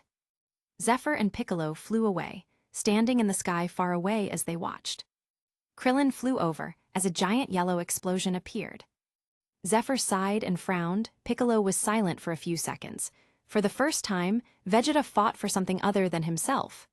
Zephyr handed the kids to Krillin. Bring them far away from here. Hurry up before I kill you. Krillin was stunned and swallowed as Piccolo gave him Trunks too. Zephyr flew back as Piccolo followed him. They landed in the crater and Piccolo was dumbfounded. Babidi is still alive? Zephyr ignored him and said, Piccolo. Piccolo looked at him as Zephyr added, Bring everyone to Kami's lookout. Goku will come to you. Piccolo was stunned. Wah, before looking at all the Buu pieces coming back together. What? Zephyr crossed his arms. Now. Piccolo swallowed and flew out. Damn it. Zephyr looked at Buu, who brought Babidi back together. Buu looked at him. You come fight, Buu. Zephyr clenched his fist. I come kill Buu. Buu looked angry. Buu mad, turn you to chocolate. The beam passed through Zephyr, who looked at Buu blankly. You bastard. He exploded with black smoke and Kaioken. Ah. Buu covered his eyes. Ah. Zephyr snorted as black smoke emitted from his body. I will kill you today, Buu. Not Goku, not Vegeta, Emmy. As he kicked out, smashing Buu in the face. Buu rolled back and his head bounced back out. He attacked Zephyr, who stood there and took it. Buu was stunned as Zephyr spat out a tooth. Is that it? My turn then. As he fired a barrage of punches. Buu shook and bounced back as Zephyr continued punching him, wildly. As they fought, the sky darkened. Chapter 67, and this is to go even further beyond. Zephyr didn't care and kicked Buu out, clapping his hands together before blasting Buu with an X-burner. Buu screamed as he flew out. A piece of Buu landed on the ground and turned into Buu again. Buu's back. He tilde before flying over to Zephyr, punching and kicking. Zephyr blocked him quickly, digging his fist in Buu's gut as a massive beam of flames blasted out from his back, turning Buu into a donut before he turned to normal again. Buu expelled steam. Buu's angry. Imagine Buu 300 billion. Zephyr sneered and grabbed his antenna, slamming him on the ground before kicking him out, pulling his antenna back. Zephyr played paddle ball with Buu's body, chuckling before letting the antenna go and punching out, shooting Buu flying across the world. Zephyr turned around and stomped as Buu appeared flying towards him from behind. He stomped Buu into the ground, making a massive crater. Buu expelled steam again. Angry, angry, angry. Buu no more playing. He jumped up and screamed as his Kai jumped. Imagine Buu 500 billion. Zephyr snorted and grinned. Come on, Buu. Buu flickered and attacked. Zephyr spat out blood as he was beaten into the air. Buu jumped and elbowed Zephyr's chest, smashing him into the ground. Zephyr bounced off the ground and coughed up blood as Buu spun in the air, stomping on his stomach. Zephyr was separated in two halves, screaming in pain. Buu grinned. You make Buu angry. You pay. Zephyr grit his teeth as blood escaped his lips while he connected HSI two halves, regenerating as every wound turned to ashes, floating in the wind. Buu was stunned. You and Buu same? Zephyr got up and panted. No, different. Buu punched his palm. Buu understand. You and Buu cousin. Zephyr was speechless and attacked Buu quickly, pelting Buu with punches angrily. Buu took the beating and bounced away. Buu think fun now. Zephyr grit his teeth. Is that all you got? Buu frowned and punched hard. Zephyr punched out, his arm flashing over Buu's and accelerating suddenly, punching him in the face, sending him flying. Zephyr breathed heavily as his Kaioken state fell. Buu jumped up. Ah, Buu angry. Zephyr grinned. You've been angry before, that didn't change anything. Buu flashed over and Zephyr focused, jumping up and kicking. Boo was kicked in the face and turned, kicking out as Zephr blocked with one arm, punching out. They exchanged blows insanely quickly, slowly floating higher and higher as the shockwaves from their fight blew away rock formations. Zephr ducked and stomped out, shooting Boo out. Zephr clenched his fists and roared as his kai surged, holding his hands out.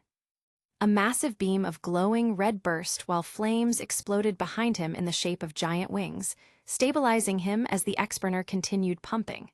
Boo held his hands out. Boo win? A massive pink beam collided with the X-burner in the middle, forming a red and pink bubble. Zephr grit his teeth and forced it before Boo snorted, steam coming out of his head. The pink ray pierced the red beam, and Zephr crossed his arms, slapping the ray into the sky as his arms exploded. They turned into molten rock and regenerated quickly as he reverted to normal, panting in the sky. Boo looked at him and puffed his cheeks. No dead? Why no die? Boo angry. Boo eat you? Ya! As a ray came to Zephr, who grit his teeth and jumped out of the way, landing on the ground. He rolled over and laid on his back. His insides felt like they were boiling. He coughed and vomited out a mouthful of blood before laying his head on the ground, looking at the sky. Suddenly, Goku appeared, looking down at him. Zephr sighed and said, "Looks like I finally died." Goku grinned, "Not yet." Before looking over at Boo, Zephr, do you know what fusion is?" Zephr was shocked but replied, "I'm too weak to fuse with you." Goku flicked him a senzu bean and it went in his mouth this time. Zephr stood up and dusted himself off. "You have better aim than the last time." Goku chuckled and pointed at Zephyr's forehead. "There's no time to teach you. You can figure it out, right?" Zephr saw the new information in his head and closed his eyes before opening them again. Goku looked at Boo and smirked. "You stay right there." Boo scratched his head. "What doing?" Goku grinned. "You'll see." As Zephr and Goku went 6 paces away from each other. They held their palms out doing the fusion dance, Fu, Xian, Ha, as they twisted and touched fingertips. A massive kai burst and 2 energies swirled together, forming a tornado before a new being appeared. He had his arms crossed with spiky black hair and pink eyes, speaking in a strange double voice. "What should we call ourselves now? Zoku? Gaf or Zeku? I like Zeku." Zeku clenched his fists and looked at Boo. "Are you ready, Boo? You're about to face Zeku." Boo was speechless. "Zeku, 100 billion. Boo put his hands on his hips. "Not strong. Boo win again." Zeku scoffed with a smirk. "Well, you're going to love this," as he turned Super Saiyan. But the strange part was that it was normal. "Zeku 5 trillion. Boo was stunned and Zeku growled. "This is a Super Saiyan, and this is what is past a Super Saiyan." As black lightning surrounded him and his hair spiked even more, his aura flared like a flame now. "Zeku 10 trillion. Zeku smirked and stood in the air. "And this is to go even further beyond." Ah! His air exploded into flames and grew out wildly as the black lightning got thicker. At the end of Zeku's tail, there was a smoldering ember, emitting black smoke. Zeku 25 trillion. Chapter 68, Zeku beats Boo. Zeku burst out laughing, slapping his forehead. "You're done, by me, Zeku, ahhhhh." Boo was stunned and Zeku punched out lightly. Tilda, Boo was blasted across the world. Zeku yawned and stretched out his hand, catching Boo's face from behind him. Zeku spat out his tongue, blee tilde, before slapping Boo out, flashing to the other side, bouncing him back. Serves up. As Zeki teleported back, jumping up and slapping Boo, spike. He teleported to the other side and lunged out, bouncing Boo back up, saved, before jumping up and spiking Boo down. Boo laid on the ground as Zeku jumped in the air, cheering and laughing. What a comeback, and the crowd goes wild. Boo steamed and attacked Zeku, who yawned while turning around. "Yeah, get my back a little higher." "Oh, that's nice," as he flashed, now holding a newspaper. Boo was angry and slammed down hard. Zeku slammed into the ground. Oh no, it was all a bluff, he found out. Boo shouted, "You tricking Boo." Zeku looked scared. Oh no, what should the great Zeku do? Before laughing, Sike, before jumping over Boo, stomping him into the ground, gotcha. He grabbed Boo and stretched him out, jumping rope on the spot. 1, 2, 3, 4, 5, 6, 7, 8, Boo roared and exploded with pink energy. Zeku threw him up into space before flashing above him, laying in the void on his side, holding up his head with his palm, yawning. Boo turned around and steamed, shouting something. Zeku dug in his ear and cupped over it, mouthing, "What?" Boo shook and attacked him as Zeku rolled over, flashing before suddenly having a blanket and pillow. Boo waved his arms and stomped in the void, blowing steam from his head. Zeku laughed and held out a hand. Boo paused and Zeku suddenly had a hat. He showed Boo and then took out a bunny. Boo was dumbfounded and Zeku showed Boo the hat.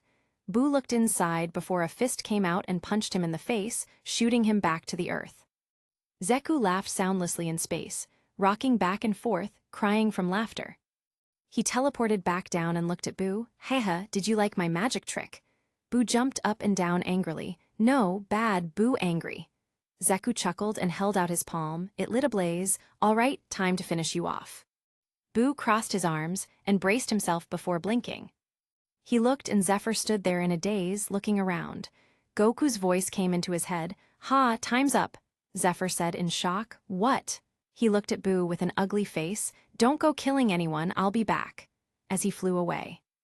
Boo, Zephr left and appeared on Kami's lookout, looking around. He didn't see Rocket and Gohan, but Launch and Bullets were there. He let out a breath and walked over as Piccolo said, "What happened to Goku?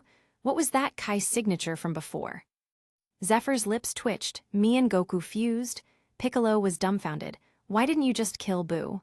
Zephr covered his face. "Don't talk about it. I don't want to talk about it ever again. Where's Goten and Trunks?"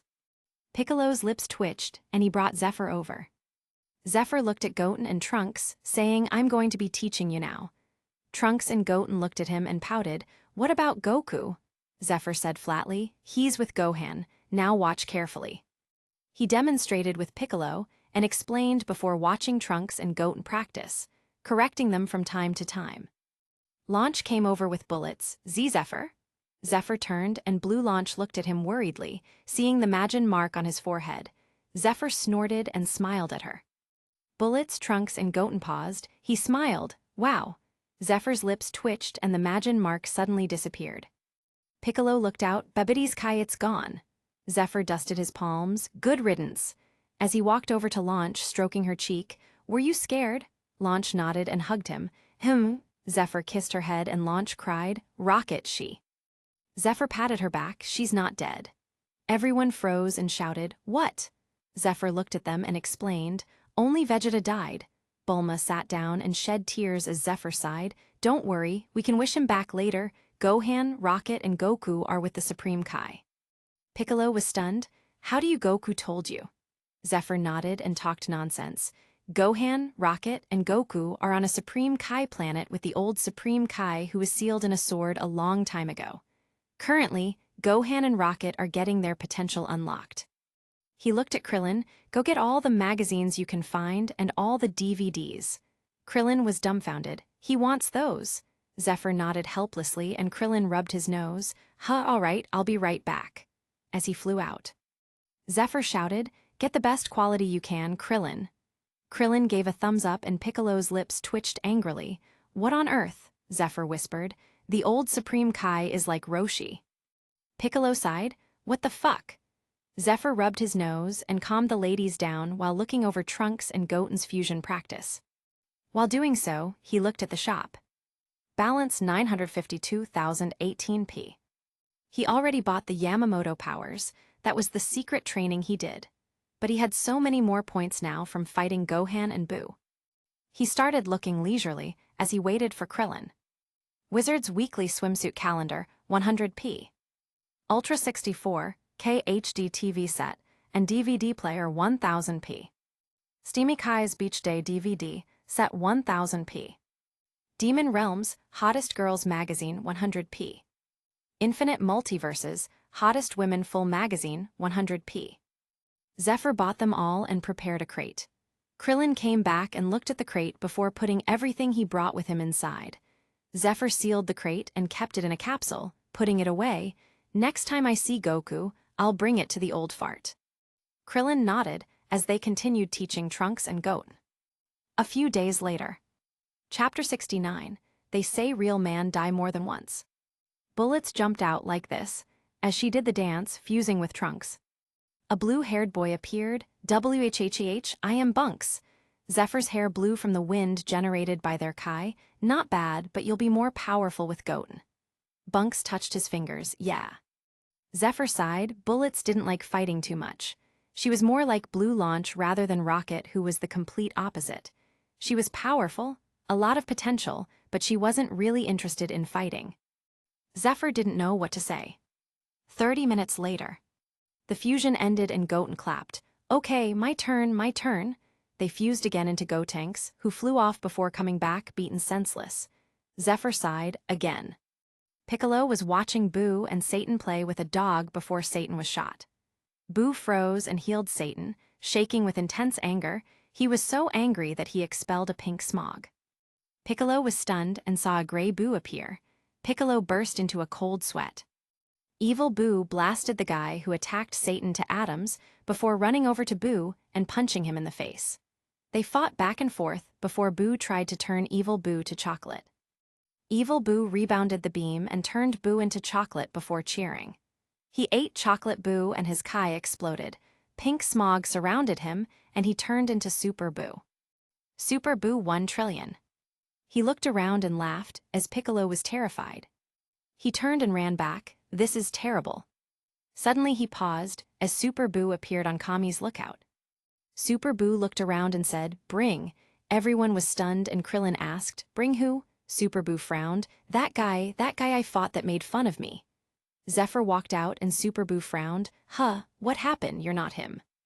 Zephyr crossed his arms and said, "You'll have to wait. The person who will fight you is training right now." Piccolo added, "You said you'd kill all humans on Earth, right? You haven't killed them all yet, have you?" Super Boo groaned and walked around Kami's lookout before putting his hand up as a pink beam shot out, splitting into countless threads and killing every single person that wasn't on Kami's lookout.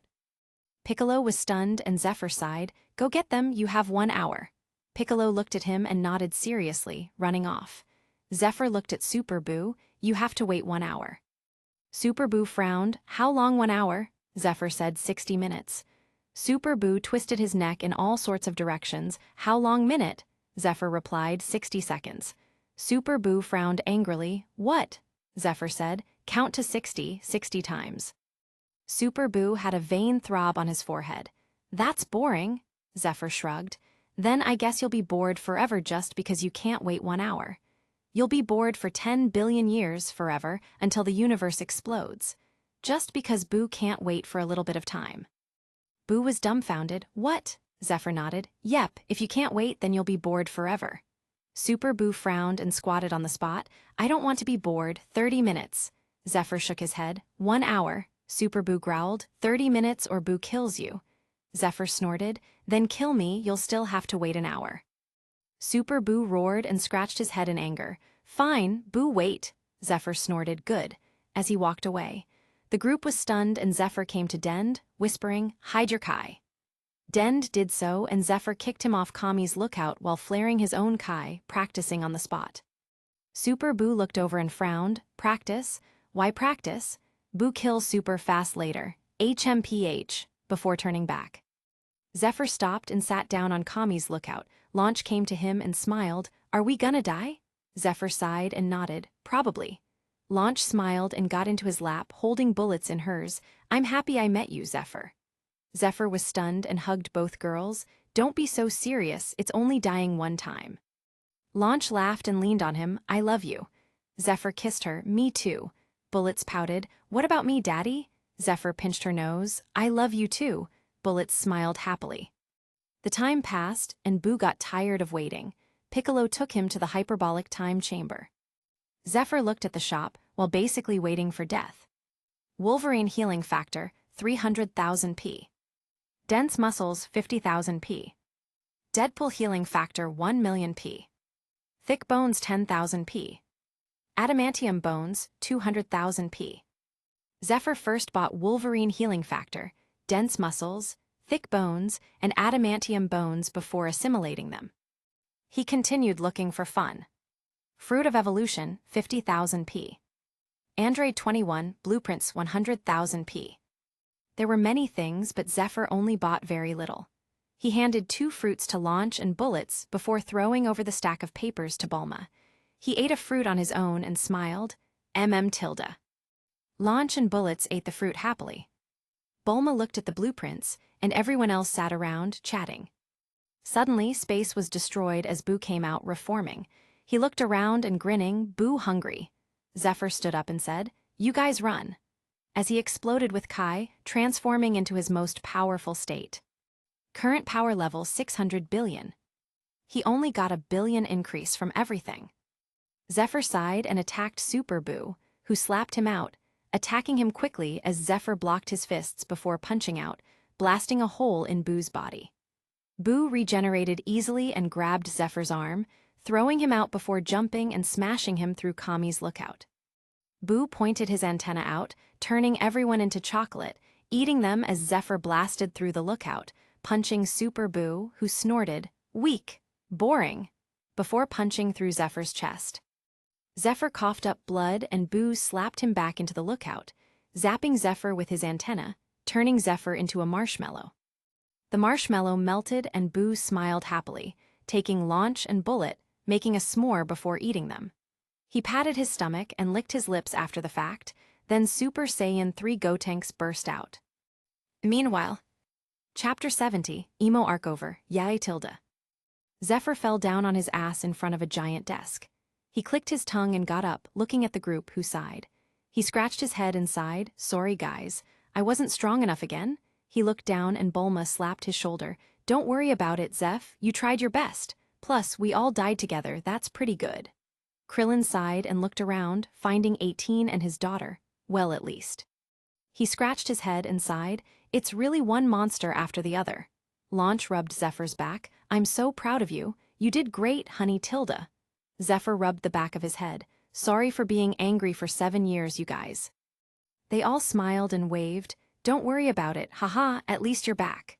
Zephr sighed. "I guess maybe I should give up." Launch sneezed and handed Bullets to Enma. "Hold her for me, you fucking asshole." Enma held Bullets in a daze. "Huh." Launch rolled up her sleeves and stomped over, giving Zephr a fat slap. 18 clapped, "Good slap," before looking at Krillin, who was startled. "What?" 18 sighed and looked away. Bulma and Kai watched while gossiping. Zephr was stunned and Launch grabbed his collar. "You stupid fuck, you're going to give up now?" Zephr quibbled. I can't keep up after all. We all died. I was the last defense and I died. What's the point? I'm not Goku, I'm not Vegeta, I'm not a Saiyan. What do you want from me?" Launch sneered. "If you give up, I'm leaving your ass." Zephr was dumbfounded as Launch looked at him. "Do you know why I feel in love with you? It's not for your looks, it's this." As she punched on his chest. "This damn thing in here that keeps going no matter what. You simple-minded fool. You keep going and going no matter how strong Goku gets. No matter what happens. You trained for 7 years and became so strong I couldn't even catch up with you myself. And now, after all this, you're going to give up." She clenched her fist angrily. No, I won't let you. I won't let you give up on yourself like this. Even if it means that you won't spend as much time with me, I don't want it. I love it when you're stubbornly pushing ahead. If you give up now, I'll hate you for the rest of my life. You hear?" Zephr was dazzled as he looked at Launch's face. Bulma and Kai sighed. "I'm jealous, yeah, if only Goku listened to me." Bulma looked at Kai in confusion. "I think we're talking about different things." Zephr looked at Launch. Launch snorted and let go of him. "Make the choice. Here and now, keep going or lose me." Zephr was stunned and sighed. "I'm not confident I can do it." Launch clenched her fists. "If you give up, you'll never know." Zephr paused and pulled her in, kissing her passionately. Enma covered Bullet's eyes, and Krillin did the same. Zephr let her go and let out a breath, smiling. "Yash." He looked at Enma. "Where is Goku?" Enma blinked and said, "You know you're dead, right? And I'm the boss here." Launch jumped up and pointed a gun at Enma. "Who cares? Did you hear what my precious husband asked? Where the fuck is Goku, you fat red slob fuck?" Enma was dumbfounded. "You're so violent?" Launch sneered and took Bullets back, holding Enma at gunpoint. He raised his hands and pointed. "He's that way, don't shoot." Zephr waved. "All right, let's go find Goku, everyone." They all smiled and cheered, leaving the building. Enma let out a breath of relief before pausing. Wait, he's the boss here." He looked out but Zephr and the rest already flew away. Zephr locked onto Goku's Kai and flared his own. Goku blinked and turned. Huh, Rocket wiped her sweat. What happened, Uncle? Goku smiled wryly. Everyone's dead. Rocket was stunned and nearly fainted. What? Goku teleported and reappeared with the group. Rocket and Gohan were stunned as Zephr waved. Hey, Goku scratched his head. Sorry, I didn't think I used up all my time. Zephyr's face turned black and he coughed. Don't talk about that. I don't even know what you're talking about. Goku's lips twitched. Kai jumped on Goku and hugged him, bursting into tears. Goku looked awkward and hugged her. Launch came to Rocket and hugged her. You're not dead. Good girl, you have a bit of your mother's fierceness. Rocket chuckled and peeked at Zephr, who stood alone awkwardly, rubbing his hands on his pants. Before either of them could say anything, Gohan's Kai flared. Everyone looked at him and he flexed. Hup, this is incredible. Thanks, old Kai. Old Supreme Kai waved. Gohan waved at everyone and grabbed Kibito. Please take me to Earth. Kibito disappeared with Gohan. Zephr stepped up and threw a capsule in front of old Supreme Kai. He was stunned and opened the crate, dazzled. Zephr said slowly, Old Kai, you just released Gohan's potential, right? The old Supreme Kai nodded. What about it? Zephr pointed his thumb at Rocket. Can you do the same for my daughter, please? Rocket was stunned. Huh. The old Supreme Kai looked at the crate and coughed. Sure, come over here, young lady. Rocket looked at Zephr. Dad. Zephr waved his hand, and Rocket was thrown over as the old Supreme Kai started dancing tirelessly. Zephr turned around and crossed his arms. Goku leaned on him with his elbow on Zephyr's shoulder. Hech, look at that. Not too bad, Zephr. Before whispering, doesn't he remind you of Roshi? Zephyr's lips twitched. They're the same. I'm surprised he didn't ask to see Bulma's underwear. Bulma's lips twitched and Goku chuckled as he clenched his fists. Now that we're all dead, let's fight. Zephr pouted, I don't have a body. Goku looked at Shin, who snapped his fingers. Zephr regained his body and clenched his fists, grinning, come on, as he elbowed Goku, sending him flying across the sky. Zephr charged after him, bursting into black smoke, fighting with Goku in the sky. Goku transformed into Super Saiyan, and they started fighting wildly. Launch cheered, kick his ass, Zephr. Kai shouted, don't lose to that candle, Goku. Launch rolled up her sleeves. What did you say, bitch? Kai snorted, you heard me. Launch gave her a flying kick, take this. Kai flew out and landed in a bush as Launch laughed wildly. As Goku and Zephr were fighting evenly for a while, Shin was stunned and shouted, what? Goku and Zephr looked over and flashed next to Shin, staring at the crystal ball. They saw Gohan being brutalized by Super Boo. Goku asked Shin what was going on and Shin explained, Boo absorbed Gotenks and Piccolo. Gohan can't beat him. You're gonna have to go down there, Goku. Goku was stunned and said, I can't, I'm dead, remember? The old Supreme Kai appeared. I can give you my life. I only have 1,000 years left anyway. Shin was stunned. Absolutely not. Give him my life. Old Kai waved, forget it, as he collapsed on the ground. Goku's halo disappeared and Goku clenched his fists. I won't forget this. The old Kai jumped back up. You better not. That's in my life, you know. They were stunned and Zephr asked, what about the ritual, old man? Old Kai rubbed his back. It's fine, I can just continue now, it doesn't matter. Shin was stunned. Didn't you say before? Old Kai snorted. That was before, this is now, as he went back to dancing. He paused and ran back. Haha, I almost forgot. Here, take these, as he tossed earrings over. Goku caught them with confusion as the old Kai explained. These are Patara earrings. Put one on your left ear and the other on the right ear of the person you want to fuse with. Shin and Kibito were stunned. Really? Old Kai nodded. You try it with yours. Shin did so and was fused with Kibito. Shin Kibito Online. Chapter 71. Old Kai plus Roshi Patara fusion equals. He clenched his fists. Wow, I feel so much stronger. Old Kai chuckled. Yes, but you weren't strong enough to begin with, so hold your horses. Shinto was petrified and wilted. Goku asked, how long does it last? Old Kai chuckled. Well, forever. Goku clicked his tongue. Damn, looks like I have to go to school for Gohan after this, as he teleported away. Kai and Rocket were petrified. Forever. Zephr rolled his eyes and asked sarcastically, what about for humans? Old Kai blinked. Oh, silly me, I forgot. It was only an hour for non-Kais. Kai and Rocket let out a breath of relief as old Kai started dancing again.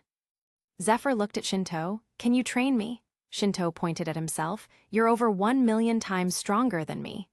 Zephyr's lips twitched and he said, You must have something to train here. Shinto scratched his head. Well, there is, but it was recently broken. It's a sword that weighs 10 tons. Zephr wilted. That's it.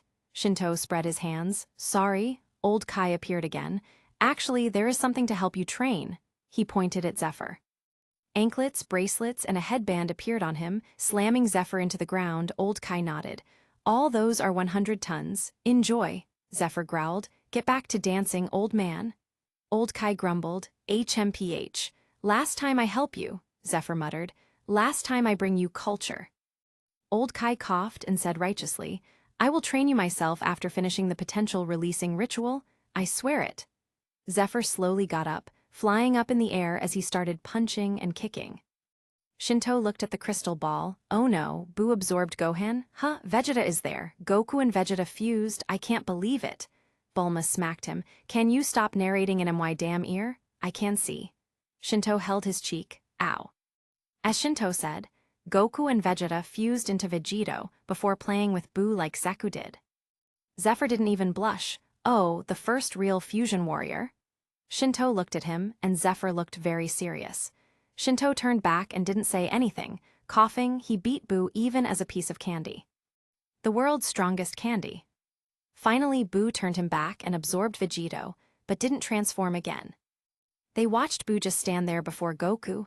Vegeta, Gohan, Trunks, Goten, and Piccolo came out of his body, returning to normal. Buu turned into Kid Buu, the incarnation of pure evil. His Kai shot up like crazy. Then he blew up the earth. Launch went crazy. My house. Oh ah. Zephr in the air. We can build another one. Launch collapsed to the ground, crying, All my guns, all my alien weaponry, it's all gone. Zephr was speechless. Suddenly, a BFG landed next to her. Launch's eyes lit up and she picked it up, stroking it gently. My precious. She looked up and smiled sweetly, twisting. I love you, you hunk of a man. Zephr smiled at her, as everyone else's lips twitched. Goku landed on the ground with Shinto, Vegeta, Satan, Dend, and a puppy. Satan jumped up. Where am I? Is this a movie studio? Videl ran over. Dad. Satan looked at her and rubbed his eyes. You're alive? Videl pointed at the halo above her head. No, I'm dead. Satan was dumbfounded, and Videl tried to explain the situation. Alas. Shinto asked. The Earth, Old Kai said. It's gone, reduced to atoms. Shinto was in disbelief as Satan quibbled. Are you going senile? What are you talking about? The Earth? Gone? Then how are we here? Dend shouted at him. Are you stupid? Do you know who that is? That man is none other than the god of the King of Worlds, the Supreme Kai. Do you even know what that means? I am the god of the Earth, and above me is King Kai, and above him is Supreme Kai. You are talking to the Supreme Kai. Satan blinked before laughing. I must be dreaming. Haha, then I must be able to fly, right? As he ran off a cliff and slammed into the ground. Ow. Vegeta complained. You had to save him of all people, Kakarot. We can't bring back the Earth and everyone on it anymore. Our trump card, the Dragon Balls, were destroyed with it. Old Kai was stunned. The Dragon Balls. Before waving, you're fine, young lady. You need to meditate on your own now. Rocket's lips twitched and she sat there in silence. He turned and shouted, Why are the Dragon Balls on Earth? Zephr looked at Vegeta while punching and kicking the air. We can just use the Namek Dragon Balls. Dend shouted, That's right. We can wish for the Earth back with the Namekian Dragon Balls. The old Kai said angrily, Absolutely not. They make a mockery of life. I will not allow you to, Goku said. I'll give you pictures of a peachy gal tilde she's not young, but the only problem is she's dead. But she can come back to life with the Dragon Balls. Vegeta growled, You better not be talking about Bulma. Bulma was stunned and reminded of Roshi, clicking her tongue angrily. Goku looked awkward. He was going to say something else, but he would probably die again. He looked over and Zephr frowned. Hey, don't even. Goku was anxious. This is the lives of everyone on Earth. Come on, you guys. Zephr snorted. No, they can all stay dead. The only one looking at my wife's perky tits is me. Launch crossed her arms. That's right. Goku looked at Kai, whose lips twitched. He sighed, "It's hopeless." Old Kai coughed and said, "Are there a lot of peachy gals on Earth?" Goku nodded, "A whole bunch. By the way, I know someone who has a ton of peachy stuff." Old Kai's eyes lit up. "Oh yeah." Zephr paused and floated in the air, trying to imagine Supreme Kai Roshi Patara fusion. He shivered. The ultimate pervert fighter. Chapter 72. Kid Buu clearly lacking parental guidance. Shinto gasped, "Huh, look, Buu is regenerating." Old Kai gave Goku and Vegeta his Patara earrings, but Goku refused when Kid Buu appeared. Everyone was shocked as Zephr charged out, smashing the weights on Buu's head, sending him flying across the sky. Zephr laughed, "First!" as he threw the weights behind him, smashing craters into the soil as he appeared above Kid Buu, kicking him in the face, sending him into the air. Goku and Vegeta were shocked. "No fair." As Goku looked back, "Can you teleport everyone off this planet?" "Thanks," as he shot off after Vegeta. Shinto teleported everyone, except the 4 off the planet, onto another one, as they watched from the crystal ball. Launch held her hips. "Watch Zephyr's performance, you'll be shocked." Bulma snorted, "He only got the first strike." Kai nodded, "That's right, when Goku fights, it'll be over." The 3 buted heads, "What?" The rest were speechless as 18 sighed, looking at Krillin, "And you're here."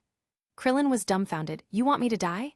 18 sighed, holding her daughter, "We're dead already, now I can't gossip. Why did I marry you?" Krillin rolled his eyes, "My handsome looks." 18 laughed and nodded, "It was your humor, I remember." Krillin looked confused. Was that a compliment? Meanwhile, Zephr attacked Kid Buu, bursting into his strongest state and clenching his fists, blasting a laser at Buu, annihilating an entire mountain. Buu crossed his arms and blocked it, grinning evilly. He flickered and punched out, shooting Zephr across the sky. Goku caught him and Zephr jumped off Goku, appearing in front of Buu instantly, punching through his stomach. Zephyr's hand went all the way through, and Buu coughed out black smoke before exploding. Zephr stood in the air, looking around as Launch snorted, "See." Bulma and Kai clicked their tongues, "Lucky." Goku asked, "Is he?" Vegeta shook his head, "Fool." Zephr tilted to the side, dodging a pink ray as Buu teleported in front of him, smashing his hands down before blasting Zephyr's body to ashes. Only a head was left. Goku and Vegeta were stunned as Zephr regenerated, molten rock-like body parts that turned to ashes and flew away with the wind. He slapped his arms and looked at Buu. That was close. As he clicked on Zenkai, boost, just as his head was kicked to dust. Zephr crumbled into ashes before bursting into flames, rising again. Vegeta was dumbfounded. "Is this bastard immortal?" Goku laughed. "I don't think so." Zephr flashed and exploded with Kai again. "This is my last try." Before he clapped his hands, blasting out a massive pillar of glowing red burning energy, thrusters on his back in the shape of wings. Buu was consumed in an instant and screamed, smashing his hands out. Current power level 1 trillion. The beam disappeared as Zephr reverted to normal. He scratched his head and laughed, "Damn, I lost." Current power level 10 billion. Kid Buu regenerated from a finger, sneering. Kid Buu 5 trillion. Vegeta snorted as he walked to the side. "Damn it, this idiot always chooses rock. Why did he choose scissors this time?" Zephr appeared next to him and picked up the weights, making them disappear as he sat down. "Man, what a disappointment." Vegeta crossed his arms. "I hope he loses." Zephr chuckled as Goku turned into Super Saiyan 3. Goku 5 trillion. He said, "They're even." Vegeta commented, "Even so, Kakarot can't stay in Super Saiyan 3 for long. It's a flawed transformation." Zephr nodded and said, "I heard the old Kai saying that he saw a Saiyan turn into a great ape, then Super Saiyan, then shrink into a red-furred monkey. Maybe that's Super Saiyan 4. Vegeta paused and his eyes lit up. "Kakarot can't control himself as a great ape, but I can. I can surpass him." Thinking about it, he couldn't help but laugh. Zephyr's lips twitched as he watched Goku fight Buu, tilting his head from side to side. Goku tried to gather up power as Vegeta went up to fight in his Super Vegeta 2 form. Zephr sat next to Goku now, looking up at him. "Geez, is that what it's like to be alive?" Goku's lips twitched. "It's a lot different." Zephyr sighed. "I know, it's like I have infinite Kai or something." Goku shushed him. "Just be quiet for a sec, let me gather power." as he started gathering. Zephr shrugged and looked over, seeing Vegeta being brutalized. He got up and shot over, kicking Boo off Vegeta, rubbing his nose. "You're welcome." Vegeta clenched his fists. "Damn." He threw up a power ball and said, "Kakarot, don't look at the moon." Goku was stunned and reverted to normal. "Damn it." Vegeta turned into a great ape, and Zephr looked up at him as Vegeta clenched his fists, roaring, "Ah!" Zephr was speechless as his lower body was vaporized. He looked over, seeing Boo laughing. Zephr was angry. He exploded and charged at Boo angrily. "I just regenerated, you asshole." He punched Boo over 1,000 times in a second, blasting him flying before flickering over to him, flipping through the air and stomping on Boo. Flames flashed before a beam pierced through Boo, shooting through the planet. Boo only had an outline of a torso with arms, legs, and a head left. He cackled, "Hyans." Zephr was stunned. "What?" Boo regenerated in an instant before punching Zephr wildly, laughing like a bad kid. Zephr blocked and fought back as his body started steaming. In addition to emitting black smoke, Zephr burst into a cold sweat. He was working over his limit. If this continued, he would overheat. Vegeta on the side shouted suddenly, "Dend, you're watching from your crystal ball, right? Go to Namek and wish for the Earth back, right now." They teleported to Namek and summoned Porunga as Zephr shouted, "Wait, the wish is shit." Vegeta was angry. "What did you say?" Zephr shouted. "Dend, listen carefully. Your first wish is bring back the Earth as a strengthened version of itself.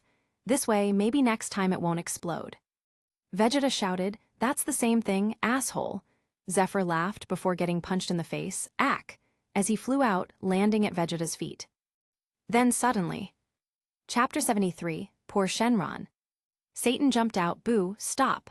Zephr, Vegeta, and Goku were dumbfounded. This guy was still here. Boo did stop before holding his head. "Ah," Zephr continued.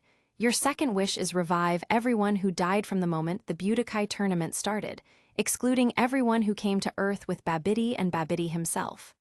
Vegeta frowned. "What's the difference between this and my wish?"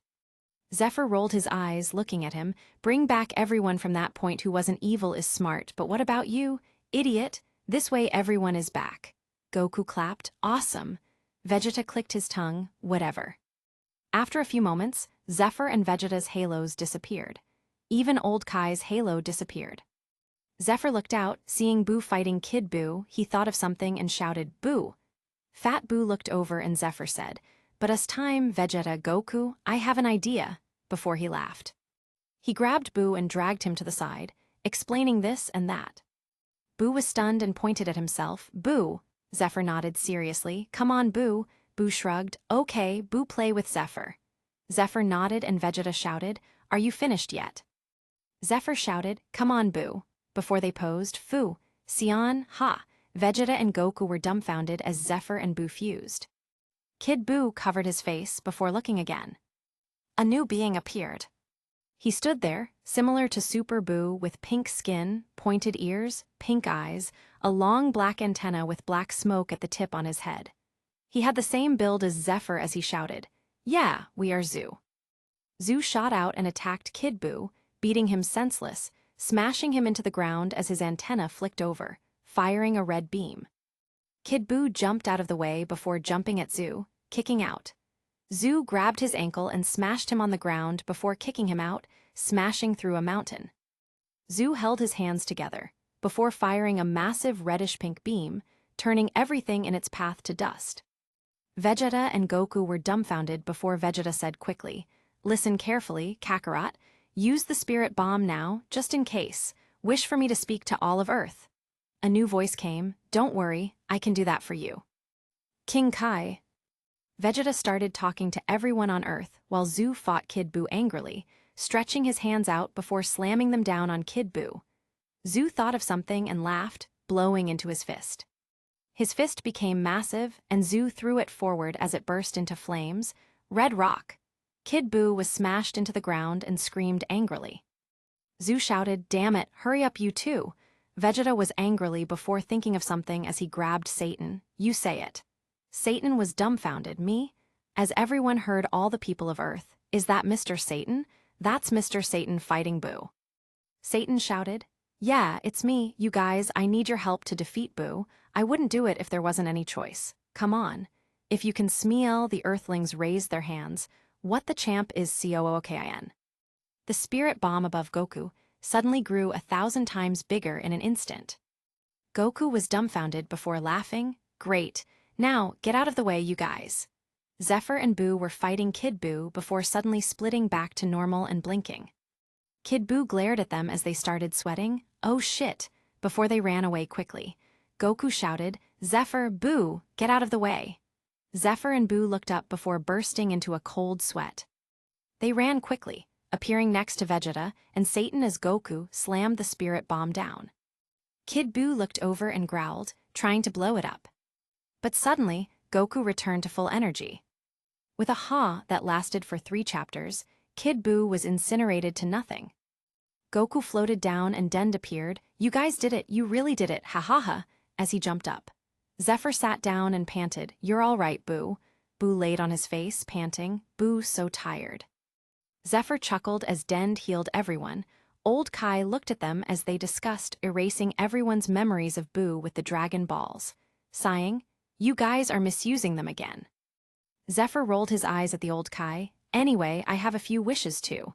He looked at Boo and smiled. Thanks for the help in the end, Boo. Boo laughed. Boo is a hero. Satan gave him a thumbs up. Yeah, Boo is a superhero. Boo flexed. Hey, Tilda. Zephr threw a purple fruit with swirls at him. Here, a gift. Boo caught the fruit, food, before swallowing it whole. Nika Nika fruit, no weaknesses. Zephr chuckled and looked at Old Kai. Can you unlock my potential too, old man? Old Kai rubbed his back. Oh, my old bones. Zephyr's lips twitched. I'll give you more porn. Old Kai jumped up. All right. Everyone's lips twitched. A few days later. Zephr and Goku were standing in the wasteland, looking at Shenron. Goku said, The first wish, I want everyone to forget about Boo. Shenron nodded. It's done. Goku nodded and looked at Zephr, who took out a bunch of things. I want all this combined into one potion that can fill a tank of fluids. It has to have only the positive effects. Shenron. Goku was confused. That's all the stuff you normally use? Zephr smiled and nodded. You can pour liquids into the bottom of Kami's lookout and they spread across the world. I was shocked when I found out. Goku was dumbfounded. In the crate that Zephr took out, there was all kinds of potions. Serums, pills, tokens, fruits, orbs, etc. Zephr didn't put the extremis virus in there. That was one of the only things he didn't put in there. He didn't want everyone to have the same regeneration powers as Boo, anything that had super regeneration like that. He thought was a bad idea. If some villain got a hold of it, it would just be a hassle in the end. Let's not make another Boo. Shenron's eyes flashed and everything turned into a tank full of fluid. Done. Zephr and Goku discussed before scratching their heads. Shenron muttered, How about I go? Zephyr's lips twitched and he said, yeah, just make a copy of every pornographic item on Earth and send it to Old Kai. Goku laughed and Shenron burst into a cold sweat. You have to tell him, it was you guys, okay? Zephr and Goku were stunned before nodding dumbfoundedly. Shenron let out a breath of relief as his eyes flashed. He said, Don't make me make these wishes again, please, before disappearing. Zephr and Goku were speechless. Chapter 74, Business. Insert dead meat meme here. Zephr shook his head and flew off with the tank. I'll see you later, Goku. Goku chuckled and waved. See ya. By the way, Old Kai is at Roshi's house now. Zephr nearly fell out of the sky. On Roshi's island, Roshi and Old Kai were talking happily when they were buried in an entire mountain of pornos. They were stunned and then ecstatic, cheering and swimming through it all. Piccolo, on Kami's lookout, was watching and his lips twitched frequently. Zephr landed on the lookout and waved, Oh, Piccolo, before walking away. Piccolo grabbed him. What do you think you're doing? Zephr pointed at the tank, strengthening everyone on Earth. Piccolo's lips twitched. For what? Zephr blinked. Next time we have to use a spirit bomb, obviously. The more Kai they have, the better for us. Piccolo frowned. That's dangerous. Zephr PFFT'd. They're just normal people. Worst comes to worst, just send Gohan to be a superhero for a few days, before he walked off, humming to himself. Piccolo's eyes twitched and he followed him. Just send Gohan, you're funny. Zephr rolled his eyes. My son-in-law, if I can't bully him, what else can I do? Piccolo was speechless. You? Zephr shook his head. Anyway, where do I put this thing? Piccolo pointed at an altar as Zephr walked over, pouring out the tank into the altar. A sparkling blue liquid flowed out and entered the altar as it started pouring around beautifully, escaping out of the lookout, dissipating into the atmosphere. Zephr emptied the tank and asked with doubt, That's it? Piccolo nodded. Yep. Zephr and Piccolo were silent for a few moments before Zephr coughed. I'll be going then.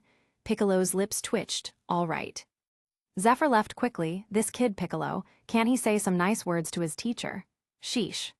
He brought the tank to Bulma, who looked at the drops inside. Zephr smiled after he finished explaining. That's about it. Bulma rubbed her chin. All right, I see. Good job. Zephr nodded and left as Bulma started analyzing the drops of liquid, able to get a vial out of it. Slowly. 10 years went by. Zephr was training in the gravity room when Launch walked in. Zephr, Goku's calling. Zephr looked over. For what? Launch's lips twitched. He got turned into a kid or something. Zephr was speechless and floated down, taking off the weights, putting them on a black stone pedestal. He walked over and muttered, What do you mean he got turned into a kid? As he took the phone, walking out of the room. Launch rolled her eyes. How should I know? That's what he said. Zephr sighed and kissed her head. She smirked and leaned into his chest, whispering in his ear. Zephyr's lips twitched and he slapped her behind, chuckling. Hello, Zephr, Ichileloo. Zephr answered, Goku, what happened? Goku laughed and scratched his head, explaining quickly. Well, Pilaf and those guys turned me back into a kid. King Kai said that if we don't go get those Dragon Balls, the Earth will explode. Zephr was speechless. The Earth will explode? Goku nodded. While stuffing his face. You're a nice guy, mister. The kidnapper's eyes twitched. Thanks. Zephr was confused. Anyway, what did you call me for? Goku swallowed a burger whole. Well, the Dragon Balls are scattered across the universe. You wanna come? Zephr shouted. Across the universe?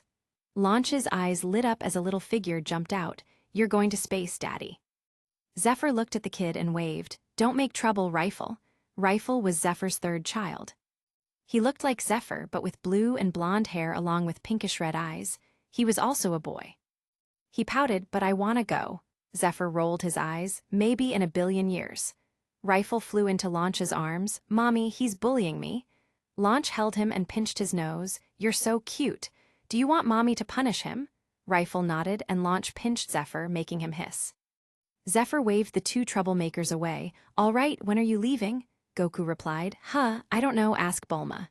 Zephyr's lips twitched. All right, before hanging up.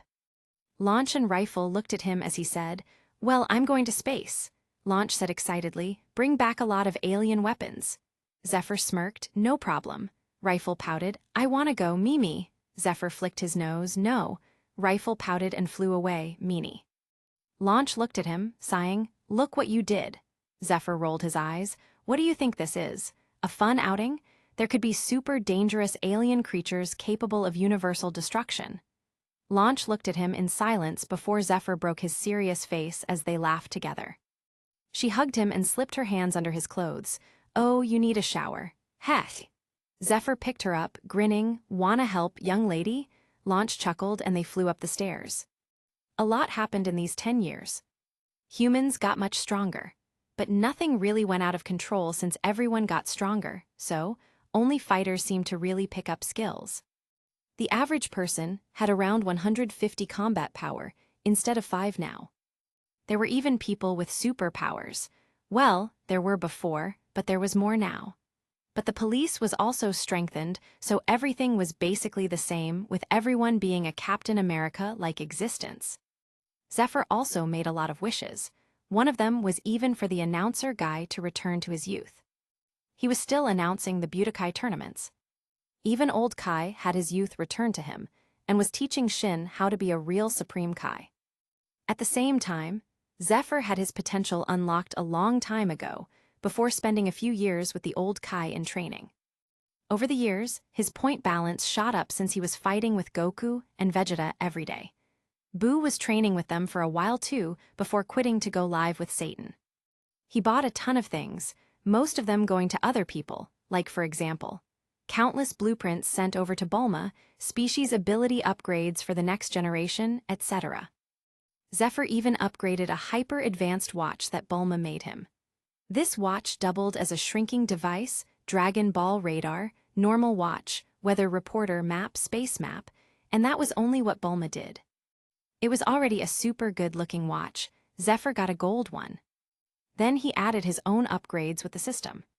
Pinpointing Bloodkin, Super Dragon Ball radar, map of the afterlife, indestructible, form-fitting, size-changing, item-changing, and finally, arguably the most important one, it had another dimension in it. A completely empty space that was bigger than 8 suns that were put together in a cube formation. It was extremely huge. He could fit 1 billion Earths in it.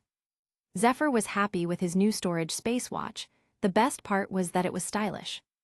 Well, it better be. He spent over 500,000 P on it after all.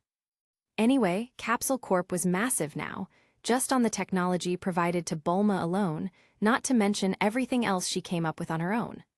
On top of having Babitti's ship, she improved the capsule technology. Basically, everything on Earth was related to Capsule Corp. It could be said that everything you saw was from Capsule Corp, from buildings and spaceships, to bikes and skateboards. Even satellites were set up. Business was booming. Chapter 75, turns out Black Star Dragon Balls exist. Even Zephyr's own house was upgraded to an even bigger castle with even more sharks, robot sharks even. The ideal place to live. They even had an android dragon defender. The house could even become a floating fortress. It was pretty amazing. The whole mountain floated up after all. Even the moat came along for the ride. There were even hatches at the bottom for the android sharks to lock into, firing lasers, Anyway, a lot happened. If you want to know how big the changes were, you only had to look at Vegeta. He grew a mustache. That's how drastically different the world was. A while later, Zephr walked into Capsule Corp looking at his watch. Bulma looked up and smiled. Zephr. Zephr smiled at her and asked, "Where is everyone else?" Bulma waved behind her. "Around the ship, how are you?" Rifle came by before. Zephr sighed, "That damn brat, always giving me a headache." Bulma chuckled and smiled. "It's fine." Zephr asked with a sigh, "Where is he?" Bulma grinned, "Playing with Bulla." Zephyr's lips twitched and Bulma touched her cheek, laughing. "Now that I think about it, Bullets was also with Trunks last time I saw her." Zephyr's eyes started twitching too.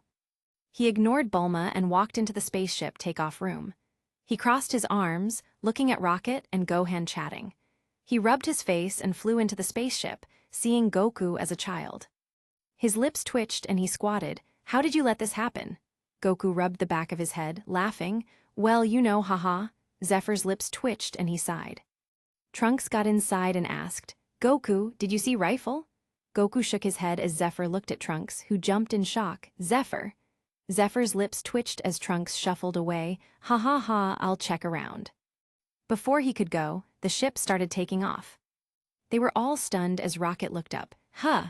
Gohan was stunned and Bullet stood on the side. "Aye, Trunks." Goten was speechless. "Weren't we supposed to be going?"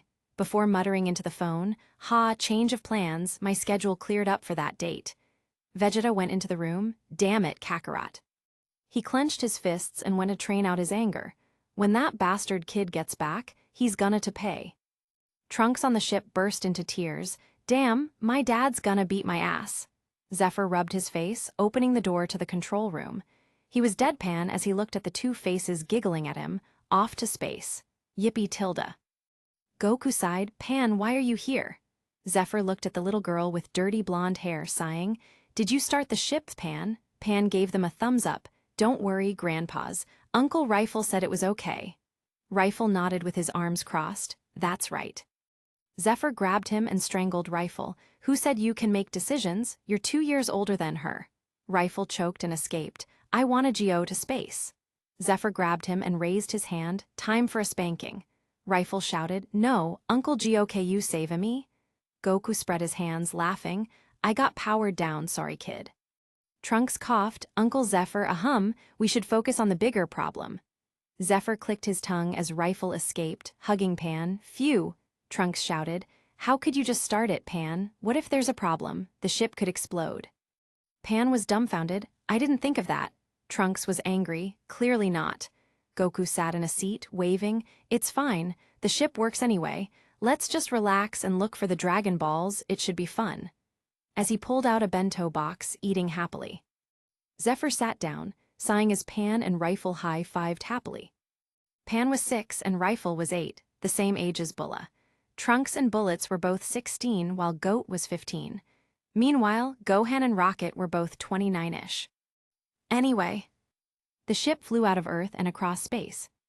A week later, Zephr stood outside the spaceship on a planet, looking down at Pan and Rifle with his arms crossed. Would you look at that? The spaceship broke. Probably because it wasn't ready yet. Who would have thought that the last check was needed? Pan and Rifle looked down at the ground. Sorry, Zephr rubbed his eyes and sighed as Trunks scratched his head. There's a town over there. Hopefully we can get some parts to fix our ship. Goku walked with his hands behind his head. I hope so. We need to find the Dragon Balls quickly before the Earth explodes.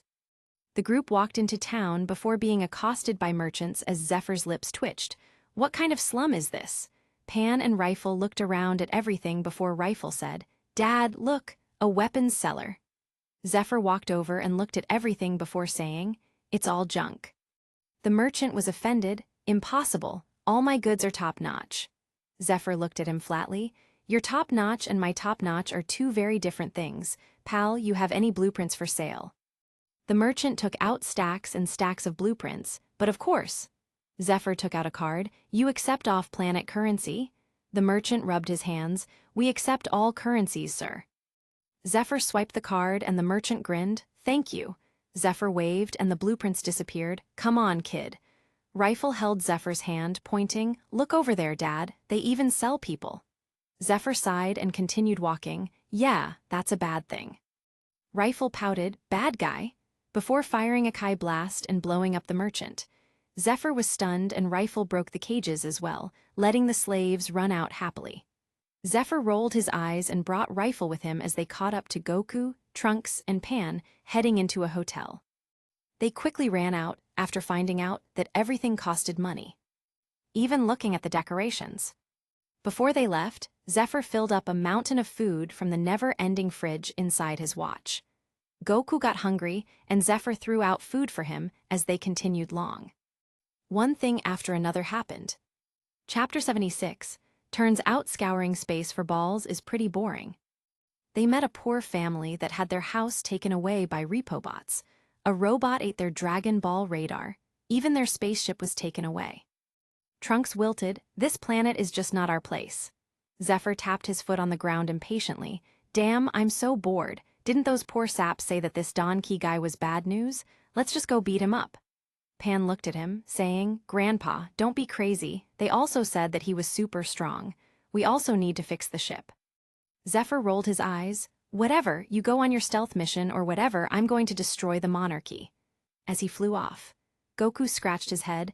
There goes training for the kids, before following after him. Trunks looked at Pan and Rifle, sighing, Stay with me, and bring that damn robot with you. Zephr flew into the royal palace and pointed out, blowing up a large portion, revealing their spaceship. He floated over as a guy appeared. Zephr looked at him. Huh. The man snorted and said, Intruder, who are you? As he pulled the spikes on his shoulder, they transformed into swords in his hand as Zephr was stunned. You stole our spaceship, by the way. The man snorted. It belongs to Don Key. Zephr rolled his eyes and flickered, having the guy's swords and coat in his hand now. Zephr made it disappear as he said, Okay, buddy. The alien was stunned as Zephr held out his palm. A massive beam devoured him and incinerated the alien to dust. The aliens were dumbfounded, watching the strongest person on the planet get turned to ashes. Zephr flew to the ship and waved his hand as it disappeared. He turned around and pointed with his finger. They started running away, dropping their guns behind. Zephr smirked and nodded, taking their guns for himself as 2 more aliens showed up. Zephr pointed at them without even looking as the 2 exploded into flames. Zephr looked up and waved his hand, throwing out a ball of Kai at the top suite of the castle. Don Key looked at the ball that appeared in front of his room with shock. The ball exploded, and vaporized the entire top half of the castle. Zephr dusted his palms as he looked around. All these aliens, the strongest one was 500 million power level. After some twists and turns, they finally left this planet and flew in space to the first Dragon Ball with a new robot, Juru. They went to a planet where they were the size of ants and got the 4-star ball. The planet after that, a native had the ball in her hair. Zephr ripped it out and the natives glared at him. He was stunned and frowned. "This is our thing. What are you looking at? You stole it first." They were stunned and the girl cried, "It doesn't matter anymore. That monster is coming. We're all doomed." As they were complaining, a giant monster named Zanama appeared. Zephr and Goku looked at each other. "Does this remind you of Oolong?"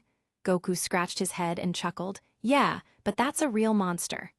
Zephr nodded and pointed out his fingers like a sword.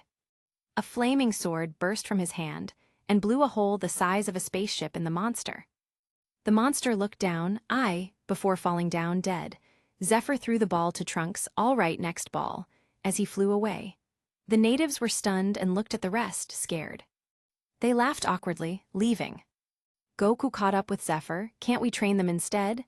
Zephr pouted. "Train them? These things are too weak, you know. Trunks can instantly kill them." Goku sighed, crossing his arms. "I thought aliens were stronger, honestly." Zephr spread his hands and sighed. Rifle cheered. "Dad is awesome." Before looking at Pan, sighing, "Why can't you be more like him? You're so boring." Pan was stunned and complained, "I don't like making trouble." Trunks muttered, "Who pressed the button to launch again?" Pan blushed and glared at him. The adventures continued as they came across all sorts of wacky things. Zephr and Goku put an end to it all, getting the Black Star Dragon Balls as quickly as possible. The time passed quickly as the spaceship was returning to Earth. Trunks looked happy. Zephr yawned while laying back. "So you're taking that box of scraps with you?" Juru looked angry. "Juru is not scraps." Pan nodded. "Yeah, Grandpa, Juru helped us against Baby." Zephr rolled his eyes. "If it weren't for that piece of trash's infinite escapes, I would have incinerated him." Pan defended the robot, "But thanks to Juru, we found him." Zephr chuckled and said, all right, Grandpa was wrong." Pan snorted and nodded. "Good." Zephr chuckled as they landed at Kami's lookout. Zephr waved at Goku and Trunks. "We're going back." "Pan, are you coming with Grandpa?" Pan waved. "I'll go to see my dad with Grandpa, Goku, okay?" Zephr nodded and rubbed her head. "Okay, you weren't that bad when you started fighting. I'm proud of you." Pan jumped for joy as Goku chuckled, shaking his head. Zephr held Rifle on his back as he flew home. Rifle pouted. "Space was boring." Zephr chuckled and sighed. "Yeah, it's because we're too strong. If that wasn't the case then, it would have been a good training experience for you, Rifle." He frowned and said, "Looks like you're just going to have to compete with Bulma." Rifle snorted. "That girl, she's annoying. She's always looking at me weird." Zephr was stunned and Rifle muttered, "But she's real strong and she always wants to fight. I guess it's fun." Zephr chuckled at least. Pan, Rifle, and Bulma were all the same, always wanting to fight. Unlike Goten, Trunks, Gohan, and Bullets, as they got older they stopped liking to train and fight. It was really a shame. If it weren't for Zephr forcing Rocket to train, maybe she would have stopped entirely. Zephr sighed and shook his head. Every one of them was worse than the next, but it seemed that these three broke the cycle of peace. Zephr was happy with them at least. As they landed at home, nobody came to welcome them. Rifle laid his arms over Zephyr's shoulder, looking out. Where's Mom and Sis?" Zephr walked inside, probably watching TV or something. They walked around, seeing Launch and Bullets cooking and washing dishes. Zephr and Rifle were stunned. This wasn't unusual per se, but the problem was that it wasn't Blue Launch cooking or washing dishes, but Blonde Launch. They didn't even speak. Chapter 77, finally, Gohan dies. Zephr shouted, "Helloo." They continued doing whatever as Rifle scratched his head. "What's going on with them? Are they mad?" Zephr frowned. "I got a lot of alien weapons." But Launch didn't even react. Zephr furrowed his brows. "Hold on tight, Rifle." Rifle was confused as Zephr blasted out of the window, shooting off. Rifle held Zephyr's shirt as they flew extremely fast, heading to Goku's place. Gohan grinned evilly and blasted Pan with a Kai blast as Pan was dumbfounded with tears in her eyes. Goku blocked the Kai blast, frowning, "What's wrong with you?" Gohan snorted, "You can't even control a kid." Goten frowned, "He's stronger than he looks." Zephyr appeared and looked around. Same thing happened here. Goku frowned, "Zephyr, something happened to everyone." Zephyr nodded, "I know," as he looked over, seeing Rocket floating up. Zephyr turned to Gohan before narrowing his eyes, "Baby?" as he waved off rifle. Gohan sneered, "So you figured it out." Zephyr started laughing, stunning them as he exploded into black smoke, grinning, "Thank you." Gohan was stunned. "For what?" Zephyr flashed and punched right through Gohan's chest. Gohan was dumbfounded. "W what?" Zephyr shook Gohan off his arm. "I've wanted to do that for a long time, baby." Gohan died and fell to the ground as Goku's lips twitched. "Maybe we could have gotten baby out." Zephyr rubbed his nose. "We can just use the Dragon Balls." Goku scratched his eye. "Well, we don't have a choice now." Zephyr coughed and turned to Goten. Goku said quickly, Okay, calm down." Zephyr held out his arm, blocking a kick from Rocket as he said, "How else are we supposed to take care of it?" Goku looked at him speechlessly. "Why didn't you ask that before?" Zephyr coughed, saying seriously, "I thought that would work." Goku was completely speechless as Zephyr added, "He's not possessed now, right?" Pan looked at Gohan in disbelief before screaming, "Daddy, ah!" Her hair shot up, and she transformed into a Super Saiyan. Zephyr and Goku were surprised as Rifle said, "Oh wow." Zephyr pointed at her while moving his other arm, blocking all of Rocket's attacks. "See, an unexpected benefit." Goku shouted, "Stop talking about it." As they were chatting, Vegeta appeared. Zephyr was shocked. He shaved his mustache. Vegeta nearly broke free from Baby's control. "I did. Finally, someone noticed," before shaking as Baby controlled him again. Rocket continued attacking as Zephyr snapped, shouting, "Can you calm down?" before slapping her in the face, sending her flying through a building, unconscious. He snorted, "Attacking your father, I didn't raise you like that." Trunks and Bulma flew over. Baby in Vegeta's body, or just Baby Vegeta, laughed, "It's no use. You filthy Saiyans destroyed the Tuffle race. This is what you deserve." Zephyr rolled his eyes and sighed, "You really love to talk, right?" Goku retorted him, "The Saiyans were destroyed. They got what they deserved." Baby Vegeta snorted, "They will when I'm done with them." Zephyr commented on the side, "Or you'll disappear like the rest of our enemies. You should have stayed hidden, maybe the Tuffle race would have survived." Baby Vegeta glanced at him, "Shut up, Earthling, what do you know?" Zephyr snorted, "I know that you're gonna die, baby." Baby Vegeta pointed his palm as Zephyr, "Is that so? Then how's this?" Zephyr slapped the Kai blast to the side. "Trash. You can't even control Vegeta properly and you're talking about killing anyone? You're joking, right?" Baby Vegeta snorted and shouted, "Now, Saiyans, give me your strength for the glory of the Tuffle race." Goten, Trunks, and Bulma circled around Baby Vegeta, holding hands. Zephyr was stunned. This guy is trying to become Super Saiyan God. He's missing too, though. Good thing he killed Gohan. Zephyr felt good about it. Really, killing Gohan brought endless benefits. Goku nearly fell out of the sky, saying helplessly, "Can't you shut up about it?" Zephyr pouted, "What? I'm really happy with it." Goku rolled his eyes and looked at Baby Vegeta, who was powering up. Everyone knows that you can't attack when someone's powering up. Baby Vegeta roared and some strange yellow things appeared around his shoulders. Zephyr and Goku were confused as Satan ran over with Boo. "Holy shit." Zephyr looked down, throwing Rifle and Pan over. "Get them out of here, Satan." Satan nodded, "All right," before Boo picked him up with Pan and Rifle, flying away. Baby Vegeta roared and shouted, "Now hear me, Tuffles. Send me all your anger and malice. AHAHHHHH. Pink lights burst from all over the planet, shooting into Baby Vegeta, who turned fully. Becoming Super Baby. He didn't look like Vegeta anymore, but he looked powered up, so Super Baby it is, which is still just baby. Zephyr and Goku were stunned. What a strong power. Super Baby Vegeta, 100 trillion. Zephyr was dumbfounded. When he first saw Baby, he was only at 5 billion. Chapter 78, Super Omega Power-Up. Zephyr was angry. "You can gain so much power just taking over people? Damn it, it's not fair." Goku was about to nod when he looked at Zephyr speechlessly, saying, "Are you jealous?" Zephyr nodded seriously, "Yes." Goku rolled his eyes, looking at Baby with a frown. He's too strong now. Baby held up a dark black orb. This is for you, Saiyan. This is all the hate accumulated towards your Saiyan race. Zephr corrected seriously. Actually, that's just the normal hatred of Earthlings, they don't even know Saiyans. Baby roared, "It doesn't matter, now die, revenge death ball."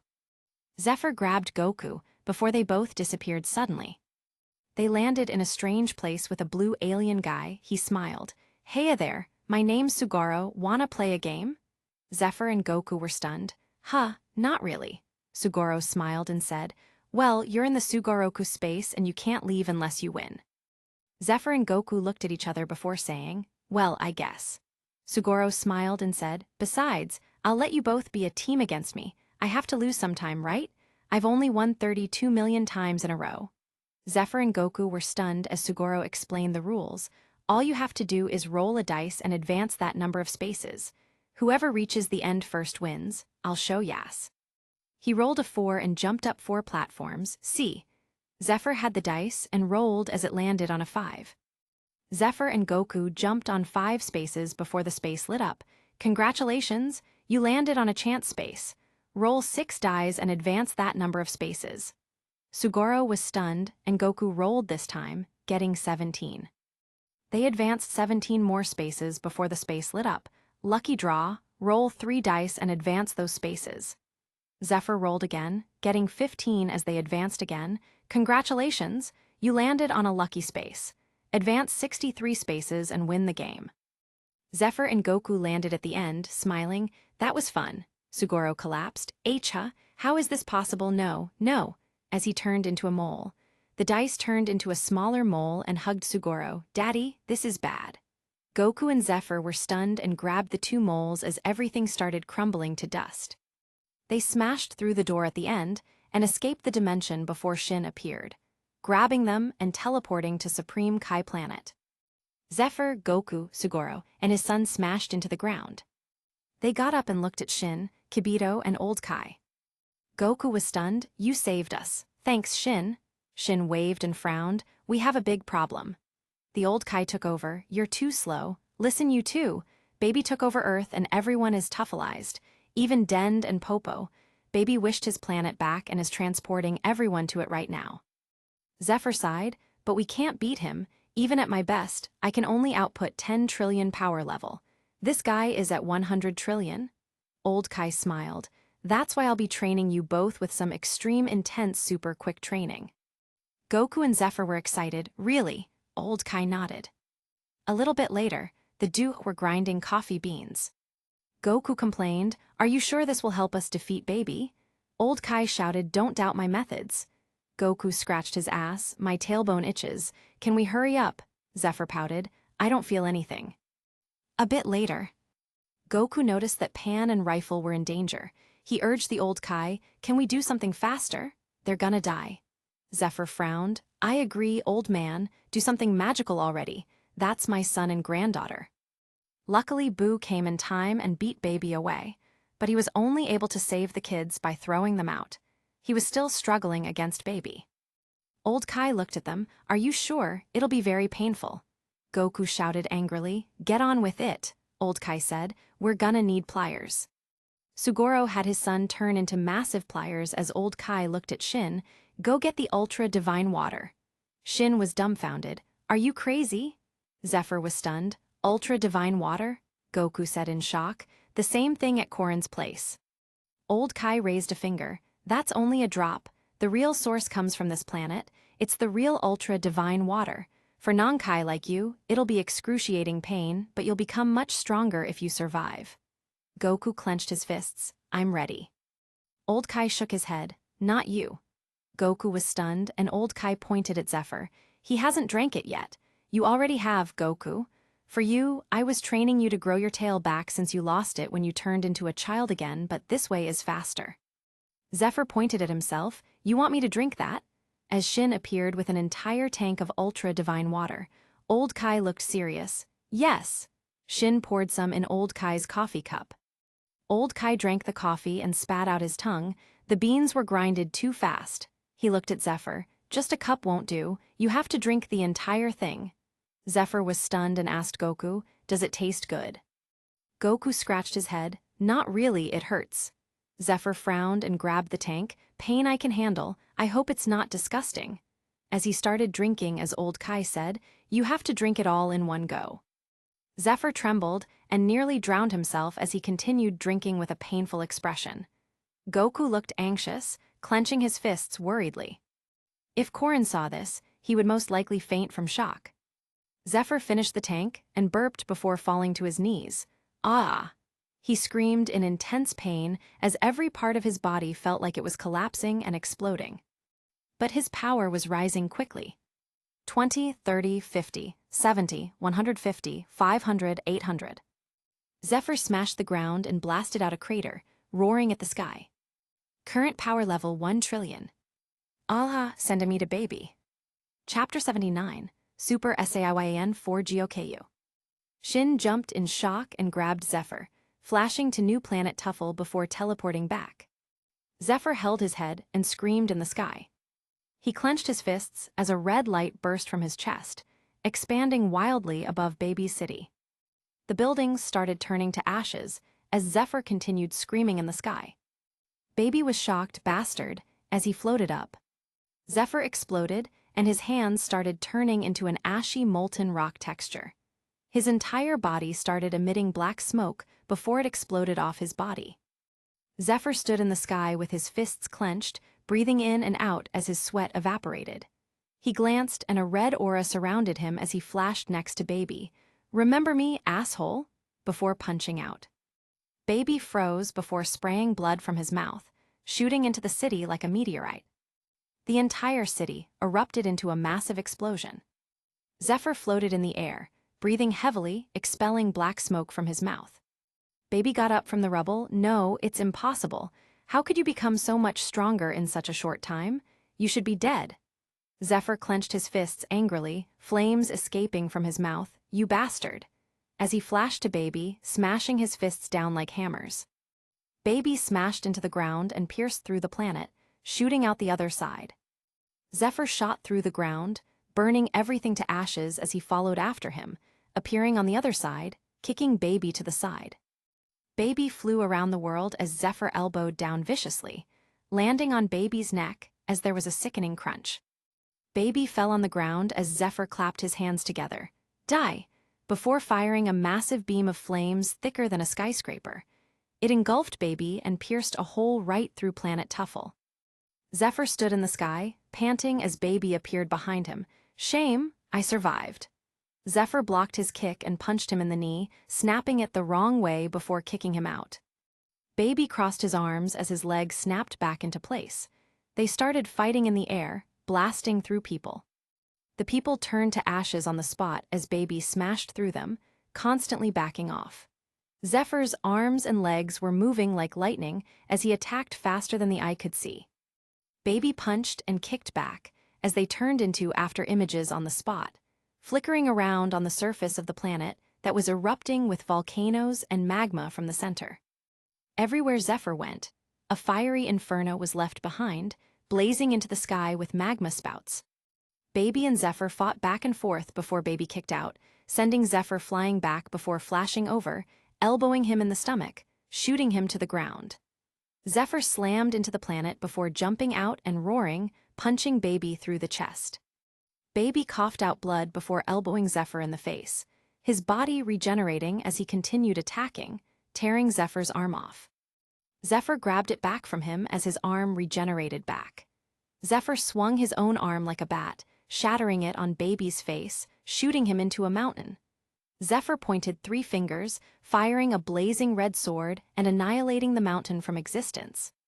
Baby reappeared and smashed his fists down on Zephyr's head, catching him with his knee, making Zephr cough out blood. Baby grabbed his hair and smashed it into the ground as he flew out, dragging Zephr through the ground, throwing him out and shooting him with a final flash. Zephr crossed his arms in front of him and flew out before his feet spit out flames. Zephr appeared in front of Baby with an enraged face, grabbing him by the throat and choke, slamming him through the crust of the planet.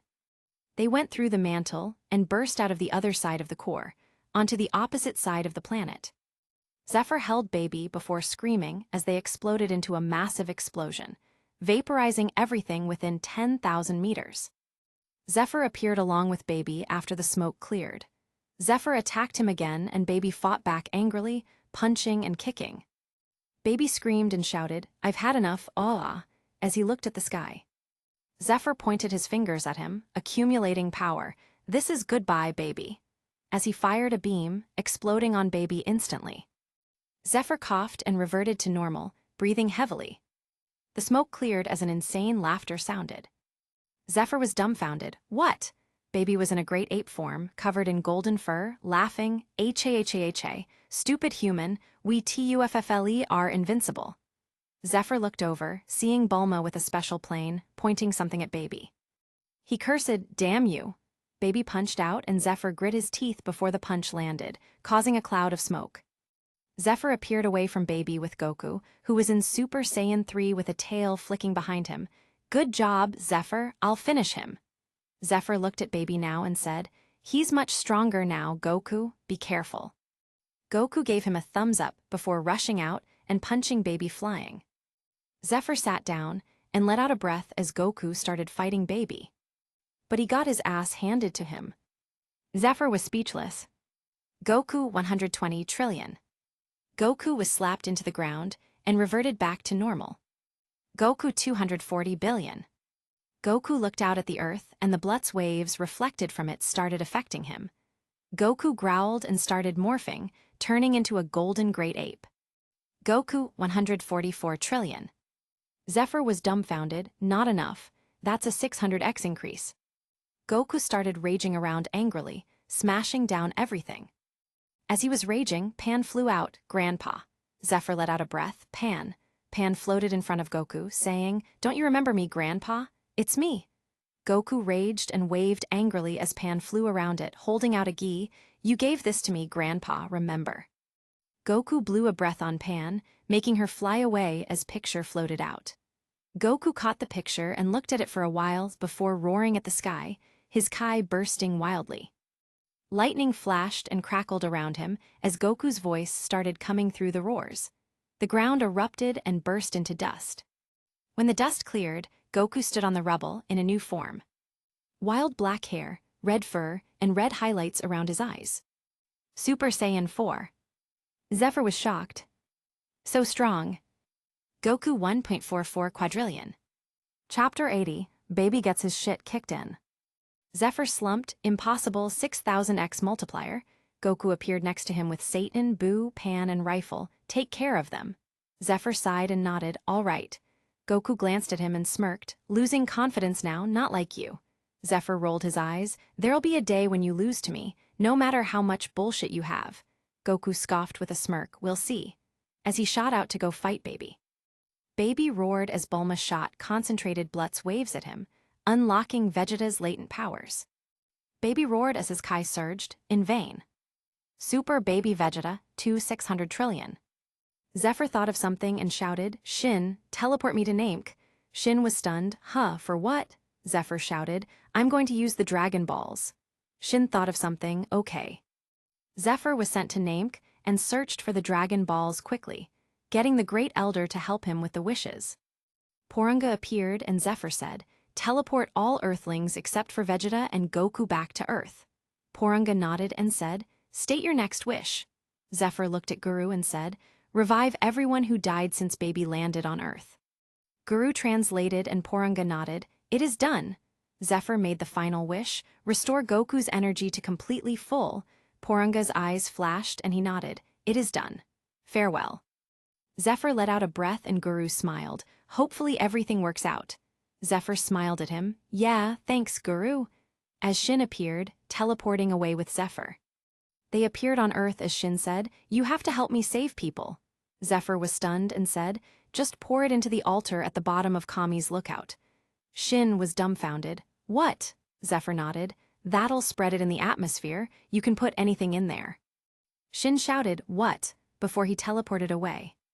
Suddenly, the sacred water was poured into the atmosphere as everyone fell to their knees, screaming in pain as red smoke came out of them.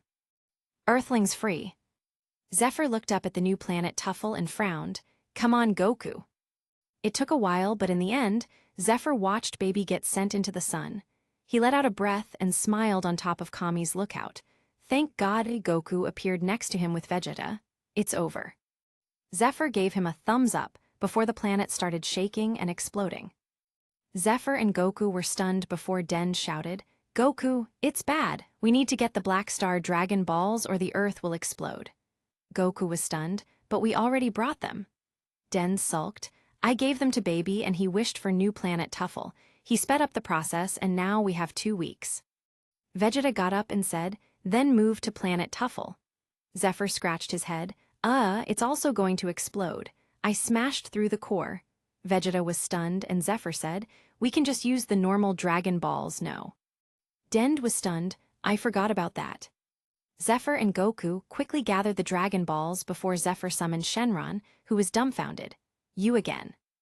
Zephr frowned and said, Shenron, this is serious. The Earth is gonna explode. Can you fix it? Shenron looked around. It's the Black Star Dragon Balls. I can't. Zephr sighed and said, then we'll do this. Shenron looked at him as Zephr said, first, teleport everyone on Earth to Namek, but set my teleportation time to after all the wishes are finished. Shenron nodded, and everyone disappeared as Zephr said the second wish. Now turn the Earth and new Tuffle to ashes.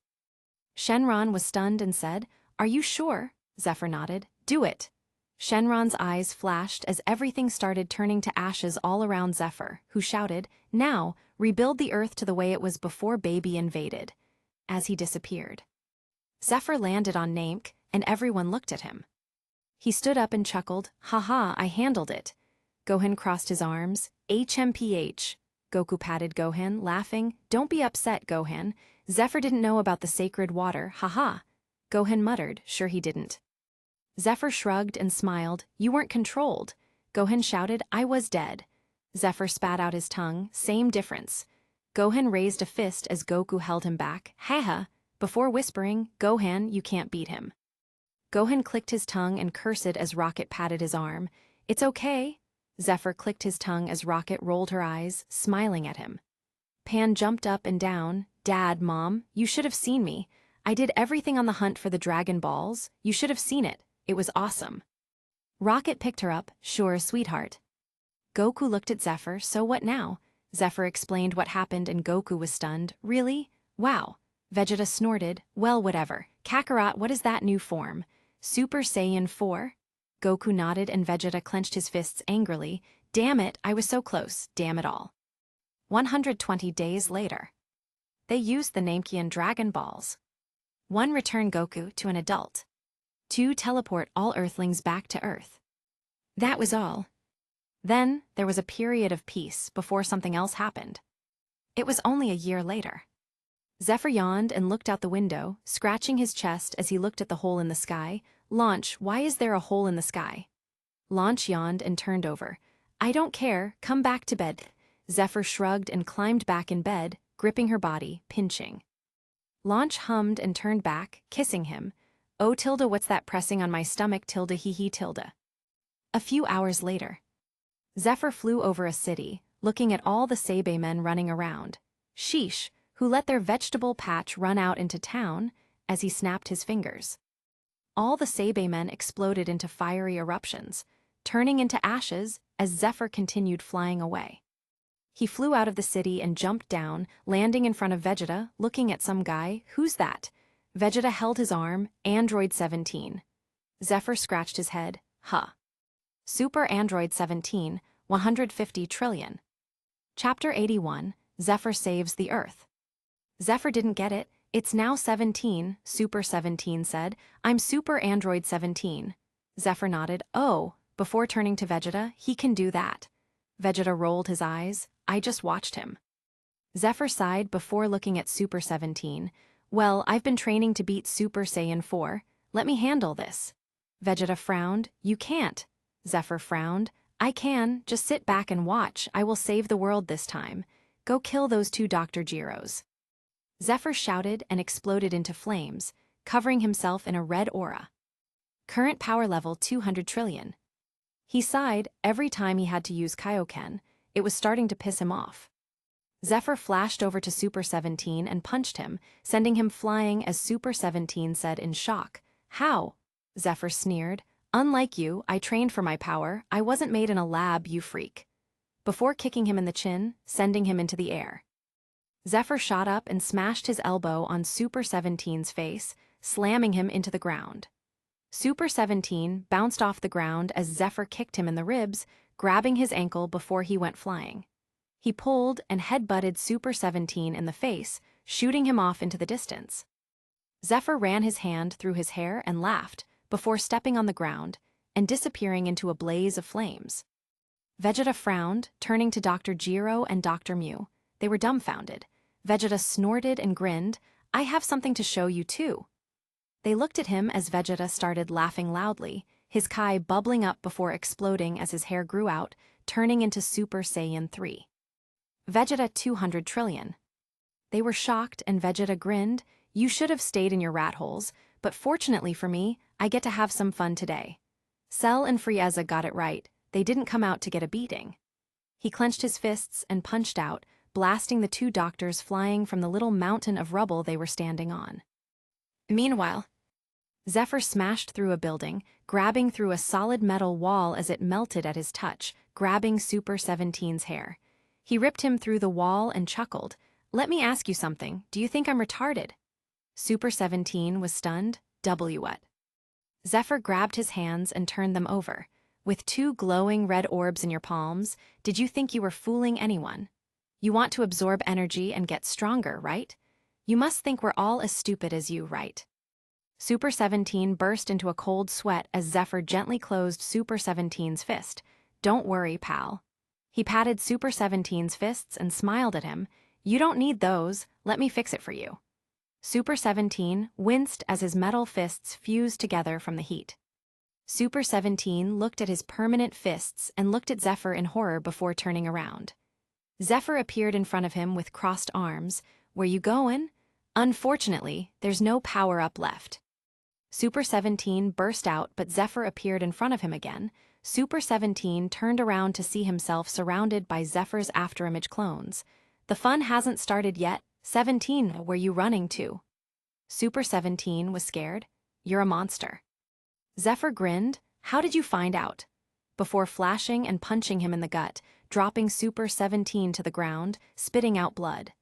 Zephr kneed him in the face, grabbing his hair before smashing it on his knee repeatedly. He tossed Super 17 out like trash. You disappoint me, 17. You were stronger before you became emo. As he kicked him across the sky, flashing behind him and elbowing him in the back. Super 17 landed on the ground and struggled to stand, as Zephr floated down with his arms crossed. Super 17 pressed off the ground as his arms shook before laying flat. Zephr sneered, Is that it? The strongest android in the universe was only this? What a letdown. Super 17 grit his teeth angrily, trying to get back up. Bastard. Suddenly 18 appeared. She looked at Super 17 and snorted, What a joke. Zephr looked at her as she crossed her arms. I thought you'd need help, but what I suspected was true. This guy is nothing but a coward. Since we were made, we never followed orders, but look at you now. You're following the orders of two pieces of trash that I can kill with one finger. Super 17 grinded his teeth as he slowly got up. Shut up. Zephr looked at 18 in confusion as she said, Come on, kill me. I have a bomb in my chest, you know that very well. Come on, let's blow up together, 17. Zephr looked lost. He appeared in front of 18 and punched her in the stomach, knocking her out before slapping her across the face, sending her flying. Super 17 froze as Zephr spat on the ground. Stupid woman, I'm fighting here. He turned and looked at Super 17, though you're barely an opponent. HMPH. Super 17 trembled and screamed, EIGHTEN, ah. Before charging at Zephr, attacking like a storm. Zephyr's eyes lit up, blocking and dodging as he jumped back. Super 17 charged at him like an enraged bull. I'll kill you, bastard. Zephr chuckled, You'll die, tin can. Then he paused, how did he become the villain? Zephr was punched in the face and sent flying, while he was thinking as Super 17 shot after him, punching at him. He blasted out a crater as Zephr appeared next to him. Too slow. before elbowing Super 17 in the ribs, flashing to the other side, pressing his hands on the ground, blasting out his legs and stomping on Super 17's face. Zephr followed through and slammed Super 17 into the ground headfirst, shaking the earth. Vegeta flew over and snarled, "Hurry it up, Candlestick, you'll destroy the earth at this rate." Zephr complained, "Why can't I have fun?" Vegeta snorted, "I never said you couldn't. I'm saying that you have to be careful of destroying the planet." Zephr rolled his eyes as Super 17 jumped up, punching Zephr in the throat. Zephr caught his fist and turned his arm out, slashing down with a palm knife. He chopped Super 17's arm right off. Super 17 screamed as he held his arm, "Be bastard." Zephr tossed the arm into his watch space. "Hey, Vegeta, does it feel like we're the villains this time?" Vegeta's lips twitched. "It's because they're too weak. It happens." Zephr tilted his head. "Yeah, that makes sense. The readers will feel bad for him." Vegeta rolled his eyes. "Just finish him, we have things to do." Zephr chuckled evilly. "Yes, Lord Vegeta, hew hew hew." Vegeta slapped his face as Super 17 got up, holding a fist up. "You'll never defeat me." Zephr was speechless. "You're the bad guy here, okay? Don't cosplay Captain America." As he tilted his head, dodging the punch, slamming his fist into Super 17's gut, dropping him to the ground on his knees. Zephr opened his palm at Super 17. "See you, failed experiment." Super 17 hung his head as Zephr blasted him with a red light. Super 17 annihilated. Zephr picked up the parts on the ground and collected them before smiling happily. "I saved the Earth, yippee tilde," as he jumped up, high-fiving Vegeta, who looked at him flatly. Zephr slapped him in the face instead, "Yeah," before laughing. Vegeta's lips twitched angrily. "Do you want to die?" Zephr blinked and posed. "Come on then." Vegeta turned on Super Saiyan 3 and attacked as they fought in the air for a bit. Chapter 82, Earth Explodes. Goku appeared with Bulma, looking at them as 18 got up, rubbing her stomach, shouting, "What the hell was that for?" She flew over, seeing Goku and Bulma. "Huh, you guys." Goku and Bulma looked at her, smiling as Goku asked, "What happened, 18? I just got back from hell." 18 explained quickly before Goku was stunned. "Zephr did it?" Before frowning, "This guy is getting stronger. I need to do some serious training." Bulma was speechless. "They're struggling to catch you, and now you have to do more training." She forgot about this and said, "No, it's bad. There's earthquakes and volcanoes are erupting all over the globe. We need to do something about it." Goku nodded. "We can just use the Dragon Balls." Bulma and 18 nodded as Goku shouted, "Zephr, Vegeta, we're going to find the Dragon Balls." The dupe stopped and looked at him. "Huh, why?" Goku explained the reason as Vegeta turned to Zephr and shouted, "See? What did I tell you?" Zephr hung his head. "I'm so sorry."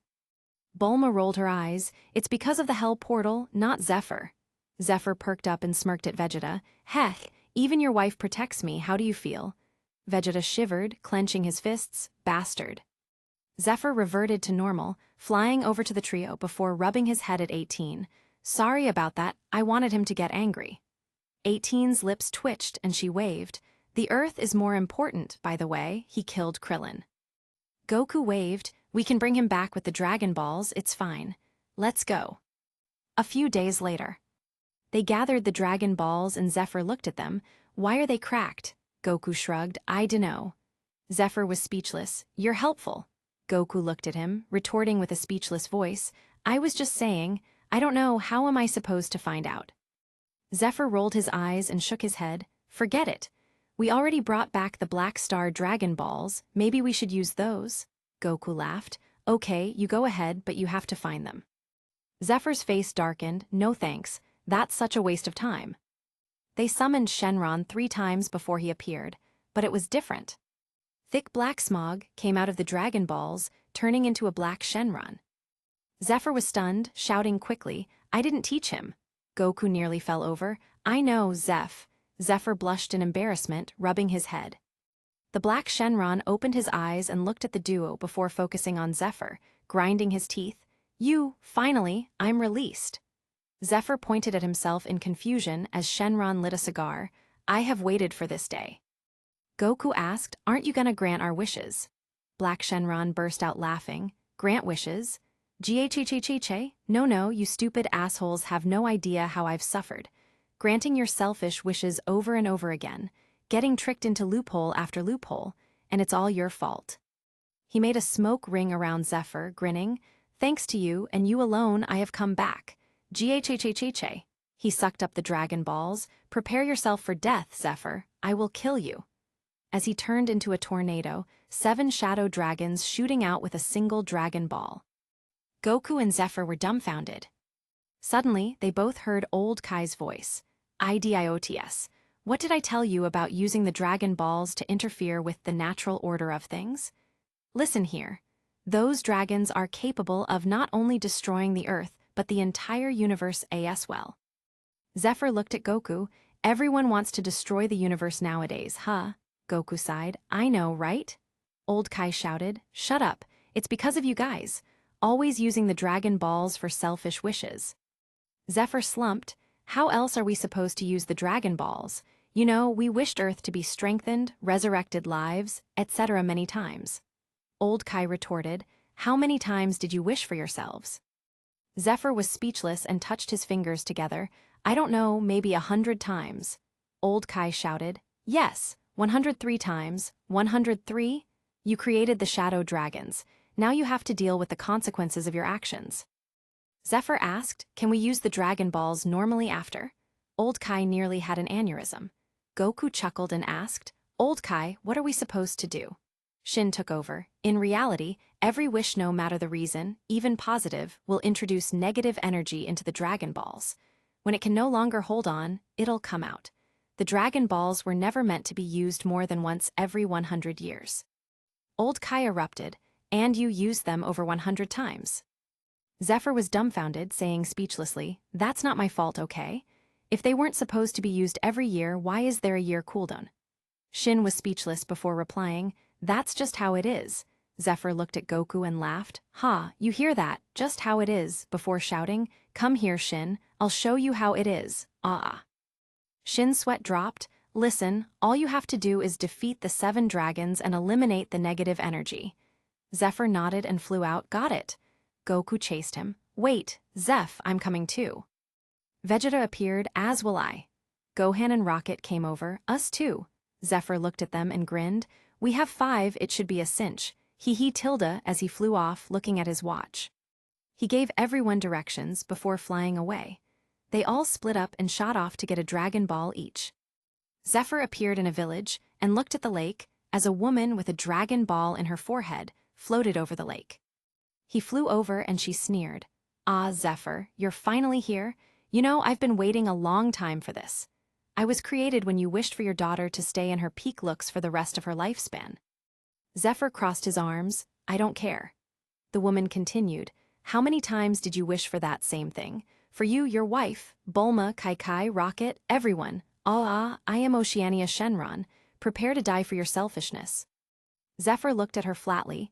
Oceania Shenron charged at him and Zephr caught her fist, punching through her chest. Looks like your conviction wasn't enough. Oceania Shenron was stunned as Zephr exploded into flames, vaporizing her instantly. He caught the 6-star Dragon Ball as it went back to normal. Only 100 billion power level. I'm more than 20 times stronger than you.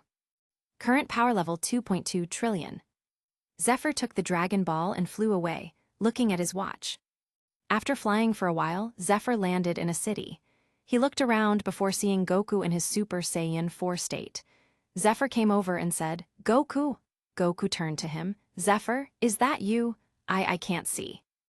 Zephr was stunned and gave him a senzu bean. Here, eat this. Goku held the senzu bean before eating it and opening his eyes. Thanks. Before letting out a breath, do you have the other Dragon Balls? Zephr gave him the 6-star ball. You have the rest. Goku nodded. The others went to look for the last one. Zephr chuckled. That's Griak. Before he was kicked in the head, shooting into a building.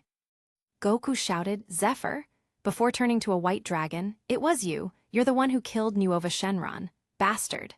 Sin Shenron snorted. That fool, a dragon showing pity to a monkey who had ever heard of it. As he punched Goku in the stomach, sending him flying.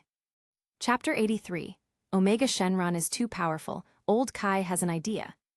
Zephr exploded from the buildings and shot towards Shenron, punching and kicking as Shenron blocked his attacks with ease. Goku appeared over Zephr, who ducked, sweeping Shenron's legs as Goku shot over Zephr, punching Shenron in the face. Shenron snorted and flew out, collapsing a skyscraper. Zephr and Goku shot out after him, attacking in sync as Shenron blocked their attacks while moving backwards. He kicked out and Zephr spat out blood, grabbing hold of Shenron's leg as Goku swept out his leg, kicking Shenron flying. Zephr pulled on his leg, lifting him back up, slamming him into the ground. Shenron grit his teeth, dirty monkeys, as he roared, powering up. Zephr was stunned and Shenron punched through his chest. You, all the wishes and you're still weak.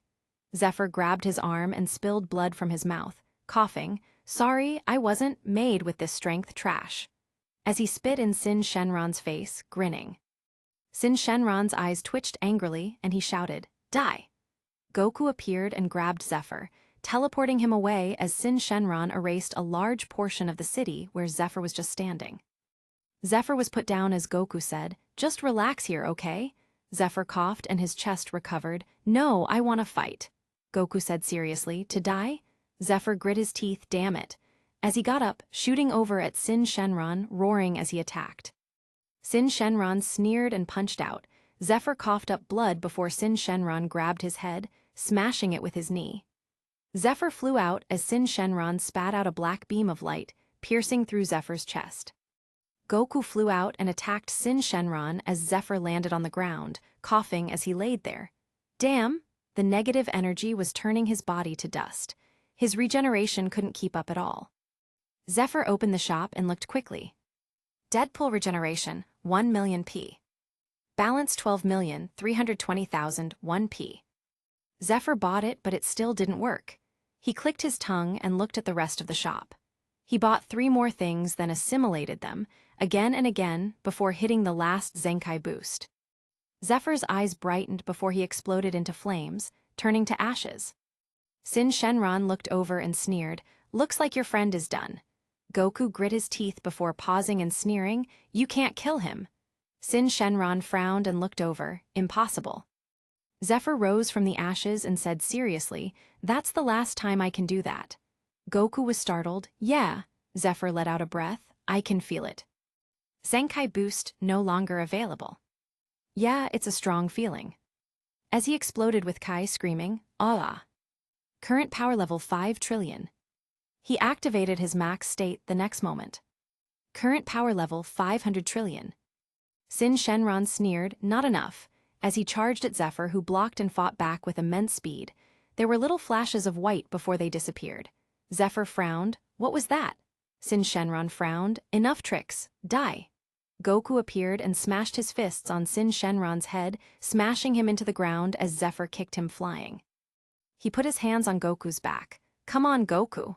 Goku charged a Kamehameha as it burst into bubbling red energy. HAAA. The energy engulfed Shenron as he screamed in anger. Goku and Zephr stopped, smiling, did it, before they froze as they heard a laugh.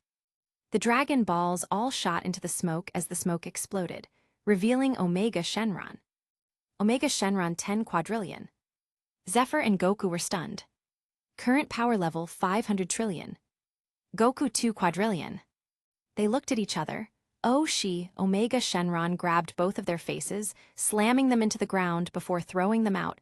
Pay for your sins. Zephr laid on the ground, reverting to normal, damn it. Goku got up and grit his teeth. Get out of here, Zephr. Zephr looked at the fruit from the Tree of Might and grit his teeth. Do I really have to resort to this? I don't want to. Suddenly, Zephr was teleported away. Goku looked up, thank you, Shin, before looking at Shenron, attacking him angrily. Zephr landed on the Supreme Kai planet. He looked around, what the hell are you doing, Shin? Shin looked at him, you can't die. Zephr got up slowly, collapsing the next second. You're gonna let Goku fight alone? Are you crazy? Old Kai looked at him and sighed, do you want to surpass Goku? Zephr was startled and nodded, of course. But, Old Kai looked at him, I don't know what sort of magic you have, but there is something that can help you.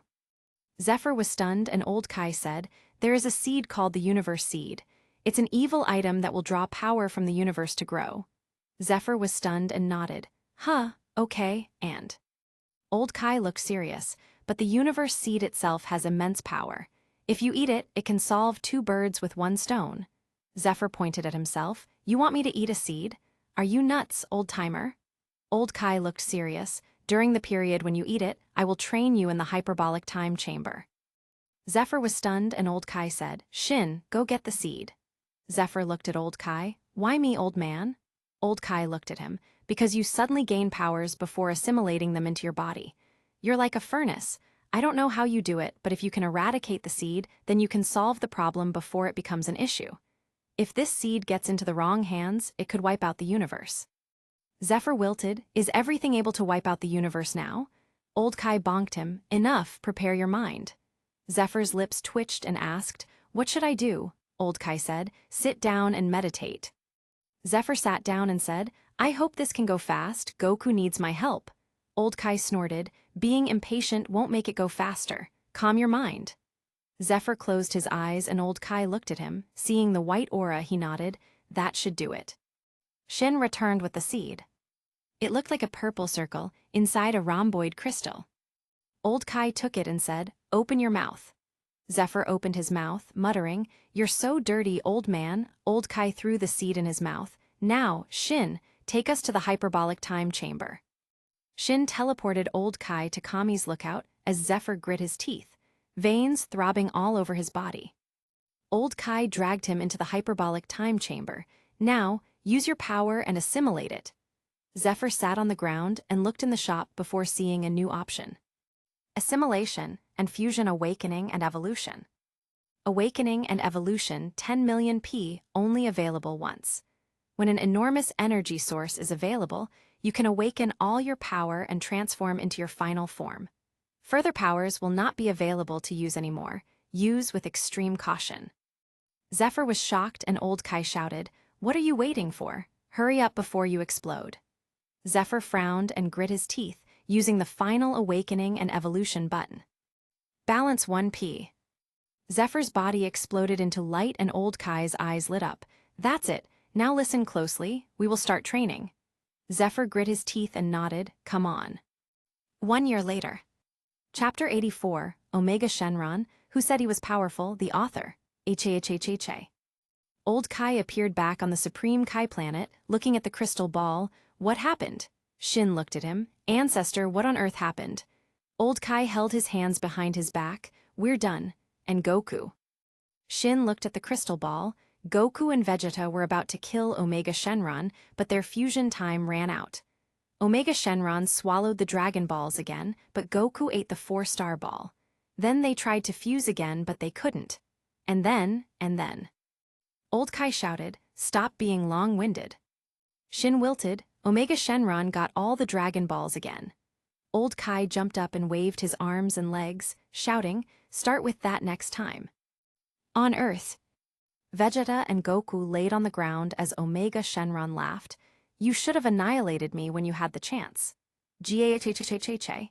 But now the 2 of your powers are drained, and you stand no chance of stopping me. He held up a bright red ball of negative energy. Your people, your culture, your planet, everything will be destroyed. As he threw it down, die. However, a person appeared in front of the 2, holding his hand out. The red energy disappeared instantly as Goku and Vegeta said in shock, Zephr. Zephr grinned and made a peace sign. Hey, guys, long time no see. Vegeta was stunned. What is this power level? Goku was stunned. You went to the hyperbolic time chamber.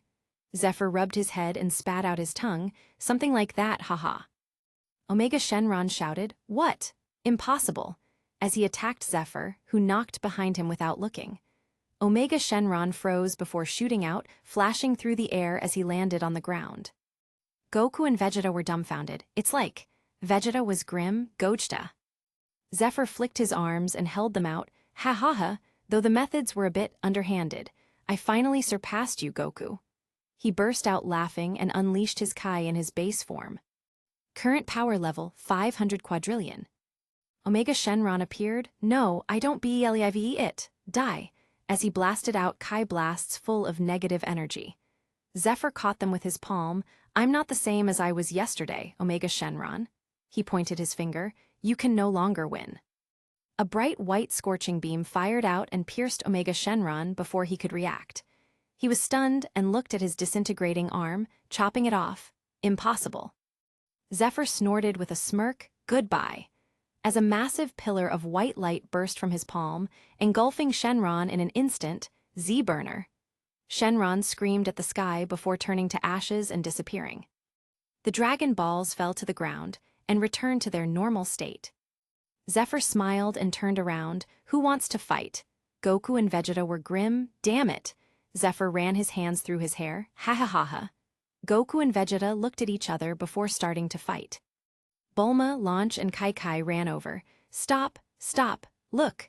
The three stopped and turned to see Shenron looked at them with a sweat drop rolling down his forehead. Zephr scowled. What do you want? Shenron jumped. I want to take the Dragon Balls and leave.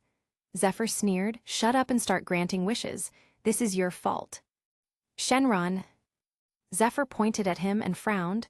You never said that using the Dragon Balls will make negative energy, otherwise we wouldn't have used them so much. Shenron was speechless. Do you even believe that yourself? Zephr glared at him. He crossed his arms and snorted.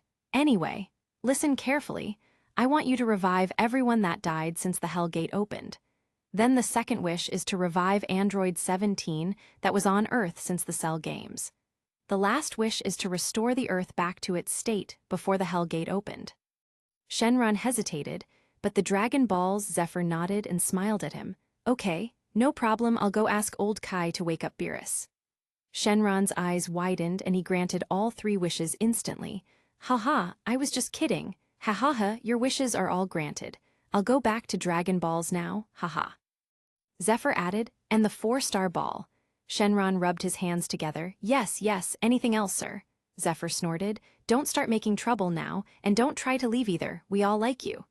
Shenron paused and looked at everyone, who nodded with smiles. Shenron almost teared up before disappearing. Until next time. As the 4-star ball fell into Goku's hands. Goku scratched his head, chuckling. Gee, you threatened Shenron. Vegeta spat on the ground. Good. That bastard was trying to leave this mess behind. Next time we should wish for him to wash our clothes for a year in a human form. The ball in Goku's hands started shaking as sweat poured out. Goku patted the ball. All right, leave Shenron alone, you guys. He's doing his best, right? Zephr crossed his arms and scowled. He ruined our fight.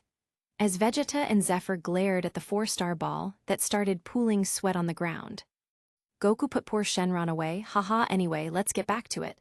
Kai pulled his ear. No you don't, you need to rest, mister. Goku hopped on one foot. Ow, Kai, come on, no, I want to train. Kai sneered. You can train later, now you have to rest, with me. Bulma dragged Vegeta by his tail. I want to see this Super Saiyan 4 up close.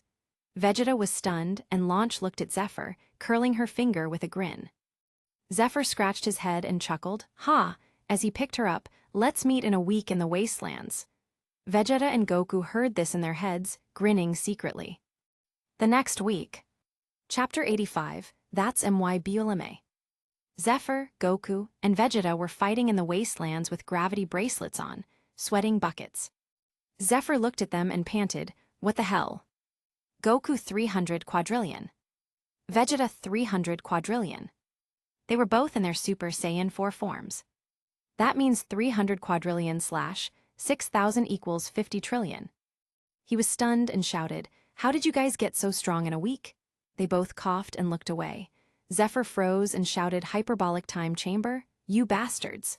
He stomped on the ground angrily. It's not fair, damn it all, as he attacked wildly, a surging white flame wrapped around him. The duo laughed and fought. Come on, Zephr, don't be a baby, ha ha ha. Zephr roared with a smile. You guys are cheaters, ha ha ha. 2 years went by slowly. Zephr was eating on Bulma's yacht for her 10th 18-year-old birthday. He was stunned and stuffed his face, looking at Vegeta. How many 18-year-old birthdays does HSE have now? Vegeta ate a dinosaur leg. Does it matter? Just hurry up so we can go back to training. Kakarot is with King Kai now. Zephr sighed and complained, he abandoned me. Vegeta snorted, us. Zephr sneered. Oh, and where did you go 6 months ago? That's right, you went to train in hell. Vegeta snorted. Can't do it and you complain. Zephr was speechless. Suddenly, a purple cat reached for some pudding before Boo slapped his hand away, eating all the pudding. Boo doesn't like sharing. The purple cat was dumbfounded and angry. What? You had so much, why didn't you share? Everyone looked over, and Vegeta froze in shock. Trunks and Goten watched Boo get beat up before fusing and attacking him in Super Saiyan 3.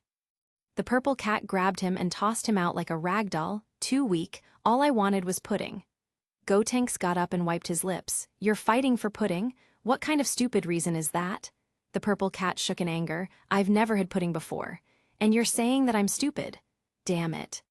He slapped Gotenks so hard, he returned to Goten and Trunks. Bullets and Valise ran over. Goten slashed Trunks. Are you okay?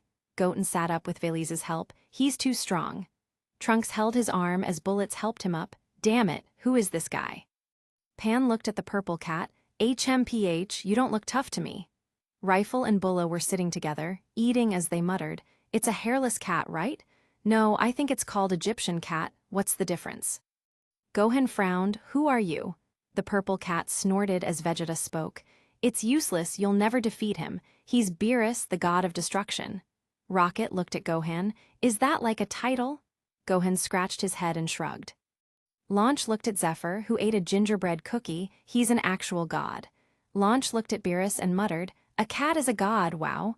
Zephr pinched her cute cheek. You're so cute. Blue Launch giggled happily. Beerus looked around as Vegeta enlightened everyone. The god of destruction is the most powerful god in the universe. No one dares to oppose him, Beerus chuckled. At least you're enlightened. Fufufu tilde as expected of the prince. Bulma walked over to Beerus and gave him a slap. Everyone froze as Bulma shouted, I've been looking forward to this birthday. I don't care what kind of god you are. Don't ruin this for me. Go get the hell out of here. Beerus looked at her as Vegeta said quickly, don't.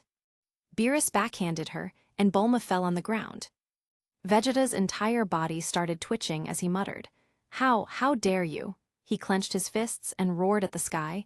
That's MYBULMAA.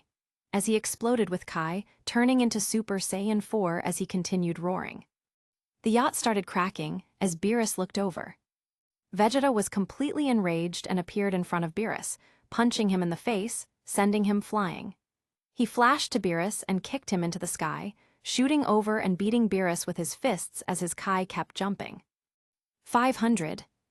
600. 800. 999. Vegeta 1.5 quintillion. The earth started shaking as Vegeta held his head and screamed, blasting away the clouds as he roared, Big Bang Flash. A massive dark blue beam blasted Beerus, exploding. Vegeta clenched his fists and breathed out angrily, drooling like an animal as the smoke cleared. Beerus dusted himself off. Is that a Vegeta appeared in front of him and punched Beerus in the face before unleashing an assault like lightning. Zephr watched while eating. Oh wow, he's crazy. Launch helped Bulma up. Are you okay, Bulma? Bulma held her cheek and nodded, looking up at Vegeta lovingly. Oh, Vegeta tilde. Zephyr's lips twitched and he looked at Krillin. Get a load of this. Krillin's lips twitched as he sighed. I'm glad I started training again. Zephr rolled his eyes. Yeah. Krillin 500 billion. Zephr rolled his eyes. Maybe one day you can fight a finger of mine. Krillin blushed in embarrassment. Shut up. Me and 18 are training hard, okay? Zephr looked over at the pregnant 18. Training hard where exactly?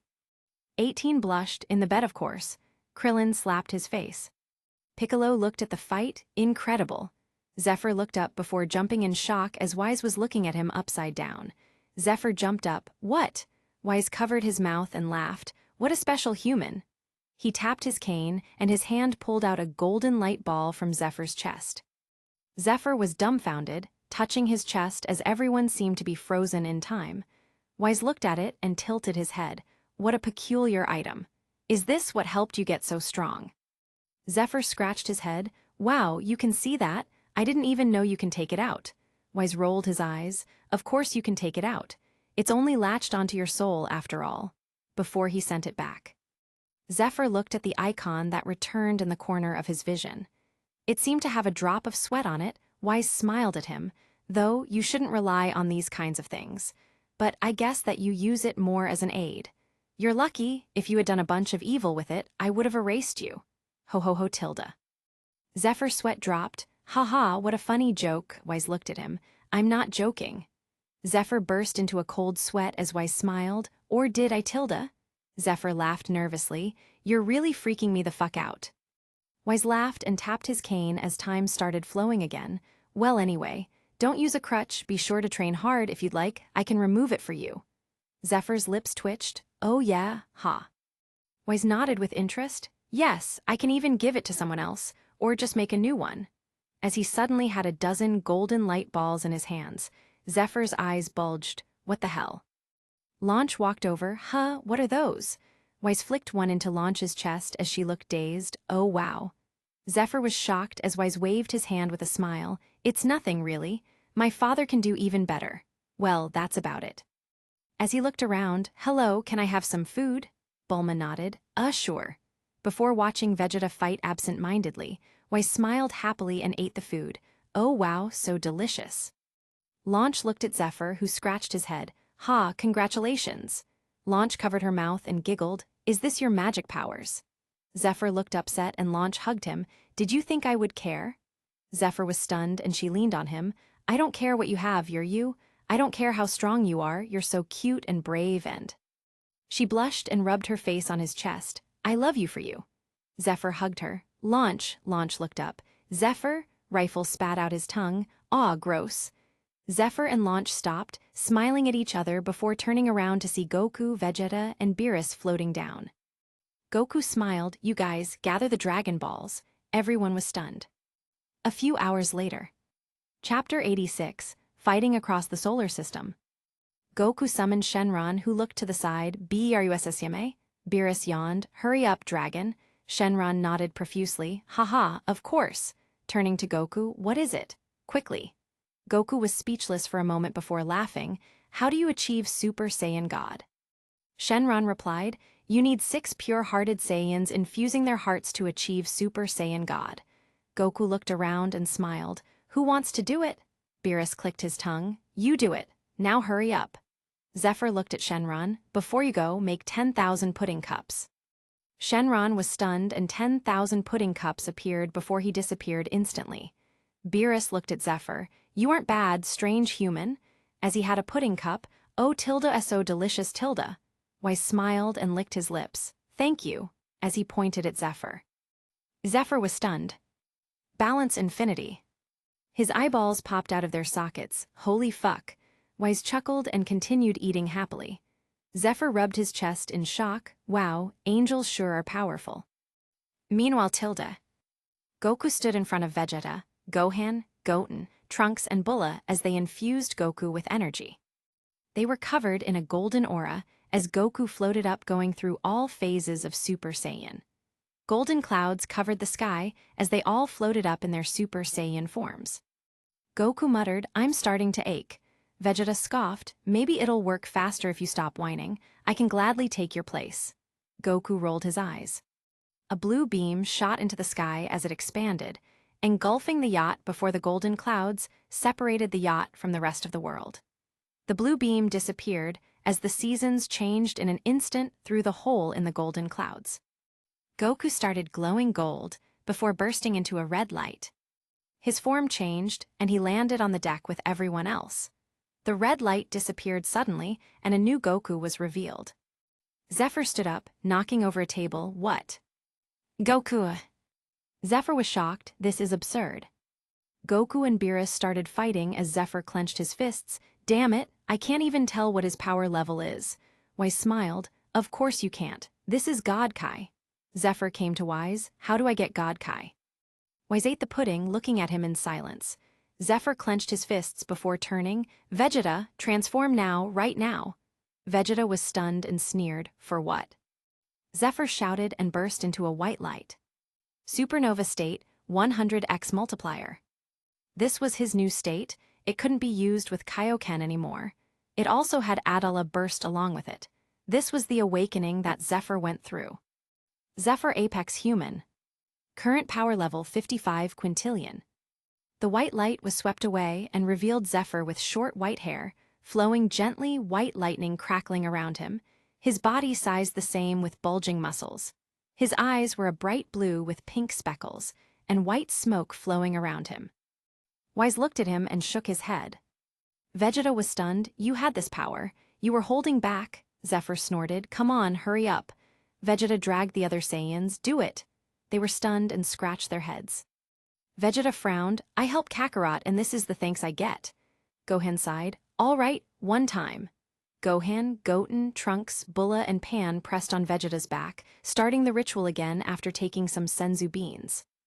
Vegeta exploded into Super Saiyan God with blood-red hair instead of a darker red like Goku. He clenched his fists. All right, ha. Zephr looked at him and was dumbfounded. You look younger, Wise commented from the side. God Kai will make you younger as your lifespan is extended. Bulma touched her face, sighing sadly.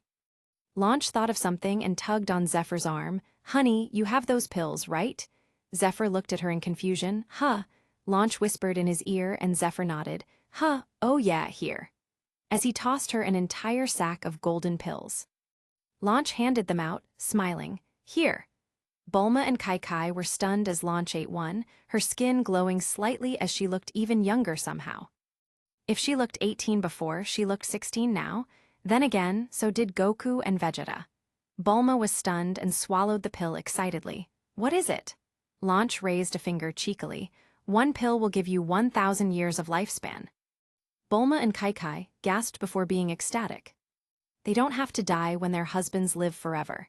The trio started handing out pills before continuing to eat them. Zephr didn't care, anyway, he had infinite points. That sack had thousands of those pills. Eternal Youth Pills 1,000,000 P will keep you young and beautiful for 1,000 years. Eating more than one will increase lifespan by 1,000 years. As everyone snacked on pills and Wise even tried one, oh, it tastes nice. Bulma handed him some jelly beans. You like them? They're kinda meh, these taste better. Wise had some jelly beans and shook with delight. So sweet, Tilda. Amazing.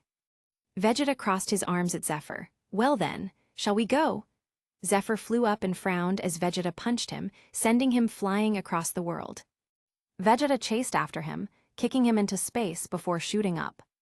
Zephr dodged the fist and punched Vegeta in the face, turning his head to the side before Vegeta turned back. Heh! Zephr was stunned and angry. It's not fair. As he burst, attacking Vegeta at the speed of light, literally. Vegeta was stunned and went flying, shooting past Mars as Zephr recombined in front of him, punching out wildly with lightspeed fists. Vegeta roared and exploded, fighting back and dodging the fists. Zephr was stunned. How bastard, predicting the future, as he tucked and kicked out, blasting Vegeta flying near the sun. Zephr caught him and punched him into Mercury, landing on it as he flashed to Vegeta, punching him as Vegeta punched back, colliding their fists as Mercury started crumbling. Zephr and Vegeta were moving so fast, there were ripples around them. Not air but space ripples. Chapter 87. Yes, this place is nice. I shall train in the sun from now on, Vegeta. After all, Zephr didn't actually understand the power he had at the moment. He only used it to move at light speed, and then recombine his cells from subatomic particles to a few seconds before he shattered. Wise appeared and waved his staff. Enough. Zephr and Vegeta froze as Wise looked at them, smiling. If you continue like this, you'll destroy the universe. Vegeta and Zephr were shocked. Huh. Wise ate some jelly beans. By the way, Zephr, I thought you understood what your power is, but clearly not. Zephr was stunned. Huh. Wise turned to Vegeta. And you. Well done. You won't need a ritual next time. You've adapted to the god Kai in your body. Vegeta was stunned. Huh. They looked at each other. What the fuck is this guy talking about? Vegeta scowled. How am I supposed to know? Zephr snorted. I thought you knew. Wise covered his mouth and chuckled. Ho ho ho Tilda, it seems you need training. They were stunned and Wise flicked Zephr into the sun. Vegeta was dumbfounded. Zephr, Wise waved. He'll be fine. His body is much hotter than the sun. Zephr fell into the plasma of the sun and he was startled, trying to swim out of it. He tried all the strokes before his head popped out of the plasma. Hey, I'm alive. Wise stood on the sun. That's right. Before pulling Zephr out, amazing, isn't it? Zephr waved. It feels so good, like a warm bath. Vegeta's lips twitched and he dipped his toes in the sun. It's hot, like a sauna. He was stunned before jumping in, punching and kicking. He worked up a sweat before nodding. This will be my training place in the future. Y's lips twitched as he looked at the duo. One was swimming in the plasma, while the other was punching and kicking inside of it.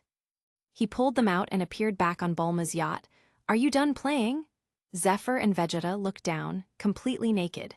They were stunned as everyone covered their faces. Bulma and Launch opened their fingers, staring as Wise tapped on the deck with his staff. New sets of clothes appeared on them in the form of training suits. He looked at them before tilting his head. Well, that's that. Goku fell from space. Zephr and Vegeta caught him as Beerus floated down.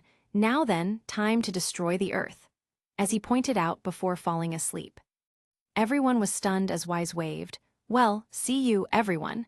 As he tapped his staff and disappeared with Beerus, everyone looked at each other with dismay. They returned home after the party, everyone with different thoughts. Zephr sat on top of his house with his legs crossed, looking out into the distance. He crossed his arms and frowned.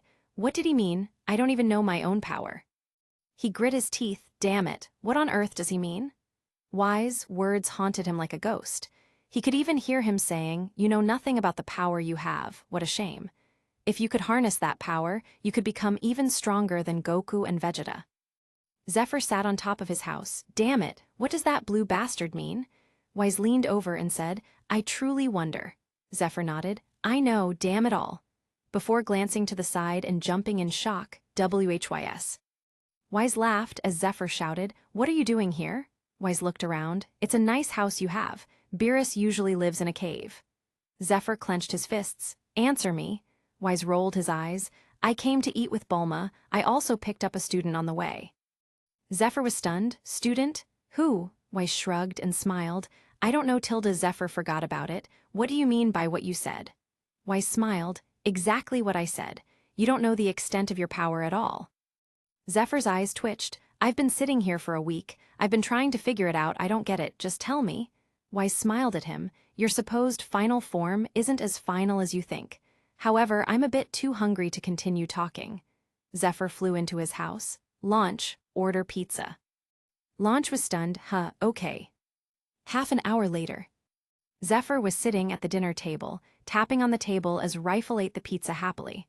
Wise ate the pizza and squirmed. Simply delicious.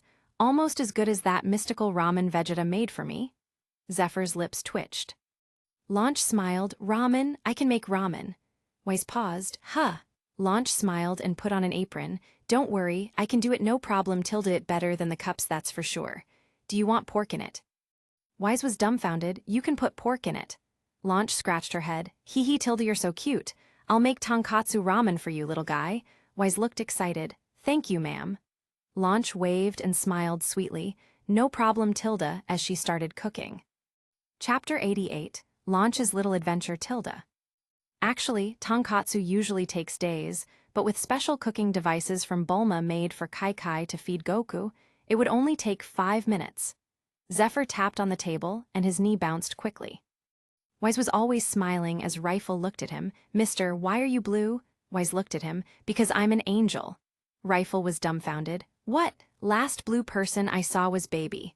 Wise thought about it. A tuffle? Strange. Zephr waved. Some trash that got his race annihilated by the Saiyans came for revenge and then got turned to ashes.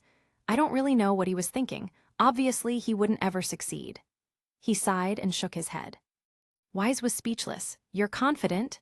Zephr tapped on the table restlessly. Anyway, it's the same thing over and over again. They come, get destroyed, someone else comes, destroyed. Over and over, you get used to it.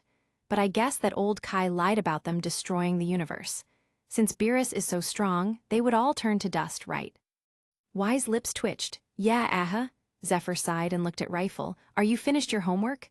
Rifle paused and nodded. Yeah, 100,000 push-ups, sit-ups, squats, and my run out the world was finished this morning.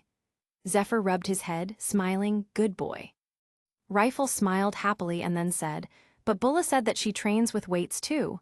Zephr frowned. She does she then do it with the gravity bracelets at 10x gravity?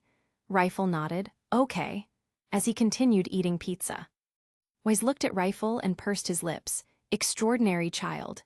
Zephr smiled happily. Both my daughters ran away with their boyfriends, so now I only have him left. Isn't that right, little guy? Rifle finished his pizza and nodded. Yeah, anyway, I'm going to train with Bulma. Bye, Dad, as he flew out the window. Zephr froze and burst into tears. Why do my kids always leave me? Launch rolled her eyes and put the ramen on the table, giggling at him. I think it's great that they're energetic. Zephyr's lips twitched and he mumbled, energetic, right. As long as he stays near Bulma, it's fine. Everyone that touches Kai decides to get a job for some reason. Wise choked and Launch put her hands on her hips, sighing, Zephr, Kai just wants them to have a normal life, you know. Zephr ate the ramen and rolled his eyes. I know, it's stupid. Every day some asshole comes to destroy the Earth. Will you go to your desk job when the Earth explodes? It's useless. Plus, we all have infinite money. What job do you have to work exactly? Launch sighed and retorted seriously, it's about the principle. Zephr was speechless. What principle? Launch added seriously, building a good moral character and making them work hard for things. Zephr rubbed his head and grumbled, I turned out fine, as he slurped up noodles. Wise shouted in delight, slurping up noodles faster and faster as Launch pouted, but you don't know how to treat your kids. Zephr was shocked. I'm a bad father? Launch was speechless. I didn't say that. Zephr pouted as he looked at her. Am I, Launch? Launch hugged him. No, baby, you're not. You're so kind and caring and I love you. But sometimes you ask a lot from them and they just can't live up to your expectations, I think. Zephr sighed. I just want them to be strong, you know? Launch kissed his head and nodded. I know, baby, I know. Wise slammed the chopsticks down. It is simply divine. He looked at Launch excitedly. You can make such divine foods, are you Earth's best chef? Launch scratched her head, blushing in embarrassment. Me? And no, Kai is way better than me, I just tried my best. Wise shouted, it's wonderful, the best thing I have ever had in my life. Launch was shocked. Well, thank you, Wise. Wise clapped. So amazing, Tilda, I must bring it back with me. How much can you make? Launch looked over and Wise tuned to see 5 pots of it. His eyes turned to hearts and he squealed, amazing! Zephr ate his ramen, licking his lips. Do you have the spicy sauce? Launch smiled sweetly and grabbed the spicy sauce from the cupboard with tongs. She poured a drop in the ramen and black smoke appeared, turning into a skull before dissipating. Zephr ate and smiled happily. So good. Launch giggled and put it back. I'm happy you like it, Tilda hee hee Tilda. Wise packed up the ramen, smiling. Thank you, Launch, you are truly a divine chef, as he pointed at her. Launch was stunned as he looked at the balance of the system turn into an infinity sign. She rubbed her nose and smiled sweetly. You really didn't have to. Wise waved happily. Nonsense. Let's go, Zephr. Zephr paused. Huh, right now? As he looked at the ramen in his hands. Wise tapped on his staff as Zephr grabbed the bowl, disappearing as he said, Lover, I'll be back soon. Ish Tilda. Launch waved. Call me from your watch. Zephr floated next to Wise, rolling in the air as he slurped on the noodles. They stopped over Bulma's house as Vegeta held a large sack. Wise stopped with Zephr, who was eating ramen looking at Vegeta with a sneer. Vegeta was shocked. You, before looking at the ramen and gritting his teeth, you bastard, homemade ramen, damn it all. Wise smiled at him. Ready? Vegeta snorted and Bulma waved. Bye, you guys. Zephr finally said, I just wanted to say, Bulma, that haircut is really terrible. Bulma froze and Zephr giggled. Bye-bye, Tilda. As Wise disappeared with him and Vegeta. Bulma exploded. Zphyyyyrr. Ah.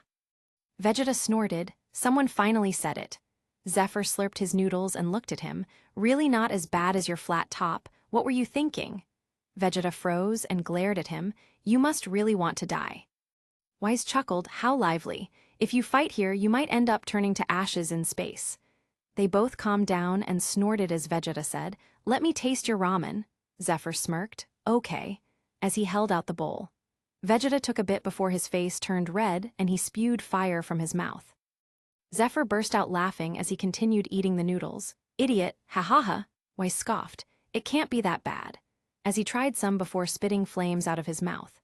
Zephr continued laughing, slapping his forehead. Are you guys crazy? You know that spice mix is made with peppers from all over the universe. Billions of different peppers blended together and then squeezed and extracted into a small bottle the size of my thumb. Vegeta and Wise were dumbfounded. Really? Zephr nodded seriously. Yeah, it's really great. As he continued eating, yummy tilde.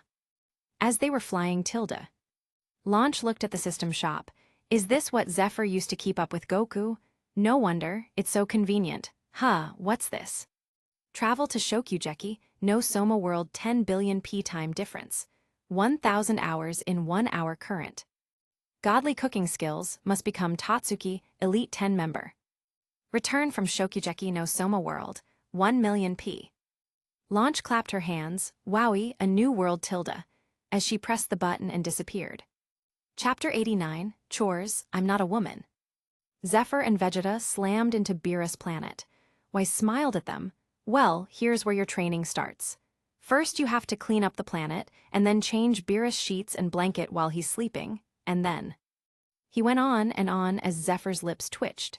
He flew into a massive chamber with a snake and hourglasses, flying up to Beerus, who was sleeping in a cat bed. Zephyr's eyes twitched as Vegeta flew over. What are you doing? You'll wake him up, he could kill us all. Zephr rolled his eyes and shouted, Wake you P. Beerus' eyes bulged as Vegeta's face turned pale. Beerus trembled in anger. You dare, as his body was covered in destruction Kai. Zephr ate the ramen inside. You're mad. I was just going to share my ramen with you, Sai. I guess I'll just have to let Wise eat it all. Beerus froze and looked at him suspiciously. Ramen? From Earth? Zephr held out his bowl. Yeah, wanna try. Vegeta was jumping up and down anxiously. That's the super spicy version. Beerus had a bit before spitting flames from his mouth as Zephr burst out laughing, rocking back and forth in the air. Beerus glared at him angrily. You tricked me? Zephr wiped his eyes and said, Come on, Beerus, relax. This is the spicy version that I like. Wise brought back 5 pots of homemade ramen. Vegeta even brought hundreds of containers of all different flavors. Beerus' eyes lit up, but Zephr stopped him. Buat tilde, if I have to change your sheets like a slave, then I won't really have time to go back home and have my wife make the ramen, su tilde. Beerus narrowed his eyes. Are you threatening me? Zephr smiled and held out a bowl of normal ramen. Here, try this first. Beerus took the chopsticks and tasted the tonkatsu Launch made. His eyes widened and he started eating quickly as Zephr snapped, making the bowl disappear. Beerus paused and looked at him in confusion as Zephr squinted with a smile. Yes, I am threatening you. If you kill me, you only get 5 pots. Forever. Ain't that something? Beerus narrowed his eyes. I see. You're a crafty human. As long as you provide this ramen food for me, I will make sure Wise forgoes the housework. Zephr grinned and handed him back the bowl as Beerus continued eating before spitting out flames. Zephr burst out laughing, holding his stomach. H-A-H-H-H-A. You fell for it twice. A-H-A-H-H-H. Beerus jumped up and down angrily. Damn it all. Zephr wiped his eyes and handed him another bowl. All right, I'm hungry. Give me back my bowl. Beerus traded bowls before eating and spitting out flames again. Zephr slapped his forehead and burst out laughing so hard he started crying. Beerus strangled him with red eyes. Give me the normal one, damn human scum. Zephr choked and held out a bowl. Okawai. Beerus let him go and looked up at Zephr before looking down, picking up a bit with the chopsticks. He looked back at Zephr quickly as Zephr ate with a confused face. He even handed Vegeta some. Beerus moved the chopsticks to his mouth before looking back at Zephr quickly. Finally, he sniffed before putting it in his mouth. Zephr flew out quickly as Vegeta and Beerus roared, I will kill you, ah! Zephr burst out laughing and flew quickly, laughing wildly as he escaped from Beerus and Vegeta. Wise smiled and shook his head as he had some ramen before shouting angrily, Z-P-H-Y-Y-Y-R, ah! Zephr continued laughing as he escaped quickly, flying around the planet faster than light. A while later, Zephr was sitting on his knees with bumps and bruises all over his face. Showy. Wise, Vegeta, and Beerus glared at him as he took out the ramen. Here, the real one? They looked at him, and he rolled his one visible eye. Do you think I'm so stupid to shriek you again? They let out a breath and ate before Zephr was beaten up again as he laughed, covering his head. T-H-A-T-S-H-T-H-A-F-I-F time. A-H-H-H-H. The next day, Wise looked at Zephr and Vegeta. To start, you have to sense God Kai. I will be teaching you how to do so. Vegeta, you should have a head start, but Zephyr, you'll have to listen carefully. You've come into contact with God Kai before, but you have never sensed it. You use some other method to find Vegeta, right? Zephyr nodded seriously. Wise nodded and explained the method before taking Vegeta and Zephyr to the edge of the planet. Now put your arms in that weight and lift it as high as you can while thinking about what I said. Zephyr was stunned. You want me to meditate while lifting weights? Vegeta put his arms in. Holy shit! Zephyr looked at him and put his arms in, struggling to lift it off the ground. My arms are gonna tear off. Wise smiled. That reminds me. He pointed at Zephyr. Now you cannot regenerate anymore. Hopefully you will take injuries seriously now. Zephyr was dumbfounded. What? Wise touched his face. Silly me, I forgot to mention you better hurry. The duo looked behind them and were spooked as the edge disappeared. Vegeta and Zephyr lifted the weight off the ground and started walking away slowly. Hurry up, Vegeta. If you fall off, maybe you'll explode. Wise laughed. No, not explode. But you'll be sent to a different dimension to which there is no return. Zephyr jumped in shock, hurrying up. That's worse than I was thinking. Vegeta followed closely. Just shut up. They hurried away quickly as the pieces of the edge started disappearing behind them, threatening to plunge them into the abyss of the other dimension. As they were hurrying, Wise looked at the oracle fish that flew over. It's time. Wise tapped his staff as Vegeta and Zephyr were teleported into Beerus' room, getting blasted by an attack, shooting into the walls. Zephyr slid down. Ow. Wise clapped his hands. Great training for the day. A couple dozen days later. Zephyr was flailing on the bed, shouting, How is this training? This is clearly abuse. Ah! Vegeta turned over and roared, Can you shut up? I can't sleep. Zephyr jumped up and looked at Vegeta. Let's go fight outside. Vegeta turned over and Zephyr squatted on the headboard looking down at Vegeta. Come on, Vegeta, don't you want to fight a bit? We walked for 10 minutes and then got blasted. That's not enough. Vegeta tossed and turned before screaming, Argh, fine, but be quiet. Zephyr snickered as they flew out the window, landing on a lawn with overgrown plants. Vegeta looked around. I guess they were gonna make us clean up. Zephyr waved his hand as the entire lawn burnt to ashes, revealing a flat ground. Vegeta muttered, That works, before snorting, Ha, as he transformed into Super Saiyan God. Zephyr snorted and burst into his supernova state, charging at Vegeta instantly. They started colliding extremely quickly before separating. Chapter 90, Sleepover at Beerus Tilda. Zephyr stepped on the ground. This place isn't too bad. Vegeta looked at the ground and nodded. Not even a dent. Seems like the god of destruction has a nice place, then we can let loose. They both grinned and exploded with power, unleashing all their strength. A red and white light collided instantly, over 100,000 times in a second. They shot into the air, colliding over and over again, fighting to their heart's content. Wise watched and sighed, boys, so restless. It seems training needs to be harsher. He curled his lips. It seems like he underestimated them. The next day, Zephyr scratched his stomach. Hee tilde launch tilde you look so sexy killing the police in lingerie tilde hehe. Before he was kicked out of bed, idiot, wake up. Zephyr landed on the ground and popped his head out. What the hell, Vegeta? Do you know what I just missed? Vegeta rolled his eyes. Stop dreaming like a schoolboy and wake up. We're gonna be late for training. Zephyr jumped and flew out the window, pulling on a shirt. They landed in front of Wise, who smiled. My tilde, you're late. Late night. Vegeta and Zephyr froze as Wise covered his mouth, chuckling. It's completely fine for you to do some extra training on your own. It seems like my training is harsh enough. Zephyr's lips twitched. It's not that. Vegeta clenched his fists. It's too short. Wise raised his brows. Now, boys, there's a difference between what you did before and now. This is MY training, of course it's different. Training all day long doesn't give you enough rest time. If you go on like this, your body will collapse at the cellular level. Zephyr and Vegeta made a Pikachu face as Wise nodded. That's why I'm going to be intensifying your training. If you can still fight after this, hech. You can train ME, how about that? Zephyr and Vegeta looked excited. Really? More intense. Wise smiled and nodded. Zephyr and Vegeta cheered happily as Wise brought them to the same place. Time to run? They tried to lift the blocks and Wise clicked his tongue. Tusk, tusk, tilde this time they're 3 times heavier. You have to run 3 laps around the planet O, and you'll be taking shots from Beerus every now and then tilde good luck tilde. Zephr and Vegeta started their grueling training, moving slowly as the dimension expulsion threat was very much a real thing. The months passed by. Zephr laid down on a bunk in their room that Zephr customized with Vegeta, throwing out things from the shop. The bunk beds helped recover stamina and eliminate fatigue. The other props helped keep them calm and relaxed. They even had post-training medicinal wine. Zephr sipped on the wine and sighed, "Do you feel stronger?" Vegeta laid on the lower bunk, "Much." Zephr dropped the wine down and sat up. "I don't know, I feel stronger, but something's missing." Vegeta drank the wine and stared at the ceiling of the bunk. There were all sorts of pictures of his family and Bulma in between the slots.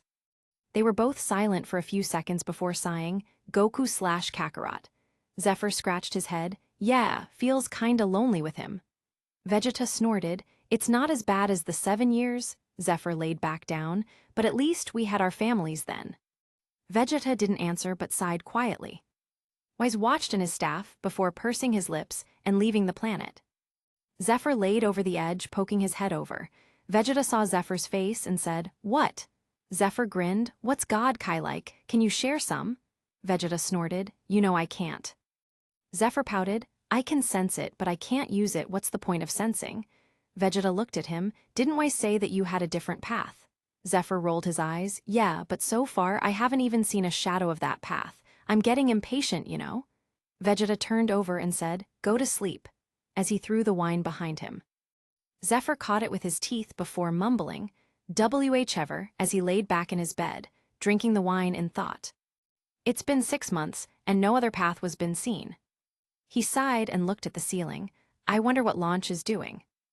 Meanwhile, Launch was working hard, cooking for judges as the fire flared. She sweat and looked over, cooking intensely. Finally, she served her dish and the judges' clothes exploded.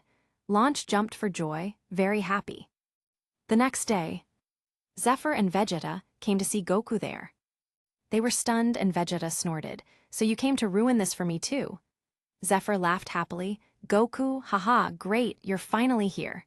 Goku grinned. "Hey you guys, you should have told me you were going to train with Wise."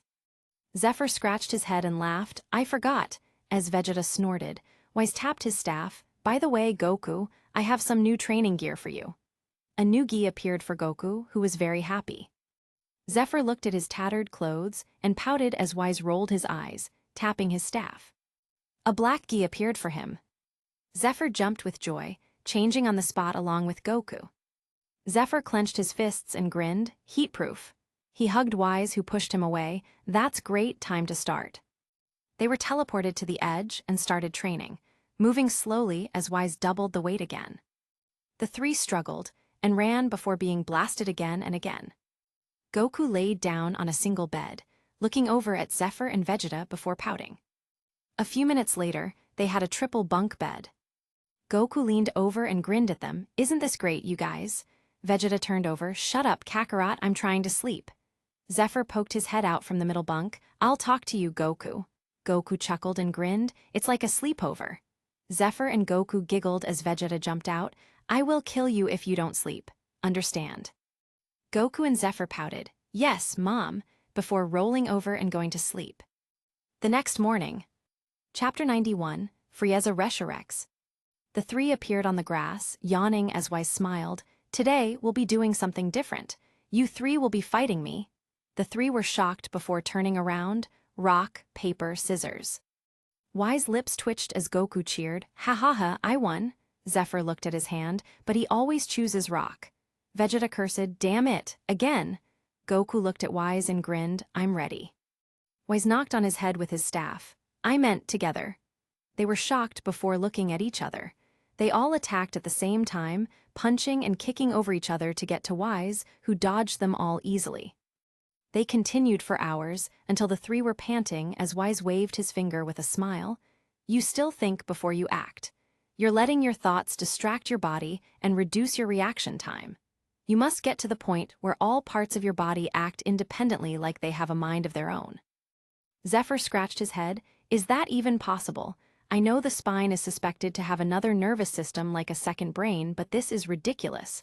Wise rolled his eyes. This isn't science, it's martial arts. Goku asked. How do we do it, Wise?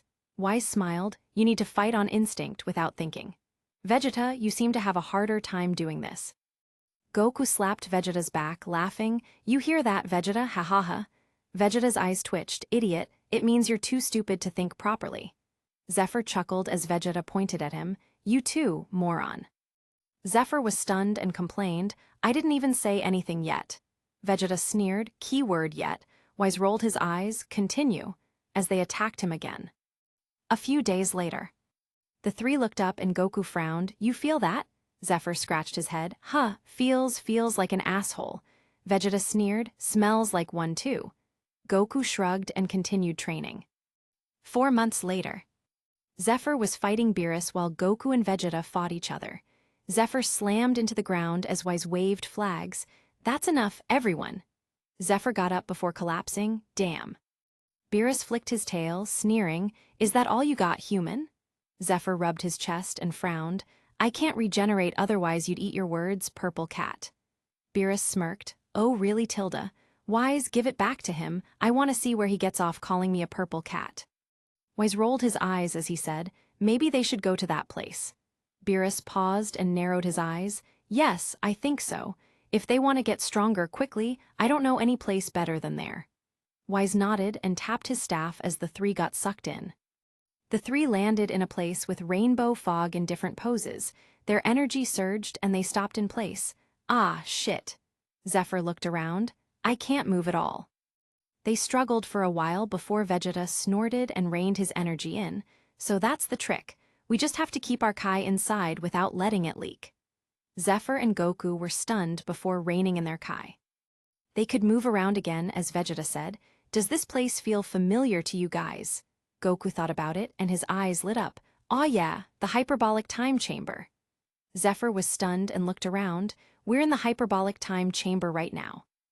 Goku said, we need to find the supply building before we run out of energy, or worse, starve to death. Zephr tossed out all kinds of food, and they ate quickly before starting to fight in an all-out brawl. The three maniacs laughed like crazy, fighting each other. Months passed here as they fought without letting their Kai leak out. Then suddenly, they all popped back onto Beerus planet. Huh. They jumped up and Goku complained, we were just getting our rhythm. Vegeta clenched his fists. Damn it, I was about to give Kakarot the one too. Zephr looked in the distance. I was so close to winning, what a shame. Wise rolled his eyes. Sorry, boys, Beerus is hungry. They all looked at him and surrounded him. Huh. Zephr cracked his knuckles. You stopped training because you were hungry. Vegeta clenched his fists. You damn purple rat. Goku frowned. That's not very nice, Lord Beerus. Beerus. He jumped up. I am the god of destruction. You hear me? Zephr lunged at him. God of my ass. As Vegeta and Goku lunged in, starting a dust brawl. Wise sighed and turned around. Honestly, sometimes I feel like the only adult in this universe, Tilda. He looked at his staff. Oh, a message? That's right, I nearly forgot. He saw Bulma holding up a super deluxe strawberry sundae ice cream. You better come here, Wise Tilda before it melts Tilda. Wise gasped in shock. Super deluxe strawberry sundae ice cream? What is that? Beerus squeezed in. Oh wow. Goku came in. Bulma. Vegeta was next. My Bulma, what does she want now? Zephr came in between Wise and Beerus. Hey, she changed her hairstyle. Vegeta pointed. She looks upset. Wise contacted her and Bulma started yapping. Wise was stunned. Frieza was resurrected and he brought an army to Earth? Goku was startled. Wait, Frieza? Vegeta was stunned. What in the hell is going on? Zephr crossed his arms, glancing at Beerus and Wise. Speaking of Frieza, isn't it your job to destroy planets? Beerus turned and his nose scrunched on Zephyr's eye. I can tell people to destroy for me, okay. Zephr rolled his eye. Yes, yes. Do you want some catnip? Beerus frowned. Catnip, was that? Zephr threw out a barrel of catnip as Beerus flickered around the barrel, sniffing. Wise projected Bulma as she said, and it gets worse. Apparently he's a whole lot stronger than before. Piccolo's already been killed because he was trying to protect Gohan. Goku was shocked. Piccolo's dead? All right, Wise, you can get us there fast, right? Y said, I can bring you there in 35 minutes. Goku jumped up and down. That long? Beerus popped his head out from the barrel. Just use the instant transmission technique. As he started purring while rolling around in the catnip. Goku muttered, this far? Vegeta shouted, try Kakarot. Zephr leaned on Goku's shoulder. Maybe you can do it. Before turning to Wise, that was the hyperbolic time chamber dimension, right? Can't we just go through there? Wise smiled, if you want to take 1,000 years of travel time. Zephyr's lips twitched. Forget it. Goku tried before sighing. It's too faint, I can't lock onto anyone's energy. Vegeta was angry. This is no time for your excuses. You need to concentrate harder or our families are going to die. You hear me. Goku had his eyes closed for a few minutes before saying quickly, hurry, give me your hands. Zephr grabbed Goku's shoulder and Vegeta grabbed the other one as Goku grinned. See you next time, Lord Beerus, we're outta here. They disappeared and reappeared on Earth as Goku slapped away a death ray, catching Gohan. Zephr looked at him and scowled, don't train. No, please, there's peace on Earth. Yeah, go be a teacher, you stupid fuck. Goku looked at him. Zephr, please. Zephr clicked his tongue, spitting on the ground as he flicked a senzu bean in Gohan's mouth. He turned around and crossed his arms, looking at all the downed fighters. How is it, everyone? If we didn't show up, you'd be saying hello to King Yema right now. Oh, but I hope you get paid for your hospital time from your jobs. It'd be a real shame if you, had a card with infinite Z and I. He glared at them and trembled. All of you, get in the hyperbolic time chamber now. I'm going to break all your bones and slowly build them back into fighting shape, you bastards. Every time you ask and pray for Goku, you can't do it yourself. Where's your pride? He was really angry. These guys refused to train ever. Then cried when they weren't strong enough. It's your fault, okay? Chapter 92, Golden Frieza. Vegeta patted his shoulder. Hey, calm down. Zephr snorted and turned back. Teske, whatever. Goku brought Piccolo to Kami's lookout before coming back. All of you, go to Kami's lookout and resurrect Piccolo with the Namekian Dragon Balls. They all got up and trudged away. The three looked at Frieza, who grinned. Here at last, Goku. I've been waiting a long time for this. Zephr clicked his tongue. What the hell, we didn't even get named. Vegeta snorted. It's fine, he'll remember when I send him to hell personally. Frieza growled, shut you P. What do you know about those years in hell? It was terrible. I was trapped like a pupating moth in a field of flowers as angels and stuffed animals danced, singing songs about smiling and warm fuzzy hugs. Instead of ruling with an iron fist, I was serenaded by teddy bears. Goku snorted, don't try to put that on me, Frieza. You're the one who came to Earth looking for a fight. That's why Trunks took your life. It was your choice. Frieza sneered. Oh, but I had to come here, Goku. That's what you're far too thick-headed to understand. Your death is my remedy and required before I move on with my life. Because I'll never be able to sleep in this cosmos knowing that I share it with you. Another guy flew down. Let me do it, Lord Frieza. It's the only way that I can redeem my honor. Vegeta sneered and blasted him, shooting him flying away, landing on the ground, life and death unknown. Frieza floated out, you've become stronger, but I hardly see how that'll help you. Since my resurrection, I've been training extremely intensely every day. My power before was like a small speck to what it is now. Goku frowned, good for you, but we haven't been exactly sitting around. Zephr added, most of us at least. Vegeta rolled his eyes, will you shut up? Zephr shrugged. Frieza chuckled, as fun as playing No I'm Stronger Than You Are is, I think I should give you a proper demonstration. The first time we fought, I made mistakes and you caught me off guard. To ensure that doesn't happen again, I'll take my final form from the start. He stomped on the ground and shouted, Oya, as his Kai surged. He exploded with a purplish pink light and annihilated all his own soldiers, turning into final form Frieza. Zephr felt the wind blowing against him. He had his arms crossed. Oh wow. How did this guy go from a couple 100 million to a couple 100 trillion in 4 months, no less? Goku walked out, sorry you guys, Frieza is mine. Before saying, it's a shame you're evil, you would have been the perfect sparring partner, what a waste of talent.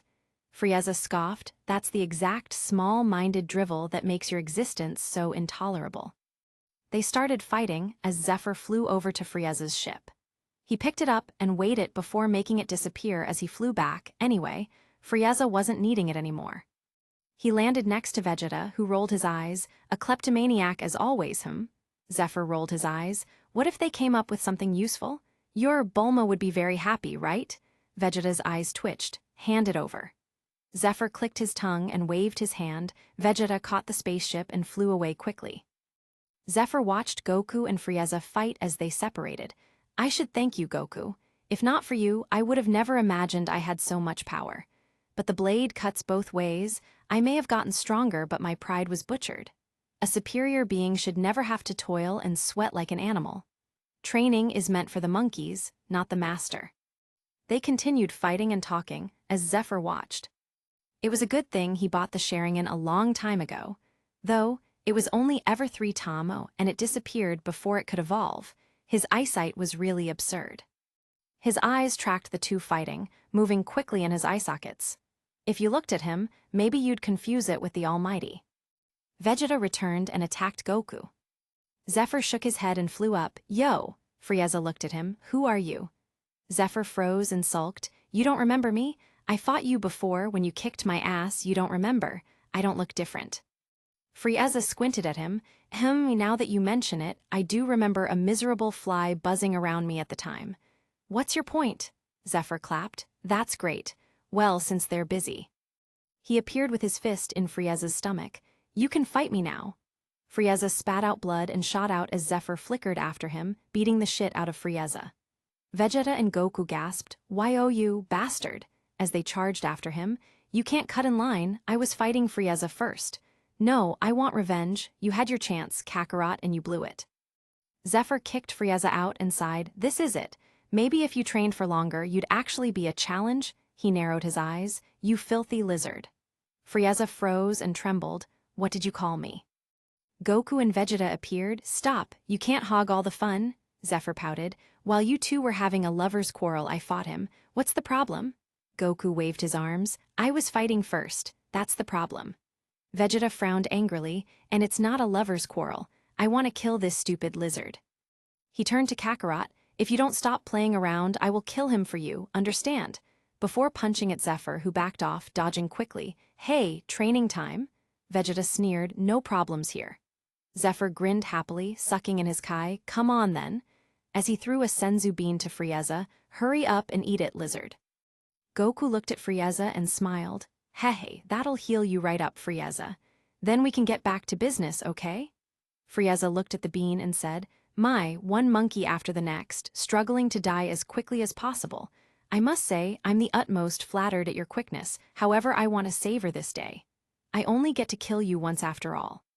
He took the senzu bean, and they started fighting again. A few minutes later, Vegeta and Zephr paused, looking over as Goku turned into a new form.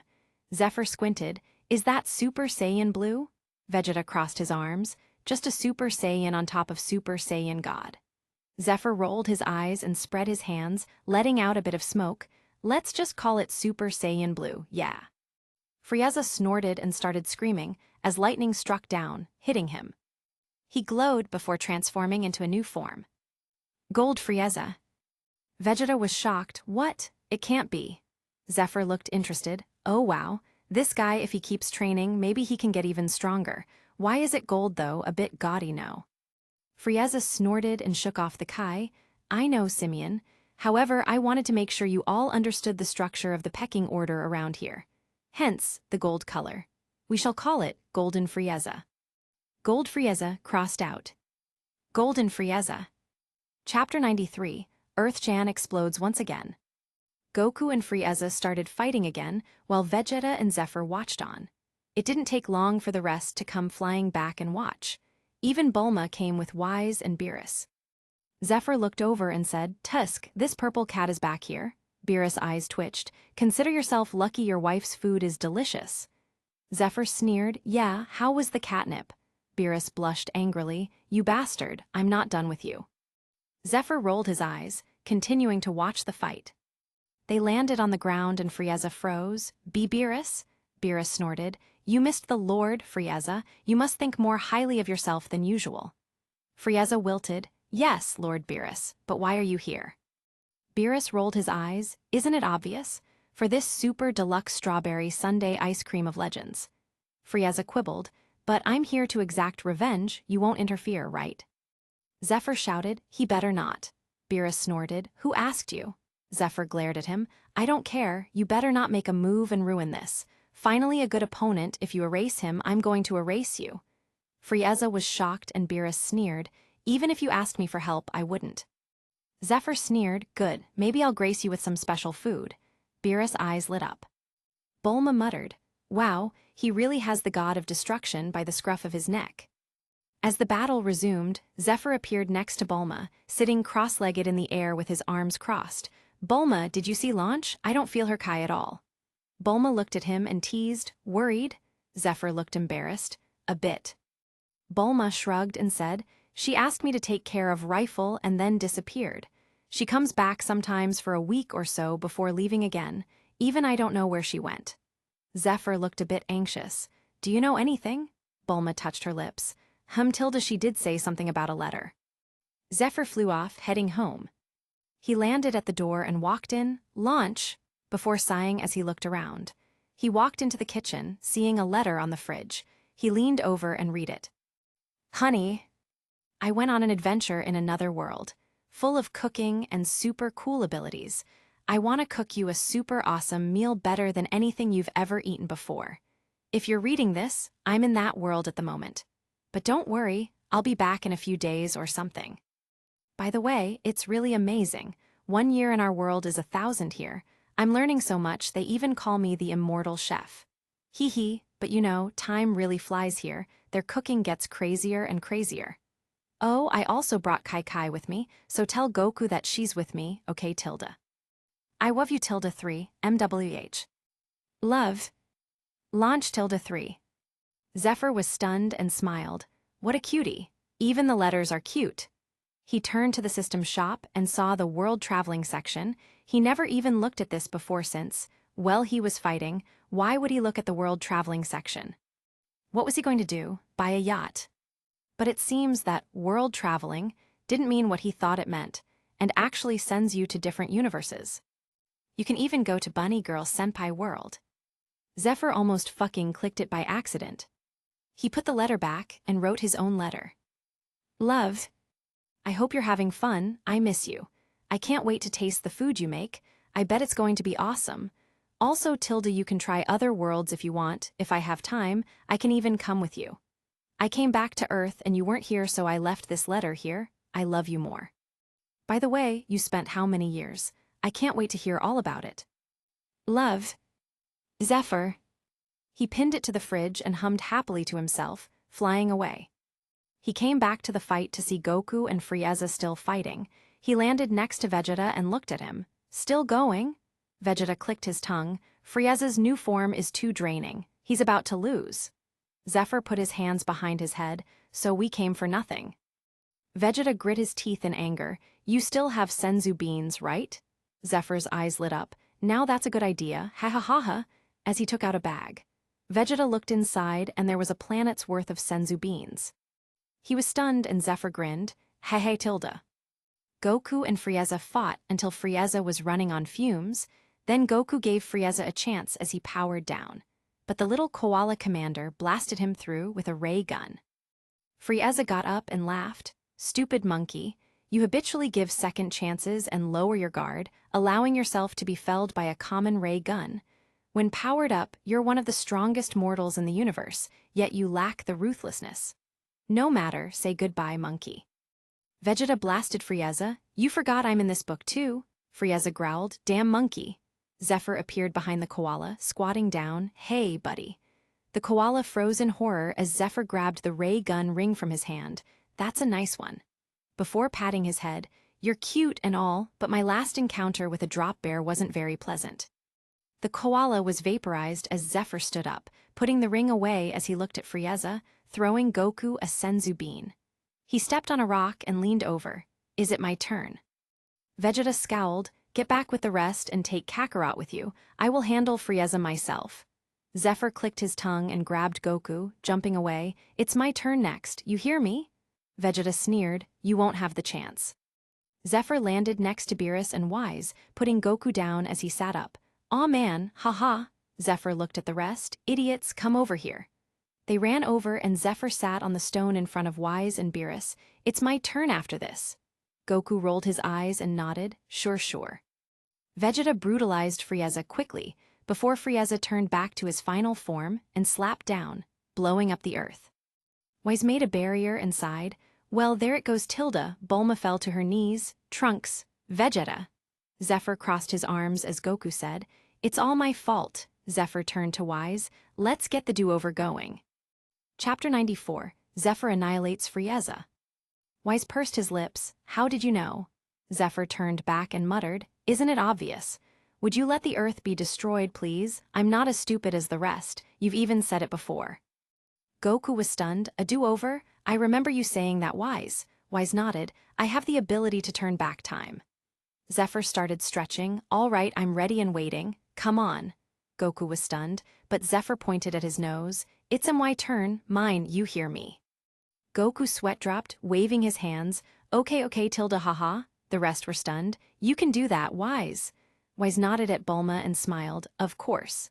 As he tapped his staff, returning everyone to 3 minutes before. Zephr opened his eyes and grinned, shooting out and kicking Frieza into the sky. Vegeta was angry. You! Zephr laughed. You wasted your chance. He blew up the earth and Wise turned back time. It's my turn, ha ha ha ha ha, I told you. He grabbed Frieza by the neck. You stupid fool, you know you blew up my house, as he slapped Frieza several times. Frieza raged, you insignificant bug, how dare you? Zephr pried open Frieza's mouth and stuffed a senzu bean in it. Shut up and eat it. Turn into a semi-worthy opponent. Frieza roared and exploded into his golden Frieza form once again, laughing, You idiotic insect. Zephr exploded into white flames and punched Frieza in the gut. Oh, I'm sorry. Did you say something? Frieza was dumbfounded. What just happened? Zephr held his hips and smirked as Frieza trembled in the air, shooting backwards quickly. Krillin was shocked. What the hell? He didn't even move. Vegeta looked at Goku. Kakarot, what is the meaning of this?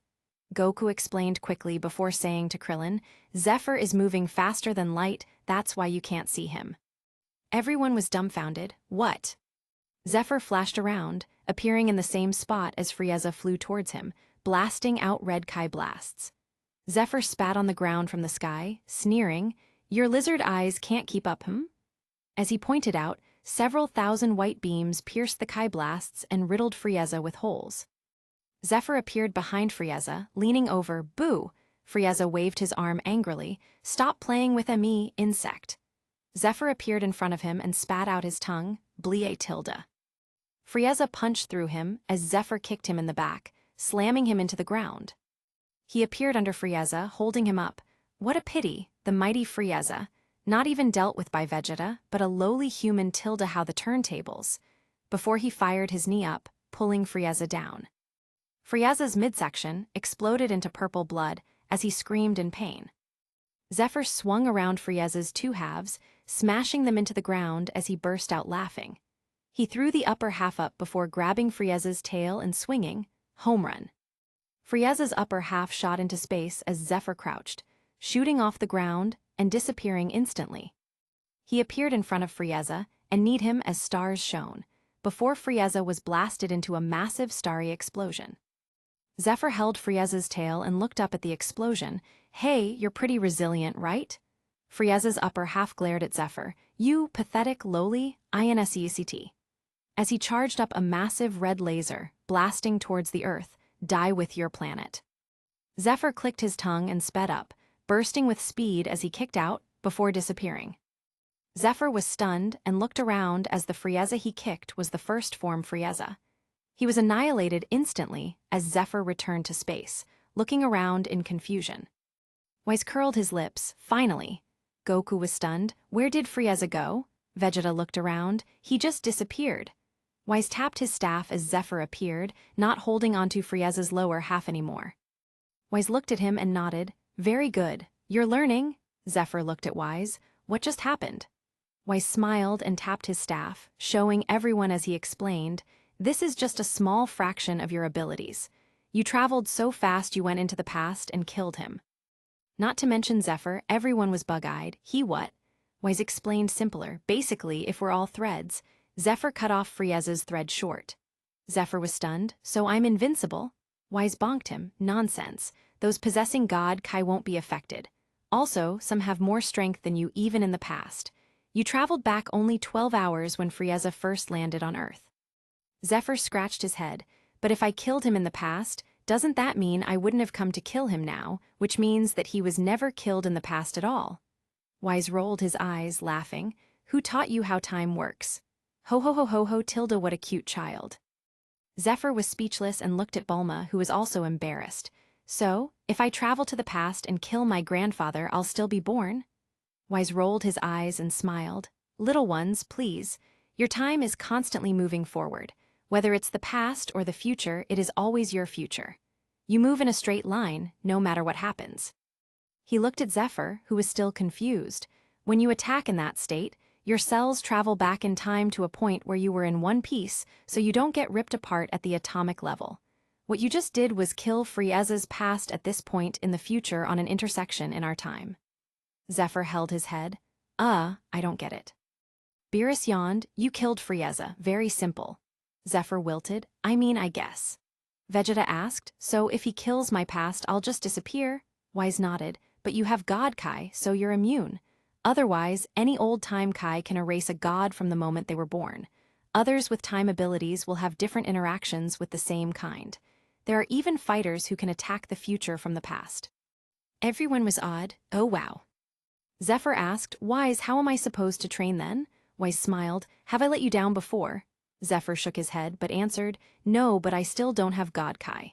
Wise nodded. That's because you haven't trained with the time Kai. Zephr was stunned and thought of the cute Kai, scratching his head, starting to sweat. Oh boy, I hope she doesn't hold grudges. A few days later. They had a large feast as Zephr hung his arm around Beerus, laughing. Are you kiddin'? That was really cool. I didn't know you could destroy only half a planet. Beerus snorted with pride. Well, I have trained pretty hard to achieve it. Zephr winked at Wise and poured a drop of spicy sauce in Beerus' fish and vegetable tempura sauce. Wise covered his mouth as Beerus waved. Now scram, I'm starving. As he ate the tempura, that's great, you use this sauce, Wise. Wise nodded. Yes, Lord Beerus, it's heavenly. Beerus nodded and dipped the tempura in the sauce before eating it. He chewed and swallowed before spitting out flames, turning around. Human. Zephr burst out laughing, running away. H-A-H-H-H-A.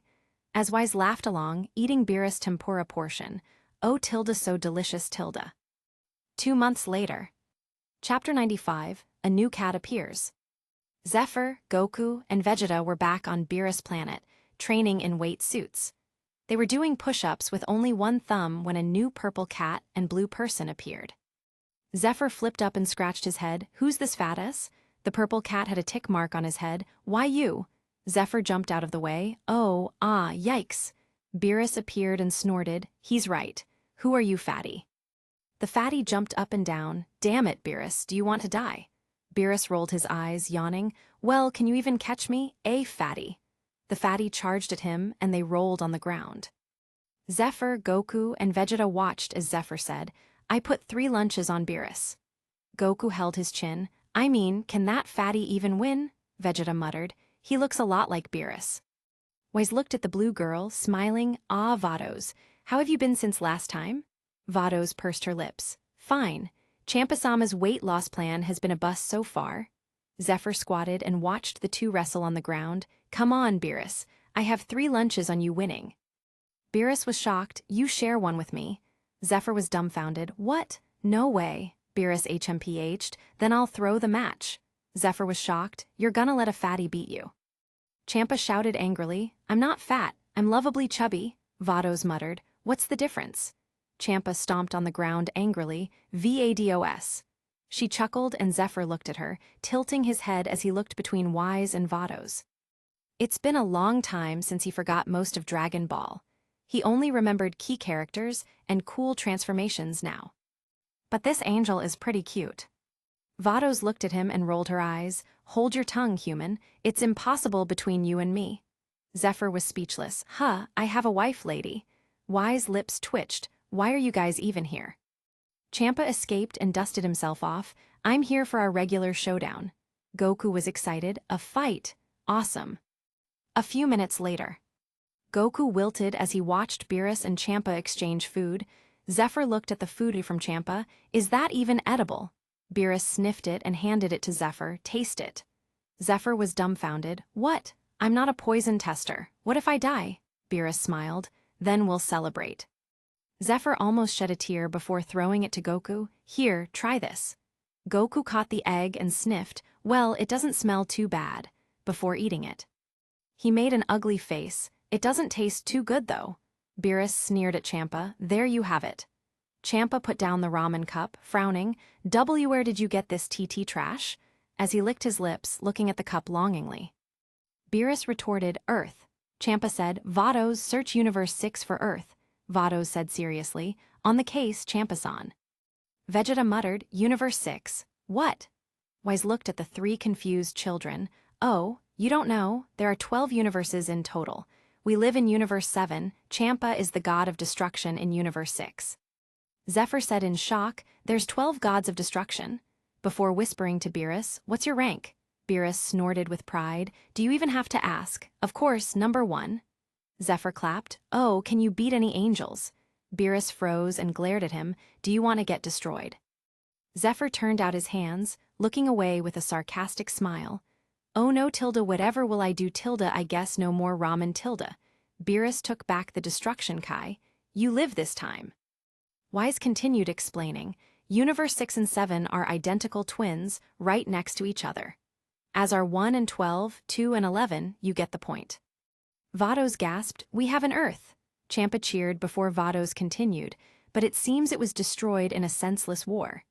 Champa wilted. Ah, Beerus laughed. Well, looks like you'll never taste the Earth cuisine. Ha ha ha ha ha. Wise looked at Zephr and curled his lips. However, it can be done on other planets, right, Zephr? Zephr was stunned and confused. Huh. Wise came over and whispered. Listen, Champa is really annoying. Most of the time he comes with my violent sister, and it's a bit bothersome. Perhaps you can go to a planet in the 6th universe, and grant them all sorts of technology and things from your little helper, to progress them along into a more advanced society, including the food they eat so that they won't come back. Zephr was stunned. Can't you? Wise smiled. I can't interfere too much, it's not my universe to look over. But if you do this, I will grant you your wish. I'll bring you to the Temakai. Zephyr's eyes lit up. Really? Wise nodded and smiled. Yep, after training, of course. Zephr rubbed his palms and grinned.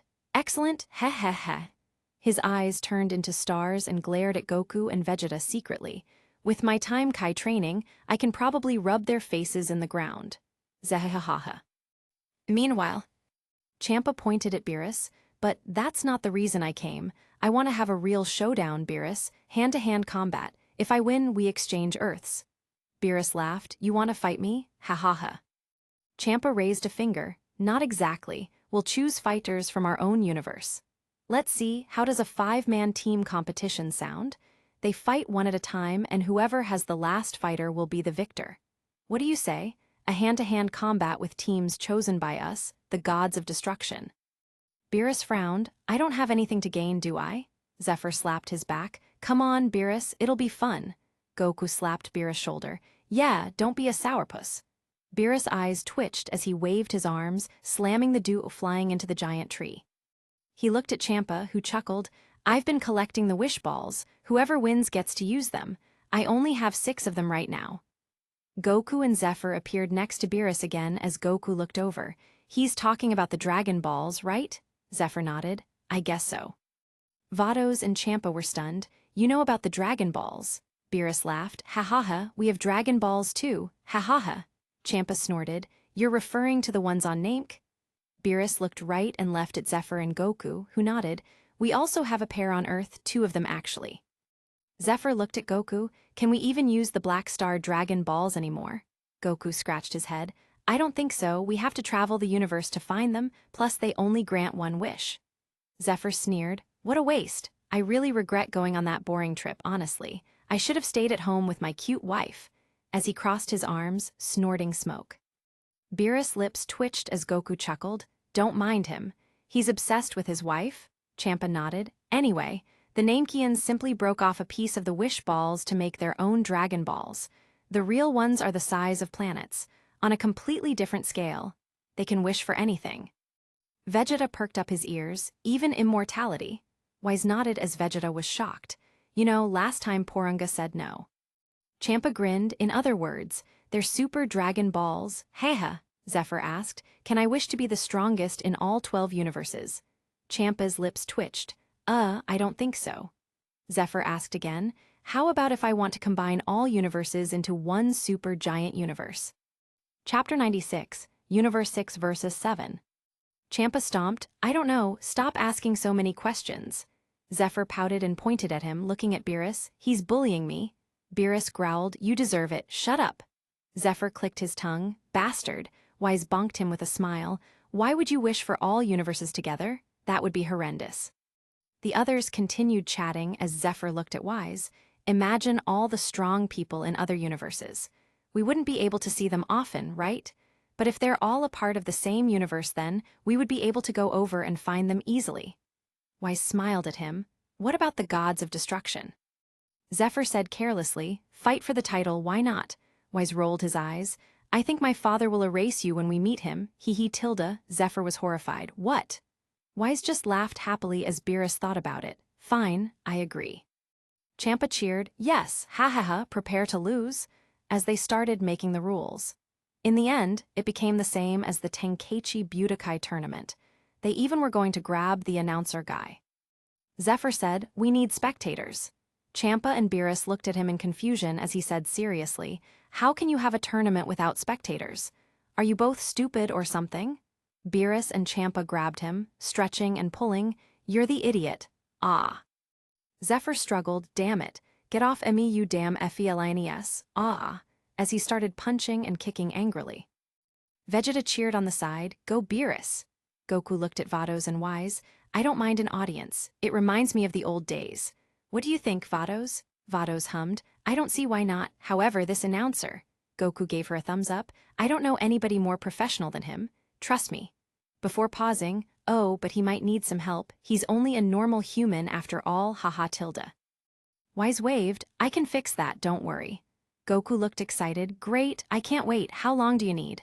Vados touched her plump lips with a finger. 1 solar week. Goku looked at her with blank eyes as she strained a smile. 5 Earth days.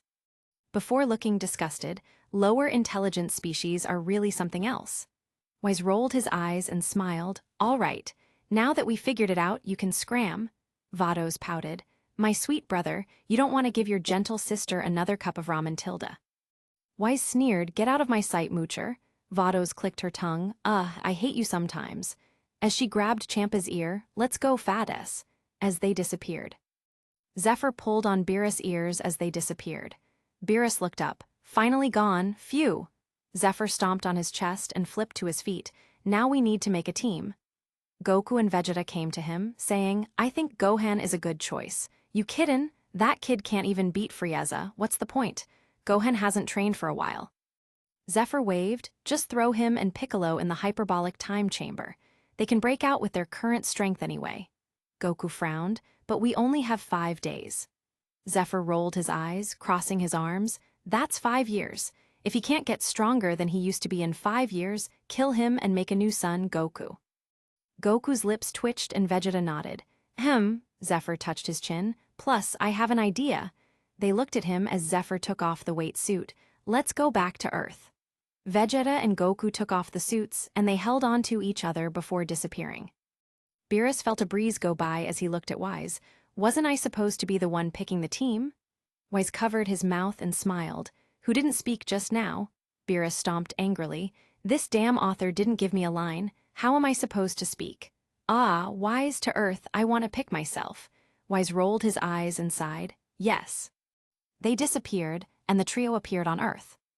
Zephr looked at his watch. I'll go get the Dragon Balls, it's been a year now. They nodded and Goku said, we'll go find them. Before they split up.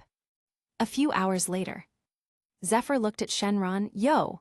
Shenron looked around before letting out a breath of relief. Phew, I thought Beerus was here. Zephr waved. He's not, but I think he's on his way. I can feel his kitty kai. Shenron started sweating, coming down, whispering, Zephr, you can't say that, you know that's the god of destruction. He can erase Earth like that. Zephr patted Shenron's snout. Listen, it's not a problem. He's addicted to Earth food. The entire universe will get erased before Earth, trust me. Shenron was dumbfounded. Addicted to Earth food. Zephr nodded and asked, by the way, do you need to eat or something? Or rather, can you? Shenron was speechless. I'm a wishing dragon, of course not. Zephr took out a hamburger. Shenron licked it up and swallowed. Very good. Zephr rolled his eyes and said, so I have a few wishes. If I don't use all three, you'll come back faster, yeah. Shenron nodded and Zephr sighed. Forget it, we need all the help we can get. The first wish is to unlock Piccolo's potential. He's a part of the Dragon Clan, right? You can do it. Shenron nodded. Yeah, what for though? Zephr commented, you talk a lot nowadays. But sure, we're having a match versus Universe 6's strongest fighters. If we lose, the Earths of both universes will be swapped. Since theirs is destroyed, well, you get the gist. Shenron nodded and muttered, I don't know if I even work in the 6th universe. I'll make him as strong as possible. There's even another gift. What's next? Zephr rubbed his head, thinking about it. Is it possible to make these 5 days stretch to 500 days for us? Shenron shook his head. No, I cannot change the flow of time. I'm not strong enough. Zephr clicked his tongue. I'll try to figure out a way to make you stronger one day. What do you think we should do, Shenron? If we lose, Beerus might just turn us to dust in spite. Shenron thought about it and muttered, I can release the potential of all Earthlings. That counts as one wish. Zephr rubbed his chin. That's a bit absurd. Then we'll have maniacs running around. Can you make Gohan forget about being a nerd? Shenron's lips twitched. Mind control? I cannot. Zephr frowned and asked, can you bring back planet Vegeta? Shenron nodded, but it would be empty. Zephr shrugged. I can't think of anything else, he paused before saying, can you upgrade the hyperbolic time chamber to allow more than 2 people inside at once? Shenron nodded, I can. Zephr grinned, do it. Shenron nodded, okay, next. As Zephr sat on Shenron's head with his legs crossed, holding his chin in thought, snapping his fingers before scowling, no, that's useless. Shenron's sweat dropped and flew around in the sky while waiting. Zephr frowned before sighing, I think we win regardless. Can you unlock Bulma's potential but in her brain? Shenron blinked. Make her smarter. I can do that. Zephr clapped, then do that. Shenron's eyes flashed and he said, good luck, don't lose. Zephr gave him a thumbs up as he disappeared. We won't. Shenron gave him a thumbs up before turning back into Dragon Balls, shooting across the world. Zephr dusted his palms and muttered, anyway, we can prepare for the Tournament of Power in advance. If Bulma can upgrade 17 enough, we'll have another super powerful fighter. I should bring her everything then. He flew over to Bulma's slowly while buying everything related to technology in the shop, filling up a storage bracelet. Countless blueprints, drives, USBs, designs, etc. Zephr landed at Bulma's house, looking around. Where's Bulma? Vegeta looked at him. What do you want my Bulma for? Zephr was speechless. I brought her a present. Vegeta snorted, snatching the bracelet.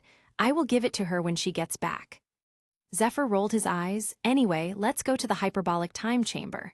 Goku scratched his head. Gohan and Piccolo are inside. Zephr waved. I wished for the restriction to be removed. We can all go in. Vegeta and Goku were excited. Great. As they all flew to Kami's lookout, going inside the hyperbolic time chamber. 5 days later. Chapter 97, Start of the Battle. They landed on the unnamed planet, looking around before going off to the paper test for competence. A while later. Zephr looked around before looking at his watch. That's funny. Beerus looked at him. What is? Zephr pointed down. The planet we're on. It's the 7th Super Dragon Ball. Beerus nodded. Oh, before shouting, it's what? Zephr showed him his watch. Yeah, look. Beerus looked and was stunned. What kind of shit luck is this? Zephr shrugged and laughed. That's the way it is, Tilda. Beerus snorted at him. Why didn't you say anything on the way? Zephr pouted. I was with my wife and kids. Beerus clicked his tongue. That's it, you're going last. Zephr turned pale. What? He kneeled, hugging Beerus' leg. Beerus-sama, please, I want to go first. Please, please, please. Beerus kicked him off. No, you've been pissing me off. This is your punishment. Zephr burst into tears and flew over to Launch, rubbing his face on her chest. Love, he's bullying me. Launch chuckled and pulled him up, kissing him. Aw, you poor bastard. Come here. As she wrapped her arms around his neck, Zephr curled his lips and hugged her waist. Oh, Tilda, you miss me so much, huh? Launch chuckled and grinned. The rest ignored them, looking away. Tusk. Beerus' lips twitched and he curled his finger, dragging Zephr back to the fighter area. They started, and the announcer guy was sitting with an announcer alien. Nice to meet you. Let's hope for a good set of matches. The alien announcer guy nodded. It'll be wonderful. We have a lot of good fighters here. Wise blessed the two announcers, allowing them to follow the battles easily. First up was Goku versus a yellow bear thing. Goku fought for a bit as the yellow beat absorbed the attacks. Vegeta and Zephr yawned while watching. Zephr leaned on Beerus and nearly fell asleep. Beerus slapped him. Pay attention. Zephr wiped his lips, as Goku was already fighting someone new. It was a third form Frieza, no, Frost. Goku went Super Saiyan and fought against Frost, who changed into his final form, unleashing his full power. They fought for a few minutes before Goku fell asleep and Frost kicked him out. Everyone was shocked and Zephr clicked his tongue. Cheating bastard. Beerus looked at Zephr and frowned. What? Zephr shrugged and grinned. You'll see. Piccolo looked at Zephr, who made a fist. Do it. I didn't train with you and Gohan for nothing, right? Gohan scratched his head and Beerus looked at them. You trained those two. Zephr nodded and smiled. Piccolo is my student. Technically speaking, Gohan is my grand student. He smiled angrily, but this guy is so damn useless I killed him once. Gohan rubbed his head and blushed. Beerus was stunned and Zephr snorted. Plus, he's also my son-in-law. Wise smiled. Oh my Tilda, I bet that's more important. Zephyr's lips twitched as Piccolo jumped into the ring, throwing off his weighted gear. Piccolo looked at Frost. I don't know what trick you used to knock out Goku, but don't expect it to work on me, you filthy cheater. Frost was stunned. What are you saying? I only fought with my all. Piccolo snorted, whatever. Before grinning, how about I show you my all? As he clenched his fists and roared wildly. Zephr grinned and stood on the edge. Come on, Piccolo, kick his cheating ass. Champa jumped up. Stop making excuses. Zephr glared at him. Shut it, fatty. Make me come over there. Champa jumped up and down. I am a god of destruction, you damn mortal. Zephr sneered, turning back to Piccolo as Goku and Vegeta stood next to him. What's the big secret? You didn't even let us see it. Gohan smiled. Piccolo will surprise you, Dad. Goku looked back at him. Yeah. He turned back before gasping. What? Zephr grinned. Heh. Piccolo exploded with power as his skin turned golden orange. There were even black arcs of lightning around him. Zephr nodded with crossed arms. Good boy, we didn't train for nothing. Piccolo clenched his fists and looked at Frost, smirking as he curled his fingers. Frost frowned and charged at Piccolo, who dodged and kneed Frost in the stomach, blasting him flying. Piccolo stretched his arm out and grabbed Frost by the neck, pulling him back before slugging him in the stomach, making Frost spit out blood. Piccolo jumped and kicked out, shooting Frost back into the arena, blasting out a small hole. Piccolo stood in the air. It's unbelievable Goku lost to you. I have a hard time believing it at all, actually. Frost got up and wiped his lips. Damn it, as he attacked again. Piccolo snorted and held out his hand before freezing as he was sent flying. He flew out of the ring and landed on the ground. The announcer was stunned. Frost wins. Zephr grit his teeth and appeared, kneeing Frost in the stomach, grabbing his head, smashing him into the arena. Champa shouted, What are you doing? Zephr picked up Frost and lifted his arm. This stupid asshole is using a concealed weapon. As he poked a hole and a needle poked out. Everyone was stunned. Champa froze and trembled in anger. What? The announcers ran over and checked it. It's true. Frost took back his arm. It's a part of my body. The alien announcer said, There's clear signs of craftsmanship. Piccolo wins. Vegeta jumped down. Hold it, don't disqualify him, I'm up next. Zephr sneered at Frost. You're lucky, loser. Frost glared at him as he rubbed his wrists. Zephr threw a senzu bean to Vegeta as he picked up Piccolo, flying to the stands. Beerus flew over and complained, Wait, Goku has a needle mark on his arm, he shouldn't be disqualified either. The announcer nodded. Well, I guess so. Goku is back in, but Piccolo. Piccolo waved. It's fine, I'll take Goku's place as the one out. Zephr clicked his tongue. Sorry, Piccolo. Piccolo smiled. It's fine. That form is too draining right now. Zephr nodded. You have to practice more when you get back. Piccolo nodded seriously. Gohan gave him a thumbs up. That was awesome, Piccolo-san. Beerus flew back. You're still going last. Zephr was stunned. What? Why? Beerus snorted. If you said it before, we wouldn't be in this mess. Zephr wilted. That's not fair. Beerus turned up his nose. I'm the god of destruction. Zephr sulked on the bench, ready to cry. Vegeta looked at Frost. Come on, trash. Try and pick me with your little needle. Heh! He turned into a Super Saiyan and rushed Frost, punching him over 1,000 times in a second before blasting him flying into the stands, smashing out a crater. He sneered, Heh, garbage will always be garbage. Send the next piece of junk. The announcer was stunned. Vegeta wins. The next fighter was a Metalman. Vegeta punched him and hurt himself before trying to lift him, unable to do so. Beerus shouted angrily, Idiots! Metalmen weigh over 1,000 tons. Vegeta flew up and started blasting the ring like crazy as the Metalman ran around quickly, sweating. Vegeta got angry, You tin can, piece of scrap, shit bucket, before blasting down a big bang attack. The Metalman burst into tears and flew off the ring. Everyone's. Chapter 98, Vegeta crossed out Professor Vegeta. Whis held up a finger, smiling. Metalmen are fragile and delicate emotional beings. They don't handle insults very well. The announcer looked at the crying Metalman and said, Vegeta wins.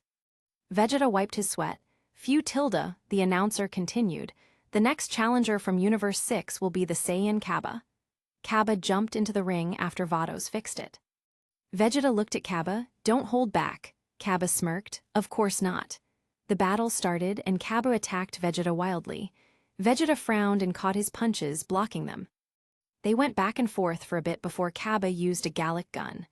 Vegeta was surprised and fired his own, canceling it out. Not bad, you can compete in my normal form. Now let's take this to the Super Saiyan level. Cabba froze and said, I don't know how.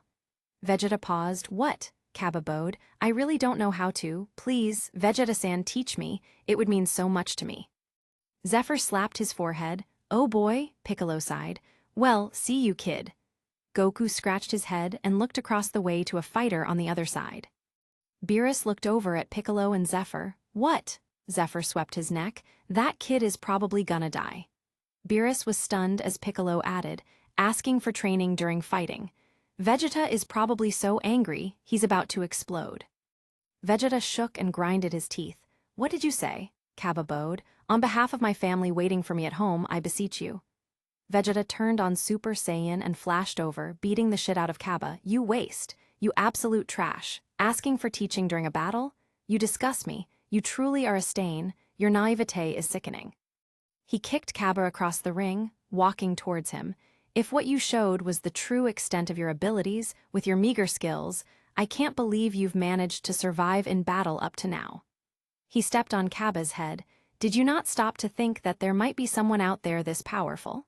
Did you? Cabba muttered, I give. Vegeta snorted in anger, picking up Cabba. You weasel. The blood of the proud and mighty Saiyans courses through your veins. If you so much as think about giving up now, I'll fucking kill you. Cabba looked at him. Help me, please. Vegeta grit his teeth. You're a lost cause. I was a fool to expect anything from the likes of you. A Saiyan without pride has no reason to exist. Vegeta surged his Kai and prepared a final flash, grinning evilly. As soon as I'm finished erasing your pathetic existence, I'm going to track down the rest of your Saiyans, along with the planet Salad, and introduce them all to extinction. Cabba froze and roared, leave the planet Salad out of this. Before turning into Super Saiyan. Zephr pouted, I thought he was going to kill him, what a waste. Beerus' lips twitched, if he kills him, we lose the match. Zephr scoffed, who cares, one loss won't change anything, you worry too much. Beerus rolled his eyes, if we lose, I'm erasing you. Zephr ignored him, and watched as Cabba started fighting Vegeta again. Vegeta started teaching him and showed off Super Saiyan Blue before knocking him out of the ring with an elbow. Vegeta snorted at Cabba on the ground, don't forget the pride of the Saiyans, before turning away.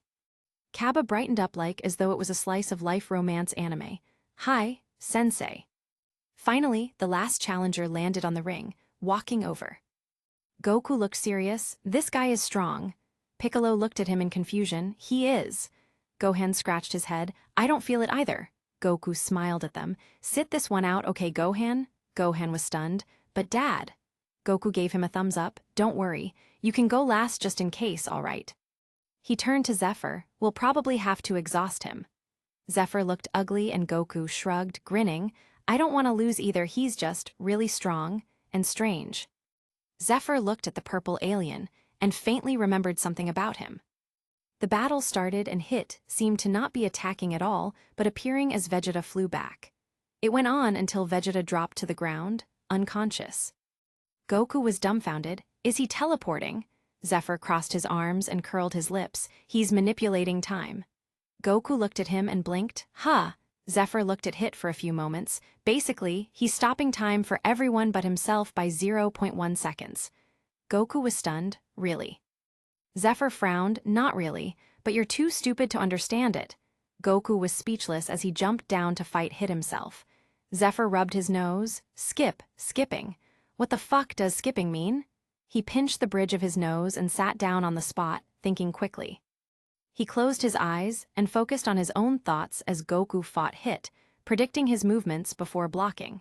They continued fighting as Hit exploded with power, stretching his time skipping to 0.5 seconds. Finally, in the end, Goku jumped off the ring and smiled. You're good, we have someone like you too. Hit paused. Huh. Goku pointed up and Hit looked over at Zephr, who was frowning with his eyes closed. Beerus walked over and kicked him. Wake up! Zephr grabbed his ankle and Beerus was stunned. Wise curled his lips. What a good idea this match was. Zephr jumped down onto the ring as Vados waved her staff, fixing it. Zephr rubbed his temples. You're moving through a pocket dimension, right? All the skip time goes in there and you freeze time for the enemy inside that dimension. Hit frowned. Zephr opened his eyes and clenched his fist. Well, whatever. I just have to move faster than you. As he burst into his supernova state. Launch's eyes lit up. Oh, baby Tilda, as she licked her lips. Rocket covered her face. Mom. Hit took a stance and frowned as the announcer said, Start. They both disappeared and appeared in a time-stop space. Hit was stunned as Zephr grinned. Just as I suspected. I can enter your time dimension. As he kicked out, blasting Hit through the dimension back to reality. Everyone watching was confused. Chapter 99, CCCCAT Fight. To them, neither moved, but Hit went flying. Y's eyes lit up, smart. Hit wiped his lips and smirked. Not bad, you'll be more entertaining than Goku. Zephr put down his foot and threw out a senzu bean. Eat it. The announcer was stunned. Excuse me. Zephr waved and frowned. Hit took the bean and looked at him. Is it those magical beans that make you recover? Zephr smirked. Scared? Hit chuckled wordlessly as he took the senzu bean while Beerus screamed, You freak! What are you doing? I should kill you. Weiss pulled him down with a smile. Hit took a pose with his hands over his head. Don't regret it. Zephr slid his feet out, taking roughly the same stance as Goku. I don't regret anything. Hit smirked and they both disappeared, fighting inside the pocket dimension before flashing out. Zephr slammed his heel down on Hit's arms before they disappeared again, reappearing as Zephr caught Hit's elbow before disappearing again. The people watching were stunned and Goku looked at Wise for help. Wise laughed and explained, Zephr can enter Hit's time skipping at the same time as Hit. Essentially, they're only fighting for longer than we can see. Because Zephr can move faster than the speed of light, he's entering the past by milliseconds, colliding with Hit during his time skip. Vegeta frowned, so for Zephr the time skip is nothing? Wise tilted his head. Yes and no. He has to go so fast that he goes back in time as soon as Hit moves. Since he can move faster than light, it's not a problem. It's unfortunate he hasn't trained with the time Kai yet otherwise. Vegeta and Goku looked at him as Wise smiled. Otherwise, there would be no such thing as skipping time. They were confused. Zephr kicked out and Hit punched before they exchanged thousands of attacks in half a second, bouncing back. Zephr dusted his black gi, grinning. Hit smirked. You're kicking me in the past, right? Zephr sighed. You found out so fast. Hit chuckled. Not bad. before he suddenly flew back, flipping to his feet, looking at Zephr, who was in a punching stance, smirking. "I can hit you in the future too." Hit wiped his lips and grinned, disappearing. Zephr turned into white lights and dissipated. All around the dome that Vados and Wise made as a makeshift atmosphere, shock waves rippled. Hit and Zephr appeared in the air as Zephr forced his heel down, smashing Hit into the ring. He looked down and vibrated before disappearing, smashing a corner of the ring. Zephr entered Hit's dimension and punched as Hit blocked with a palm, elbowing him before taking a headbutt to the face, flying back. Zephr flashed after him, kicking out as a white beam burst from Hit's back. Hit coughed up blood and stumbled back, blocking all over him as collisions sounded. Zephr appeared behind him before flashing to his front in the time dimension, punching and kicking as Hit fought back just as fast. Zephr said, "You're really awesome, man, I'm Zephr." Hit chuckled, "Hit," as he flashed, elbowing Zephr in the stomach, blasting him out of the dimension, through cracks, bouncing on the ring. He rolled off and disappeared before stomping Hit into the ring as they disappeared again. Zephr appeared, pressing on the ring with his hands as his feet were being blocked by Hit's elbow with Hit's hand in front of Zephyr's face, blocked by Zephyr's knee. They grinned and Zephr tucked his legs, blasting them out at light speed. Hit blasted into the dome, smashing it to pieces as he appeared behind Zephr again. They entered the time dimension again as Zephr spun out, flipping to his feet and punching as Hit tilted to the side, catching an elbow to the teeth and shooting out. Launch complained, "I can't see shit. How am I supposed to enjoy watching my honey beat this prick's ass?" Bulma's lips twitched. "Aren't you a bit too angry?" Launch shook her fist. "You want a beating, Bulma? Nice hairstyle. Did you get it from the 700s? Bulma gasped. "You bitch. I'll get my husband to beat up yours, do you believe it?" Launch laughed with her nose up. "That loser? Didn't he lose to Hit?" Bulma's lips twitched as Vegeta's eyes twitched in the contestant area. Beerus laughed as Wise tapped his staff. A screen appeared, showing the fight just slowed down, both inside and outside of the time-skip dimension. Kai sighed, ladies, we all know that Goku can beat both of them, okay? Just calm down." Bulma and Launch sneered at her, looking her up and down. "Whatever lets you sleep at night, hick. Coming from the woman whose husband lost twice, mind you." Kai gasped, "That first time wasn't fair, and if Goku was serious, he would have destroyed that Hit guy, you hear?" Launch snorted with a disdain. "Heh, your hick is showing, bitch." Kai was fuming. Goku and Vegeta were dumbfounded, paying more attention to the catfight than the actual fight. Zephyr's lips twitched and he looked at the stands before Hit caught him in the neck, shooting him out. He flipped to his feet and coughed. "Sorry, I got distracted." Hit, who also heard the fight, twitched his lips. No, I get it, come on, let's continue." Zephr spat out a tooth, disappearing again. Hit grinned as he blocked Zephyr's kicks. "It's really amazing, I fought 2 fighters that can push me to their limits today." Zephr smiled. "It would have been 3 if Vegeta didn't use blue for Kaba." Hit was shocked. "Really?" Zephr nodded. "The other 2, if they know beforehand, they might give you a run for your money too." Hit was stunned and laughed excitedly as he clenched his fists. "Be ready, my ability," he grinned. "It improved again." Zephr narrowed his eyes before he was hit 17 times. Zephyr's eyes blurred as he flew out, landing on the ring, rolling out. Hit flew over as Zephr got up. His hand was suddenly through Zephr. "Huh!" A dozen copies of Hit appeared around him, pulling on their eyelids and spitting out their tongues, afterimages. Hit chuckled and Zephr shot through him, but the afterimage said, "A shadow of the past." Zephyr's eyes lit up. "Hey-ha." He jumped back and waved. "Hit, come to Universe 7. Champa jumped up and down. "No, I forbid it. Stop trying to steal my fighters." Beerus grinned and nodded. "Good job, Zephr. If you can convince him, I'll give you a planet." Zephr was stunned and scratched his head. "Haha, I don't need a planet," before looking at Hit. "But I'm serious. You should come to Universe 7, then we can all train together." Goku waved. "Yeah, Hit, come on." Vegeta snorted, barely qualified. Hit smiled warmly. "You guys, I appreciate it, but I'll have to disappoint you. Unfortunately." Zephr sighed and took a new stance, spreading his legs, bending his knees with one fist tucked at his waist and the other upside down in a palm-striking figuration. Hit narrowed his eyes and took on a stance. Chapter 100, Zeno, Professional Cutie, appears. They were both silent as Zephyr's body started emitting thick black smoke. Wise tilted his head as Beerus said, "Was that?" Wise smiled and explained, "I think Zephyr-kun is going to try and burn the past." Beerus looked confused and Wise waved. "Just watch carefully. If you encounter this sometime, this could be a valuable experience." Zephyr said, "Hit, I don't want you to surrender, but this is the first time I'm trying this. So, be careful." Hit raised his brows as Zephyr let out a breath of white smoke as his hair turned into white flames. "I'm starting?" Hit nodded seriously and Zephyr flickered.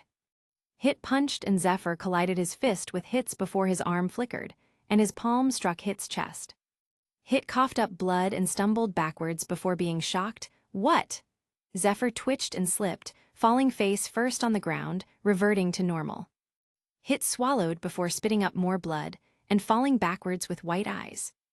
The announcers looked over in shock. "It seems both contestants are unconscious. Let's look at the replay to see what happened." They looked up seeing Zephyr block Hit's fist before striking his chest with his palm. A black light burst from Hit's back in the time dimension, burning everything to ashes.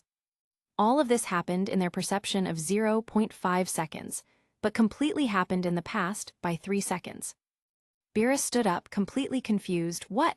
Wise nodded with a smile. "I see." Goku and Vegeta looked over as Wise explained. "I wasn't entirely wrong, but not right either. Zephyr-kun burned the past, but only burned Hit's own time, making his time skipping unable to be used. In simpler terms, he locked Hit's time ability at the same moment as he struck his chest, making it impossible for Hit to block a full blow." Wise looked at Goku and Vegeta, squinting with interest. "I think this move was for you too. If he locks your past, you won't be able to transform into Super Saiyan Blue." Goku and Vegeta were dumbfounded, looking at Zephyr. "Whoa, what a bastard. That's awesome. He was hiding that from us." The announcer waved his hand. "It is a draw. However, as Universe 6 has no other fighters, Universe 7 is the winner." Beerus cheered happily as Champa stomped on the ground angrily. Goku jumped onto the ring, feeding Zephyr and hit a senzu bean, while carrying them off as Champa and Beerus started arguing again before freezing. Zephyr and Hit woke up, sitting up as Goku grinned, squatting in front of them. "That was awesome, you guys." Hit looked at Zephyr. "That last one. You burned away the seconds in the past and future around that moment, right?" Zephyr scratched his head. "You figured it out so fast." Goku explained what Wise said and Hit looked at Zephyr, who was stunned. "I did." Hit shook his head and stood up. "I hope to see you both again." Zephyr and Goku stood up, nodding. Zephyr patted Hit's shoulder. "If you have time, you should train with the Time Kai. That's where I'm going next." Hit looked at him and frowned. "Time Kai? I'd rather train alone." Zephyr shrugged. "You can train with us if you want." Hit curled his lips and shook his head. "I'll surprise you guys next time." As he walked away, Zephyr sighed. "Man, that guy is good. I feel bad for Vegeta." Goku nodded as Vegeta's voice sounded behind them. "For what?" Zephyr and Goku looked back as Zephyr coughed. "You didn't get to fight him," Vegeta snorted. "I could have come up with the same method as Kakarot." Zephyr pressed his hands out. Okay. Vegeta's forehead had a vein throbbing suddenly. "You don't believe me." Zephyr spread his hands. "Well, Tilda," Vegeta throttled him. "You stupid human, I will kill you, understand?" Goku looked to the side and ran over, seeing something interesting. Vegeta and Zephyr looked over before following him secretly. They came to see Goku laughing. "That'd be awesome. Let's do it, I'm in." Beerus shouted, "Gee Goku, people like you can't talk like that to the king of the cosmos." "Shut up." The little child smiled happily. "Then consider it done, and soon." Goku stretched out his hand. "Then it's a promise, haha." Zeno looked at his hand, before shaking it happily. Zephyr and Vegeta popped out behind Goku. "Oh my god, he's so cute." Zephyr squatted next to Zeno. "You want a lollipop?" As he flipped his hand out. Zeno was dumbfounded. "What's a lollipop?" Zephyr grinned. "Tasty candy." Zeno put the lollipop in his mouth. "It doesn't taste like anything." Zephyr pulled it from his mouth. "Silly, you have to take off the wrapping, here you go." Beerus and Champa were frozen in fear. Zeno ate the lollipop and said, "Tasty, hee tilde," as he asked for another one. Zephyr took out a dozen and said, "You're supposed to suck on it instead of chewing." Zeno nodded quickly and licked the lollipop, smiling happily. Vegeta muttered, "Who is this kid?" Zephr took out a bag. Here, I put all sorts of candies inside. Remember to take off the wrappers, okay? Zeno held the bag. Zephr rubbed his head. You're so cute. But don't eat too many, you'll get a tummy ache. Zeno nodded as he left. See you guys, peace, before disappearing. Vegeta nodded. He's a cute kid. Zephr stood up, smiling happily. Reminds me when our kids were cute. Then he clicked his tongue. Now they're all bastards. Vegeta and Goku's lips twitched before sighing. Well, he's right. Beerus grabbed them all angrily. Bastards. Do you know who that is? The king of the cosmos, the lord of all 12 universes. You know, he can erase a universe with a single thought. Are you three crazy? They were stunned. What? Really? Zephr looked at Vegeta. He looked like a good little boy to me. Vegeta was also skeptical. I don't believe it either. He must be the king's kid or something. Wise chuckled. No, Beerus is telling the truth. The three were dumbfounded. Goku scratched his head. Well, he was really nice. Zephr nodded. And cute, he has an angel with him, right? He clearly forgot nearly everything about DBS. Wise blinked. My father. Zephr nodded and said, You have to tell me to make sure Zeno brushes his teeth. That many candies will rot his teeth. Before sighing, I'm worried. Wise lips twitched. Chapter 101. Upgrading Planet Salad to Caesar Salad, very serious. The fighters gathered together to chat before Beerus gathered the Dragon Balls. Zephr looked at him. You should make a wish that the Earth is indestructible by fighting means. Everyone's eyes lit up. That's a good wish. Yeah, at least we don't have to worry about it exploding ever again. Beerus' lips twitched. It's my wish. Zephr looked at Vegeta. Or we can wish all the Saiyans and Planet Vegeta back. Vegeta was stunned. Is it possible? Before he looked at Bulma and sighed with a frown. Goku waved. It's Beerus wish tilde. Beerus looked at Goku and nodded. Thank you. Wise rolled his eyes at the quartet of funny fellows. He made a wish with Wise help. Bulma leaned over. What did you ask for? Beerus winked. It's a secret tilde. Bulma clicked her tongue. Zephr looked at Vegeta and Goku. I'm going to Planet Salad with Wise. Wanna come? They were confused. Why you going there? Zephr explained. Wise wants me to make it so that they advance enough to create delicious food so that Champa and Vados don't come interrupt our training again. Vegeta waved. I don't want to go. Goku was stunned. Are you sure, Vegeta? Didn't you say you wanted to go before? Vegeta snorted. When did I say such a thing? Zephr muttered. You clearly said it before. I was right next to you. Vegeta blushed. I did not. Rifle and Bulma jumped. Can we come? Can we? Please. Zephr picked the two up. All right. Goku smiled. I'll go. I want to see other Saiyans. Vegeta looked at Bulma and picked her up. F&E. Zephr smiled and looked at Wise, who tapped his staff as they disappeared. A bit later. They were all standing above the planet. Zephr muttered. This is salad. Vegeta muttered. It doesn't look different, more advanced than Vegeta was. Goku looked excited. Then a few people appeared at the edge of the atmosphere. Wise floated down and Cabba was stunned. You guys. Vegeta snorted as Goku waved. Hey Cabba, who are your friends? Cabba glared. Not friends, criminals. The girl sneered at him. Whatever, good boy. Before looking at the group, who the fuck are you bastards? Rifle was dumbfounded and flew over. Hello, I'm Rifle, nice to meet you. Zephr. The girl sneered. Get the fuck out of here. Rifle swallowed and blushed. Oh, Bulma frowned. Don't talk to him like that. The girl looked at her and smirked. Why not? Bulma transformed into Super Saiyan 2, glaring. Otherwise I'll beat the shit out of you, bitch. The girl curled her fingers. Come on then. Bulma stomped on the girl and smashed her back into the planet. Bulma snorted and dove down as explosions went off. Rifle flew down quickly. Bulma, wait. The other girl was shocked. Caulifla, before flying down. Cabba looked worried as Vegeta and Goku looked at Zephr, whose eyes were twitching erratically. Goku coughed and looked at Vegeta, who was glaring at Zephr before turning to Cabba. We came to advance you guys a bit. Cabba scratched his head. Zephr shouted. Damn bastard kid. Vegeta roared. I should be saying that.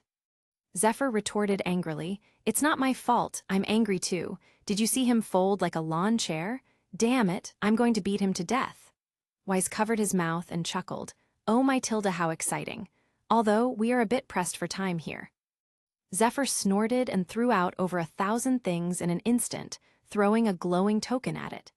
Everything came together, turning into a sparkling black potion with lightning flashing around it. Can you spread Tai into the atmosphere, Wise? Wise waved his staff, and the potion dissipated in the wind. Cabba was stunned and groaned painfully before a tail popped out behind him. He was stunned. This, Zephr explained carelessly, your race level was elevated. It's basically another evolution. Here. He tossed Cabba a bag. Take that to your leaders or whatever. I have things to do, kid. Cabba held the bag in a daze as Zephr added, that's all the technology you could ever want. Use it to progress your civilization. When you're highly advanced, you can start making better foods that will satisfy Champa and Vados. Maybe you can even train with the god of destruction himself. That's how we all started. Cabba was dumbfounded. Really, just food? Wise smiled. You don't understand. The food of Earth is simply heavenly. Cabba was stunned. Is it really? Wise nodded. Cabba looked a bit excited. Thank you, on behalf of our entire planet. Zephr waved and pointed at the planet. Deserts are cool, but not many animals can live there. A large portion of the planet suddenly turned into a plains with lush grass, forests, jungles, etc. Zephr threw out several dozen lights, and all kinds of animals appeared. These are extreme versions of the animals we have on Earth. They have evolved to specifically have all the nutrients in their meat. Basically, they'll be tastier, healthier, and better for consumption for fighters. He pressed out his palm, and countless lights shot into the planet as all sorts of animals started popping up everywhere, big and small. Most of the animals and foodstuffs were just upgraded to the maximum. Most of them came from Toriko's world. Anyway, the system had things from every world imaginable, even things that Zephr had never even heard of. Goku was stunned. Why didn't you do this to Earth? Zephr looked at him in confusion. I did. Before we left, I did everything I just did now. Goku and Vegeta were stunned. Really? Zephr nodded and said, when you go back there'll be big changes. Even the people should be different. I used Kami's lookout again. He muttered, they shouldn't be ugly at least. They looked at Cabba, who was suddenly muscular. Zephr nodded and explained, it's correcting their genetics plus, these guys don't eat as much as us. If they stayed the same on their planet, they would just go back to the way they were before. They all just got an immense amount of calories, but they need to upkeep it, otherwise there won't be a point. He thought about it and pointed. Several dozen lights shot out and hit random people, granting them the cooking abilities from Shokugeki. This will make sure that food comes out much better than before. He packed up a book with every recipe on Earth and tossed it to Cabba, and that should be it. Cabba kneeled on one knee. Thank you so much. He even started crying. They were speechless, and Wise said, we need to leave. Zephr shouted, Brats, we're leaving, stay here or come back. There was a silence for a few moments before the two returned to the group. Rifle looked upset as Bulma snorted with crossed arms. Zephr didn't ask what happened and looked at Cabba. I almost forgot. He handed him a box. These are gravity bracelets. You keep training, you're seriously weak. Wise tapped his staff, and the group disappeared.